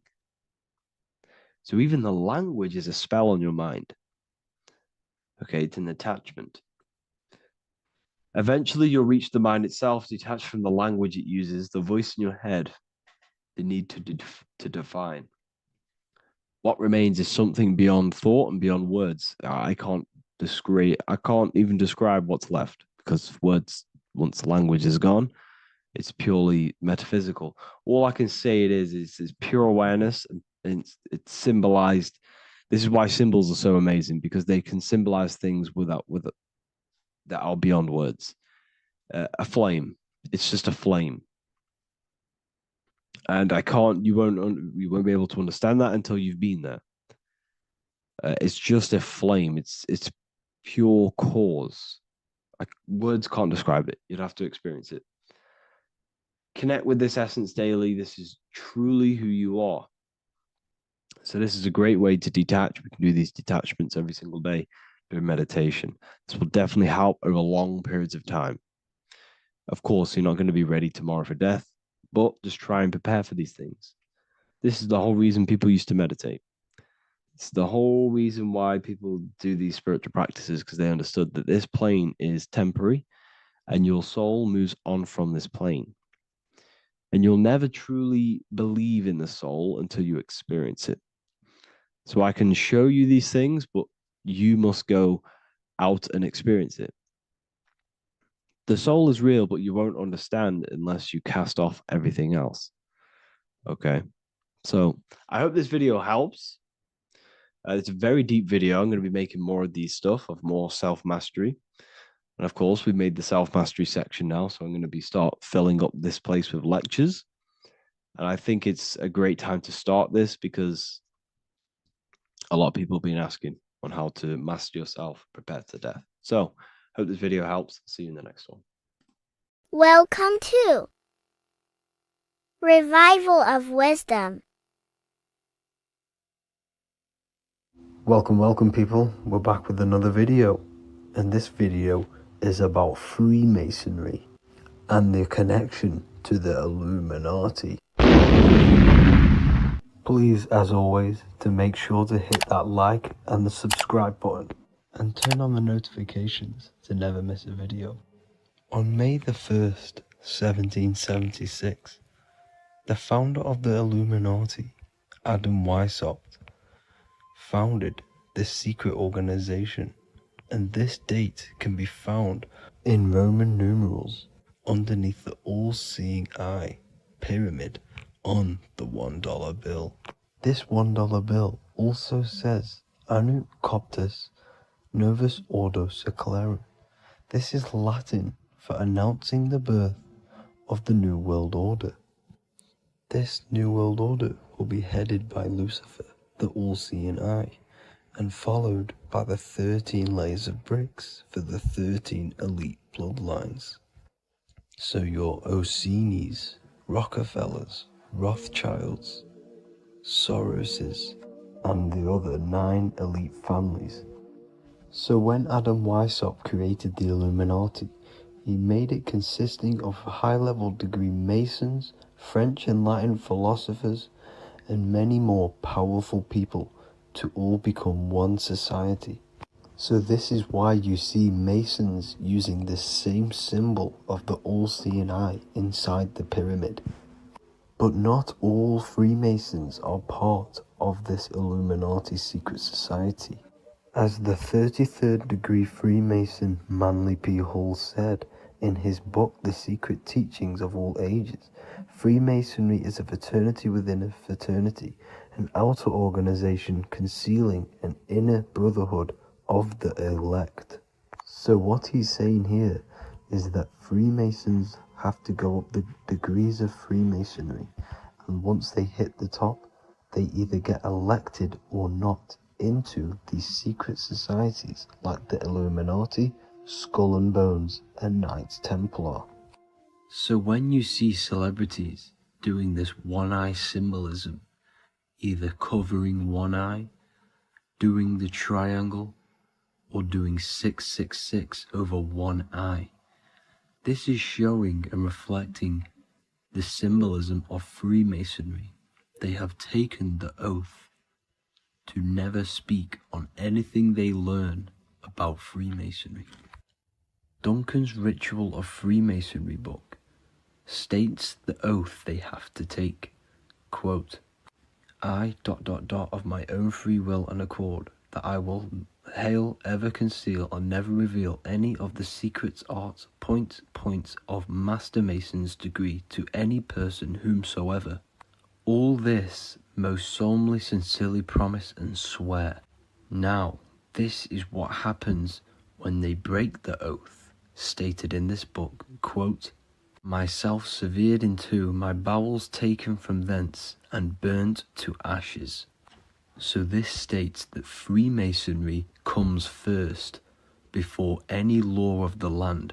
It has the right to kill you if you break your oath. This is the hand gesture they have to do every time they enter the ritual room inside the Masonic lodge. This is the cutthroat symbol, showing you and reminding you of the oath and what will happen if you break it. Now in this book, Richardson's Monitor of Freemasonry, it states, if you break your oath, binding myself under no less penalty than to have my throat cut across, my tongue torn out by the roots, and my body buried in the rough sands of the sea. If they do not decide to kill you, this book states this by pointing him out to the world as an unworthy vagabond, by opposing his interest, by dearranging his business. In other words, they have the power to frame you and destroy your reputation to the world, and destroy your business if you break this oath.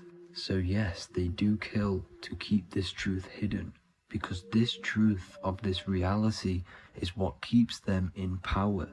They have the ability to manipulate people, because people do not know what manipulates them. This is why they call themselves the government. They govern the ment, which is the mentality, because the mind is the root cause of reality. They control what you perceive to control what you manifest. By knowing the truth, you are set free, and you no longer need no controller above you. So this is why they are willing to kill and do whatever it takes to keep the truth concealed within these high-level degrees of masonry and these secret societies. However, going back to Manly P. Hall's book, it states, part of the symbols are displayed here to the initiate, but he is intentionally misled by false interpretations. So this is saying even Freemasons are intentionally misled and told lies to conceal the truth, to make sure the truth is hidden in the high degrees of masonry. So that's it for this video, guys. Thank you all for tapping in. Please leave a like and a subscribe. God bless.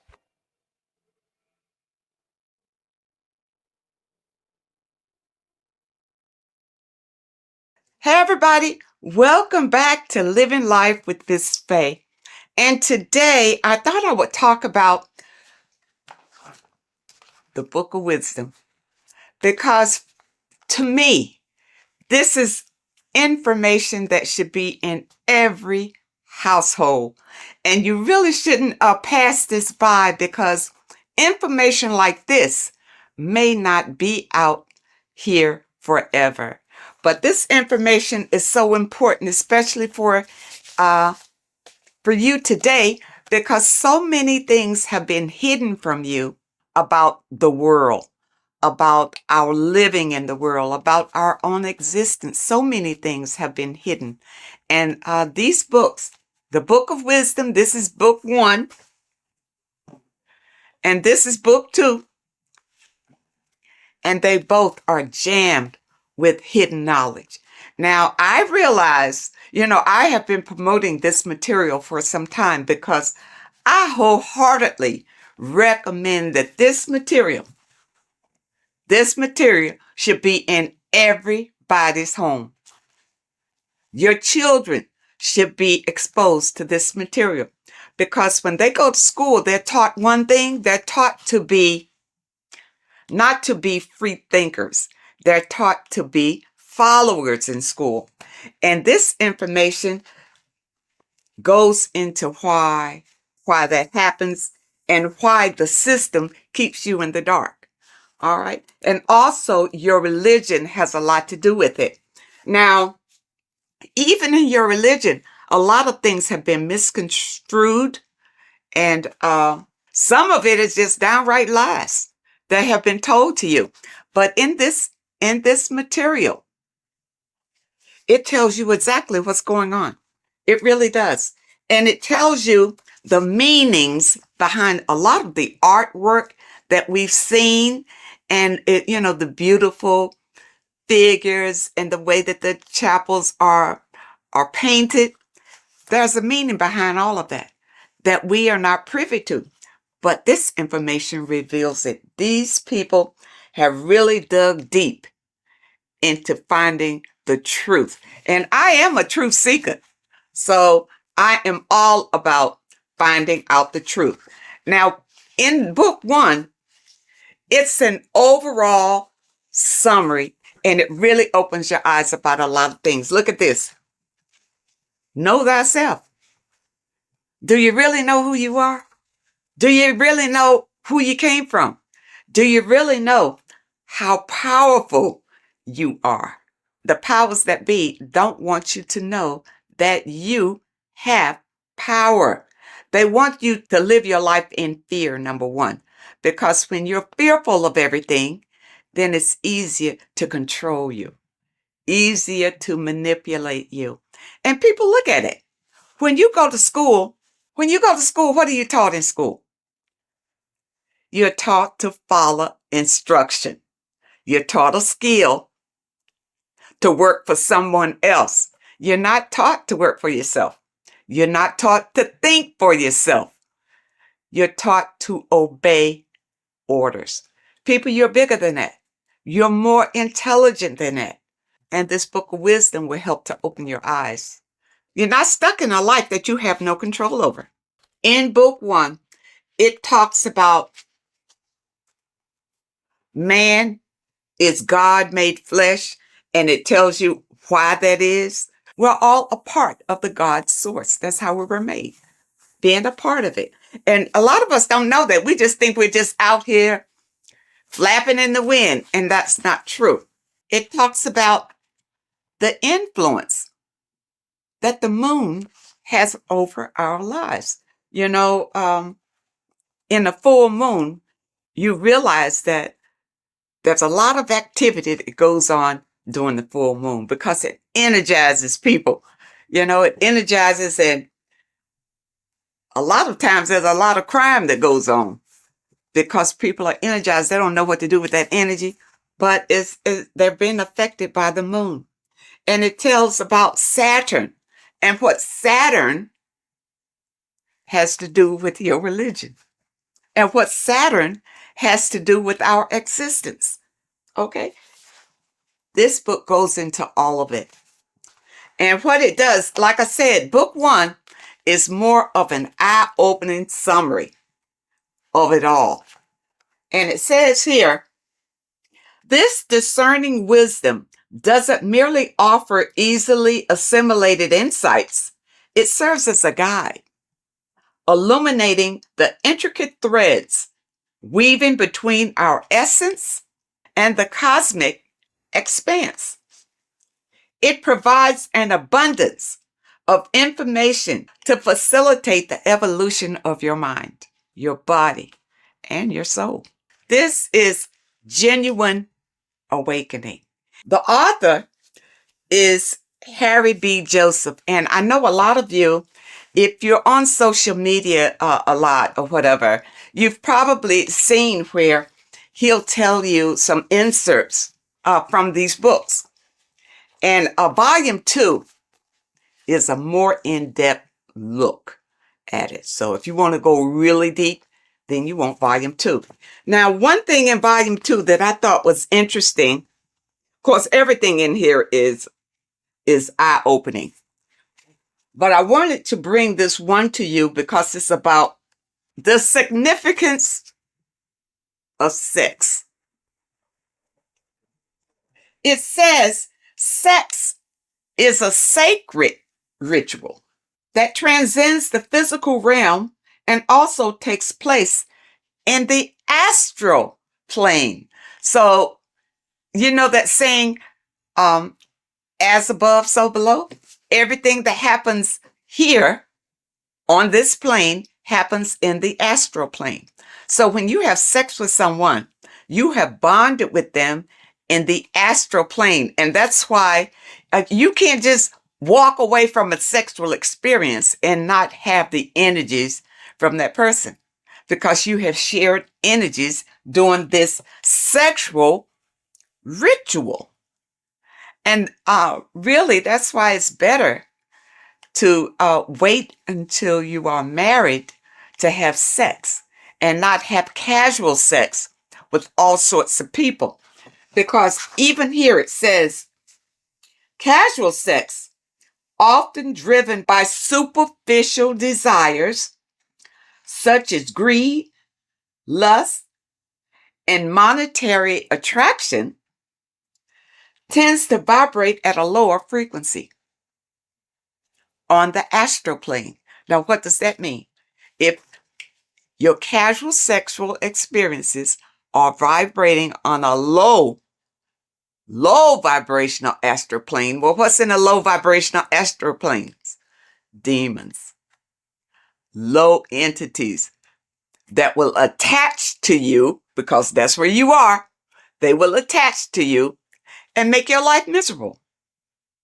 You see, that's one way how we get these entities attached to us like parasites because of casual sex. You got to be careful of that. And the only way that you can break the tie from a casual sex is through a spiritual awakening. See, when you have casual sex, these entities feed off of that energy. That's why they attach to you so easily. This is what you need to be aware of. And a lot of you don't understand why your lives are in the toilet. It's because of the things that you are doing and the people that you are interacting with. And if you had this material beforehand, then you would be aware and able to guard yourself from a lot of heartbreak and disappointments in your life. Because once these entities attach themselves to you, they're not bringing you any good. They're going to bring you harm. Okay? And devastation. You don't want that. When sexual activity is engaged from a place of love, deep passion, and high vibrational energy, it fosters a protective and positive atmosphere. Protective and positive. When you engage in a sexual experience and you both love each other, it's genuine love. Okay? That's what you get. Not when somebody's fooling you and tricking you and making you think that it's love. And as soon as you've had sex with them, now they disappear. Now they have nothing to say to you. Now they'll tell you that they didn't want to get involved. You know, they're not looking for a relationship, that sort of thing. Well, no, that's still low vibrational because you didn't wait until you got to know the person. Just had sex with them. Don't do it. And when you have a love-based connection, elevates the energy, creating a shield against negative influences and ensuring that the experience aligns with higher spiritual principles. Okay, and that's what you want. See, this book goes into everything, and it goes into the foods that you should be eating, the foods that you shouldn't be eating, and it goes in a lot of Masonic symbolism because the Masons have been ruling for a long, long time. And we're not aware of it. It just passes us by, you know, because we are in survival mode. And the powers that be have put us in survival mode. We hardly have time to just enjoy our lives because we have to work for the elites. Work hard for the elites, you see. But if you have knowledge and understanding about how they maneuver and how they manipulate and control you, it will help you to improve your own life. In this book, you will discover more than just knowledge. You'll unlock the mysteries that lie beyond the veil of the ordinary. Dive deeper into the cosmic currents that flow through the universe, guiding your mind, body, and spirit toward a higher plane of existence. People, you don't realize how powerful you are because you have been dumbed down from the time you got here and made to believe you don't have any power. There's an external God that you must pray to for forgiveness of your sins, for anything that you desire in your life. You pray to that God, and that God will deliver it to you. Now, has it happened? Have you received all that you desire from the God that you have been worshiping? If not, maybe you need to know the truth about things. Maybe you need to look deeper into things. Now, it also talks about symbolism, and symbolism is everywhere. But many times we don't understand what the symbolism is. And we see people doing these mantras, and we think, it's evil what they're doing. What they're doing is calling in power from the entities that are around them, because they understand that we are all energy. And they do these mantras to bring in energy, whether it's for confidence, whether it's for strength, endurance, or whatever. That's why you see a lot of celebrities doing these mantras that you think is evil, because you don't know, because your mind is closed and you're living in fear of everything.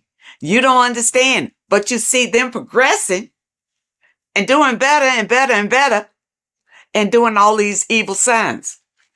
These signs are not evil, number one. They're not evil. They have learned how to manipulate energy to their benefit. And you don't know how to do it. That's why you need the information. You need the information to learn how to manipulate the energy that's already here to better your life. The first book will open your eyes to it.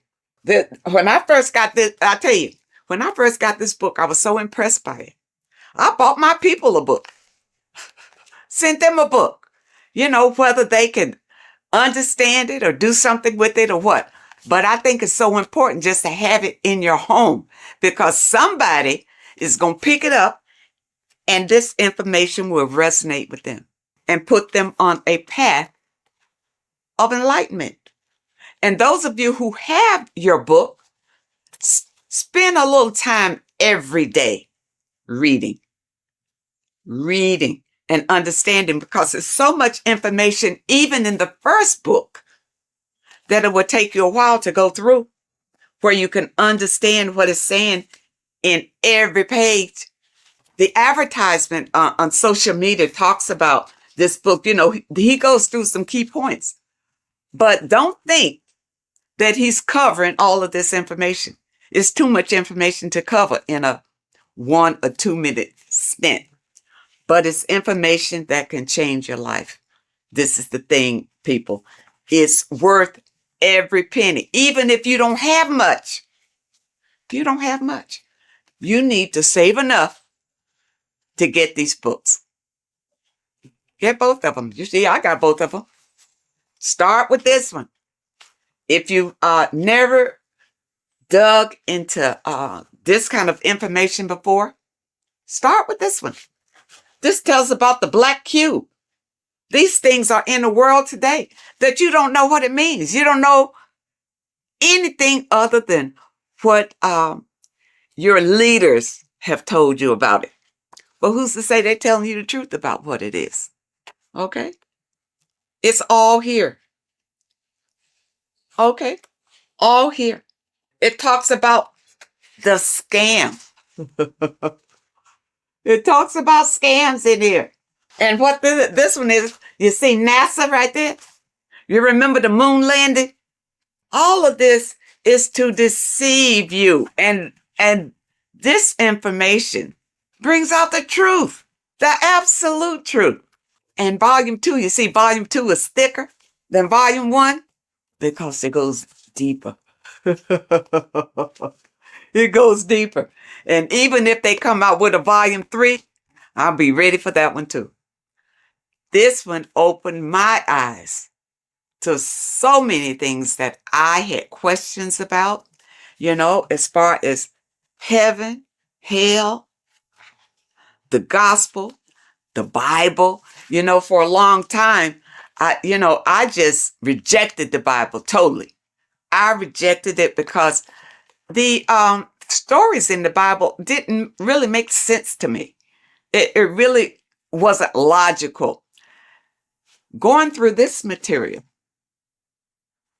I realized that the Bible is written in parables.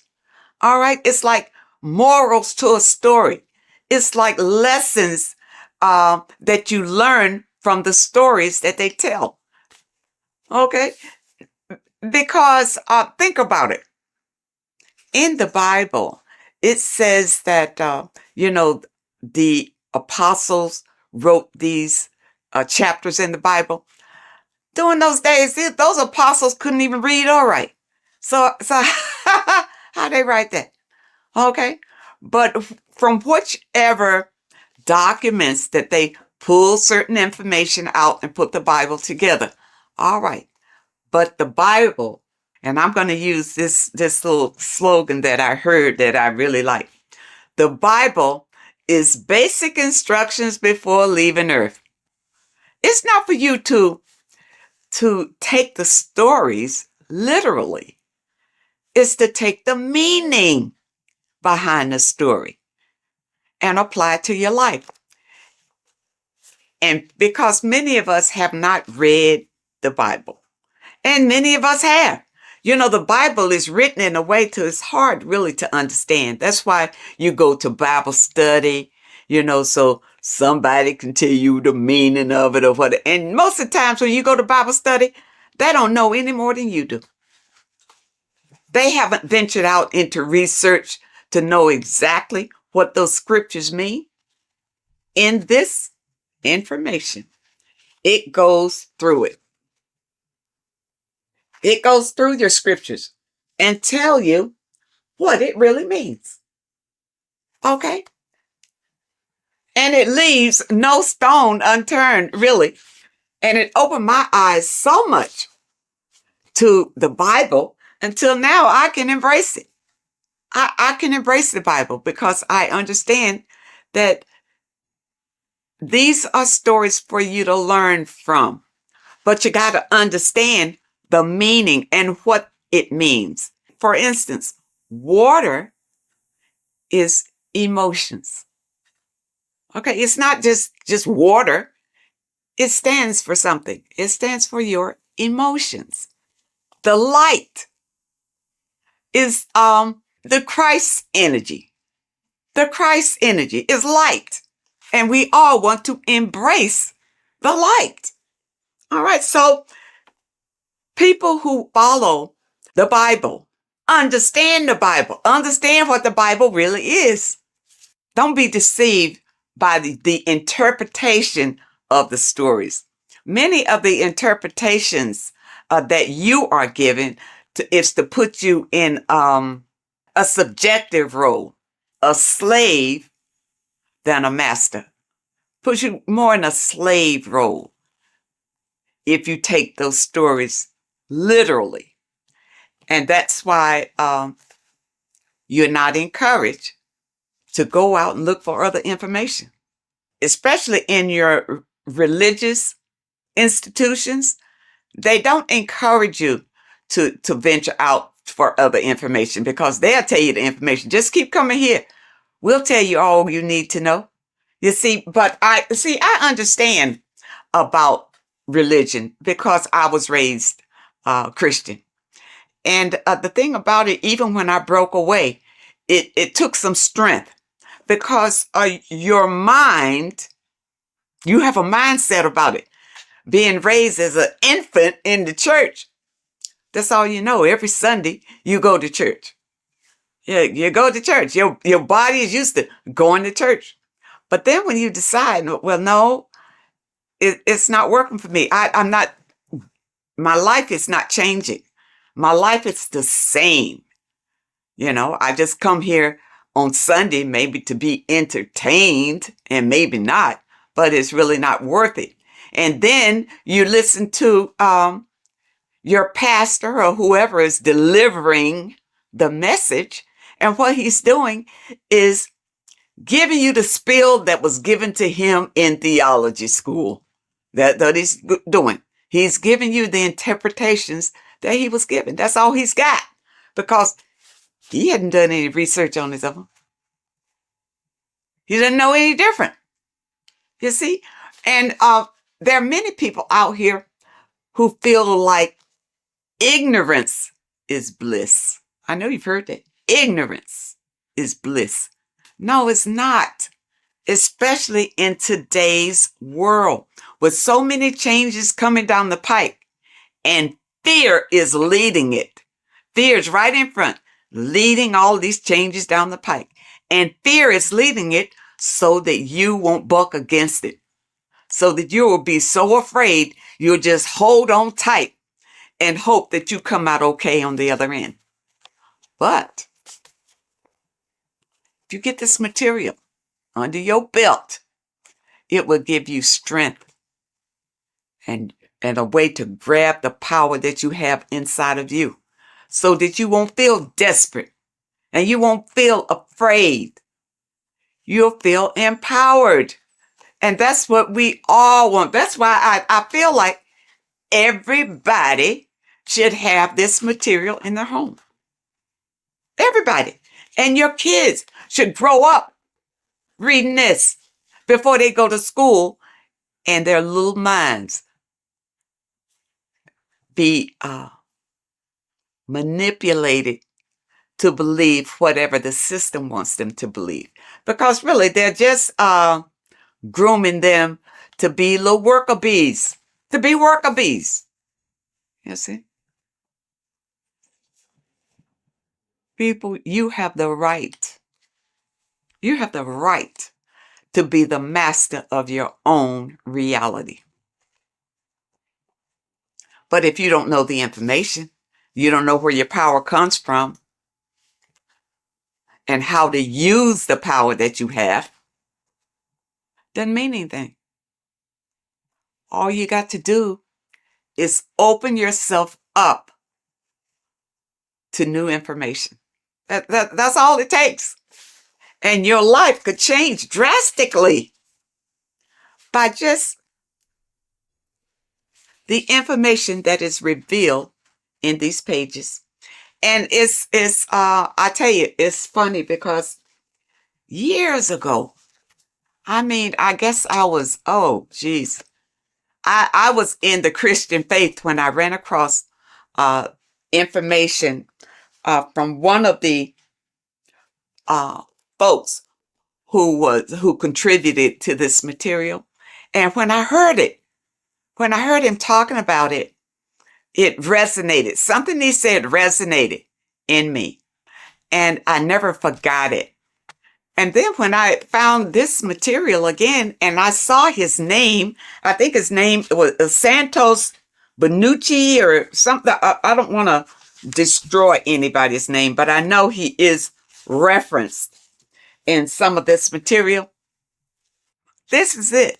When he talked years and years ago about it, and now here it is in printed form. People, do not let this pass you by.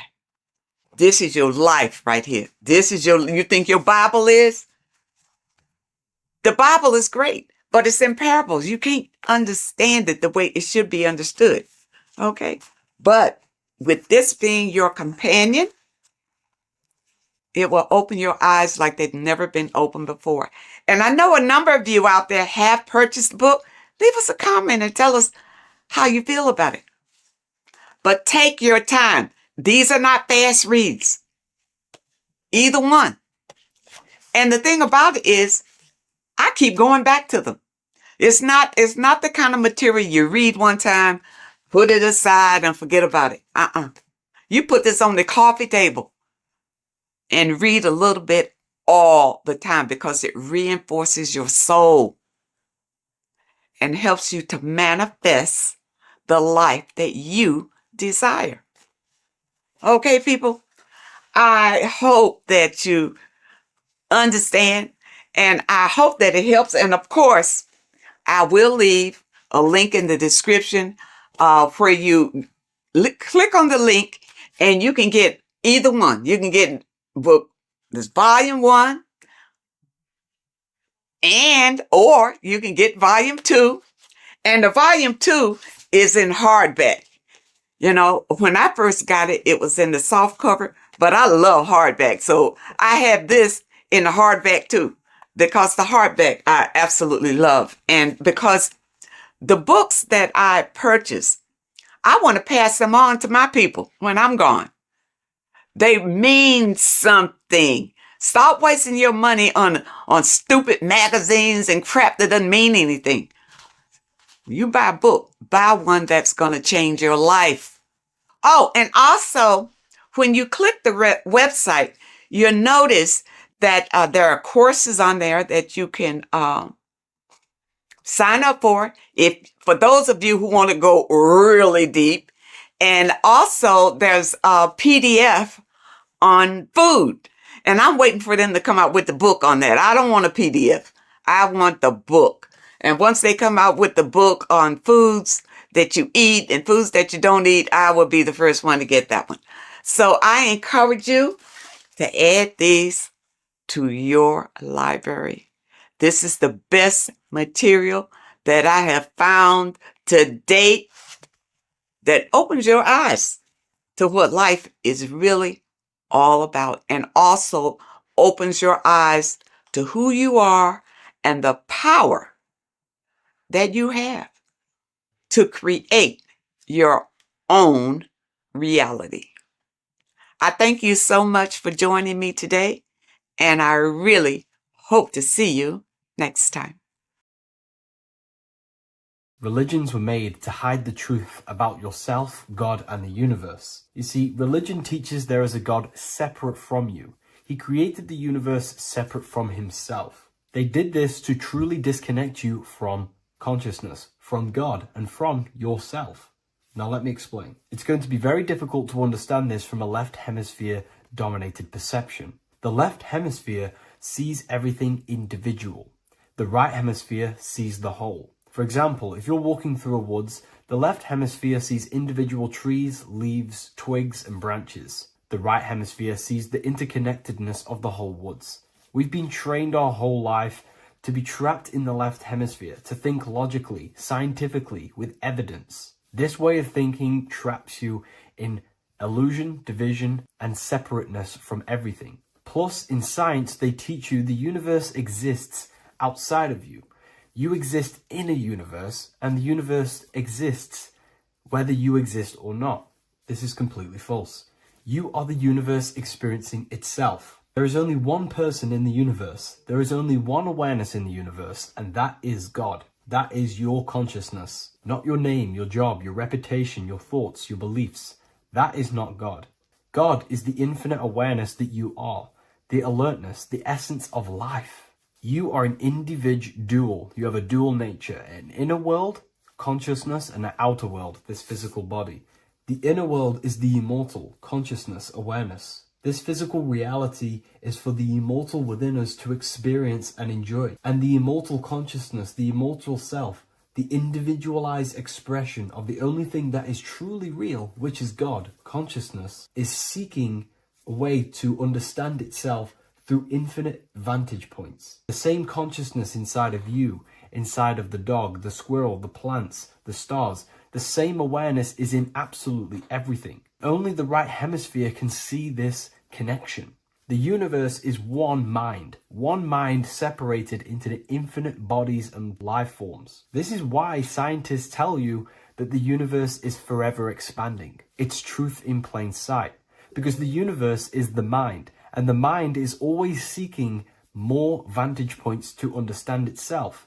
And the mind is always expanding into new realms of thought. The mind cannot be filled up. It does not exist in space. However, Human awareness, human consciousness is very sacred. And the reason why I say that is because humans possess a two-way consciousness, unlike a dog, an animal, or a squirrel, for example. The dog looks in the mirror. It is not aware of itself. It doesn't look in the mirror and see that it needs to improve something. However, humans, we can look in the mirror and say, who am I? Where do I come from? And I need to change this aspect of me. I'm lacking in this area. Dogs do not have this awareness. They function only on their immediate surroundings, on survival and instinct. Human awareness is special because we have the ability to reflect on the self. We can question our consciousness. We can question, who am I? Where do I come from? And where am I going after this? The human mind has no limitation. We can surpass our animal nature and rise to a godly nature. This is the whole purpose of reaching Christ consciousness, which is just an ideal consciousness where we have control over self and we know who we truly are. Humans have been given the tools to awaken. Our five senses are locked only to perceive the physical world, but the mind holds the gateway to understand the unseen aspects of reality. The mind holds the secrets to the universe and consciousness. We just have to study ourselves to understand God. We are all individualized aspects of consciousness. There is only one pure consciousness in the universe, but we're fractaled into infinite life forms, experiencing this consciousness in a different form, molding this consciousness into individual egos and individualized consciousness. Me and you are made of the same fabric. However, I have thought different things, believed different things, experienced different things, which has conditioned my consciousness to be my own individualized aspect of God. And that's what makes me, me, and you, you. God is the creative power within us to turn thoughts into physical reality, to create things. We are a creator. Each one of us is a miniature earth, creating and building in this physical 3D reality. Our consciousness holds power over the 3D reality. We can mold it and create anything we wish. However, we have been conditioned to live like an animal, living in our animal nature, eating, surviving, lusting, and these low-level desires keep us trapped from figuring out our creative power. This is why the ancients always depicted God inside of the brain. Even in ancient Christian artwork, William Blake, Anton Raphael, all depict God inside of the brain. Why is this? Because God is our creative power. The spinal column acts as a type of ladder of consciousness. If you just think about sex and act on sex, eating, consuming, and living in a survival animalistic state, then your consciousness is functioning on the lower end of the spinal column, where your reproductive organs are and your gut organs are to consume food. In order to activate the God within us and to us to truly know God, we have to be aligned with the God consciousness. We have to unlock the God within us so we can truly actually experience God and understand it. However, God exists beyond our personal consciousness, beyond our human identity. In secret societies, satanic rituals and satanic societies, they are seeking a way to escape the human identity through ritual work, meditation, and trance-like states. A trance-like state is like the state that you enter just before you fall asleep, where there is no thought present in your mind, because you are not the mind, you are the observer, you experience the thoughts. And when we escape the human identity through rituals, meditation, or trance-like states, we can actually experience beyond the veil of this material world. However, satanic rituals do this in a negative way. Satanic rituals include ways to make the human mind tap out by pushing the human minds to the limit through pain, suffering, and even torture, to allow the mind to pass out so you can temporarily pass on the veil of the physical world and escape the limitations of the human identity and the human thinking mind. Now, you do not have to do it this way. You can experience the divine and beyond your human identity through many different ways, such as deep, deep meditation, rising above your thoughts, and setting 3 alarms, one for 6 a.m., one for 6:30, and one for 7:30. And when you wake up at these times, what you need to do each time you wake up is allow your mind to stay awake but your body to fall asleep. And you will enter this trance-like state. And you can gain ideas, experience lucid dreams, and maybe even astral project. All of these rituals in secret societies and satanic societies is all about escaping the human identity and experiencing the divine planes beyond the physical. To wrap all of this up, this is all about consciousness. Consciousness is the infinite awareness of the universe, just fractaled into separate bodies. And this consciousness is seeking a way to understand itself in infinite angles and vantage points.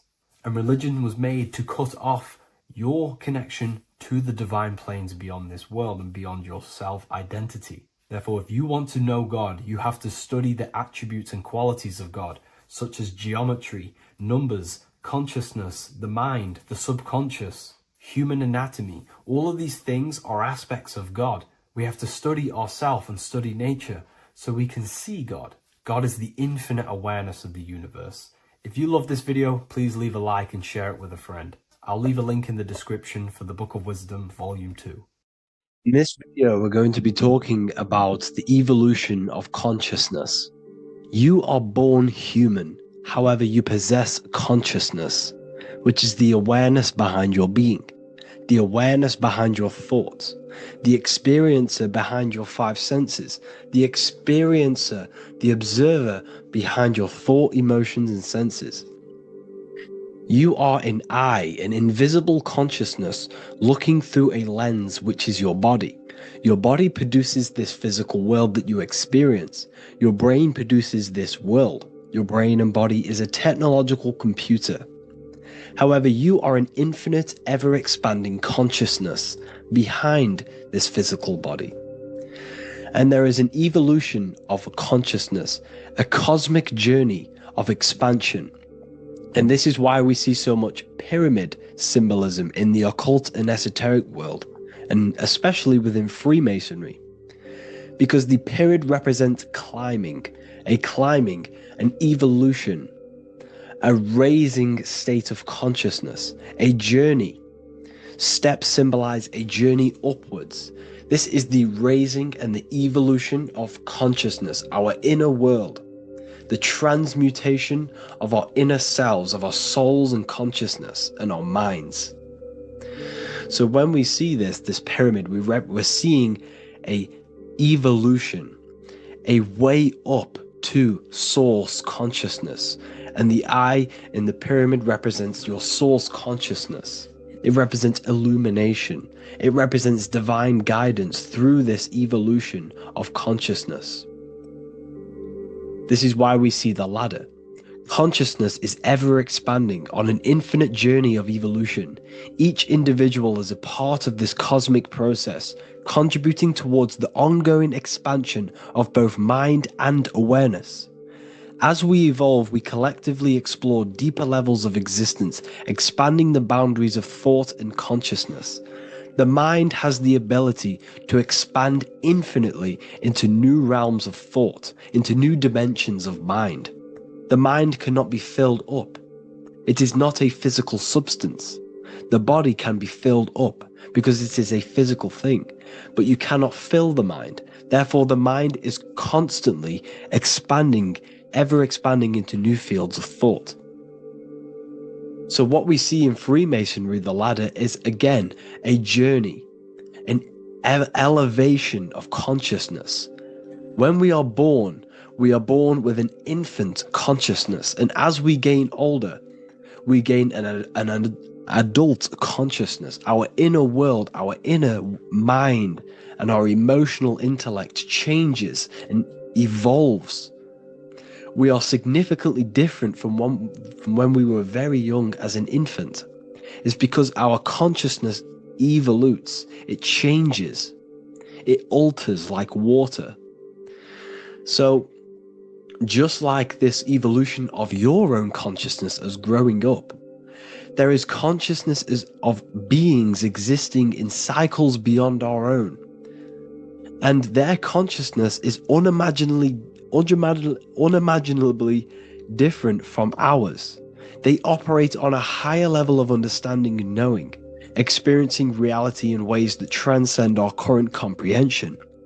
Our minds right now cannot comprehend the highest states of consciousness. There are entities, there are beings beyond our own, existing in higher dimensions of consciousness that we cannot comprehend because they have expanded. They are on a further way up the ladder of consciousness. However, we are all on the same journey. None of us can take the same journey. There is one ultimate goal, reaching source consciousness. However, this is always ever expanding.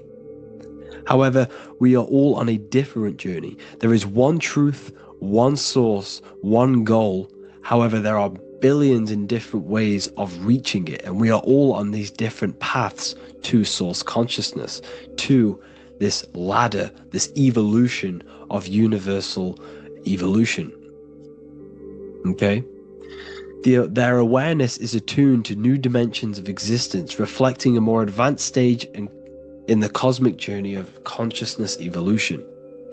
So when you take DMT, you are shot into these higher realms of consciousness where you meet these beings who look similar to these images. They are not speaking to you physically. They don't speak to you three-dimensionally through vibration and words. They speak to you mentally. If you have done DMT, then you know this. And if you have met these beings, then you know this. You might have even met some of these types of beings on mushrooms or any psychedelic drugs. Because ultimately, when you take these mind-altering substances, it's altering your consciousness. It's merging your consciousness with the spirit of that substance. And you are essentially attuning your mind to higher dimensions of consciousness. That's why we say we're getting high when we take these substances.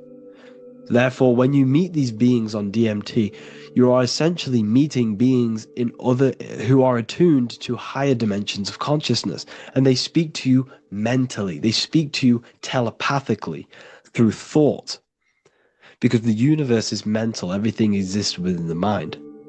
The way you are now, your physical existence, is a state of mind.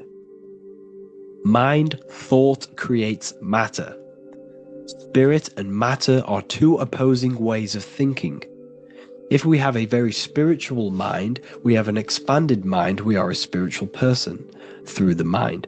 However, if we have a very low state of consciousness where we think about food, sex, lust, and all physical things, then we have a physical consciousness. Matter and spirit are two opposing forces, two ways of thinking. The mind attunes itself to different levels of understanding in different dimensions. So, essentially, this is what we're looking at. The body is a vessel for the fluidic, formless consciousness, a temple that houses the essence of our awareness.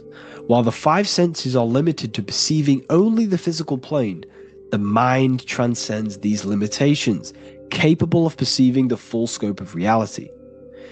It is through the mind that we access deeper truths beyond the material, tapping into boundless nature of existence.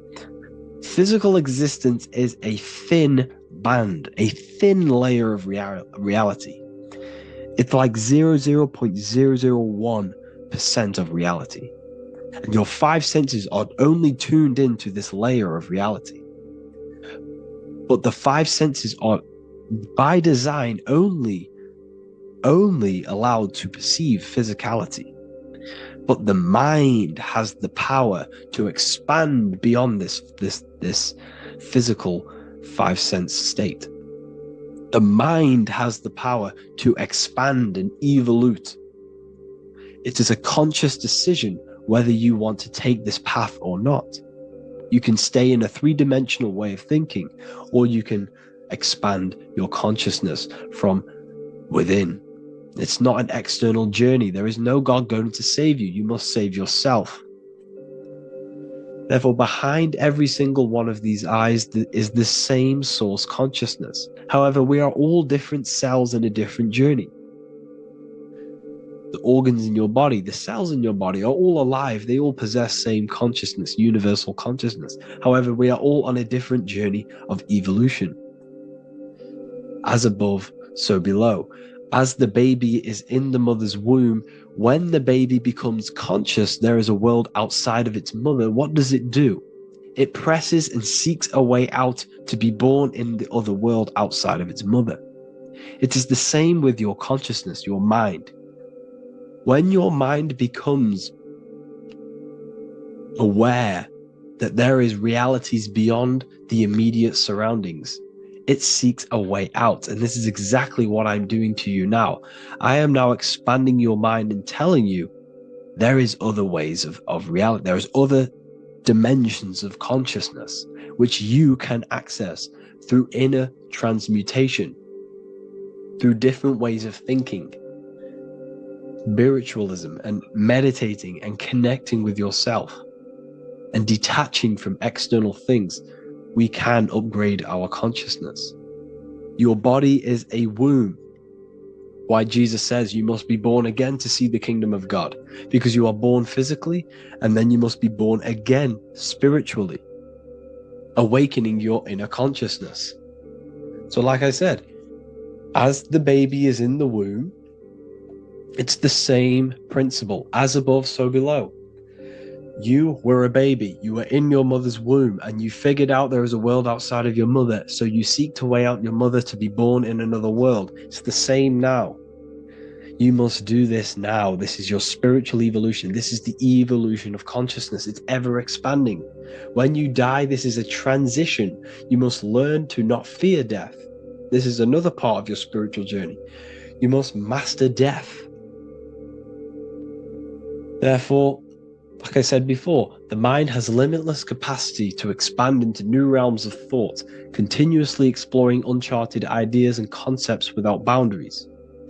The mind can ever expand. It can never be filled. It can never ever know everything. There is infinite fields of knowledge, infinite fields of thought. Your current state is just one stage on an infinite pathway. You won't remain human forever. The human experience is a crucial phase where we learn to balance polarities, master the fundamental laws of the cosmos. It is a period of growth and transformation, preparing us for the next stages in our cosmic evolution. The goal is to strive for perfection, yet the true perfection is unattainable. It's like a tunnel, and there is a light at the end of the tunnel. And as you walk through this tunnel, the light is ever moving backwards. You should forever seek to meet that light, but you will never meet that light because consciousness is ever expanding. You should strive for perfection, yet knowing that perfection is forever unattainable. The journey is endless, with each step revealing deeper layers of understanding and experience. The pursuit of growth and expansion is itself the essence of our evolution. You can find all of this knowledge in the amazing book that I have read for years. I have read this book, The Emerald Tablets of Thoth, the Atlantean, by M. Dorial, translated by M. Dorial. I'm telling you now, this book, now that I've told you this, you have some context on the book. The whole book is about evolution of consciousness. He's talking about higher dimensions beings. He's talking about how you can transcend this physical plane. It is truly the most amazing book you will probably read. One of the best spiritual texts you'll see. It's hard to understand, so you must read it over and over again. And the more your mind progresses, like for me, I read this every couple months. And the more I learn about consciousness, the more I expand my own consciousness. And every time I read this book, I pick out something new that just completely blows my mind. Because you can only understand this book to your level of consciousness, to your level of understanding. So now that I've told you all this information, go and read this book and it will absolutely blow your mind. And so will the Book of Wisdom Volume 2, which is now available. I released it the other day. I'm just going to read a page out now. This page is called Spirit and Matter. The Earth is not merely a dense, lifeless rock drifting through space. It possesses spirit, a living essence that animates its form. But what do we mean by spirit? Spirit in esoteric terms refers to the energy, the life force, animating the principles infused in matter. So essentially, what this page is talking about is how everything has spirit, consciousness within it. You are the middle, you are spirit and matter. You have the ability to expand your mind to the God self and raise above our animal instinct, our material self, and know the divine and expand. Animals cannot do this. Animals are not self-aware. Humans possess self-awareness. We can observe our consciousness. We can say, why do I exist? We can look in the mirror and know that we need growth. And this is what Anunnaki means. Anu means above. Anu was the supreme god of the sky, which is a metaphor. He represents spirit above, heaven. Anu came down to earth and married Ki, the goddess of the earth, which represents matter. It's a myth, it's an allegory. Anu married Ki and gave birth to the Anunnaki. Spirit came down and infused with matter and gave birth to the human, which is you. You are spirit infused in matter, Anu and Ki, Anunnaki. You are the Anunnaki. And this is just one of the teachings in my book. Honestly, this book is absolutely amazing. If you truly, truly want to expand your consciousness, give this book a read. And obviously, if you're inside the university, I give you this book for free. A paperback version. If you join the university, follow the steps inside of the general chat, you'll be able to download this book. Or, sorry, not download it. Order a paperback for free. All you have to do is pay for the shipping. You'll also gain amazing knowledge inside of my library, where your mind will just be overblown with the amount of esoteric books. There's over 45 rare occult books, plus you get a PDF of the Volume 1 and Human Health Guide. You get reoccurring updates where I expand on symbolism, occultism, where you will just feel absolutely amazing once you understand esotericism in yourself. You'll also learn how to create the dream reality that you want with the Manifestation Mastery course, where I teach you how your consciousness creates reality. You'll have a real lectures where I post lectures on symbolism, occultism, esotericism. There's a conscious community and live calls and Q&A where you can ask me questions and I'll answer your questions. I just want to say thank you to everyone who has joined the university. Thank you for even liking and watching this video. Any support I just appreciate every single one of you. Please, if you can, leave a comment and a like on this video and let me know any videos you want me to make in the future. And I will start uploading a lot more to the YouTube. So yeah, thank you all for tuning in today. Have an amazing day. Welcome to Revival of Wisdom. Today, we're going to be talking about portal symbolism, what portals are, okay, and how they show them to us, because they have to tell you the truth, guys. This is the thing with the universal law. They have to tell you the truth, and they tell you through symbols, they tell you through movies, and different things like that. But let's jump straight into this. So first, I want to talk about the Freemasonry symbols. Okay, so first we got, obviously this is some Freemasonry art, but notice how you've got the ladder with a key. Okay, so this is ladder symbolism with a key. So maybe this is talking about ascending. Okay, because look, because this is ascending into the heavens, because it's a ladder with humans going up it with a key. In order to ascend, you must have the key. Okay, so what else do we have with a key? Well, the Netflix show Lock and Key, which is all about portals and keys. Because what the keys do, they open doors, gateways. Okay, so what's interesting about this is that they've got this key here, which represents the Kundalini energy rising up the spine. Okay, but we'll come back to this. But it's that same portal key symbolism. We've also got the Vatican. The Vatican is in the shape of a key. Okay, so you can see the start of it here and the end. So this is key symbolisms. Keys open doors. And notice how it's got the 8-pointed star. Okay, what is the 8-pointed star? Okay, we'll come back to this. This all ties in, guys. I'll break it all down for you. But then you've also got the god Janus. Janus, okay, is known as the god of the doorways. He's an ancient god of Rome, and they worshipped him. However, he's not a god, he's more like a high-level ranked demon. Because he is the god of the doorways. And notice how he's got two faces. Because doorways always have two sides. You're going into somewhere, there's always two sides of a door.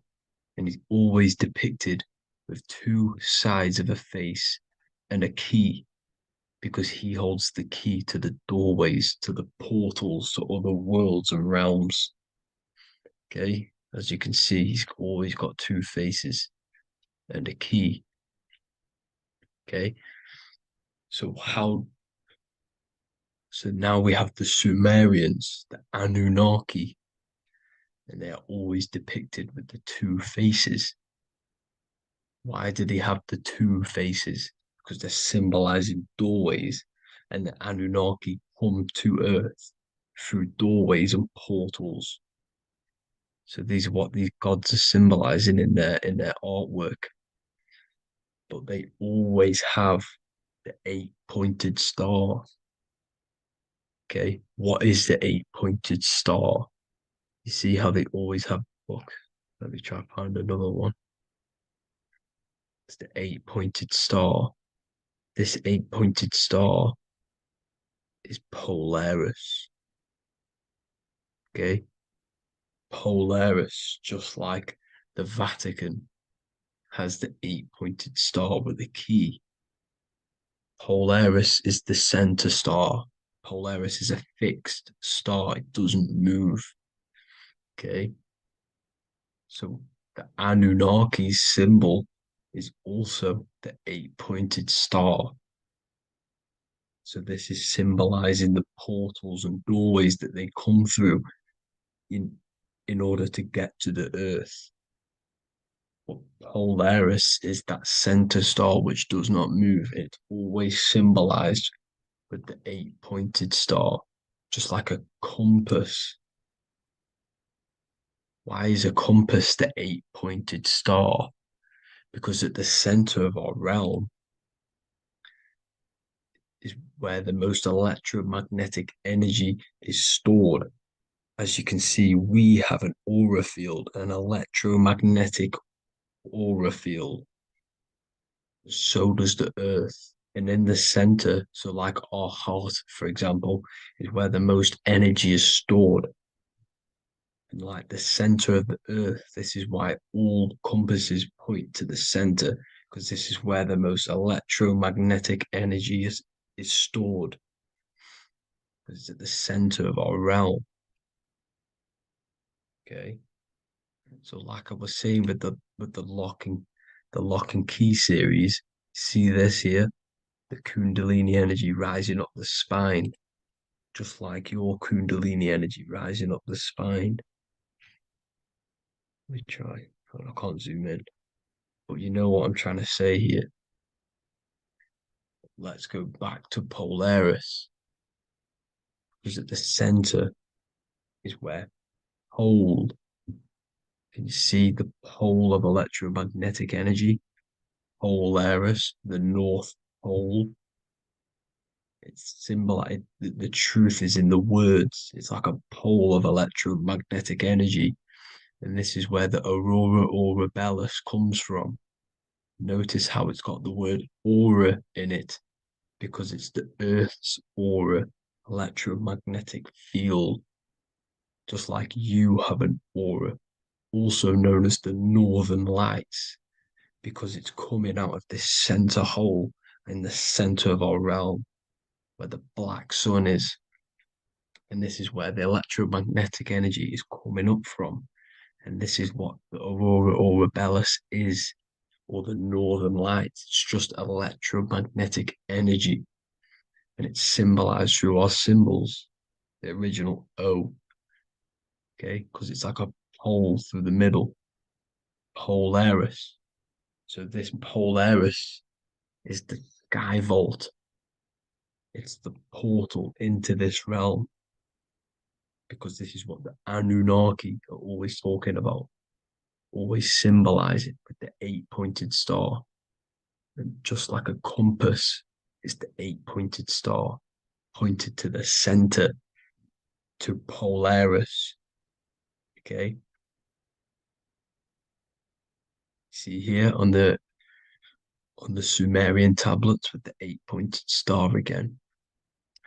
And how we know it's talking about portals with this 8-pointed star is because CERN 666 are opening up portals to the underworld, letting in demonic entities into this realm.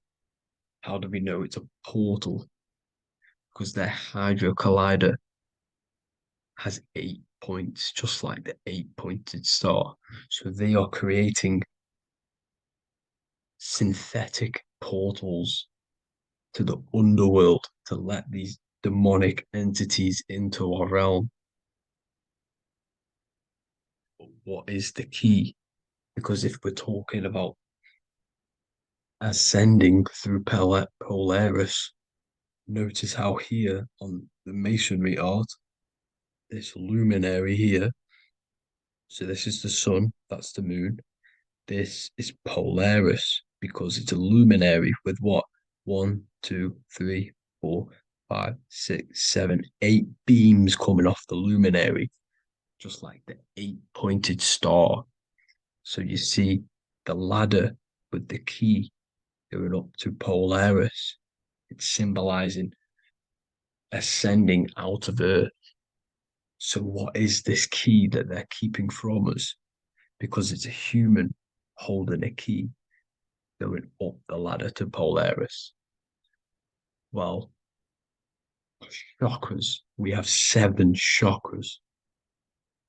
Okay, so this is what they are telling us in the lock and key symbolism. The Kundalini energy rising up the spine. Okay, just like they have 33 vertebrae on the back of your spine. Okay, this represents the Kundalini energy going up your 33 vertebrae, just like in masonry has 33rd degrees. Okay, so what is the key? Your chakras. Your chakras have to be unlocked. Okay, you have to unlock your chakras, and you can't unlock this one without going through this one. You have to go through them all. It's like a ladder, just like Jacob's ladder. You can't go from the bottom to the top. You have to unlock each one. Okay, just like you have 7 chakras, you have 7 layers of your aura. Okay, you have to unlock your chakras to the highest point in order to reach Christ consciousness. And this is the key that they're talking about. They're symbolizing the organic portal within each and every one of us to ascend out of this realm. Okay, so this is the key that they're talking about, and they're holding back this knowledge to keep us trapped in this 3D realm. Okay, so like I was saying with the 33 vertebrae and the Kundalini energy coming up the spine, 33 vertebrae, you can see this sort of symbolism going up to the light, because it's the light. You see here, your crown chakra turns on and becomes enlightened, just like the Illuminati symbol. Can you see it? But also, Jesus also died at 33. So this is symbolizing, okay, they're symbolizing the death of the ego, the body. So once you open up your chakras and reach Christ consciousness, which is your 33rd vertebrae, once your Kundalini energy goes up your 33rd vertebrae, your body technically, not physically, but spiritually dies, because you then become formless. You reach Christ consciousness. So then you can travel other worlds. Okay. This is what they're talking about with Vatican, 8-pointed star, and the key. Janus with the key. The Sumerians with the 8-pointed star. Anunnaki, the 8-pointed star. Polaris, 8-pointed star. So Polaris is the way out of this realm, which is at the center. Pole, North Pole. Okay. So the key is that they're hiding from us is the knowledge to unlock our chakras. Okay. And without this knowledge that they keep from us is trapping our souls in this reality to keep reincarnating. Okay. Well, thank you all for tuning in. I'm going to leave you all there. Make sure to leave a like and a comment in the comment section. Let me know some topics to talk about so I can break it down for you. God bless you all. This isn't just spiritual fluff. Your words are vibrational commands that teach your subconscious what to believe and what to create in your reality. Now, I'm not going to sit here and tell you how words are these vibrational things that create reality. In fact, they are. However, the power of words does not hold in the vibration of the word. Yes, it has a little effect on plants. Yes, every word is a vibration that speaks to every cell in your body. However, this is not the main power of words.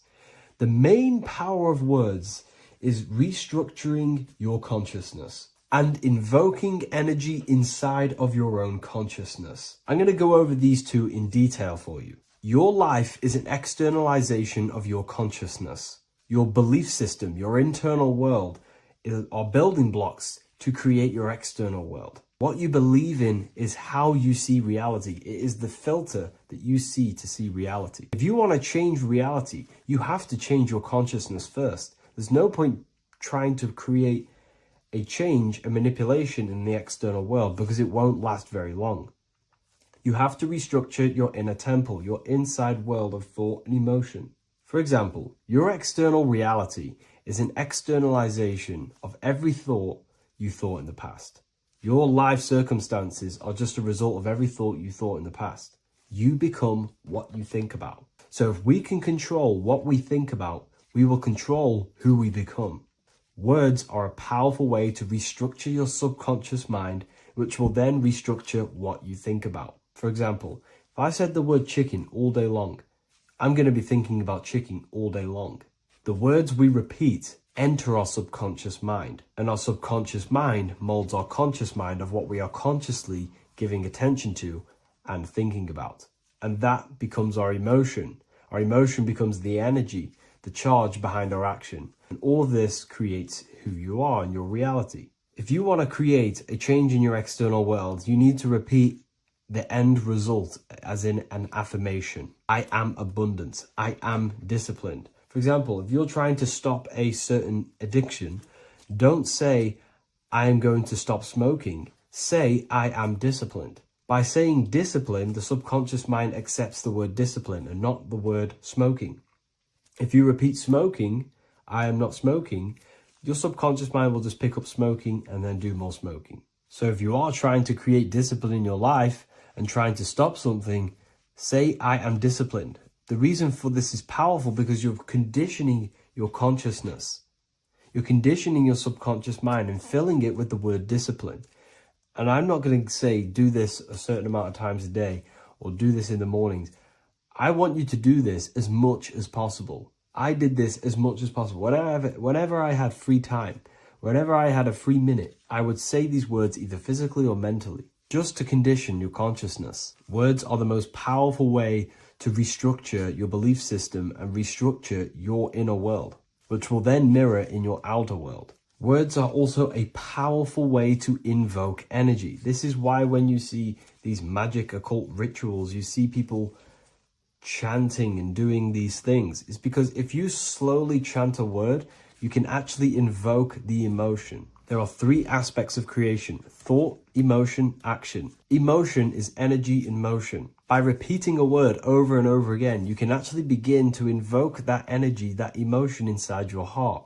And you can start to feel the reality as if you are already living it. And this is just another powerful way to condition your consciousness to become a certain thing before you have it. This is what magic is. Magic is all to do with reprogramming the subconscious mind, aligning the subconscious with a certain belief or reality, which will then produce an effect in our thoughts, our emotions, and our actions, which will then create that reality. So if you want to create something in your life, literally just repeat, I am something.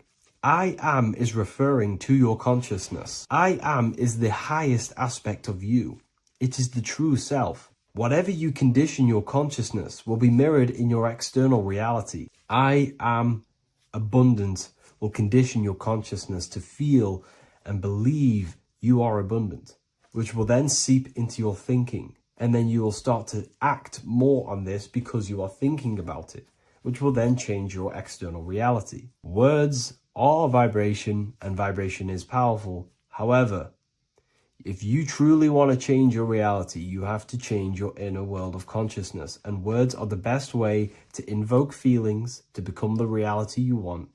And words are the best way to condition your consciousness to a certain belief or a thought. And by doing this, you're actually creating a root cause. The cause is your consciousness, your mind, and you have to restructure the mind to create that reality. Words are a great way to restructure your consciousness and create reality. If you are struggling with the internal chaos, if you are struggling with emotional chaos, if you are struggling mastering your mind, or if you are isolated from your high intelligence, because intelligent people are not welcomed in our population today, I have created an amazing space, Ethereal University. Check it out. I'll leave all the links below. And I'll see you inside, where you can learn everything you could possibly imagine about occultism, esotericism. I'll see you inside. Lesson 2, planes of existence. These planes are all aspects of your mind. They are in you, they are outside of you, as above, so below. The Godhead is the sole purpose. This is how spiritual manifests into physical. This is the process that the universe goes through in creating the physical universe. So it starts with the Godhead, the sole purpose, then the mind, then the astral, then the etheric, then the physical. Everything is mental. Everything exists in the mind. These dimensions are not separate. They're all dimensions within your mind. They're different vibrational states, pretty much. So the mind is the realm of thoughts. This is where thoughts reside. There's no form to a thought. It's invisible. There's no physicality to it. It's the most lucid. The higher you go, the more lucid it is. The lower you go, the more solid it becomes. Okay? So the mental plane is the most lucidic. So the mental plane is the thought alone. The astral plane is the imagination of the thought. This is where the thought forms manifest into some sort of form. Not physical form, but some sort of form, lucid form. Like dreams. Then it goes to the etheric, then physical plane. The etheric plane is the blueprint. It's like a blueprint of the astral and the physical form. It's basically the realm of energy. This is where energy is and frequency. And then the physical plane is where physical manifestations happen. So essentially, this physical world is a product and the world of effect. Everything goes through this is a world of effect. You can't change this world by manipulating it physically. You can, but it's not going to last long. It's not long term. This is where we get the saying, as above, so below from. You change the higher planes, you manipulate the lower planes. If you manipulate the astral plane, you manipulate the physical plane. This is a mirror effect. You manipulate the mental plane, you manipulate all of the planes. So these planes are how things manifest into physicality. Everything starts in the mind, then goes through the astral. Now, the higher, middle, and lower astral are the vibrational states of the thought, because remember that the mental plane is the thought alone. So, for example, I'm going to give you an example now. This is a chair. Think of a chair. That's just don't imagine the chair. Just think of the thought of a chair. So you have the thought of a chair in your mind. Now, imagine that thought. What form does it have? This is the astral plane. This is the imaginational plane. This is where you imagine things. So when you hold something in the screen of your mind, this is astral matter. You're creating out of astral matter. That's what imagination is. Depending on the vibration of that thought that you are manifesting in your imagination, depends whether it goes to the higher, middle, or lower astral. If it's a high vibrational form, high vibrational thought, you create the higher astral plane. This imagination will go into the higher astral. Or if you think of a chair to murder someone on it with spikes and kill someone on it, it will go to the lower astral plane because it's a lower vibrational thought form manifesting. So you got to use these planes to manifest things, to imagine things. You can manipulate the astral plane through astral projection. This is a very, very deep, this is a very occult teaching of astral projection. And that's going to be taught later on in another course because that's not for everyone. But you can still access the astral plane through imagination. And that is how you pretty much get there. You use your conscious mind to project yourself, your consciousness, your awareness into the astral plane. So if you manipulate these higher planes of existence, you manipulate these lower planes. As above, so below. You got to look up. But it all starts in the mind. Use your thoughts correctly.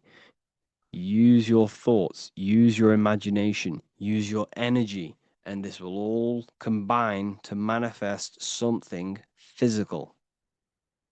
Okay? So use these planes to manipulate this physical world, because whatever you do in these planes, you manipulate the lower planes. It's like a mirror. So that is the planes of existence. They all exist inside of you. They're outside of you. They're as above, so below, as within, so without. They are everywhere. They are inside of you. They're not separate. They're all aspects of your mind.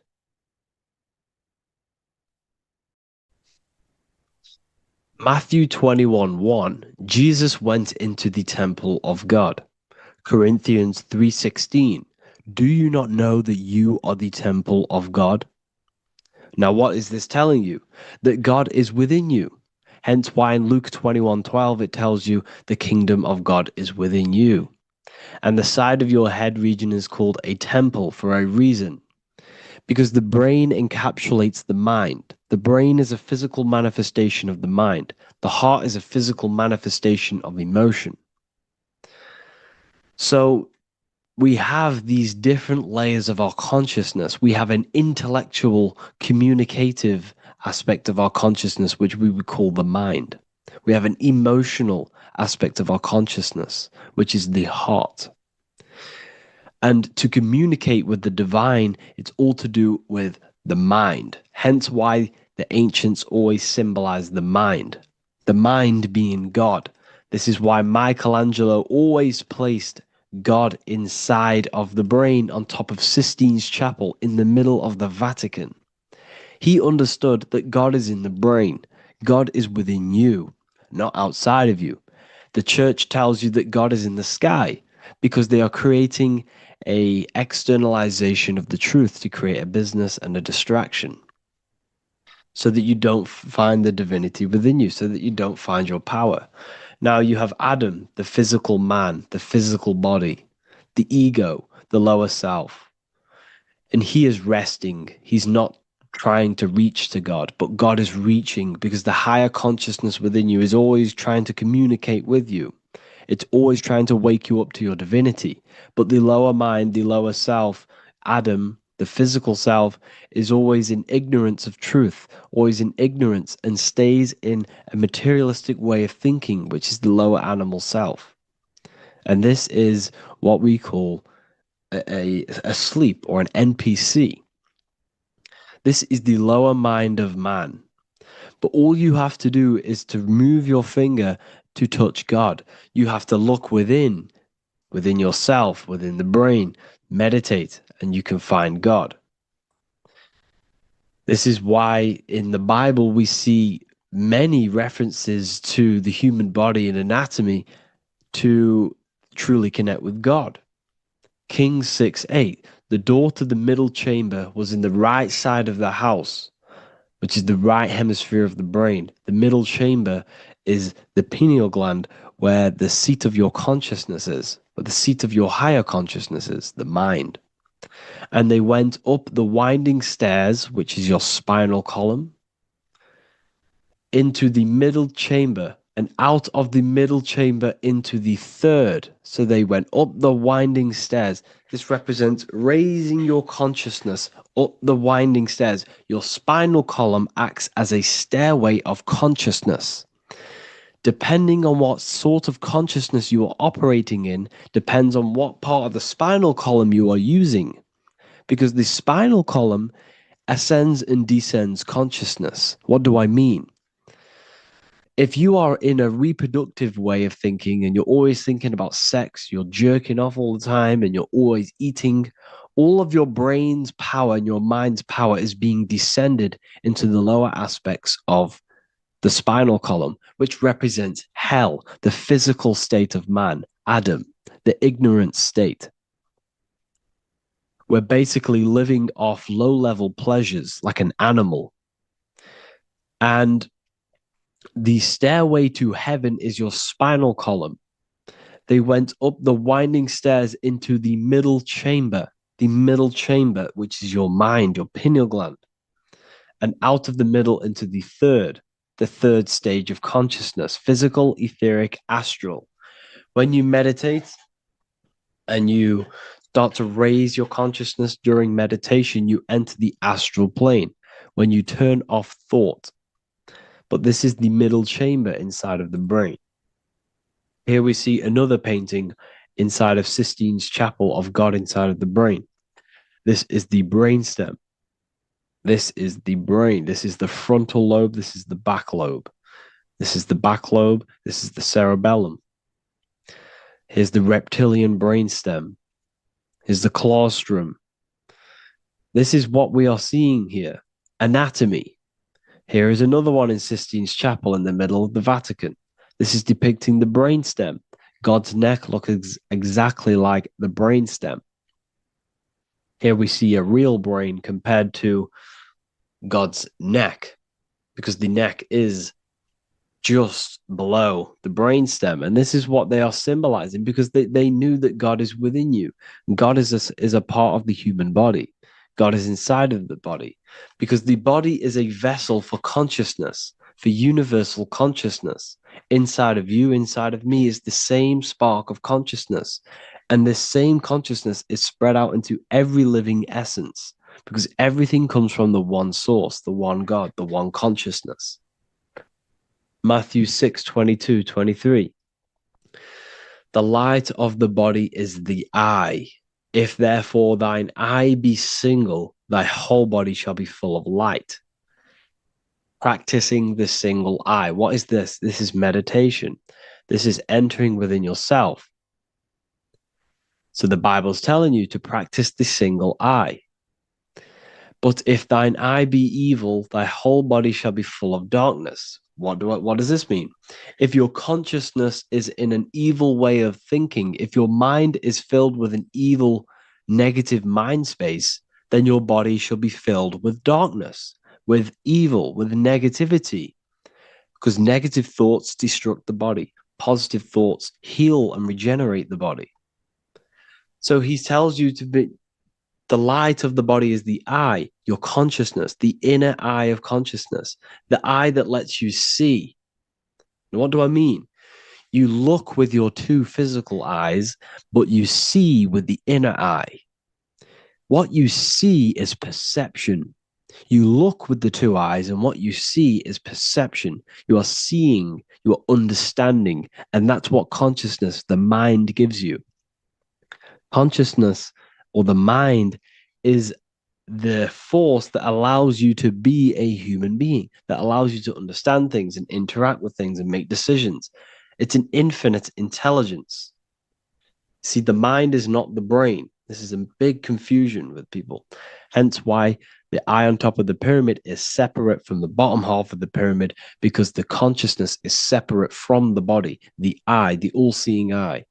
It represents the observer, the eye that sees into this body, into this world, into this. You are the perceiver. You are the invisible spirit within the body. Theologians 4:17. After that, we are still alive, and our left will be caught up together with them in the clouds to meet the Lord in the air. You don't meet the Lord in the physical air. Okay? This symbolism of the ancient Christian artwork is showing you this is symbolic. These things never happened. There's no man in the sky. Moses didn't go on a mountain to meet with God. The air represents the mind. This is why you say you're an airhead when someone's very stupid. Earth is your body. Water is your emotions. Fire is your spirit. Air is your mind, the invisible mind. So Anton Mengs, an ancient Christian art worker, is showing you anatomy of God in the clouds. But this is the anatomy of the human body, raising yourself to the mind and turning the mind inwards on itself during meditation. And that's how you meet the Lord in the air. You meet the Lord in an elevated state of consciousness. The air represents an elevated state of consciousness because the air is up. You have to raise your consciousness to meet the Lord in the air. This is why Moses went on a mountain to meet with God.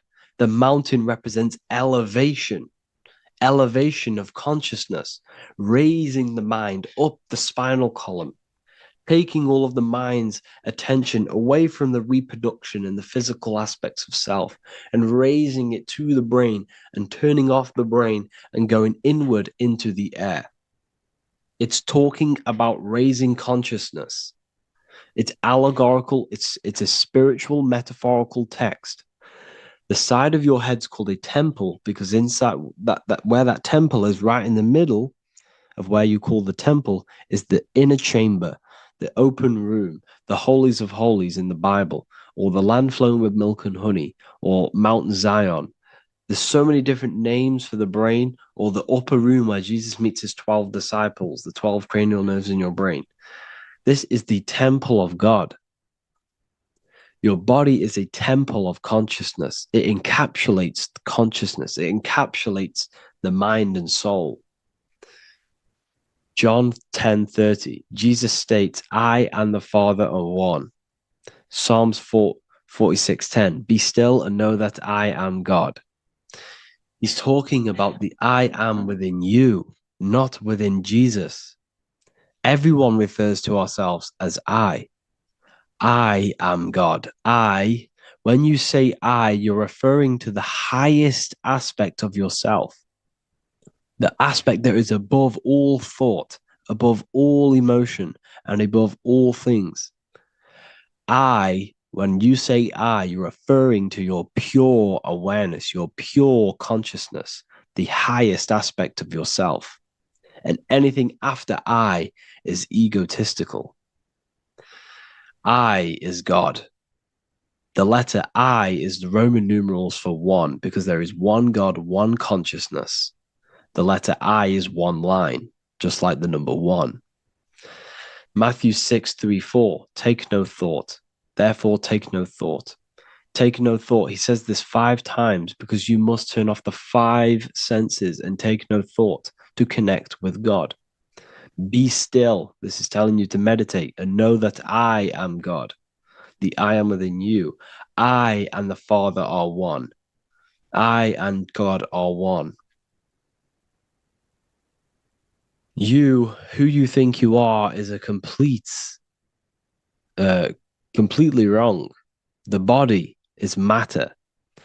Your name isn't you. Your job isn't you. Your reputation, your trauma, your memories, your friends, family, worries, bills, interests, dislikes, goals, passions. Anything to do with the thinking mind is not you. Who you think you are is a part of your thinking aspect of consciousness. But once you remove thought, you are no longer your name. You are no longer your body. You're no longer your reputation. You are the I. You are pure awareness, pure consciousness. Pure consciousness. And this pure consciousness has latched on to this name, this job, the body, and your traumas. Your pure consciousness has attached itself to this character who you're playing in the physical world. And this is essentially who you think you are, but you are not. You are the I, you are the self, you are pure awareness. So, in order for you to detach from these things, you must learn how to detach from your name, your job, your reputation. And you do this through meditation by turning off the thinking mind. Turning off the thinking mind allows other aspects of your consciousness to open up. What do I mean? Your whole life you've been thinking, and all of these thoughts has attached you to this physical body. You haven't allowed your consciousness to open up. And you can only do this by taking no thought. That's why Jesus tells you, take no thought. When you turn off the thinking mind, other aspects of your consciousness starts to open up. Other aspects of your being can open up. And this is how you astral project. This is how you do all these mystical things and things to do with consciousness. It's taking no thought.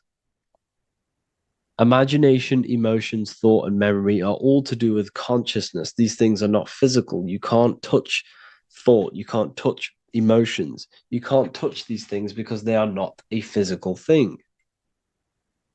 So you must turn off these things for other aspects of your consciousness to open up. Okay? So essentially, the Bible is a metaphorical, astrological, numerological, metaphysical, spiritual, encoded text that talks about human anatomy, spirituality, and the true nature of the human experience. Everything they teach you in school is to make you think that you are this body. Everything they teach you in church is the externalization of the true teachings of Jesus. Jesus was telling you to meditate. Jesus was telling you to practice the single eye. Jesus was telling you to look within yourself and find God. He wasn't telling you to pray to him. Mark 16:19, he was taken up to heaven and sat at the right hand of God, the right hemisphere of your brain. John 21:6, cast the net onto the right hand side of the boat and ye shall find fish. Fish is understanding. The boat is your body, your brain. Cast your awareness into the right side of your brain and you will find understanding, because the right side of your brain is all to do with the creative aspect and the intuition and the spiritual sides of your consciousness. This is why God is here. This is why Michelangelo depicted God in the right hemisphere of your brain, because this is all human anatomy. And I speak about all of this in the brand new Book of Wisdom, Volume 2. Which is now available. The start of the revolution has begun. This book is truly going to change the way people see the world. It's got so many more topics than the last one. It's truly a revolution. It's written in so much detail. It's very practical. I cannot wait to share this one with you. I just want to say thank you for the opportunity for me to create this book. Because without you, I couldn't have created this. And I just love sharing my work with you. And I thank every single one of you for the support, the watch, like the views and the likes, everything, especially the people who have joined the university and stuff like that. And for people who have joined the university, you do get a free Book of Wisdom paperback if you just go to the general chat and follow the description, follow what the instructions that I gave you in the chat, and you'll be able to order a free Book of Wisdom if you are inside of the university. Plus, you get all of my other books, 2 books, and over 45 occult books on occult and esoteric things. You get lectures, live calls, a community, a manifestation mastery course, and a whole library and reoccurring updates every month, every week. So yeah, I hope you all enjoyed this video. Thank you all. Please leave a comment to help the algorithm, and leave a comment on what videos I should make. And yeah, I'll get to uploading on the YouTube a lot more now the second book is now released. I have a lot more time on my hands. No longer using my energy to create the book. I am now going to redirect this mental energy into the YouTube. So there will be a lot more content coming. So I need some content ideas. So feel free to comment some ideas, some YouTube videos that I can create. Thank you all, people. Have an amazing day.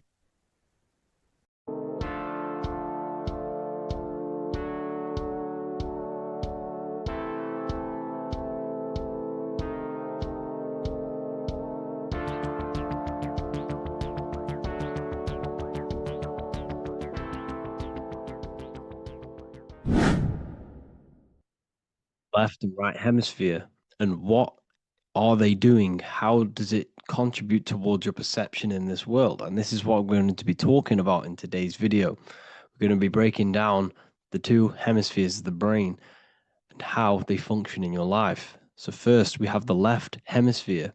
This is the logical hemisphere. This is the analytical, divided, scientific, or verbal hemisphere. The right hemisphere is creative, wholeness, artistic, symbolic, and metaphorical. The right hemisphere does with non-verbal things. It produces a holistic perception. It is more to do with creativity. Because what you must understand is that we are not in the external world. The world is produced by our brain. We see with our brain. Our eyes are a part of the brain. What we touch is the brain's interpretation of electrical signals on the nervous system. What we smell is the brain's interpretation of smell through the nose. What you taste is your brain's interpretation of chemical reactions on your taste buds. So what you are experiencing is the brain. The brain is a computer creating a simulation. And you have 2 hemispheres which breaks down this reality. So essentially, the brain is the perception creator. It creates perception. So if the brain is creating this, who is the one experiencing the brain? Well, that is you, the consciousness, the mind, the all-seeing eye. You are the all-seeing eye experiencing the brain, the observer behind the brain, behind reality, behind the emotions. So if you're walking through a woods, this left brain sees individual trees. The right brain sees the whole woods. It sees the biome. It sees the bigger picture. So when you are walking through this woods, the right brain picks up a holistic perception of reality. It creates the woods as one unified woods. The left brain's job is to break this down and analyze it so that we can see individual things. And this is also necessary for humans to have the ability to break things down and manipulate things in this world. So without this left hemisphere, we could not manipulate things and break things down. So this right hemisphere is important because it sees the whole woods. It sees humanity as one unified consciousness. However, the left hemisphere sees individual egos. So the left hemisphere is the place of the ego because it only understands it sees the world very divided. Okay, so for example, here's another example of the left and right hemisphere. If someone pulls out in front of you in traffic, your left brain is going to start going crazy and analyze them, calling them names. The right hemisphere, however, sees the bigger picture. Maybe he didn't see you. Maybe it's just a mistake. Maybe he's in a rush. You see how the two brains are very different. They do the same thing, but they function in different ways. The right hemisphere is feminine, the left hemisphere is masculine. So, like I said, this person pulls out in front of you, you start to think with the left. If you start to perceive that in the left brain, you're going to start analyzing them, you're going to start going crazy and calling them names because you're analyzing it. You're not seeing the bigger picture behind it. You're not seeing it from his perspective. So there is a crossover. So the left hemisphere of the brain controls the right side of the body, the right ear, the right eye. Everything to do with the right side of the body is connected to the left hemisphere, and the right hemisphere controls everything on the left side of the body, including your eyes, your arms, your legs. So everything is crossed over, and even your visual field is crossed over. So this is your visual field, as you can see here, and even the left side of your visual field goes to the right brain. There is a crossover. No one really knows. There's not really a reason for this. However, this is how the human body is designed. As we all know, the human body is the most advanced piece of technology on the face of the earth. They cannot replicate the human body. And they tell you it has no creator. This is crazy. People are that brainwashed, they can't even understand that their body is the most advanced piece of technology. Your body is so advanced, the computers that you use are mimicked of the body. Everything they create is mimicking nature, but they don't show you how intelligent nature is because they don't want you to understand you're in an intelligent design. So anyways, let's get back on track. There is a crossover in the brain, and this is why they teach you to write with your right hand. And I was speaking to someone who's in a nunnery, or whatever you want to call it. They were a nun, or they knew someone who was a nun, and they forced these people, these nuns, to write with their right hand. You had to write with your right hand. This is why, I'd say at least 70% of the world, or 80%, is right-handed and right-legged, because they taught us this to activate the left hemisphere more because of this crossover that happens in the body. So when we are using this right side more, we are using that left hemisphere more. Why? Why are they doing this? Well, they also called it writing. Writing is a spell, to cast a spell on you, to use that right side of the body so that you use this left hemisphere, because they want you to see the world as a divided perception. They don't want you using the right hemisphere, using that left side of the body to activate the right hemisphere to see the bigger picture and see how everything is all one and everything is created.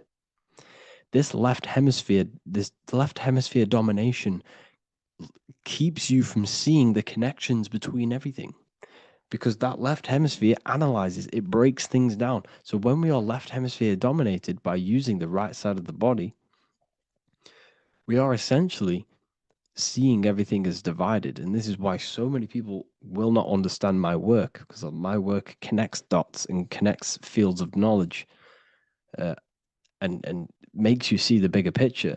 So people who are left hemisphere dominated will see my work and think this guy's crazy.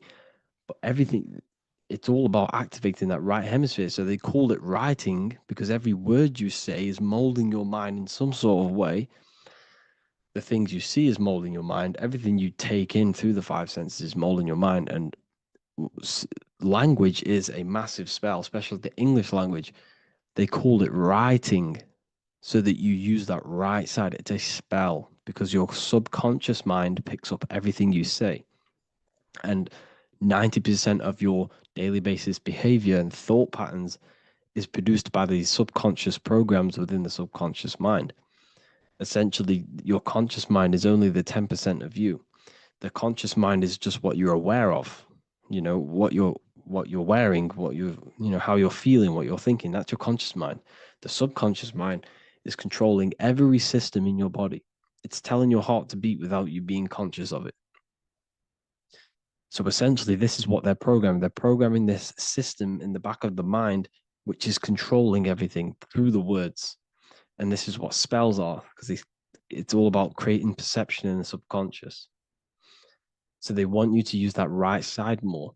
I truly believe the ancients, they were balanced. They used the left and the right side of the body. They didn't have a stronger side because they understood this science of the body and how the body works. So this is actually called phonetics. It's not etymology. Etymology is the study of root words. Phonetics is the study of how words sound similar. The way words are spoken. So phonetics, phone is why we call them a phone, because you speak into a phone. So this is write and writing, to use that right side to activate the left hemisphere more. So your hands are a manifestation of your brain. The left hand is the right brain, the right hand is the left brain.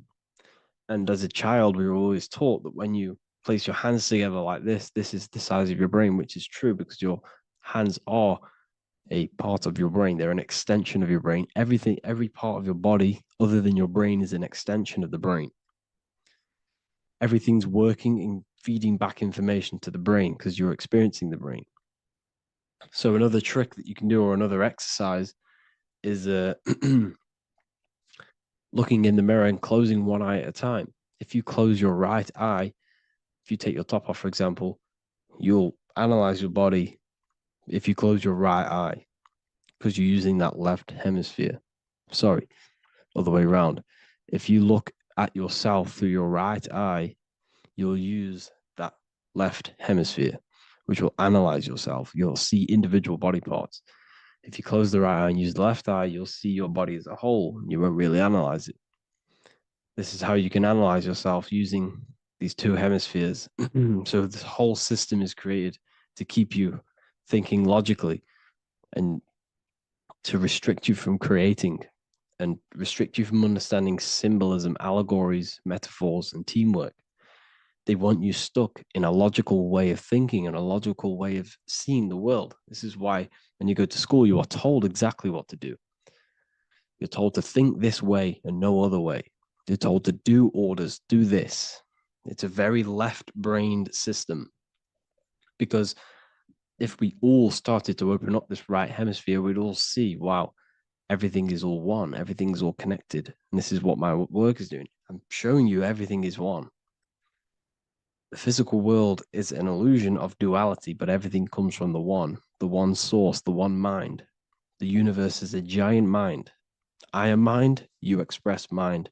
We all possess mind. Behind the physical body is the same mind consciousness. And we are all expressions and fractals of this infinite consciousness called mind. And this is what they don't want us to figure out, is that we are all just one consciousness expressed. It's an infinite consciousness. It's even in the squirrel, it's in the dog. All of these different animals, they're just different bodies, but behind the bodies is the same consciousness, which is mind. That's what the pineal gland is. The pineal gland is not the mind, and it's not the third eye. The third eye is your mind. If you have a closed third eye, it just means you have a closed mind. If you have an open third eye, it just means your mind has expanded from beyond physical things through astral projection and mystical experiences. This is how you gain an open third eye. It's just an open mind. A mind that has astral travel, that has explored the realities within the mind. So everything they do is to keep us in a divided state. Divide and conquer, right? That's their motto. All to keep you thinking how everything is divided. Everything they've done is division. Postcodes, countries, everything is divided. Like football teams and all this stuff. It's also a natural process when you grow up, because as you grow up, your brain is constantly analyzing the world. So this is sort of a natural process of how you become more left hemisphere dominated, because your brain is always analyzing. And unless something awakens you, you can awaken that right hemisphere where you can start to see the bigger picture. Even the music, it's all tuned to 440 hertz, shuts down the right hemisphere of the brain. 440 hertz, Spotify, Apple Music, the radio. Every time you turn on the radio, it's tuned to 440 hertz. This was specifically tuned. It never used to be tuned to this. It was in the 1950s. It was changed. The standard music tuning was changed to 440 hertz.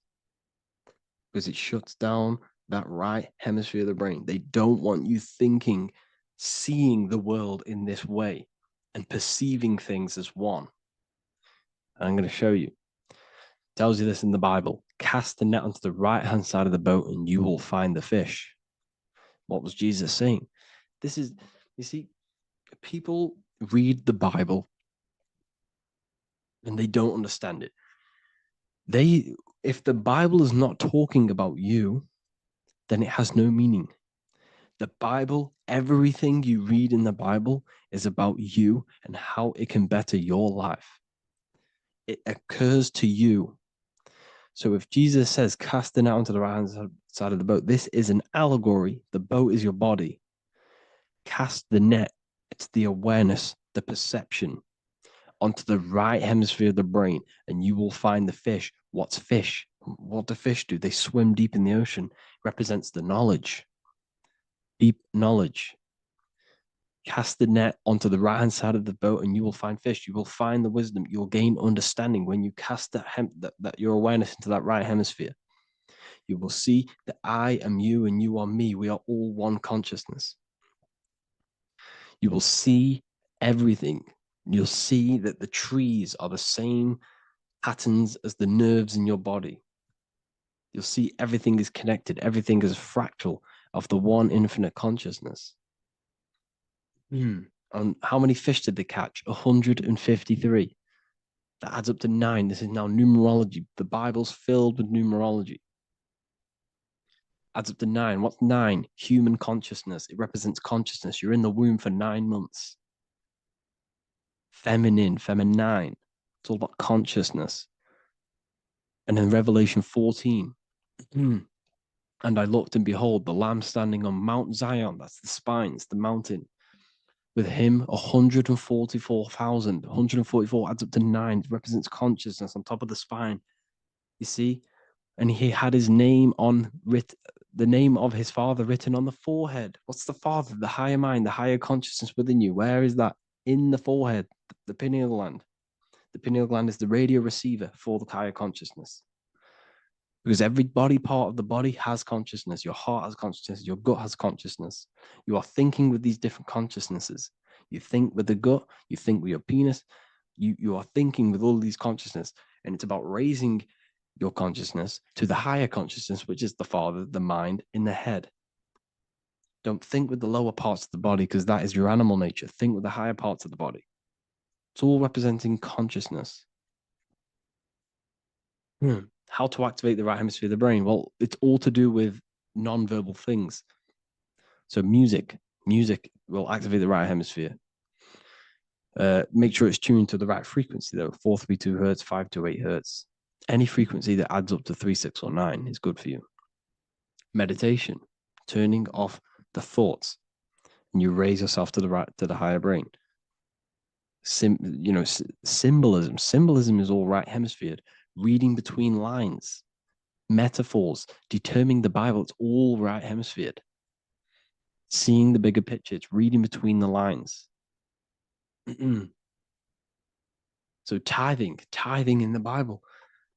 These people in the churches are giving 10% of their money to the church. It's nothing but a scam.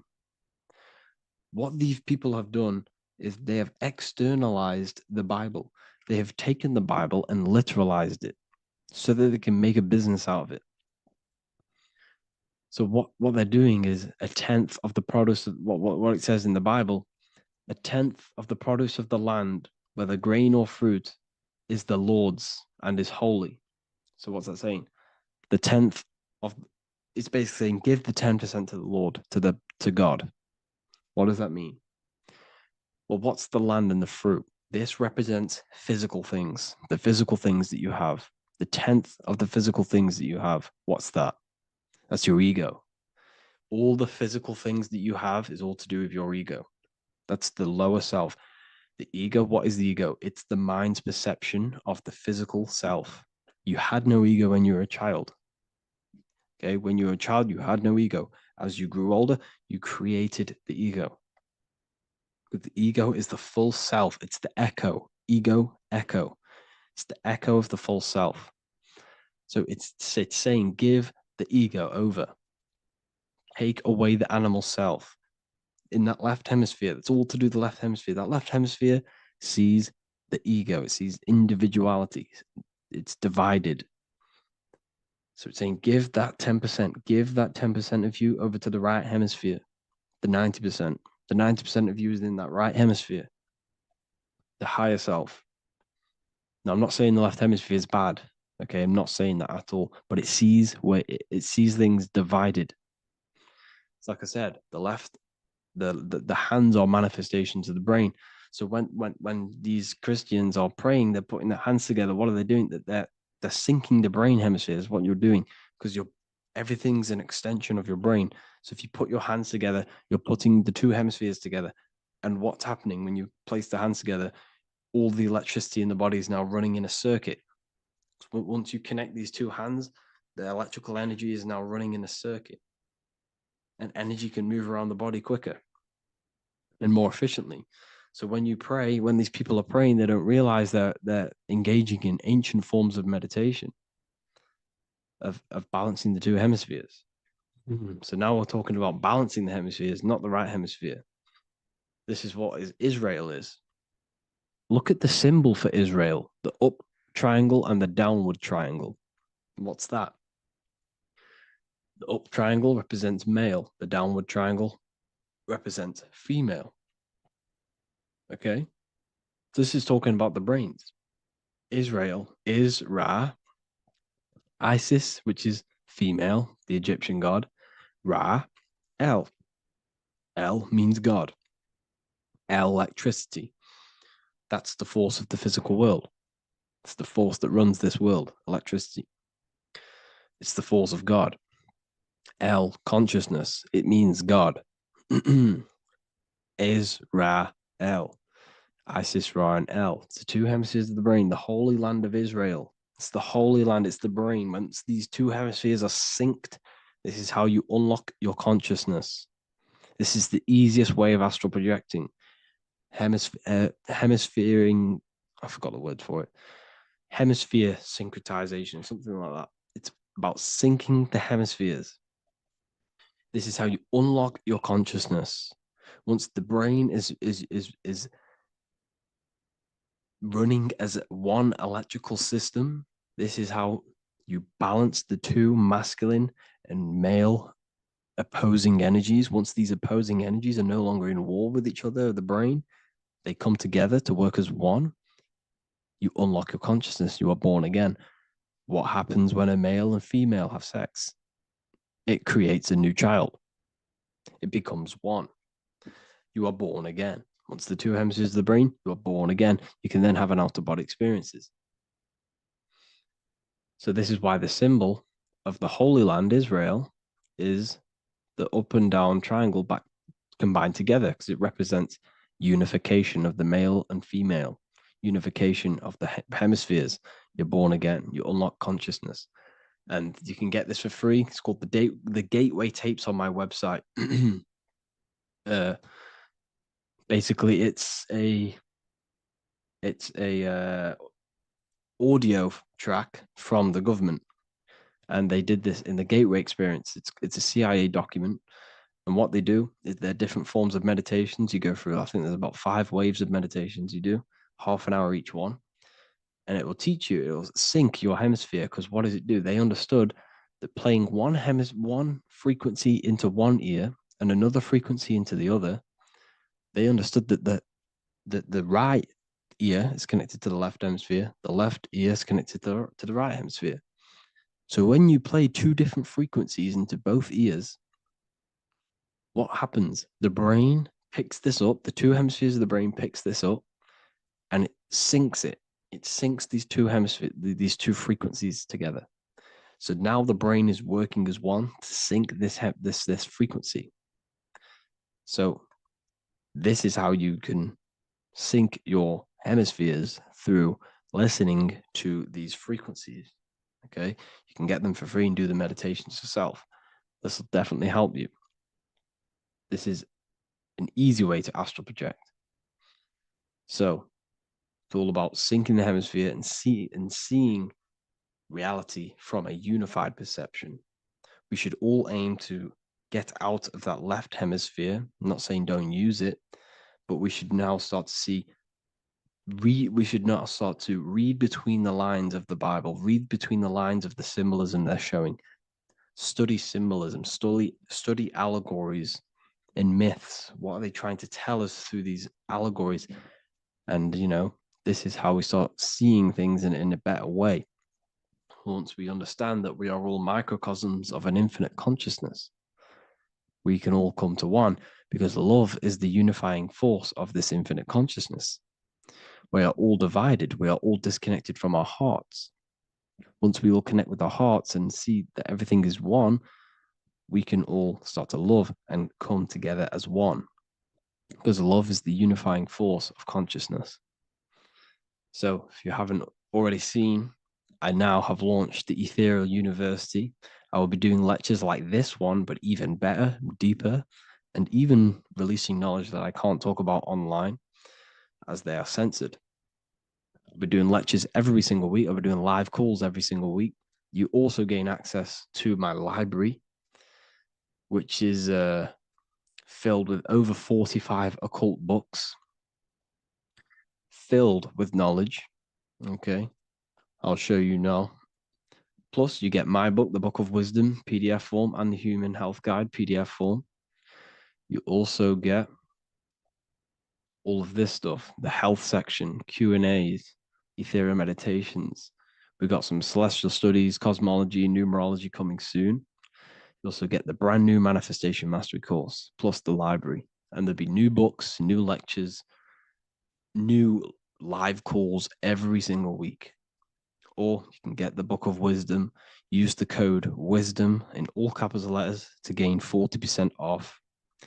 This sale will be ending very, very soon. So if you're watching this, be very quick to get yourself a physical version or a PDF of my book. You can get it in all these languages.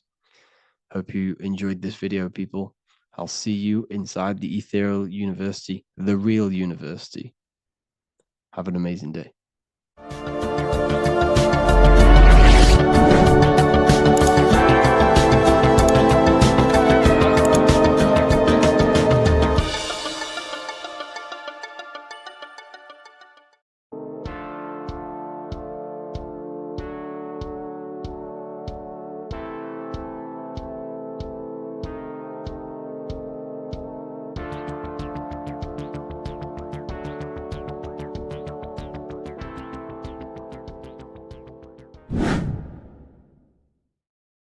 People, how are you all doing? It's Revival of Wisdom, and today we're going to be talking about your birth certificates and how we are slaves to a system and how they have trapped us into this system. Okay, so the first thing you need to understand about this system is there are two types of laws. You have the law of water, which is admiralty law, and the law of the land. So the admiralty law is the law of water, and this is what money is. Money is water. This is why we say liquidity, currency, the current. A current is water, something moving through something. Cash flow. And this is why banks are called banks, because a river bank is on either side of the water, and it directs the currency. You see? So money is water. And as you can see here, Ripple, the cryptocurrency, Ripple, water Ripple, and they're building a bridge over water, overseas, international banking with cryptocurrency. So money is water, and this has specific laws about water, but water is the same everywhere, you see. What the difference is with the law of the land is that you can have different laws in different lands. I can't do certain things in the UK that people can do in America, for example. You see, that's the law of the land, but the law of water is the same because water is everywhere. Now, this is very important to understand when it comes to, these birth certificates. So, Pope Gregory, this is where we're going to start off. Pope Gregory in 1582 took the Orthodox Eastern sunrise calendar and changed it to his own Gregorian timeline, not a calendar, a timeline. This timeline was copyrighted by Pope Gregory under the name of the Vatican. So the Vatican owns the timeline that we are using today, 2023. They own it. They own the title of this Gregorian calendar. Okay. Therefore, anyone who is born under this copyrighted timeline, not calendar, they are subjected to Rome because Rome owns the timeline. They have a patent, a copyright for that timeline. What is on our birth certificates? That timeline. We are born underneath, we are subjected to the Vatican. This is why all birth certificates go to the Vatican. They own every single birth certificate. Okay? So when we use this timeline, we are subjecting ourselves to this timeline. Okay? Which the Vatican has a claim over. This calendar or timeline is set to sunset, not the sunrise, which is associated with death, darkness, and the moon, lunatics. You see, so this is a sunset calendar timeline. Okay, this is now, they've changed a couple things, right? They say that the new year is January the 1st. Okay, when we know this is in winter. January is winter, which is associated with darkness, death, the death of nature. So this is a death cult, people. These people are evil. They're so evil. The Vatican. And this is why we use April Fool's Day, because April is in Aries, and Aries is always the start of the zodiac. This is why Aries rules the head region. 12 zodiacs, 12 systems of the body. Each zodiac is associated with each part of the body, and this is why Aries is the head, cerebrum. But we're not going to talk about it in this video. But yes, that is what April Fool's Day is. They're putting it in your face. April Fool's Day is the real start of the year, when the sun starts to rise again, when the risen Savior is resurrected, when it's born again. This is when the Jews celebrate the Passover. This is when the Christians celebrate the resurrection of Jesus, and they eat lamb. The Jews eat lamb because we're in Aries, the new year. The sun is now born again, our risen Savior, the light of the world. So yes, this is what April Fool's Day is. It's the first day of the year, which they changed. Pope Gregory changed. So you need to understand is that you are in the womb.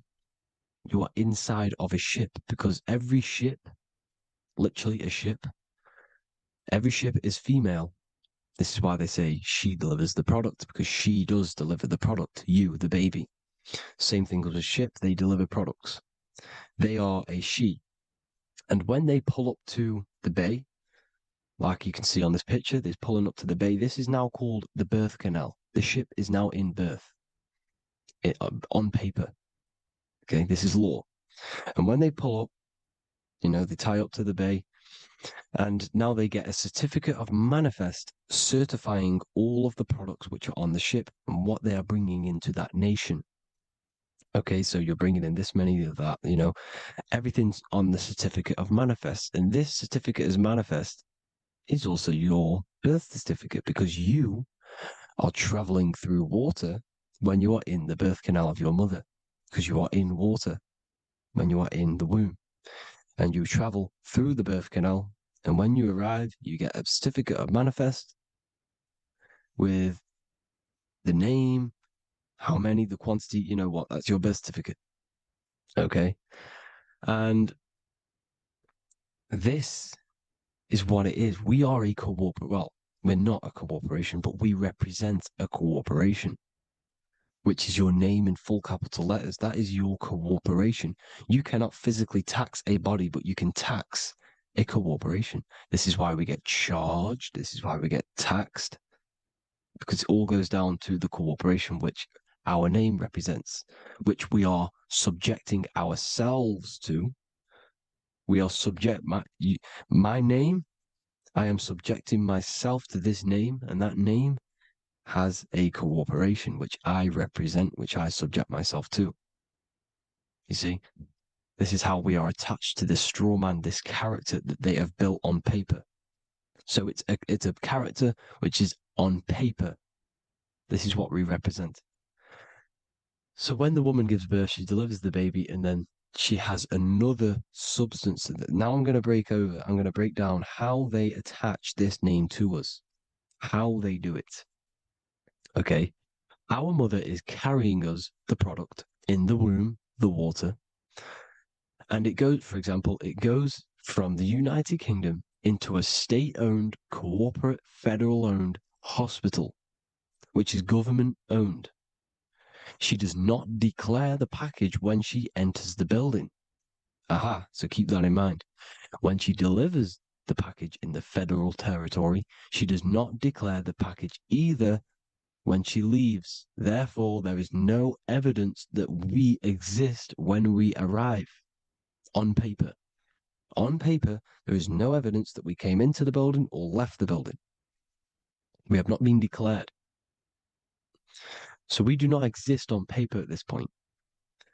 When the woman gives birth, she delivers the baby, and then she has another substance, which is called the afterbirth material. Okay? This afterbirth material has the same DNA as our physical body, with the body, mind, and spirit. Okay? This is how they get this cooperation. Hold on.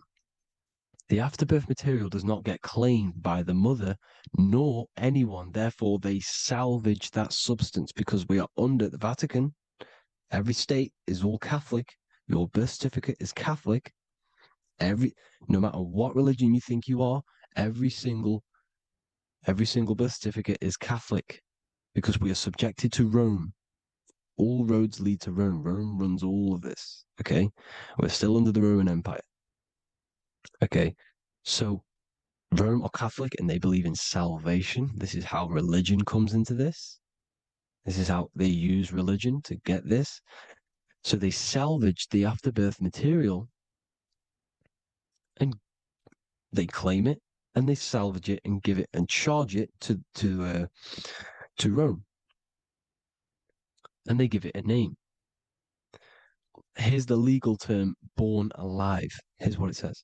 Each product of such birth is considered live, born, and fully recognized as a human person.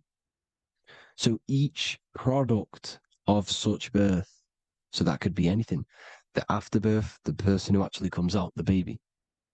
So your afterbirth, which we do not take with us, we take the baby with us, they keep that in the hospital, they collect the afterbirth, and they salvage it, and they give it the name, which, it is us. We are a representative to that afterbirth material, which they put the name on, they claimed, which is subject to Rome. So we are walking around our whole lives as a representative to that claimed, salvaged afterbirth material, which the federal state have. Okay. We are under the Catholic Church, Vatican. Therefore, the afterbirth material is a child of God. See, on paper, therefore, they believe in salvation and salvage the afterbirth material. This material has no mother or father. The state pick it up. It becomes a war to the courts and gets charged to the state. So we are a representative to that character they salvaged because it is the exact same DNA as you. Subject is the name or the title, and the matter is the physical aspect left behind in the hospital, which represents us. You see? So now we're moving on to Unum Sanctum. Unum Sanctum was in 1302, a very, very important year. Very important year. Unum Sanctum says this is basically how they claim everyone in the world. So the Vatican had all this power, all this gold, all these people under them. They need to get a claim for them so then they can rule over them. and how to make them slaves. So what they did, they created unum sanctum. Pope Boniface VIII did this. And it says, the spiritual man judges of all things, and he himself is judged by no man. The spiritual man, keep that in mind, unless he invent like Manichaeus, two beginnings, which is false and judged by heretical, since according to the testimony of Moses, it is not in the beginnings, but in the beginning that God created heaven and earth. Furthermore, we declare, we proclaim, we define that it is absolutely necessary for salvation that every human creature to be subjected to the Roman pontiff. So they are claiming us in unum sanctum, and it's in the vaults in the Vatican. They will put a spell on it because they are sorcerers, they are magicians. They put a spell on it, they lock it up, and whatever goes on that piece of paper goes. And this unum sanctum is claiming all of us. So what does it say in the beginning? The spiritual man judges of all things, and he himself is judged by no man. The spiritual man, the man with the body, mind, and soul, the first baby that comes out the birth canal. That's you, your body, you, body, mind, and soul. You have the Christ, which is I am, which is grace. Grace means here, now, in the present. You have the Christ, which means I am. Therefore, you have a soul. If you can say I am, you have the Christ. You have a soul. But a creature can be anything with no soul. You see, so no man can judge the man with the soul. However, as it says in the second part, we proclaim, we define that it's absolutely necessary for salvation that every human creature to be subject to the Roman pontiff. So they are subjecting the afterbirth, not the man with the body, mind, and soul, but the afterbirth to the Roman pontiff, to the Roman Catholic Church. We are the ones who are claiming to be the afterbirth material, which is our birth certificate, which is our representative. We represent that because it is our DNA. This is how we are stuck. We are stuck because we represent this DNA, which is on paper, recorded. You see? So we, being untaught, uneducated in these subjects, we are subjecting ourselves to this system, to this slavery, because we just want to live. We just want to live happily, just peaceful.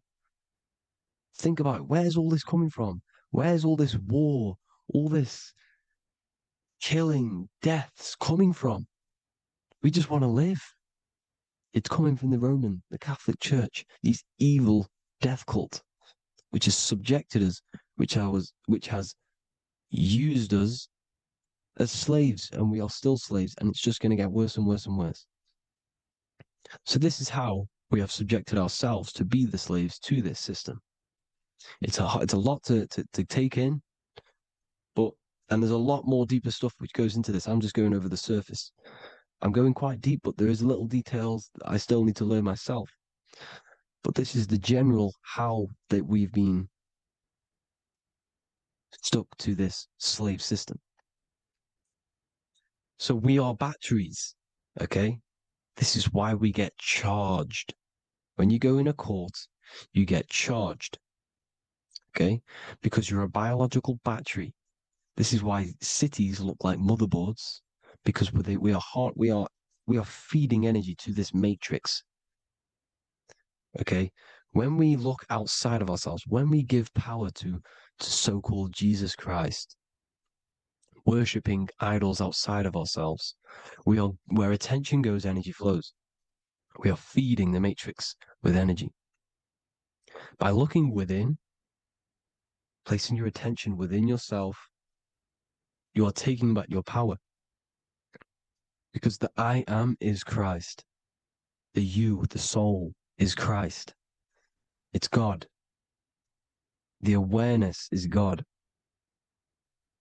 Okay? However, we are subjecting ourselves to this system. We're subjecting ourselves to this system and the feeding of our energy. So what we need to look for the future is that, think about it, with the end goal is to change our DNA, is to literally make us robots, transhumanism slaves. This is why we have smart cars, smart phones, smart watches, smart meters, smart cities. And all of this is going to be connected by the smart grid, which is 5G. This is why 5G is rolling out. 5G is going to connect all of these technologies to one. It's like a big net system. And you know why they're doing this? It's because all of this is going to be connected through this 5G, and that 5G is going to be controlled by the elites. So you say anything wrong, you do something wrong, you say the wrong thing online, they'll turn off your car, they'll turn off your phone, they'll turn off your smartwatch, they'll turn off your TV, because it's all going to be connected and controlled by the smart grid. And this is what the Great Reset is, people. But they're going to trap us inside of these 15-minute smart cities so we can't leave the area, because they're going to use climate change as a tool to enslave us to not travel because of so-called climate change and the fumes that we are putting into the air, which is all BS. They're doing this to push these new cities, to push all of it. But listen, they're trying to get inside of your body. The only way they can do that is to get you addicted and using this technology. First, they got on the body with the smartphone. Well, first of all, we use the technology. We get used to it with it in our hand. The next step for them was to get on the body, which is the Apple Watch, as you see down here. They have now successfully got onto the body. The next thing is to get inside of the body. This is the brain chip. You see how they've slowly lured their way in, slowly got you addicted to this technology, got you dependent on this technology. And what they're going to do is that they're going to mold society to be dependent on the brain chip. So in order, for example, if you want to go and pay for food, you're going to have to get a chip to pay for the food, because it's all going to be digital money. And that digital money will be connected to the chip, and you'll need the chip to pay for things. You see? So this is how they're slowly transhumanizing us.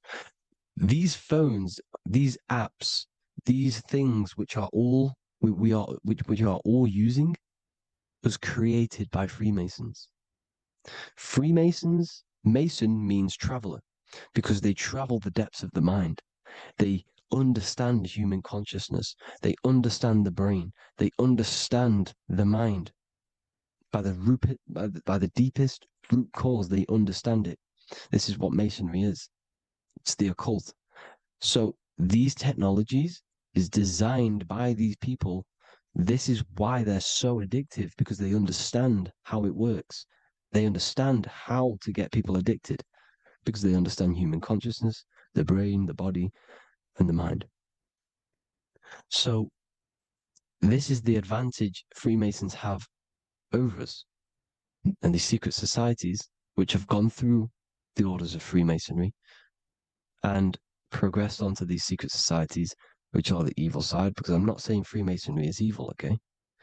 But the societies which they go beyond Freemasonry, because you can go beyond the 33rd degree into these secret societies, and they use this knowledge for the bad, to enslave people. And this is what's going to happen. Transhumanism. So I hope you all learned some insight for today. Please do a bit more research on, the birth certificate and stuff like that, the straw man. And have an amazing day, people. Please like, comment, and subscribe. Peace.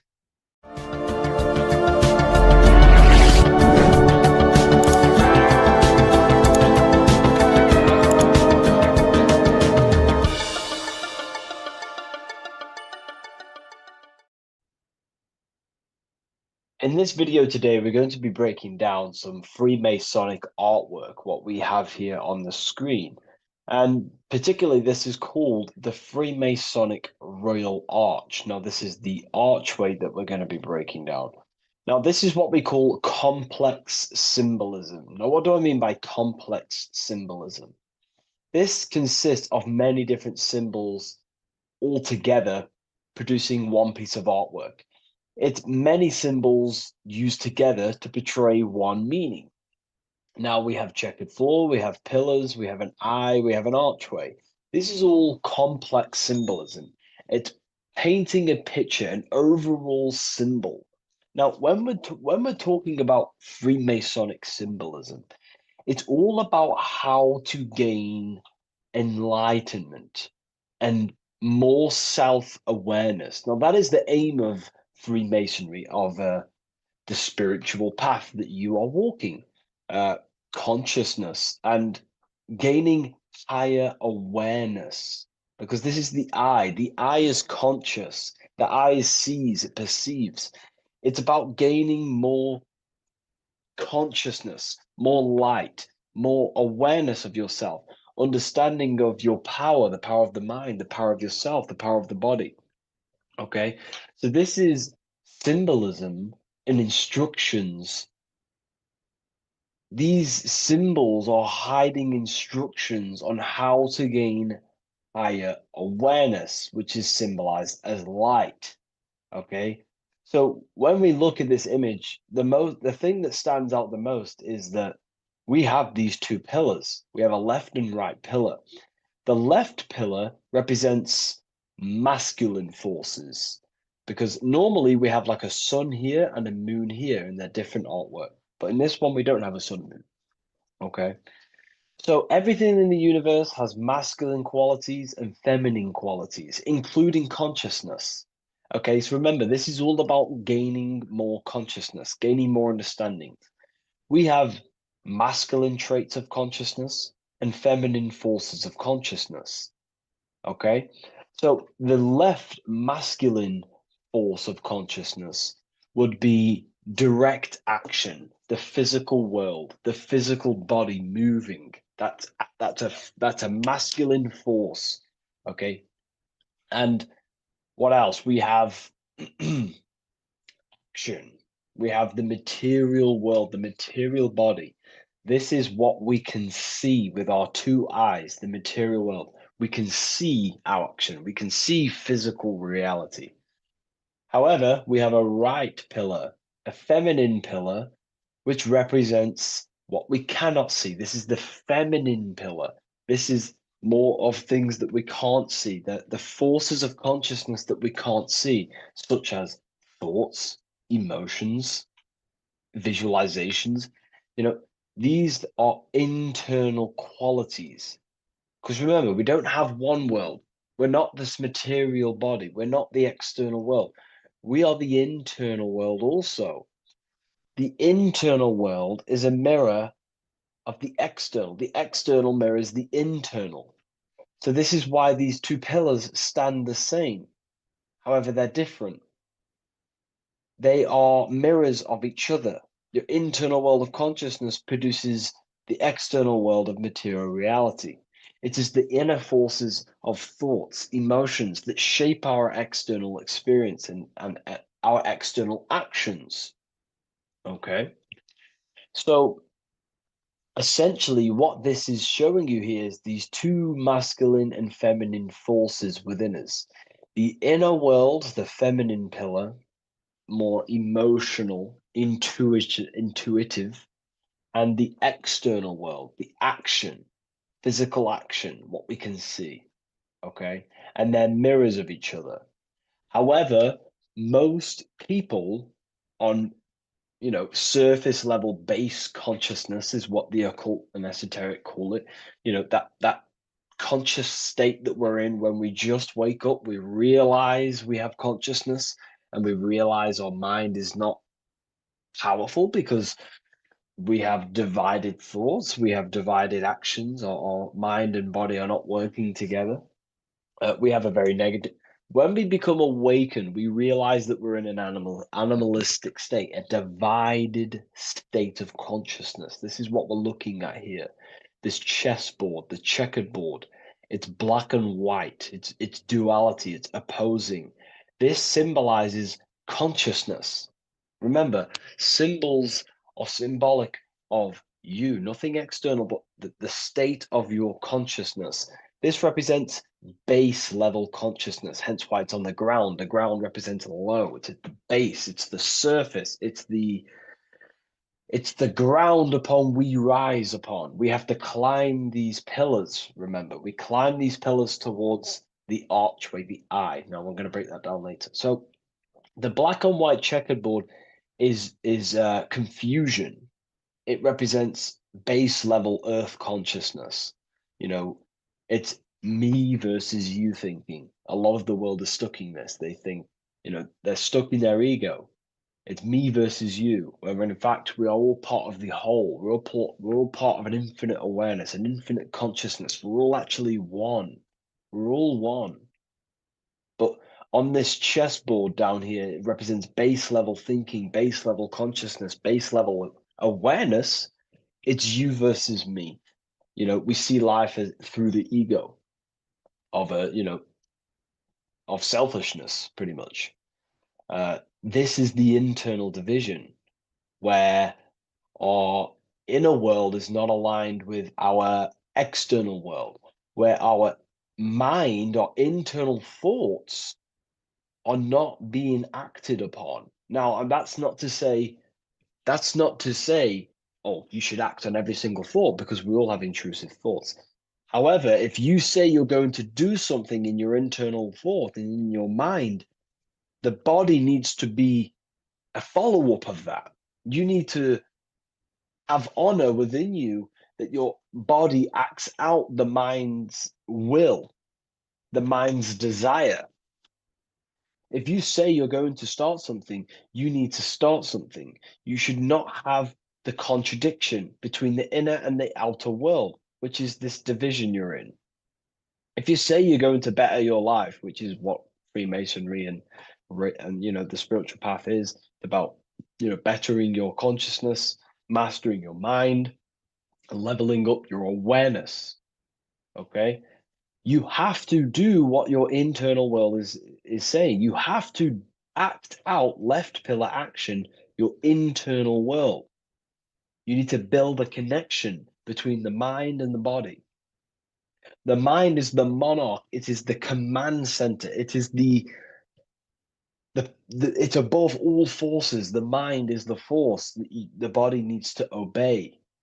If you want to get out of this division, you have to align your mind's will and desire with your body's actions. You have to act according to rise above this base level consciousness. Okay? So what we're looking at here is how to achieve wholeness, singularity, unity consciousness is what they call it in the occult. Unity consciousness, where there is no external physical body and internal mental body contradiction. There is no contradiction between the feeling of doing good and the action, because we all have a feeling in our soul. Our soul communicates to us the right thing to do at all times. We all know the right thing to do at all times, and that is a feminine force of consciousness. That's the right pillar. We must act on what we know and feel is good at all times in order to climb these pillars towards unity consciousness. Okay? We must upon the feeling of doing good. When we're in an environment, we feel inside whether we should be here or not. Whether on your phone, you know intuitively whether you should be on your phone or doing something else, studying, reading, whatever it is. Your higher mind tells you what is right and what to do at all times. You know you shouldn't be on your phone wasting time subconsciously and on an emotional, intuitive state, which is a feminine internal quality, a right pillar quality. And the body's not acting out this. It's not acting it out. The body's on TikTok. The intuition is telling you to reach the higher mind. That's the division. That's base level consciousness. Okay. And in order to climb these pillars, we have to act according to our internal intuition to build these bridges between left and right. The inner world and the outer world need to be synced, not divided down here. This is the division. That's base level consciousness. If you want to gain higher awareness, you want to gain personal power, mental power, you have to become a strong force. You have to gain a strong connection between the inner and outer, the intuition and action, the mind, the higher mind, with the physical body. Most people live in this war, and we've all been there. I was in it too. You know, we all begin here in this internal war.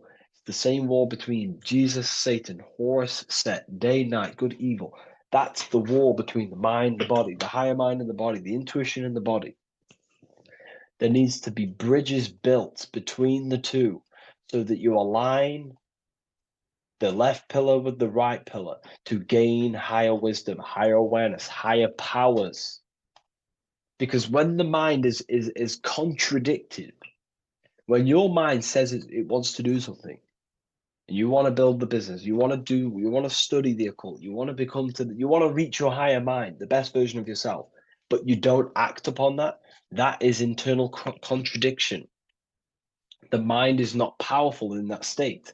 The mind cannot direct its creative power, its forces, if it can't direct these forces into manifestation to create things in your life. You know, as you are aware, if you've watched my videos, you are a creator. You are a co-creator, a spark of the mind of God, and you are here to create and expand. In order to use the power of your consciousness, the power of your mind, the forces of your mind correctly, and to direct it with force, direct it efficiently, you have to align the inner and outer world, building the bridges to gain higher awareness, to gain higher power, to find out more about yourself and why you are here. Because remember, we're all being guided by our intuition. That is the true spirit guide. I don't like saying spirit guide. Spirit guides are not real. There's no force outside of you guiding you. It's your own soul guiding you through intuition, through emotional communication, the feeling of goodness, the feeling of what is right. Down here in division, you don't understand right from wrong, light or dark. But when you awaken, you start to understand right from wrong. You gain higher awareness. And this is what you need to act upon to climb these pillars, to align the left with the right, the inner and the outer, the masculine with the feminine, the action with the emotion. Okay? And this is why we have this symbol here. Because remember, let me draw this for you. Upward triangle represents fire, which is masculine, left pillar. The downward triangle is water, which is feminine. And together they combine to create this symbol, which is, again, symbol of unity consciousness. And when you gain unity of the inner and outer world, and you climb the pillar, which takes time, you don't just take one action and you end up all the way here. It takes time. You have to go up and up and up. Then you build the bridge between the left and the right, the inner and the outer, and you gain power. This is the unification. This is why these two angels are holding hands here. They're unifying, they're holding hands, they're working together. This is symbolic of the collective consciousness also. Our life is shaped by the collective consciousness. We need to work together. The elites are using this symbol as chaos. It's a symbol of chaos, internal division, chaos. And they keep us divided. They keep us on the chessboard. Why? Because we're weak on the chessboard. When you have chessboard-based consciousness, you're manipulated by the people who have higher awareness of the mind. You see, life is a mental game. Life's a mental game. We live in a mental universe. Life is mental. Okay? And the ones who use the mind more, the ones who know about the mind more, win the game. It's throughout history, You know, you can moan about this, you can whine about this, and it's okay. But this is life at the end of the day. The ones who know the forces of consciousness, the ones who know the mind, always rule over the ones who do not. You know, we can moan about it. I used to moan about it. However, it gets you nowhere. This is the game we're in. This is the situation we are in. We have to learn how the mind functions. And if we do not, you will be moved by the chess master, by the people with higher awareness, and you will be stuck in division, you versus me, light versus dark, racism, division, all just division tactics for us to be manipulated. Because we're not working together, that's when we're easy to be manipulated. So in this state down here, you're easily manipulated because you don't know how your mind functions. You have a base level awareness. You know, you live to survive. In fact, you're not living. You're just experiencing. Okay, you don't question whether you have consciousness or not. You take consciousness and life for granted. Okay, and you don't realize the power of consciousness and the forces of consciousness and the forces that are shaping your life, such as thoughts and emotions and visualizations. Okay, so I was there too. Everyone begins at this point. It's okay. If you're at this point, that is completely fine. I'm not, saying anything bad. We all start at this base level and we rise up. Okay, and we have to take action. So this is a massive misunderstanding in the spiritual community today is that, they just most people just focus on the left pillar, meditating, visualizing, trying to manifest things, or they sit around visualizing all day, hoping something's going to change. Action is just as important as visualizing and meditation. It's just as important. They come hand in hand. Masculine, feminine need to be unified. Okay. This is why we have these tools up here, right? We have the spade and a pickaxe. These are Masonic tools. The spade does what? It digs. It digs down. Because these are tools to lift ourselves out of this base level consciousness. We have to dig ourselves. We have to actively, masculine force, action, dig ourselves out of our lower mind. We have to shovel we have to destroy our old self. We use the pickaxe to destroy action, our old mind, our old thinking habits, our old actions, our old emotional chaos. We have to actively destroy our old self. Okay. And the spade represents shoveling. Why is the spade on the right side? This is the feminine pillar. This represents our subconscious mind. We have to actively seek into our subconscious mind, dig deep into ourselves, and question, why am I taking certain actions? Why am I posting on social media? Am I seeking validation? Where are these actions coming from? Am I actively seeking a relationship with someone to actually love them? Or am I actually secretly, subconsciously fulfilling a childhood trauma of being alone? We have to actively seek within our subconscious and question and go deep within ourselves with the spade to question, where are these lower actions, these low level actions coming from? What forces are driving our actions that are keeping us stuck in the lower mind, in the division?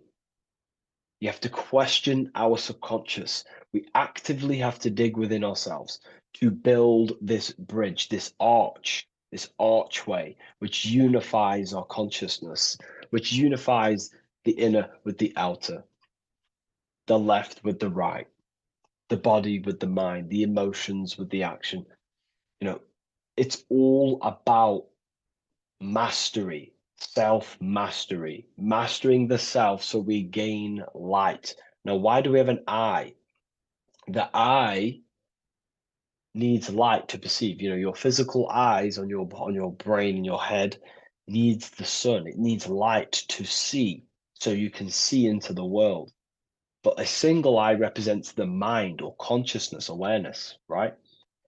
So it represents light, and the mind needs light. Light is symbolic for information. Okay? Light is symbolic for information. The mind needs information to perceive truth. So when we say someone's intelligent, we say they're very bright. So the physical eyes need light to see, and the mind needs information to perceive. Same thing, symbolic. And when we align the left with the right, the masculine with the feminine, we gain higher light of awareness. You gain deeper understanding of your consciousness, who you are, what you are. You gain deeper awareness of the power of your consciousness, the power of the forces of consciousness. You gain more light, more power, personal power. Now, it's up to you how you use that power. Do you use that power to manipulate others because of the others that are not aware of your, forces of consciousness? Or do you use that power to create goodness in life? That's completely up to you. Okay? And how you use that power. This is why secret knowledge is hidden, because you gain a lot of power, personal power, when you can direct the forces of consciousness properly. They're very powerful. In fact, it's the most powerful force in the universe, consciousness. It is. It shapes all things. It's created all buildings, all creations. Okay, so I hope this has gained you a better understanding. Please leave a like, comment, and a subscribe to the channel, and I'll see you all in the next one.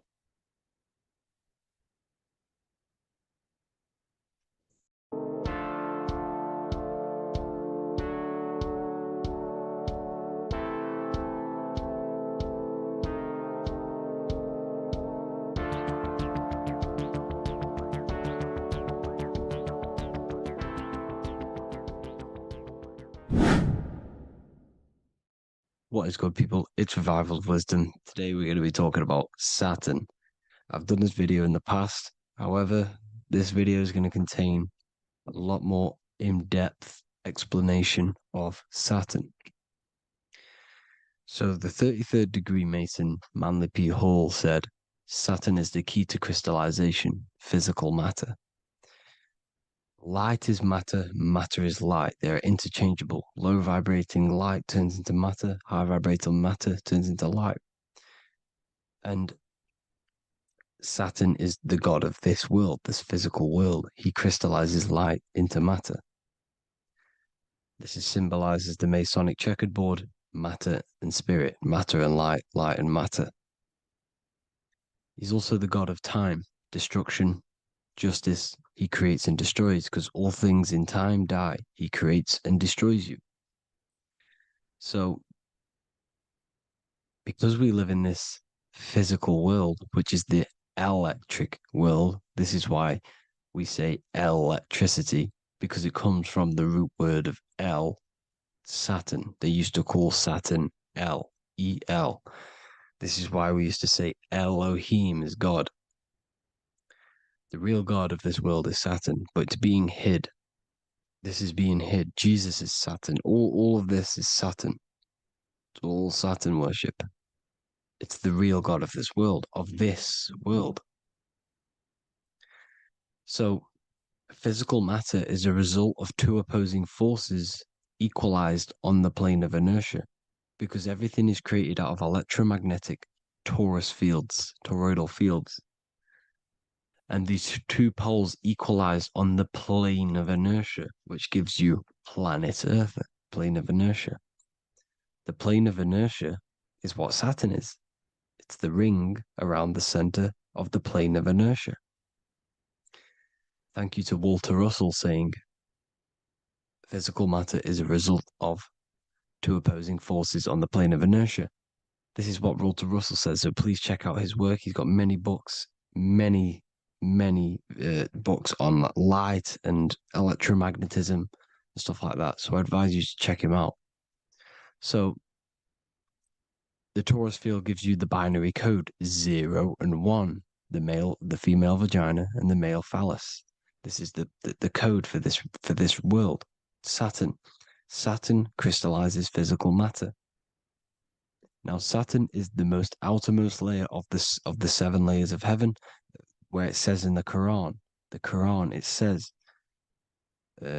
Allah, it is he who created the 7 layers of heaven. Saturn is the outermost layer. He's the top. He's the most high. So when we say the most high, we're referring to Saturn. He's the most high before the firmament, before the stars. So Saturn is the god of this world. He's the Lord of the Rings. He wears the crown.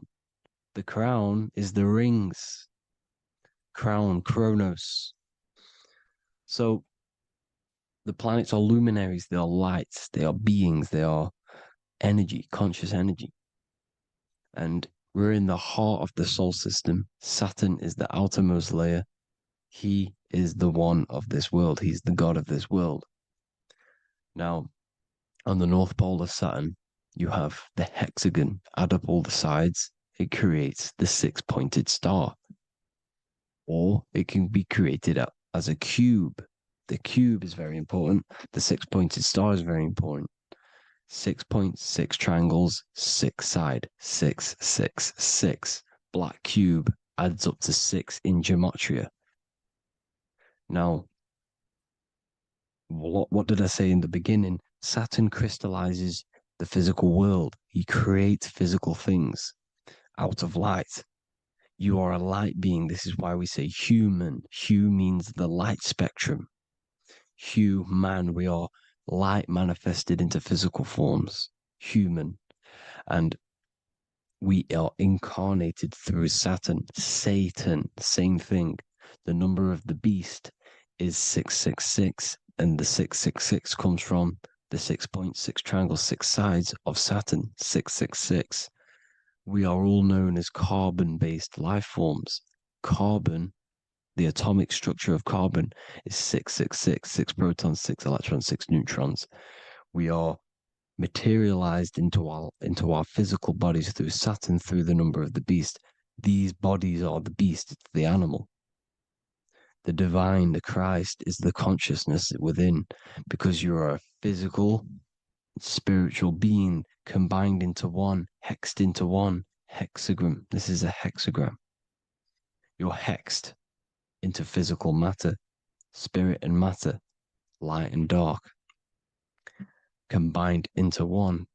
Now you contain of the mark of the beast, the mark of your body. Your body's the beast. It says in the Bible, Satan, who is the god of this world. This world. There are many different worlds, but this world is run by Saturn, and it says that in the Bible. Saturn is Satan. It's the same thing. And look at the crown of thorns wrapped around the heart. The soul is in the heart. The mind is in the brain. The soul is wrapped around the rings of Saturn. You're wrapped in physical matter. This is what it's showing you. This is symbolizing the rings of Saturn wrapping you. And the cross on top is the cross of the cube. The cube, the black cube of Saturn, unfolds into a cross. So Satan, who is the god of this world, Corinthians 4:4 in the Bible, Satan, who is the god of this world, has blinded the minds of those who don't believe.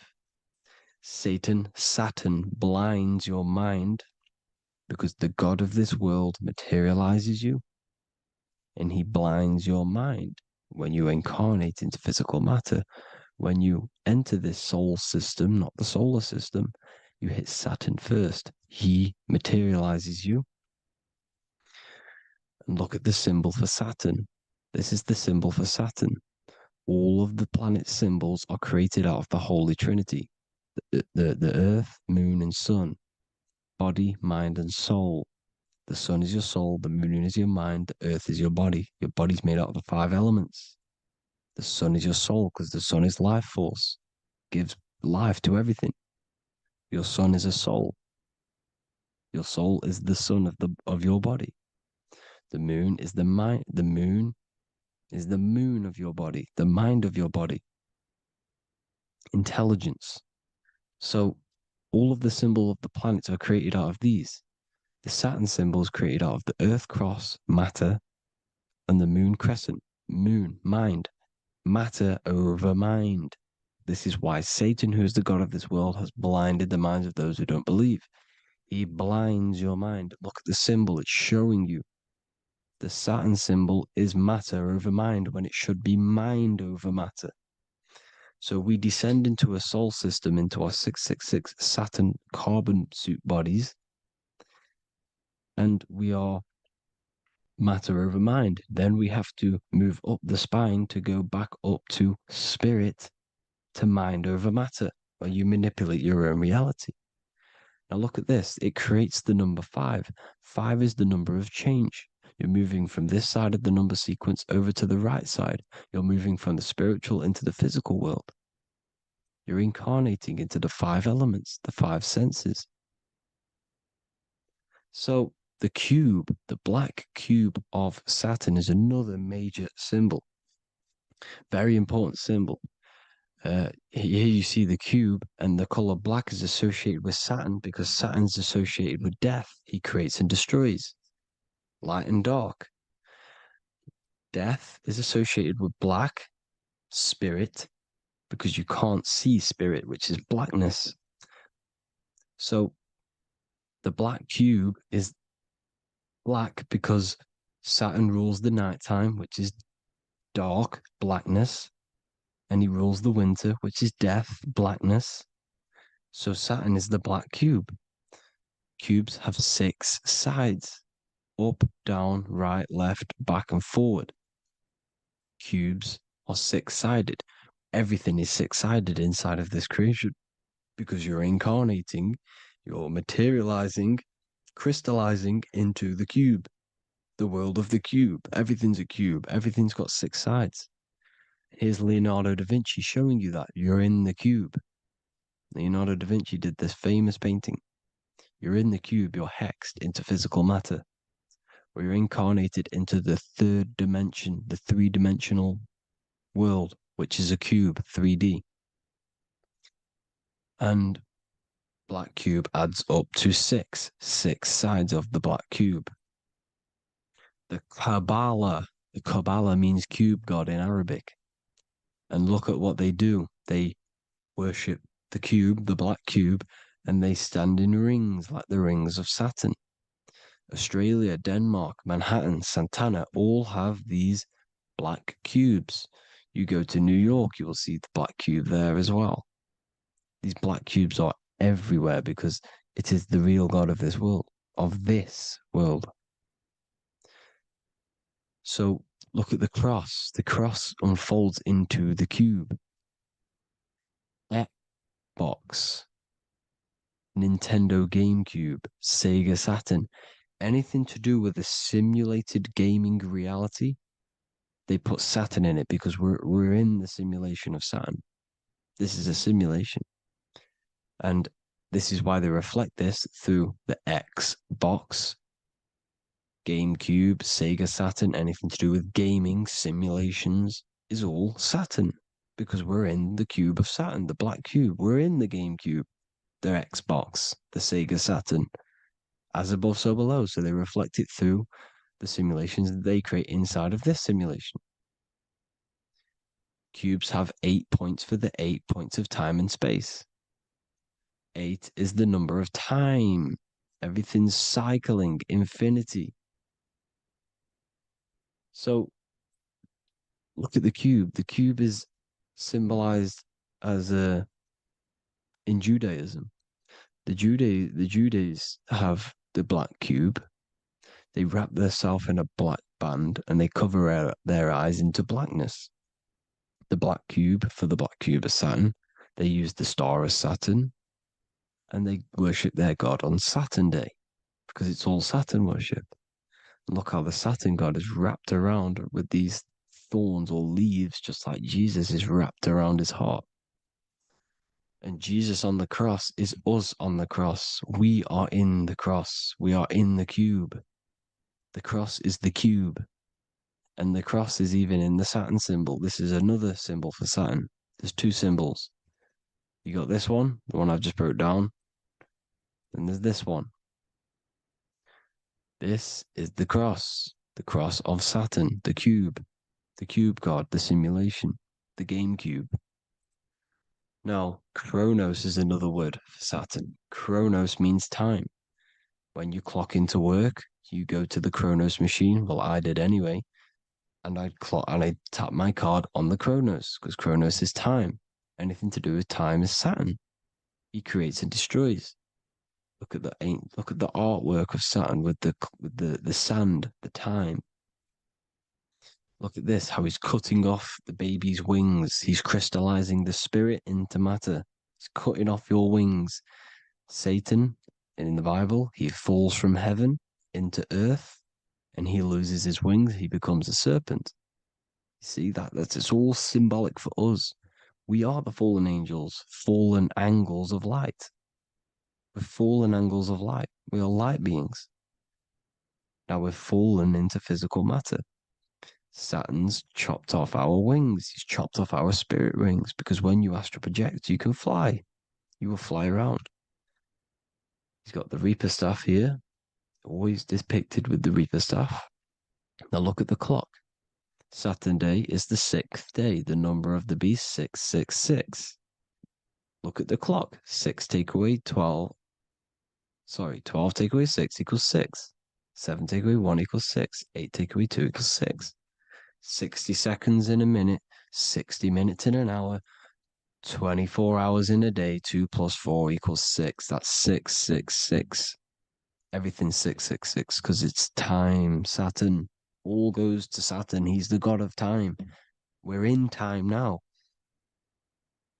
We're in time. We're in the time, which is God, the god of this world, the god of time.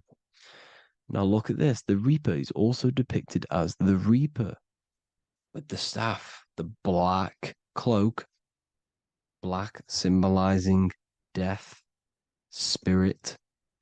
Judges wear black because Saturn is the law. He's the god of this world. He's the law. This is why they wear black cloaks.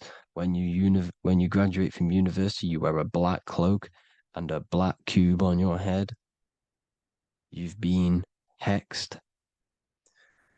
Funerals, you wear black because it's all to do with Saturn, Father Time, Father Crystallization. Now, Saturn, here's another one of him cutting off the wings of a child. Because he cuts off the wings. He creates and destroys your body. We're in the electrical world. Everything that is electrical vibrates. All vibrations have to come back to a standstill point, which is death. This is why your body dies. Your atoms stop vibrating. Herona. Look at the crown. The crown is the corona. Corona means crown. And look at this is an alcohol brand for beer. You can see the staff of Saturn in the symbol with the moon crescent. Corona, which is the crown, Saturn, the crown on Saturn, the rings. And then you've got the staff. It's all Saturn worship.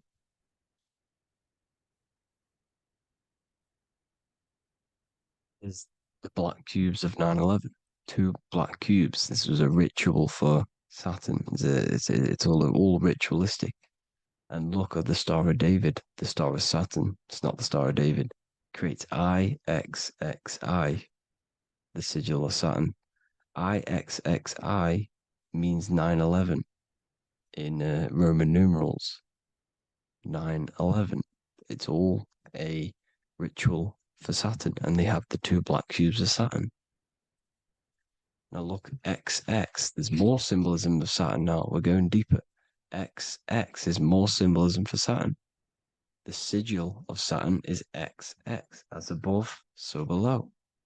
Same with the Star of David. You split it in the middle, as above, so below, as above, so below. XX, this is a Knights Templar, Cross of Lorraine.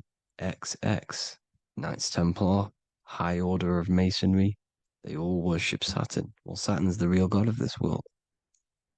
X Eon with the XX. XXL magazines, which is all to do with famous rappers and stuff like that. When you die, you put XX on the eyes because it's Saturn. He's the Reaper. Is Jesus with the XX crown with the thorns around his heart, around his soul, with the cube on the top, the cross cube. Lil Uzi Vert with the XX Cross of Lorraine. Jay-Z with his alcohol brand, XX Cross of Lorraine. The X Factor with the rings of Saturn. All Saturn worship. The seal of Melchizedek is also Saturn. This is the cube. This symbolizes the cube with the 8 points for the 8 points of space and time. And this is the cube. It's another ancient symbol for Saturn. Here you see the star of Saturn with the Melchizedek symbol around it, which is all to do with Saturn. Here you see an altar, the Holy Grail, the Melchizedek symbol on it, and they're worshipping it. This is why we wear rings, wedding rings for the rings of Saturn. It all goes back to Saturn. Earrings. The 8-pointed star of the ancient Sumerians is all Saturn. It's all Saturn. So the ancients, the symbols of Saturn goes on forever. It's in all of the major corporations. You can see it everywhere, the rings of Saturn. Toyota is an obvious one. Internet, Nike, Target, Sega, Saturn. It's all Saturn worship. All Saturn worship. Because he is the real God of this world. Here's Kanye West's album with a Saturn here. Here's Michael Jackson's album saying X, escape. There's the X again. The X, escape. You have to escape this reality. Maybe that's what he's pointing at. Here you see it on the dollar bill. The star of Saturn. Here you see it again on the dollar bill. So that is it for today's people. I hope you all gain some insight on Saturn. Please like, comment, and share if you can. Subscribe if you like the channel. Please have an amazing day. God bless.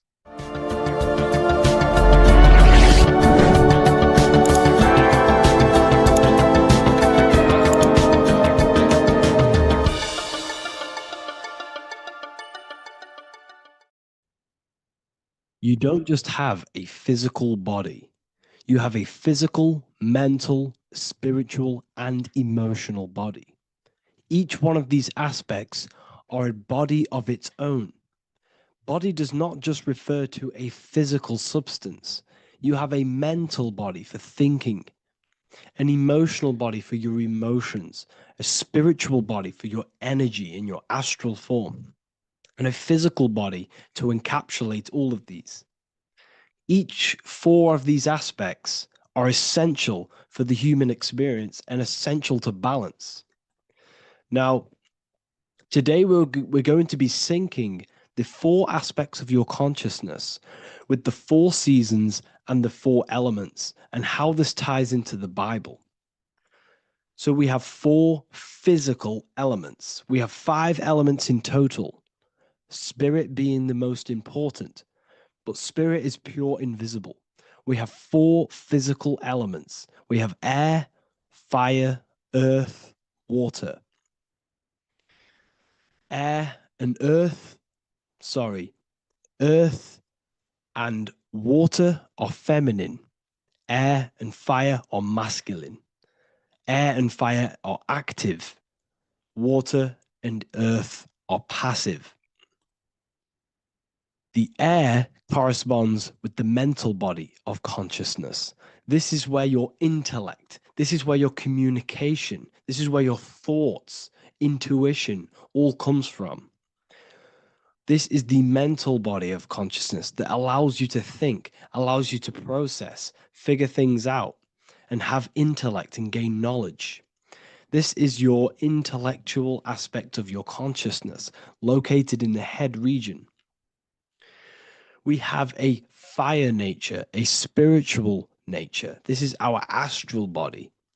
Our astral body is all to do with the subconscious realms, the higher realms of consciousness. This is the body that allows us to be free from the physical body. Our spirit is more of our energy. Water is our emotional body.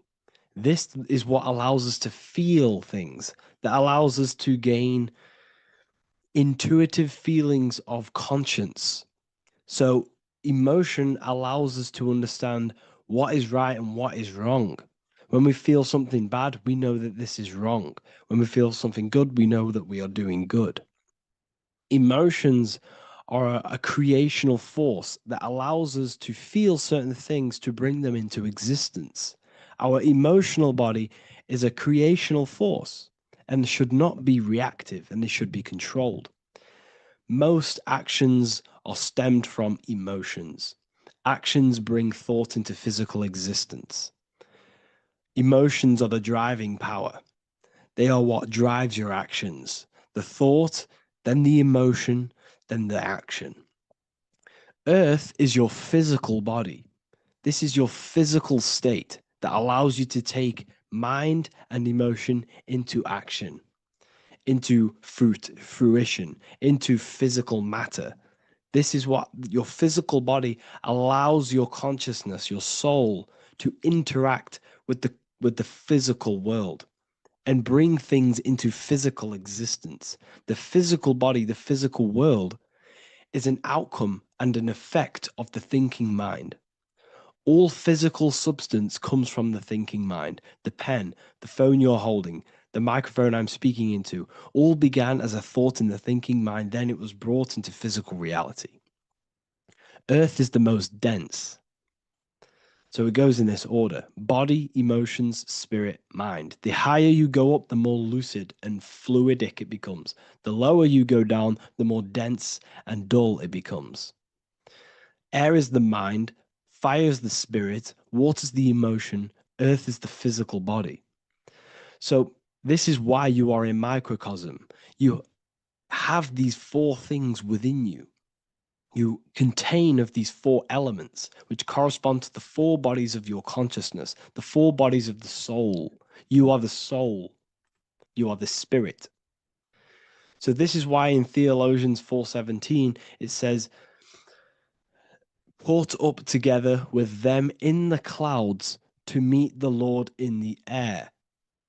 You don't meet God or the Lord in the physical air, in the clouds.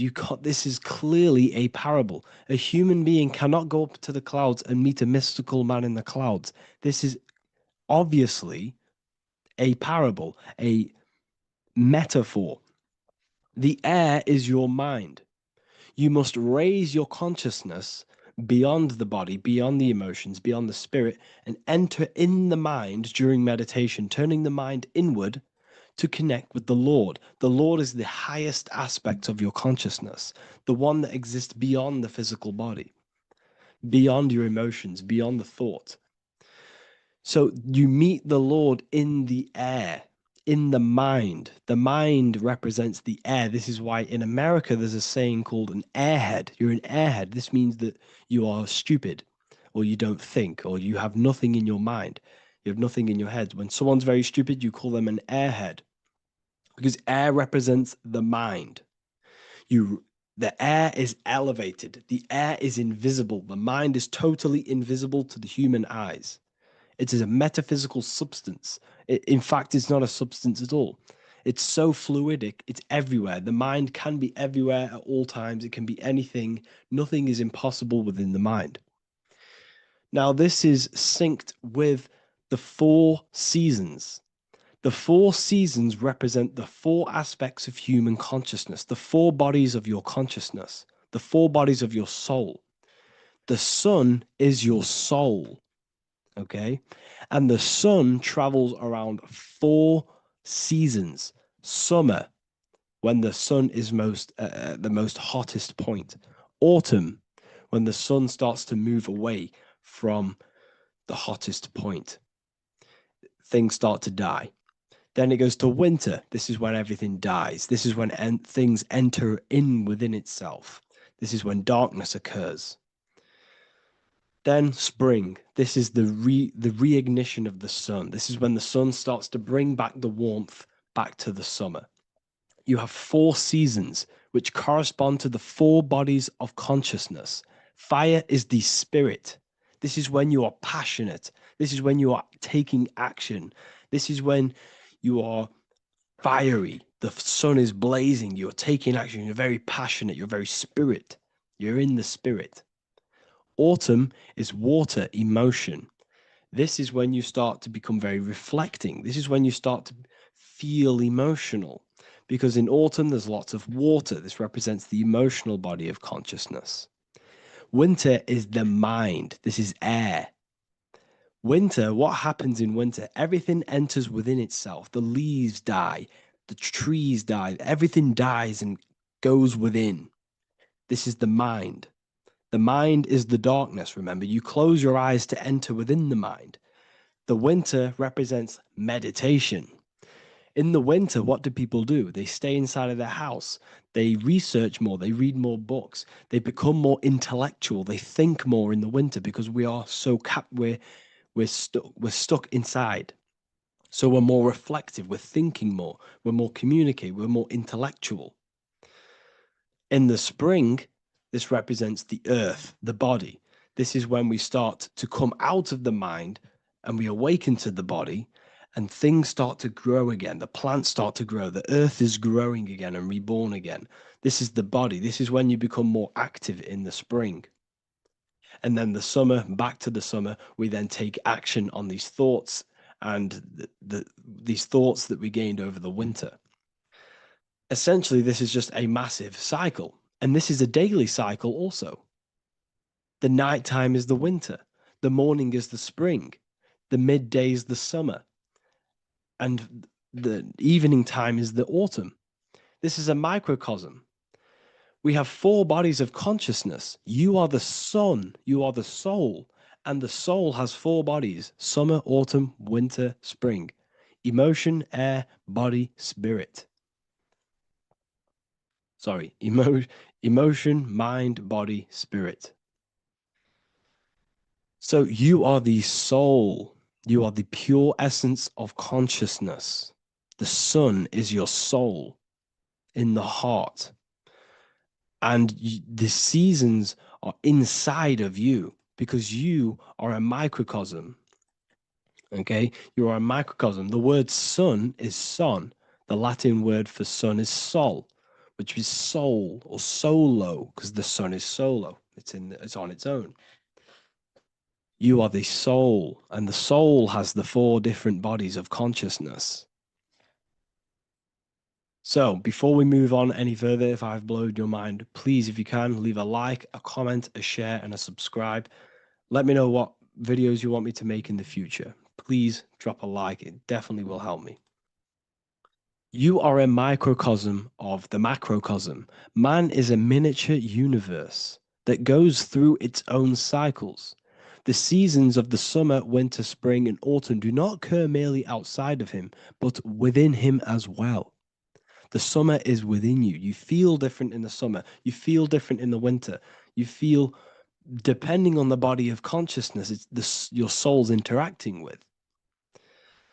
So the sun in the sky is your soul inside, and the sun goes through these cycles, which is affecting your bodies of consciousness, because the cycles represent your bodies of consciousness. Now, this ties in with the Bible. This is why we have 4 Gospels. This is why Matthew, Mark, Luke, and John are always seen with the 4 different zodiac sign animals or symbols. So you always see each one of the Gospels. If you just type in on Google Matthew, Mark, Luke, and John, type in ancient pictures, paintings or pictures of them, and you will find these 4 zodiac signs are always standing with each one. Taurus, the bull; Leo, the lion; Scorpio, the eagle. An old symbol for Scorpio was the eagle, and a man for Aquarius. Here you see very, very ancient paintings and artwork. Here we see Matthew, the man, Aquarius. Here we see John, the Scorpio. Same here. We also see it on the tarot cards, on the world card. We see the 4 fixed zodiac signs. Here we see it as well. These are called the 4 fixed zodiac signs. Now, when we look at the zodiac, we're no longer looking at the sky, because what you must understand is as above, so below. What is above you is inside of you. What is above is what is below. What is outside of you is within you. The zodiac is inside of you. The zodiac revolves around the sun. The sun is your soul. These are different energies of your soul. Like I said earlier, the 4 seasons are the 4 bodies of your consciousness. And in each body of consciousness, you have these different energetic energies that you can work with. Okay, so this is the true astrology. This is the true astrology, the internal esoteric astrology. You can't find much information on this at all. Very hard to find. So what we're looking at are the 4 bodies of consciousness. Obviously, when we look in the middle of each season, spring, the middle of spring is Taurus. The middle of winter is Aquarius. The middle of autumn is Scorpio. The middle of summer is Leo. These 4 signs are known as the 4 fixed signs. Okay, Scorpio is fixed. It's the middle of autumn. Scorpio is a water sign, emotion. Aquarius is the air sign, the mind. Taurus is an earth sign, the body. Leo is a fire sign, the spirit. This is why we see Matthew, Mark, Luke, and John with the 4 fixed signs of the zodiac, which represent the 4 bodies of consciousness. Leo, the spirit, fire. Luke, Taurus, earth, body. Matthew, Aquarius, air, mind. John, Scorpio, water, emotion. Each gospel is depicting Jesus and showing Jesus in each gospel. Each one of these gospels is showing and depicting Jesus according to the different body of consciousness. In John, this is when Jesus starts to turn water into wine. Water is emotion. Wine is transmuted emotion. This is when he does miracles with his emotions, water into wine. Aquarius, which is Matthew, air, the mind. Inside of the Gospel of Matthew, this depicts Jesus as an intellectual person, a person who's communicating and using his mind, his mental body a lot inside of the Gospel of Matthew. Go and read it, and you will see this. Luke, Taurus, earth, the body. Luke shows and depicts Jesus according to the body of consciousness, the physical body. He shows Jesus as a human, being a human being, helping people physically and helping people's physical needs, like giving away food and doing all sorts of good things for other people. Leo, Mark, inside of the Gospel of Mark, this shows Jesus as a spiritual teacher, a passionate person who is taking action. Each gospel is showing Jesus according to the different body of consciousness. And Jesus represents you, the sun. That's why it's called the Son of God, the light of the world. Jesus represents your soul, and your soul has these 4 gospels, the 4 bodies of consciousness, the 4 fixed signs, the 4 elements, and the 4 seasons. These things all correspond to your consciousness. So this is Leonardo da Vinci showing you the exact same thing. Jesus is the I am, the sun, the soul, in the middle, on his own. Luke, spring, earth, body. There are 3 people in each group. There are 4 groups, and there are 3 people in each group. 1, 2, 3. 1, 2, 3, 1, 2, 3, 1, 2, 3. Fall, winter, summer, spring. These are according to the 4 bodies of consciousness. Here we see Aries, which rules the head region. He's on the head of the table. Gemini, he's holding up the 2 hands because Gemini rules the 2 hands, the 2 arms. Gemini is the 2 twins, which is the 2 arms and 2 hands, and the 2 lungs. Here we see the beginning of summer, which is Cancer. You see the big knife here. Cancer, him here, this gray-haired guy, holding a knife for the crab. Cancer, they pinch. You have a knife, symbolizing the crab. Leo, the middle of summer, showing dominance. The sun is very dominant. He's got his elbow on the table, showing dominance. Virgo has no Adam's apple. Cancer here is pointing at this woman's neck, saying there's no Adam's apple. This is Virgo, the virgin, the only woman. Jesus, the sun. This is Libra, the balancing. He's holding his arms out, balanced, showing the balancing of the sun. Because when the sun enters Libra, the sun is balanced between winter and summer. So it's balanced. This is all astrology, but this is internal. Okay. This is Ezekiel's vision. Ezekiel had a vision in the Bible, and he saw the face of a man, the face of a lion, the face of an ox, and the face of an eagle. The eagle, Scorpio, the ox is Taurus, the lion is Leo, and the man is Aquarius. He saw the throne of God, and he saw the different bodies of consciousness. This is all symbolic for the different bodies of your soul. So when we look at the zodiac, we are actually looking at a map and the energies of our soul and the energies of our bodies and the energies of our consciousness. This is what we are looking at. Each zodiac is an aspect of our consciousness and an energy that we can work with and that we must purify. Balance and purification is essential. Imagine playing a brand new video game. Let's say a brand new video game came out and you had to play it. What happens when you play that game? You don't know the controls. You cause chaos in that game. You can't really run properly. You can't do anything properly. You're getting destroyed by other people who are playing that game. It's the same with your physical body. When you are born, you must learn how to play the game. You must learn how to balance the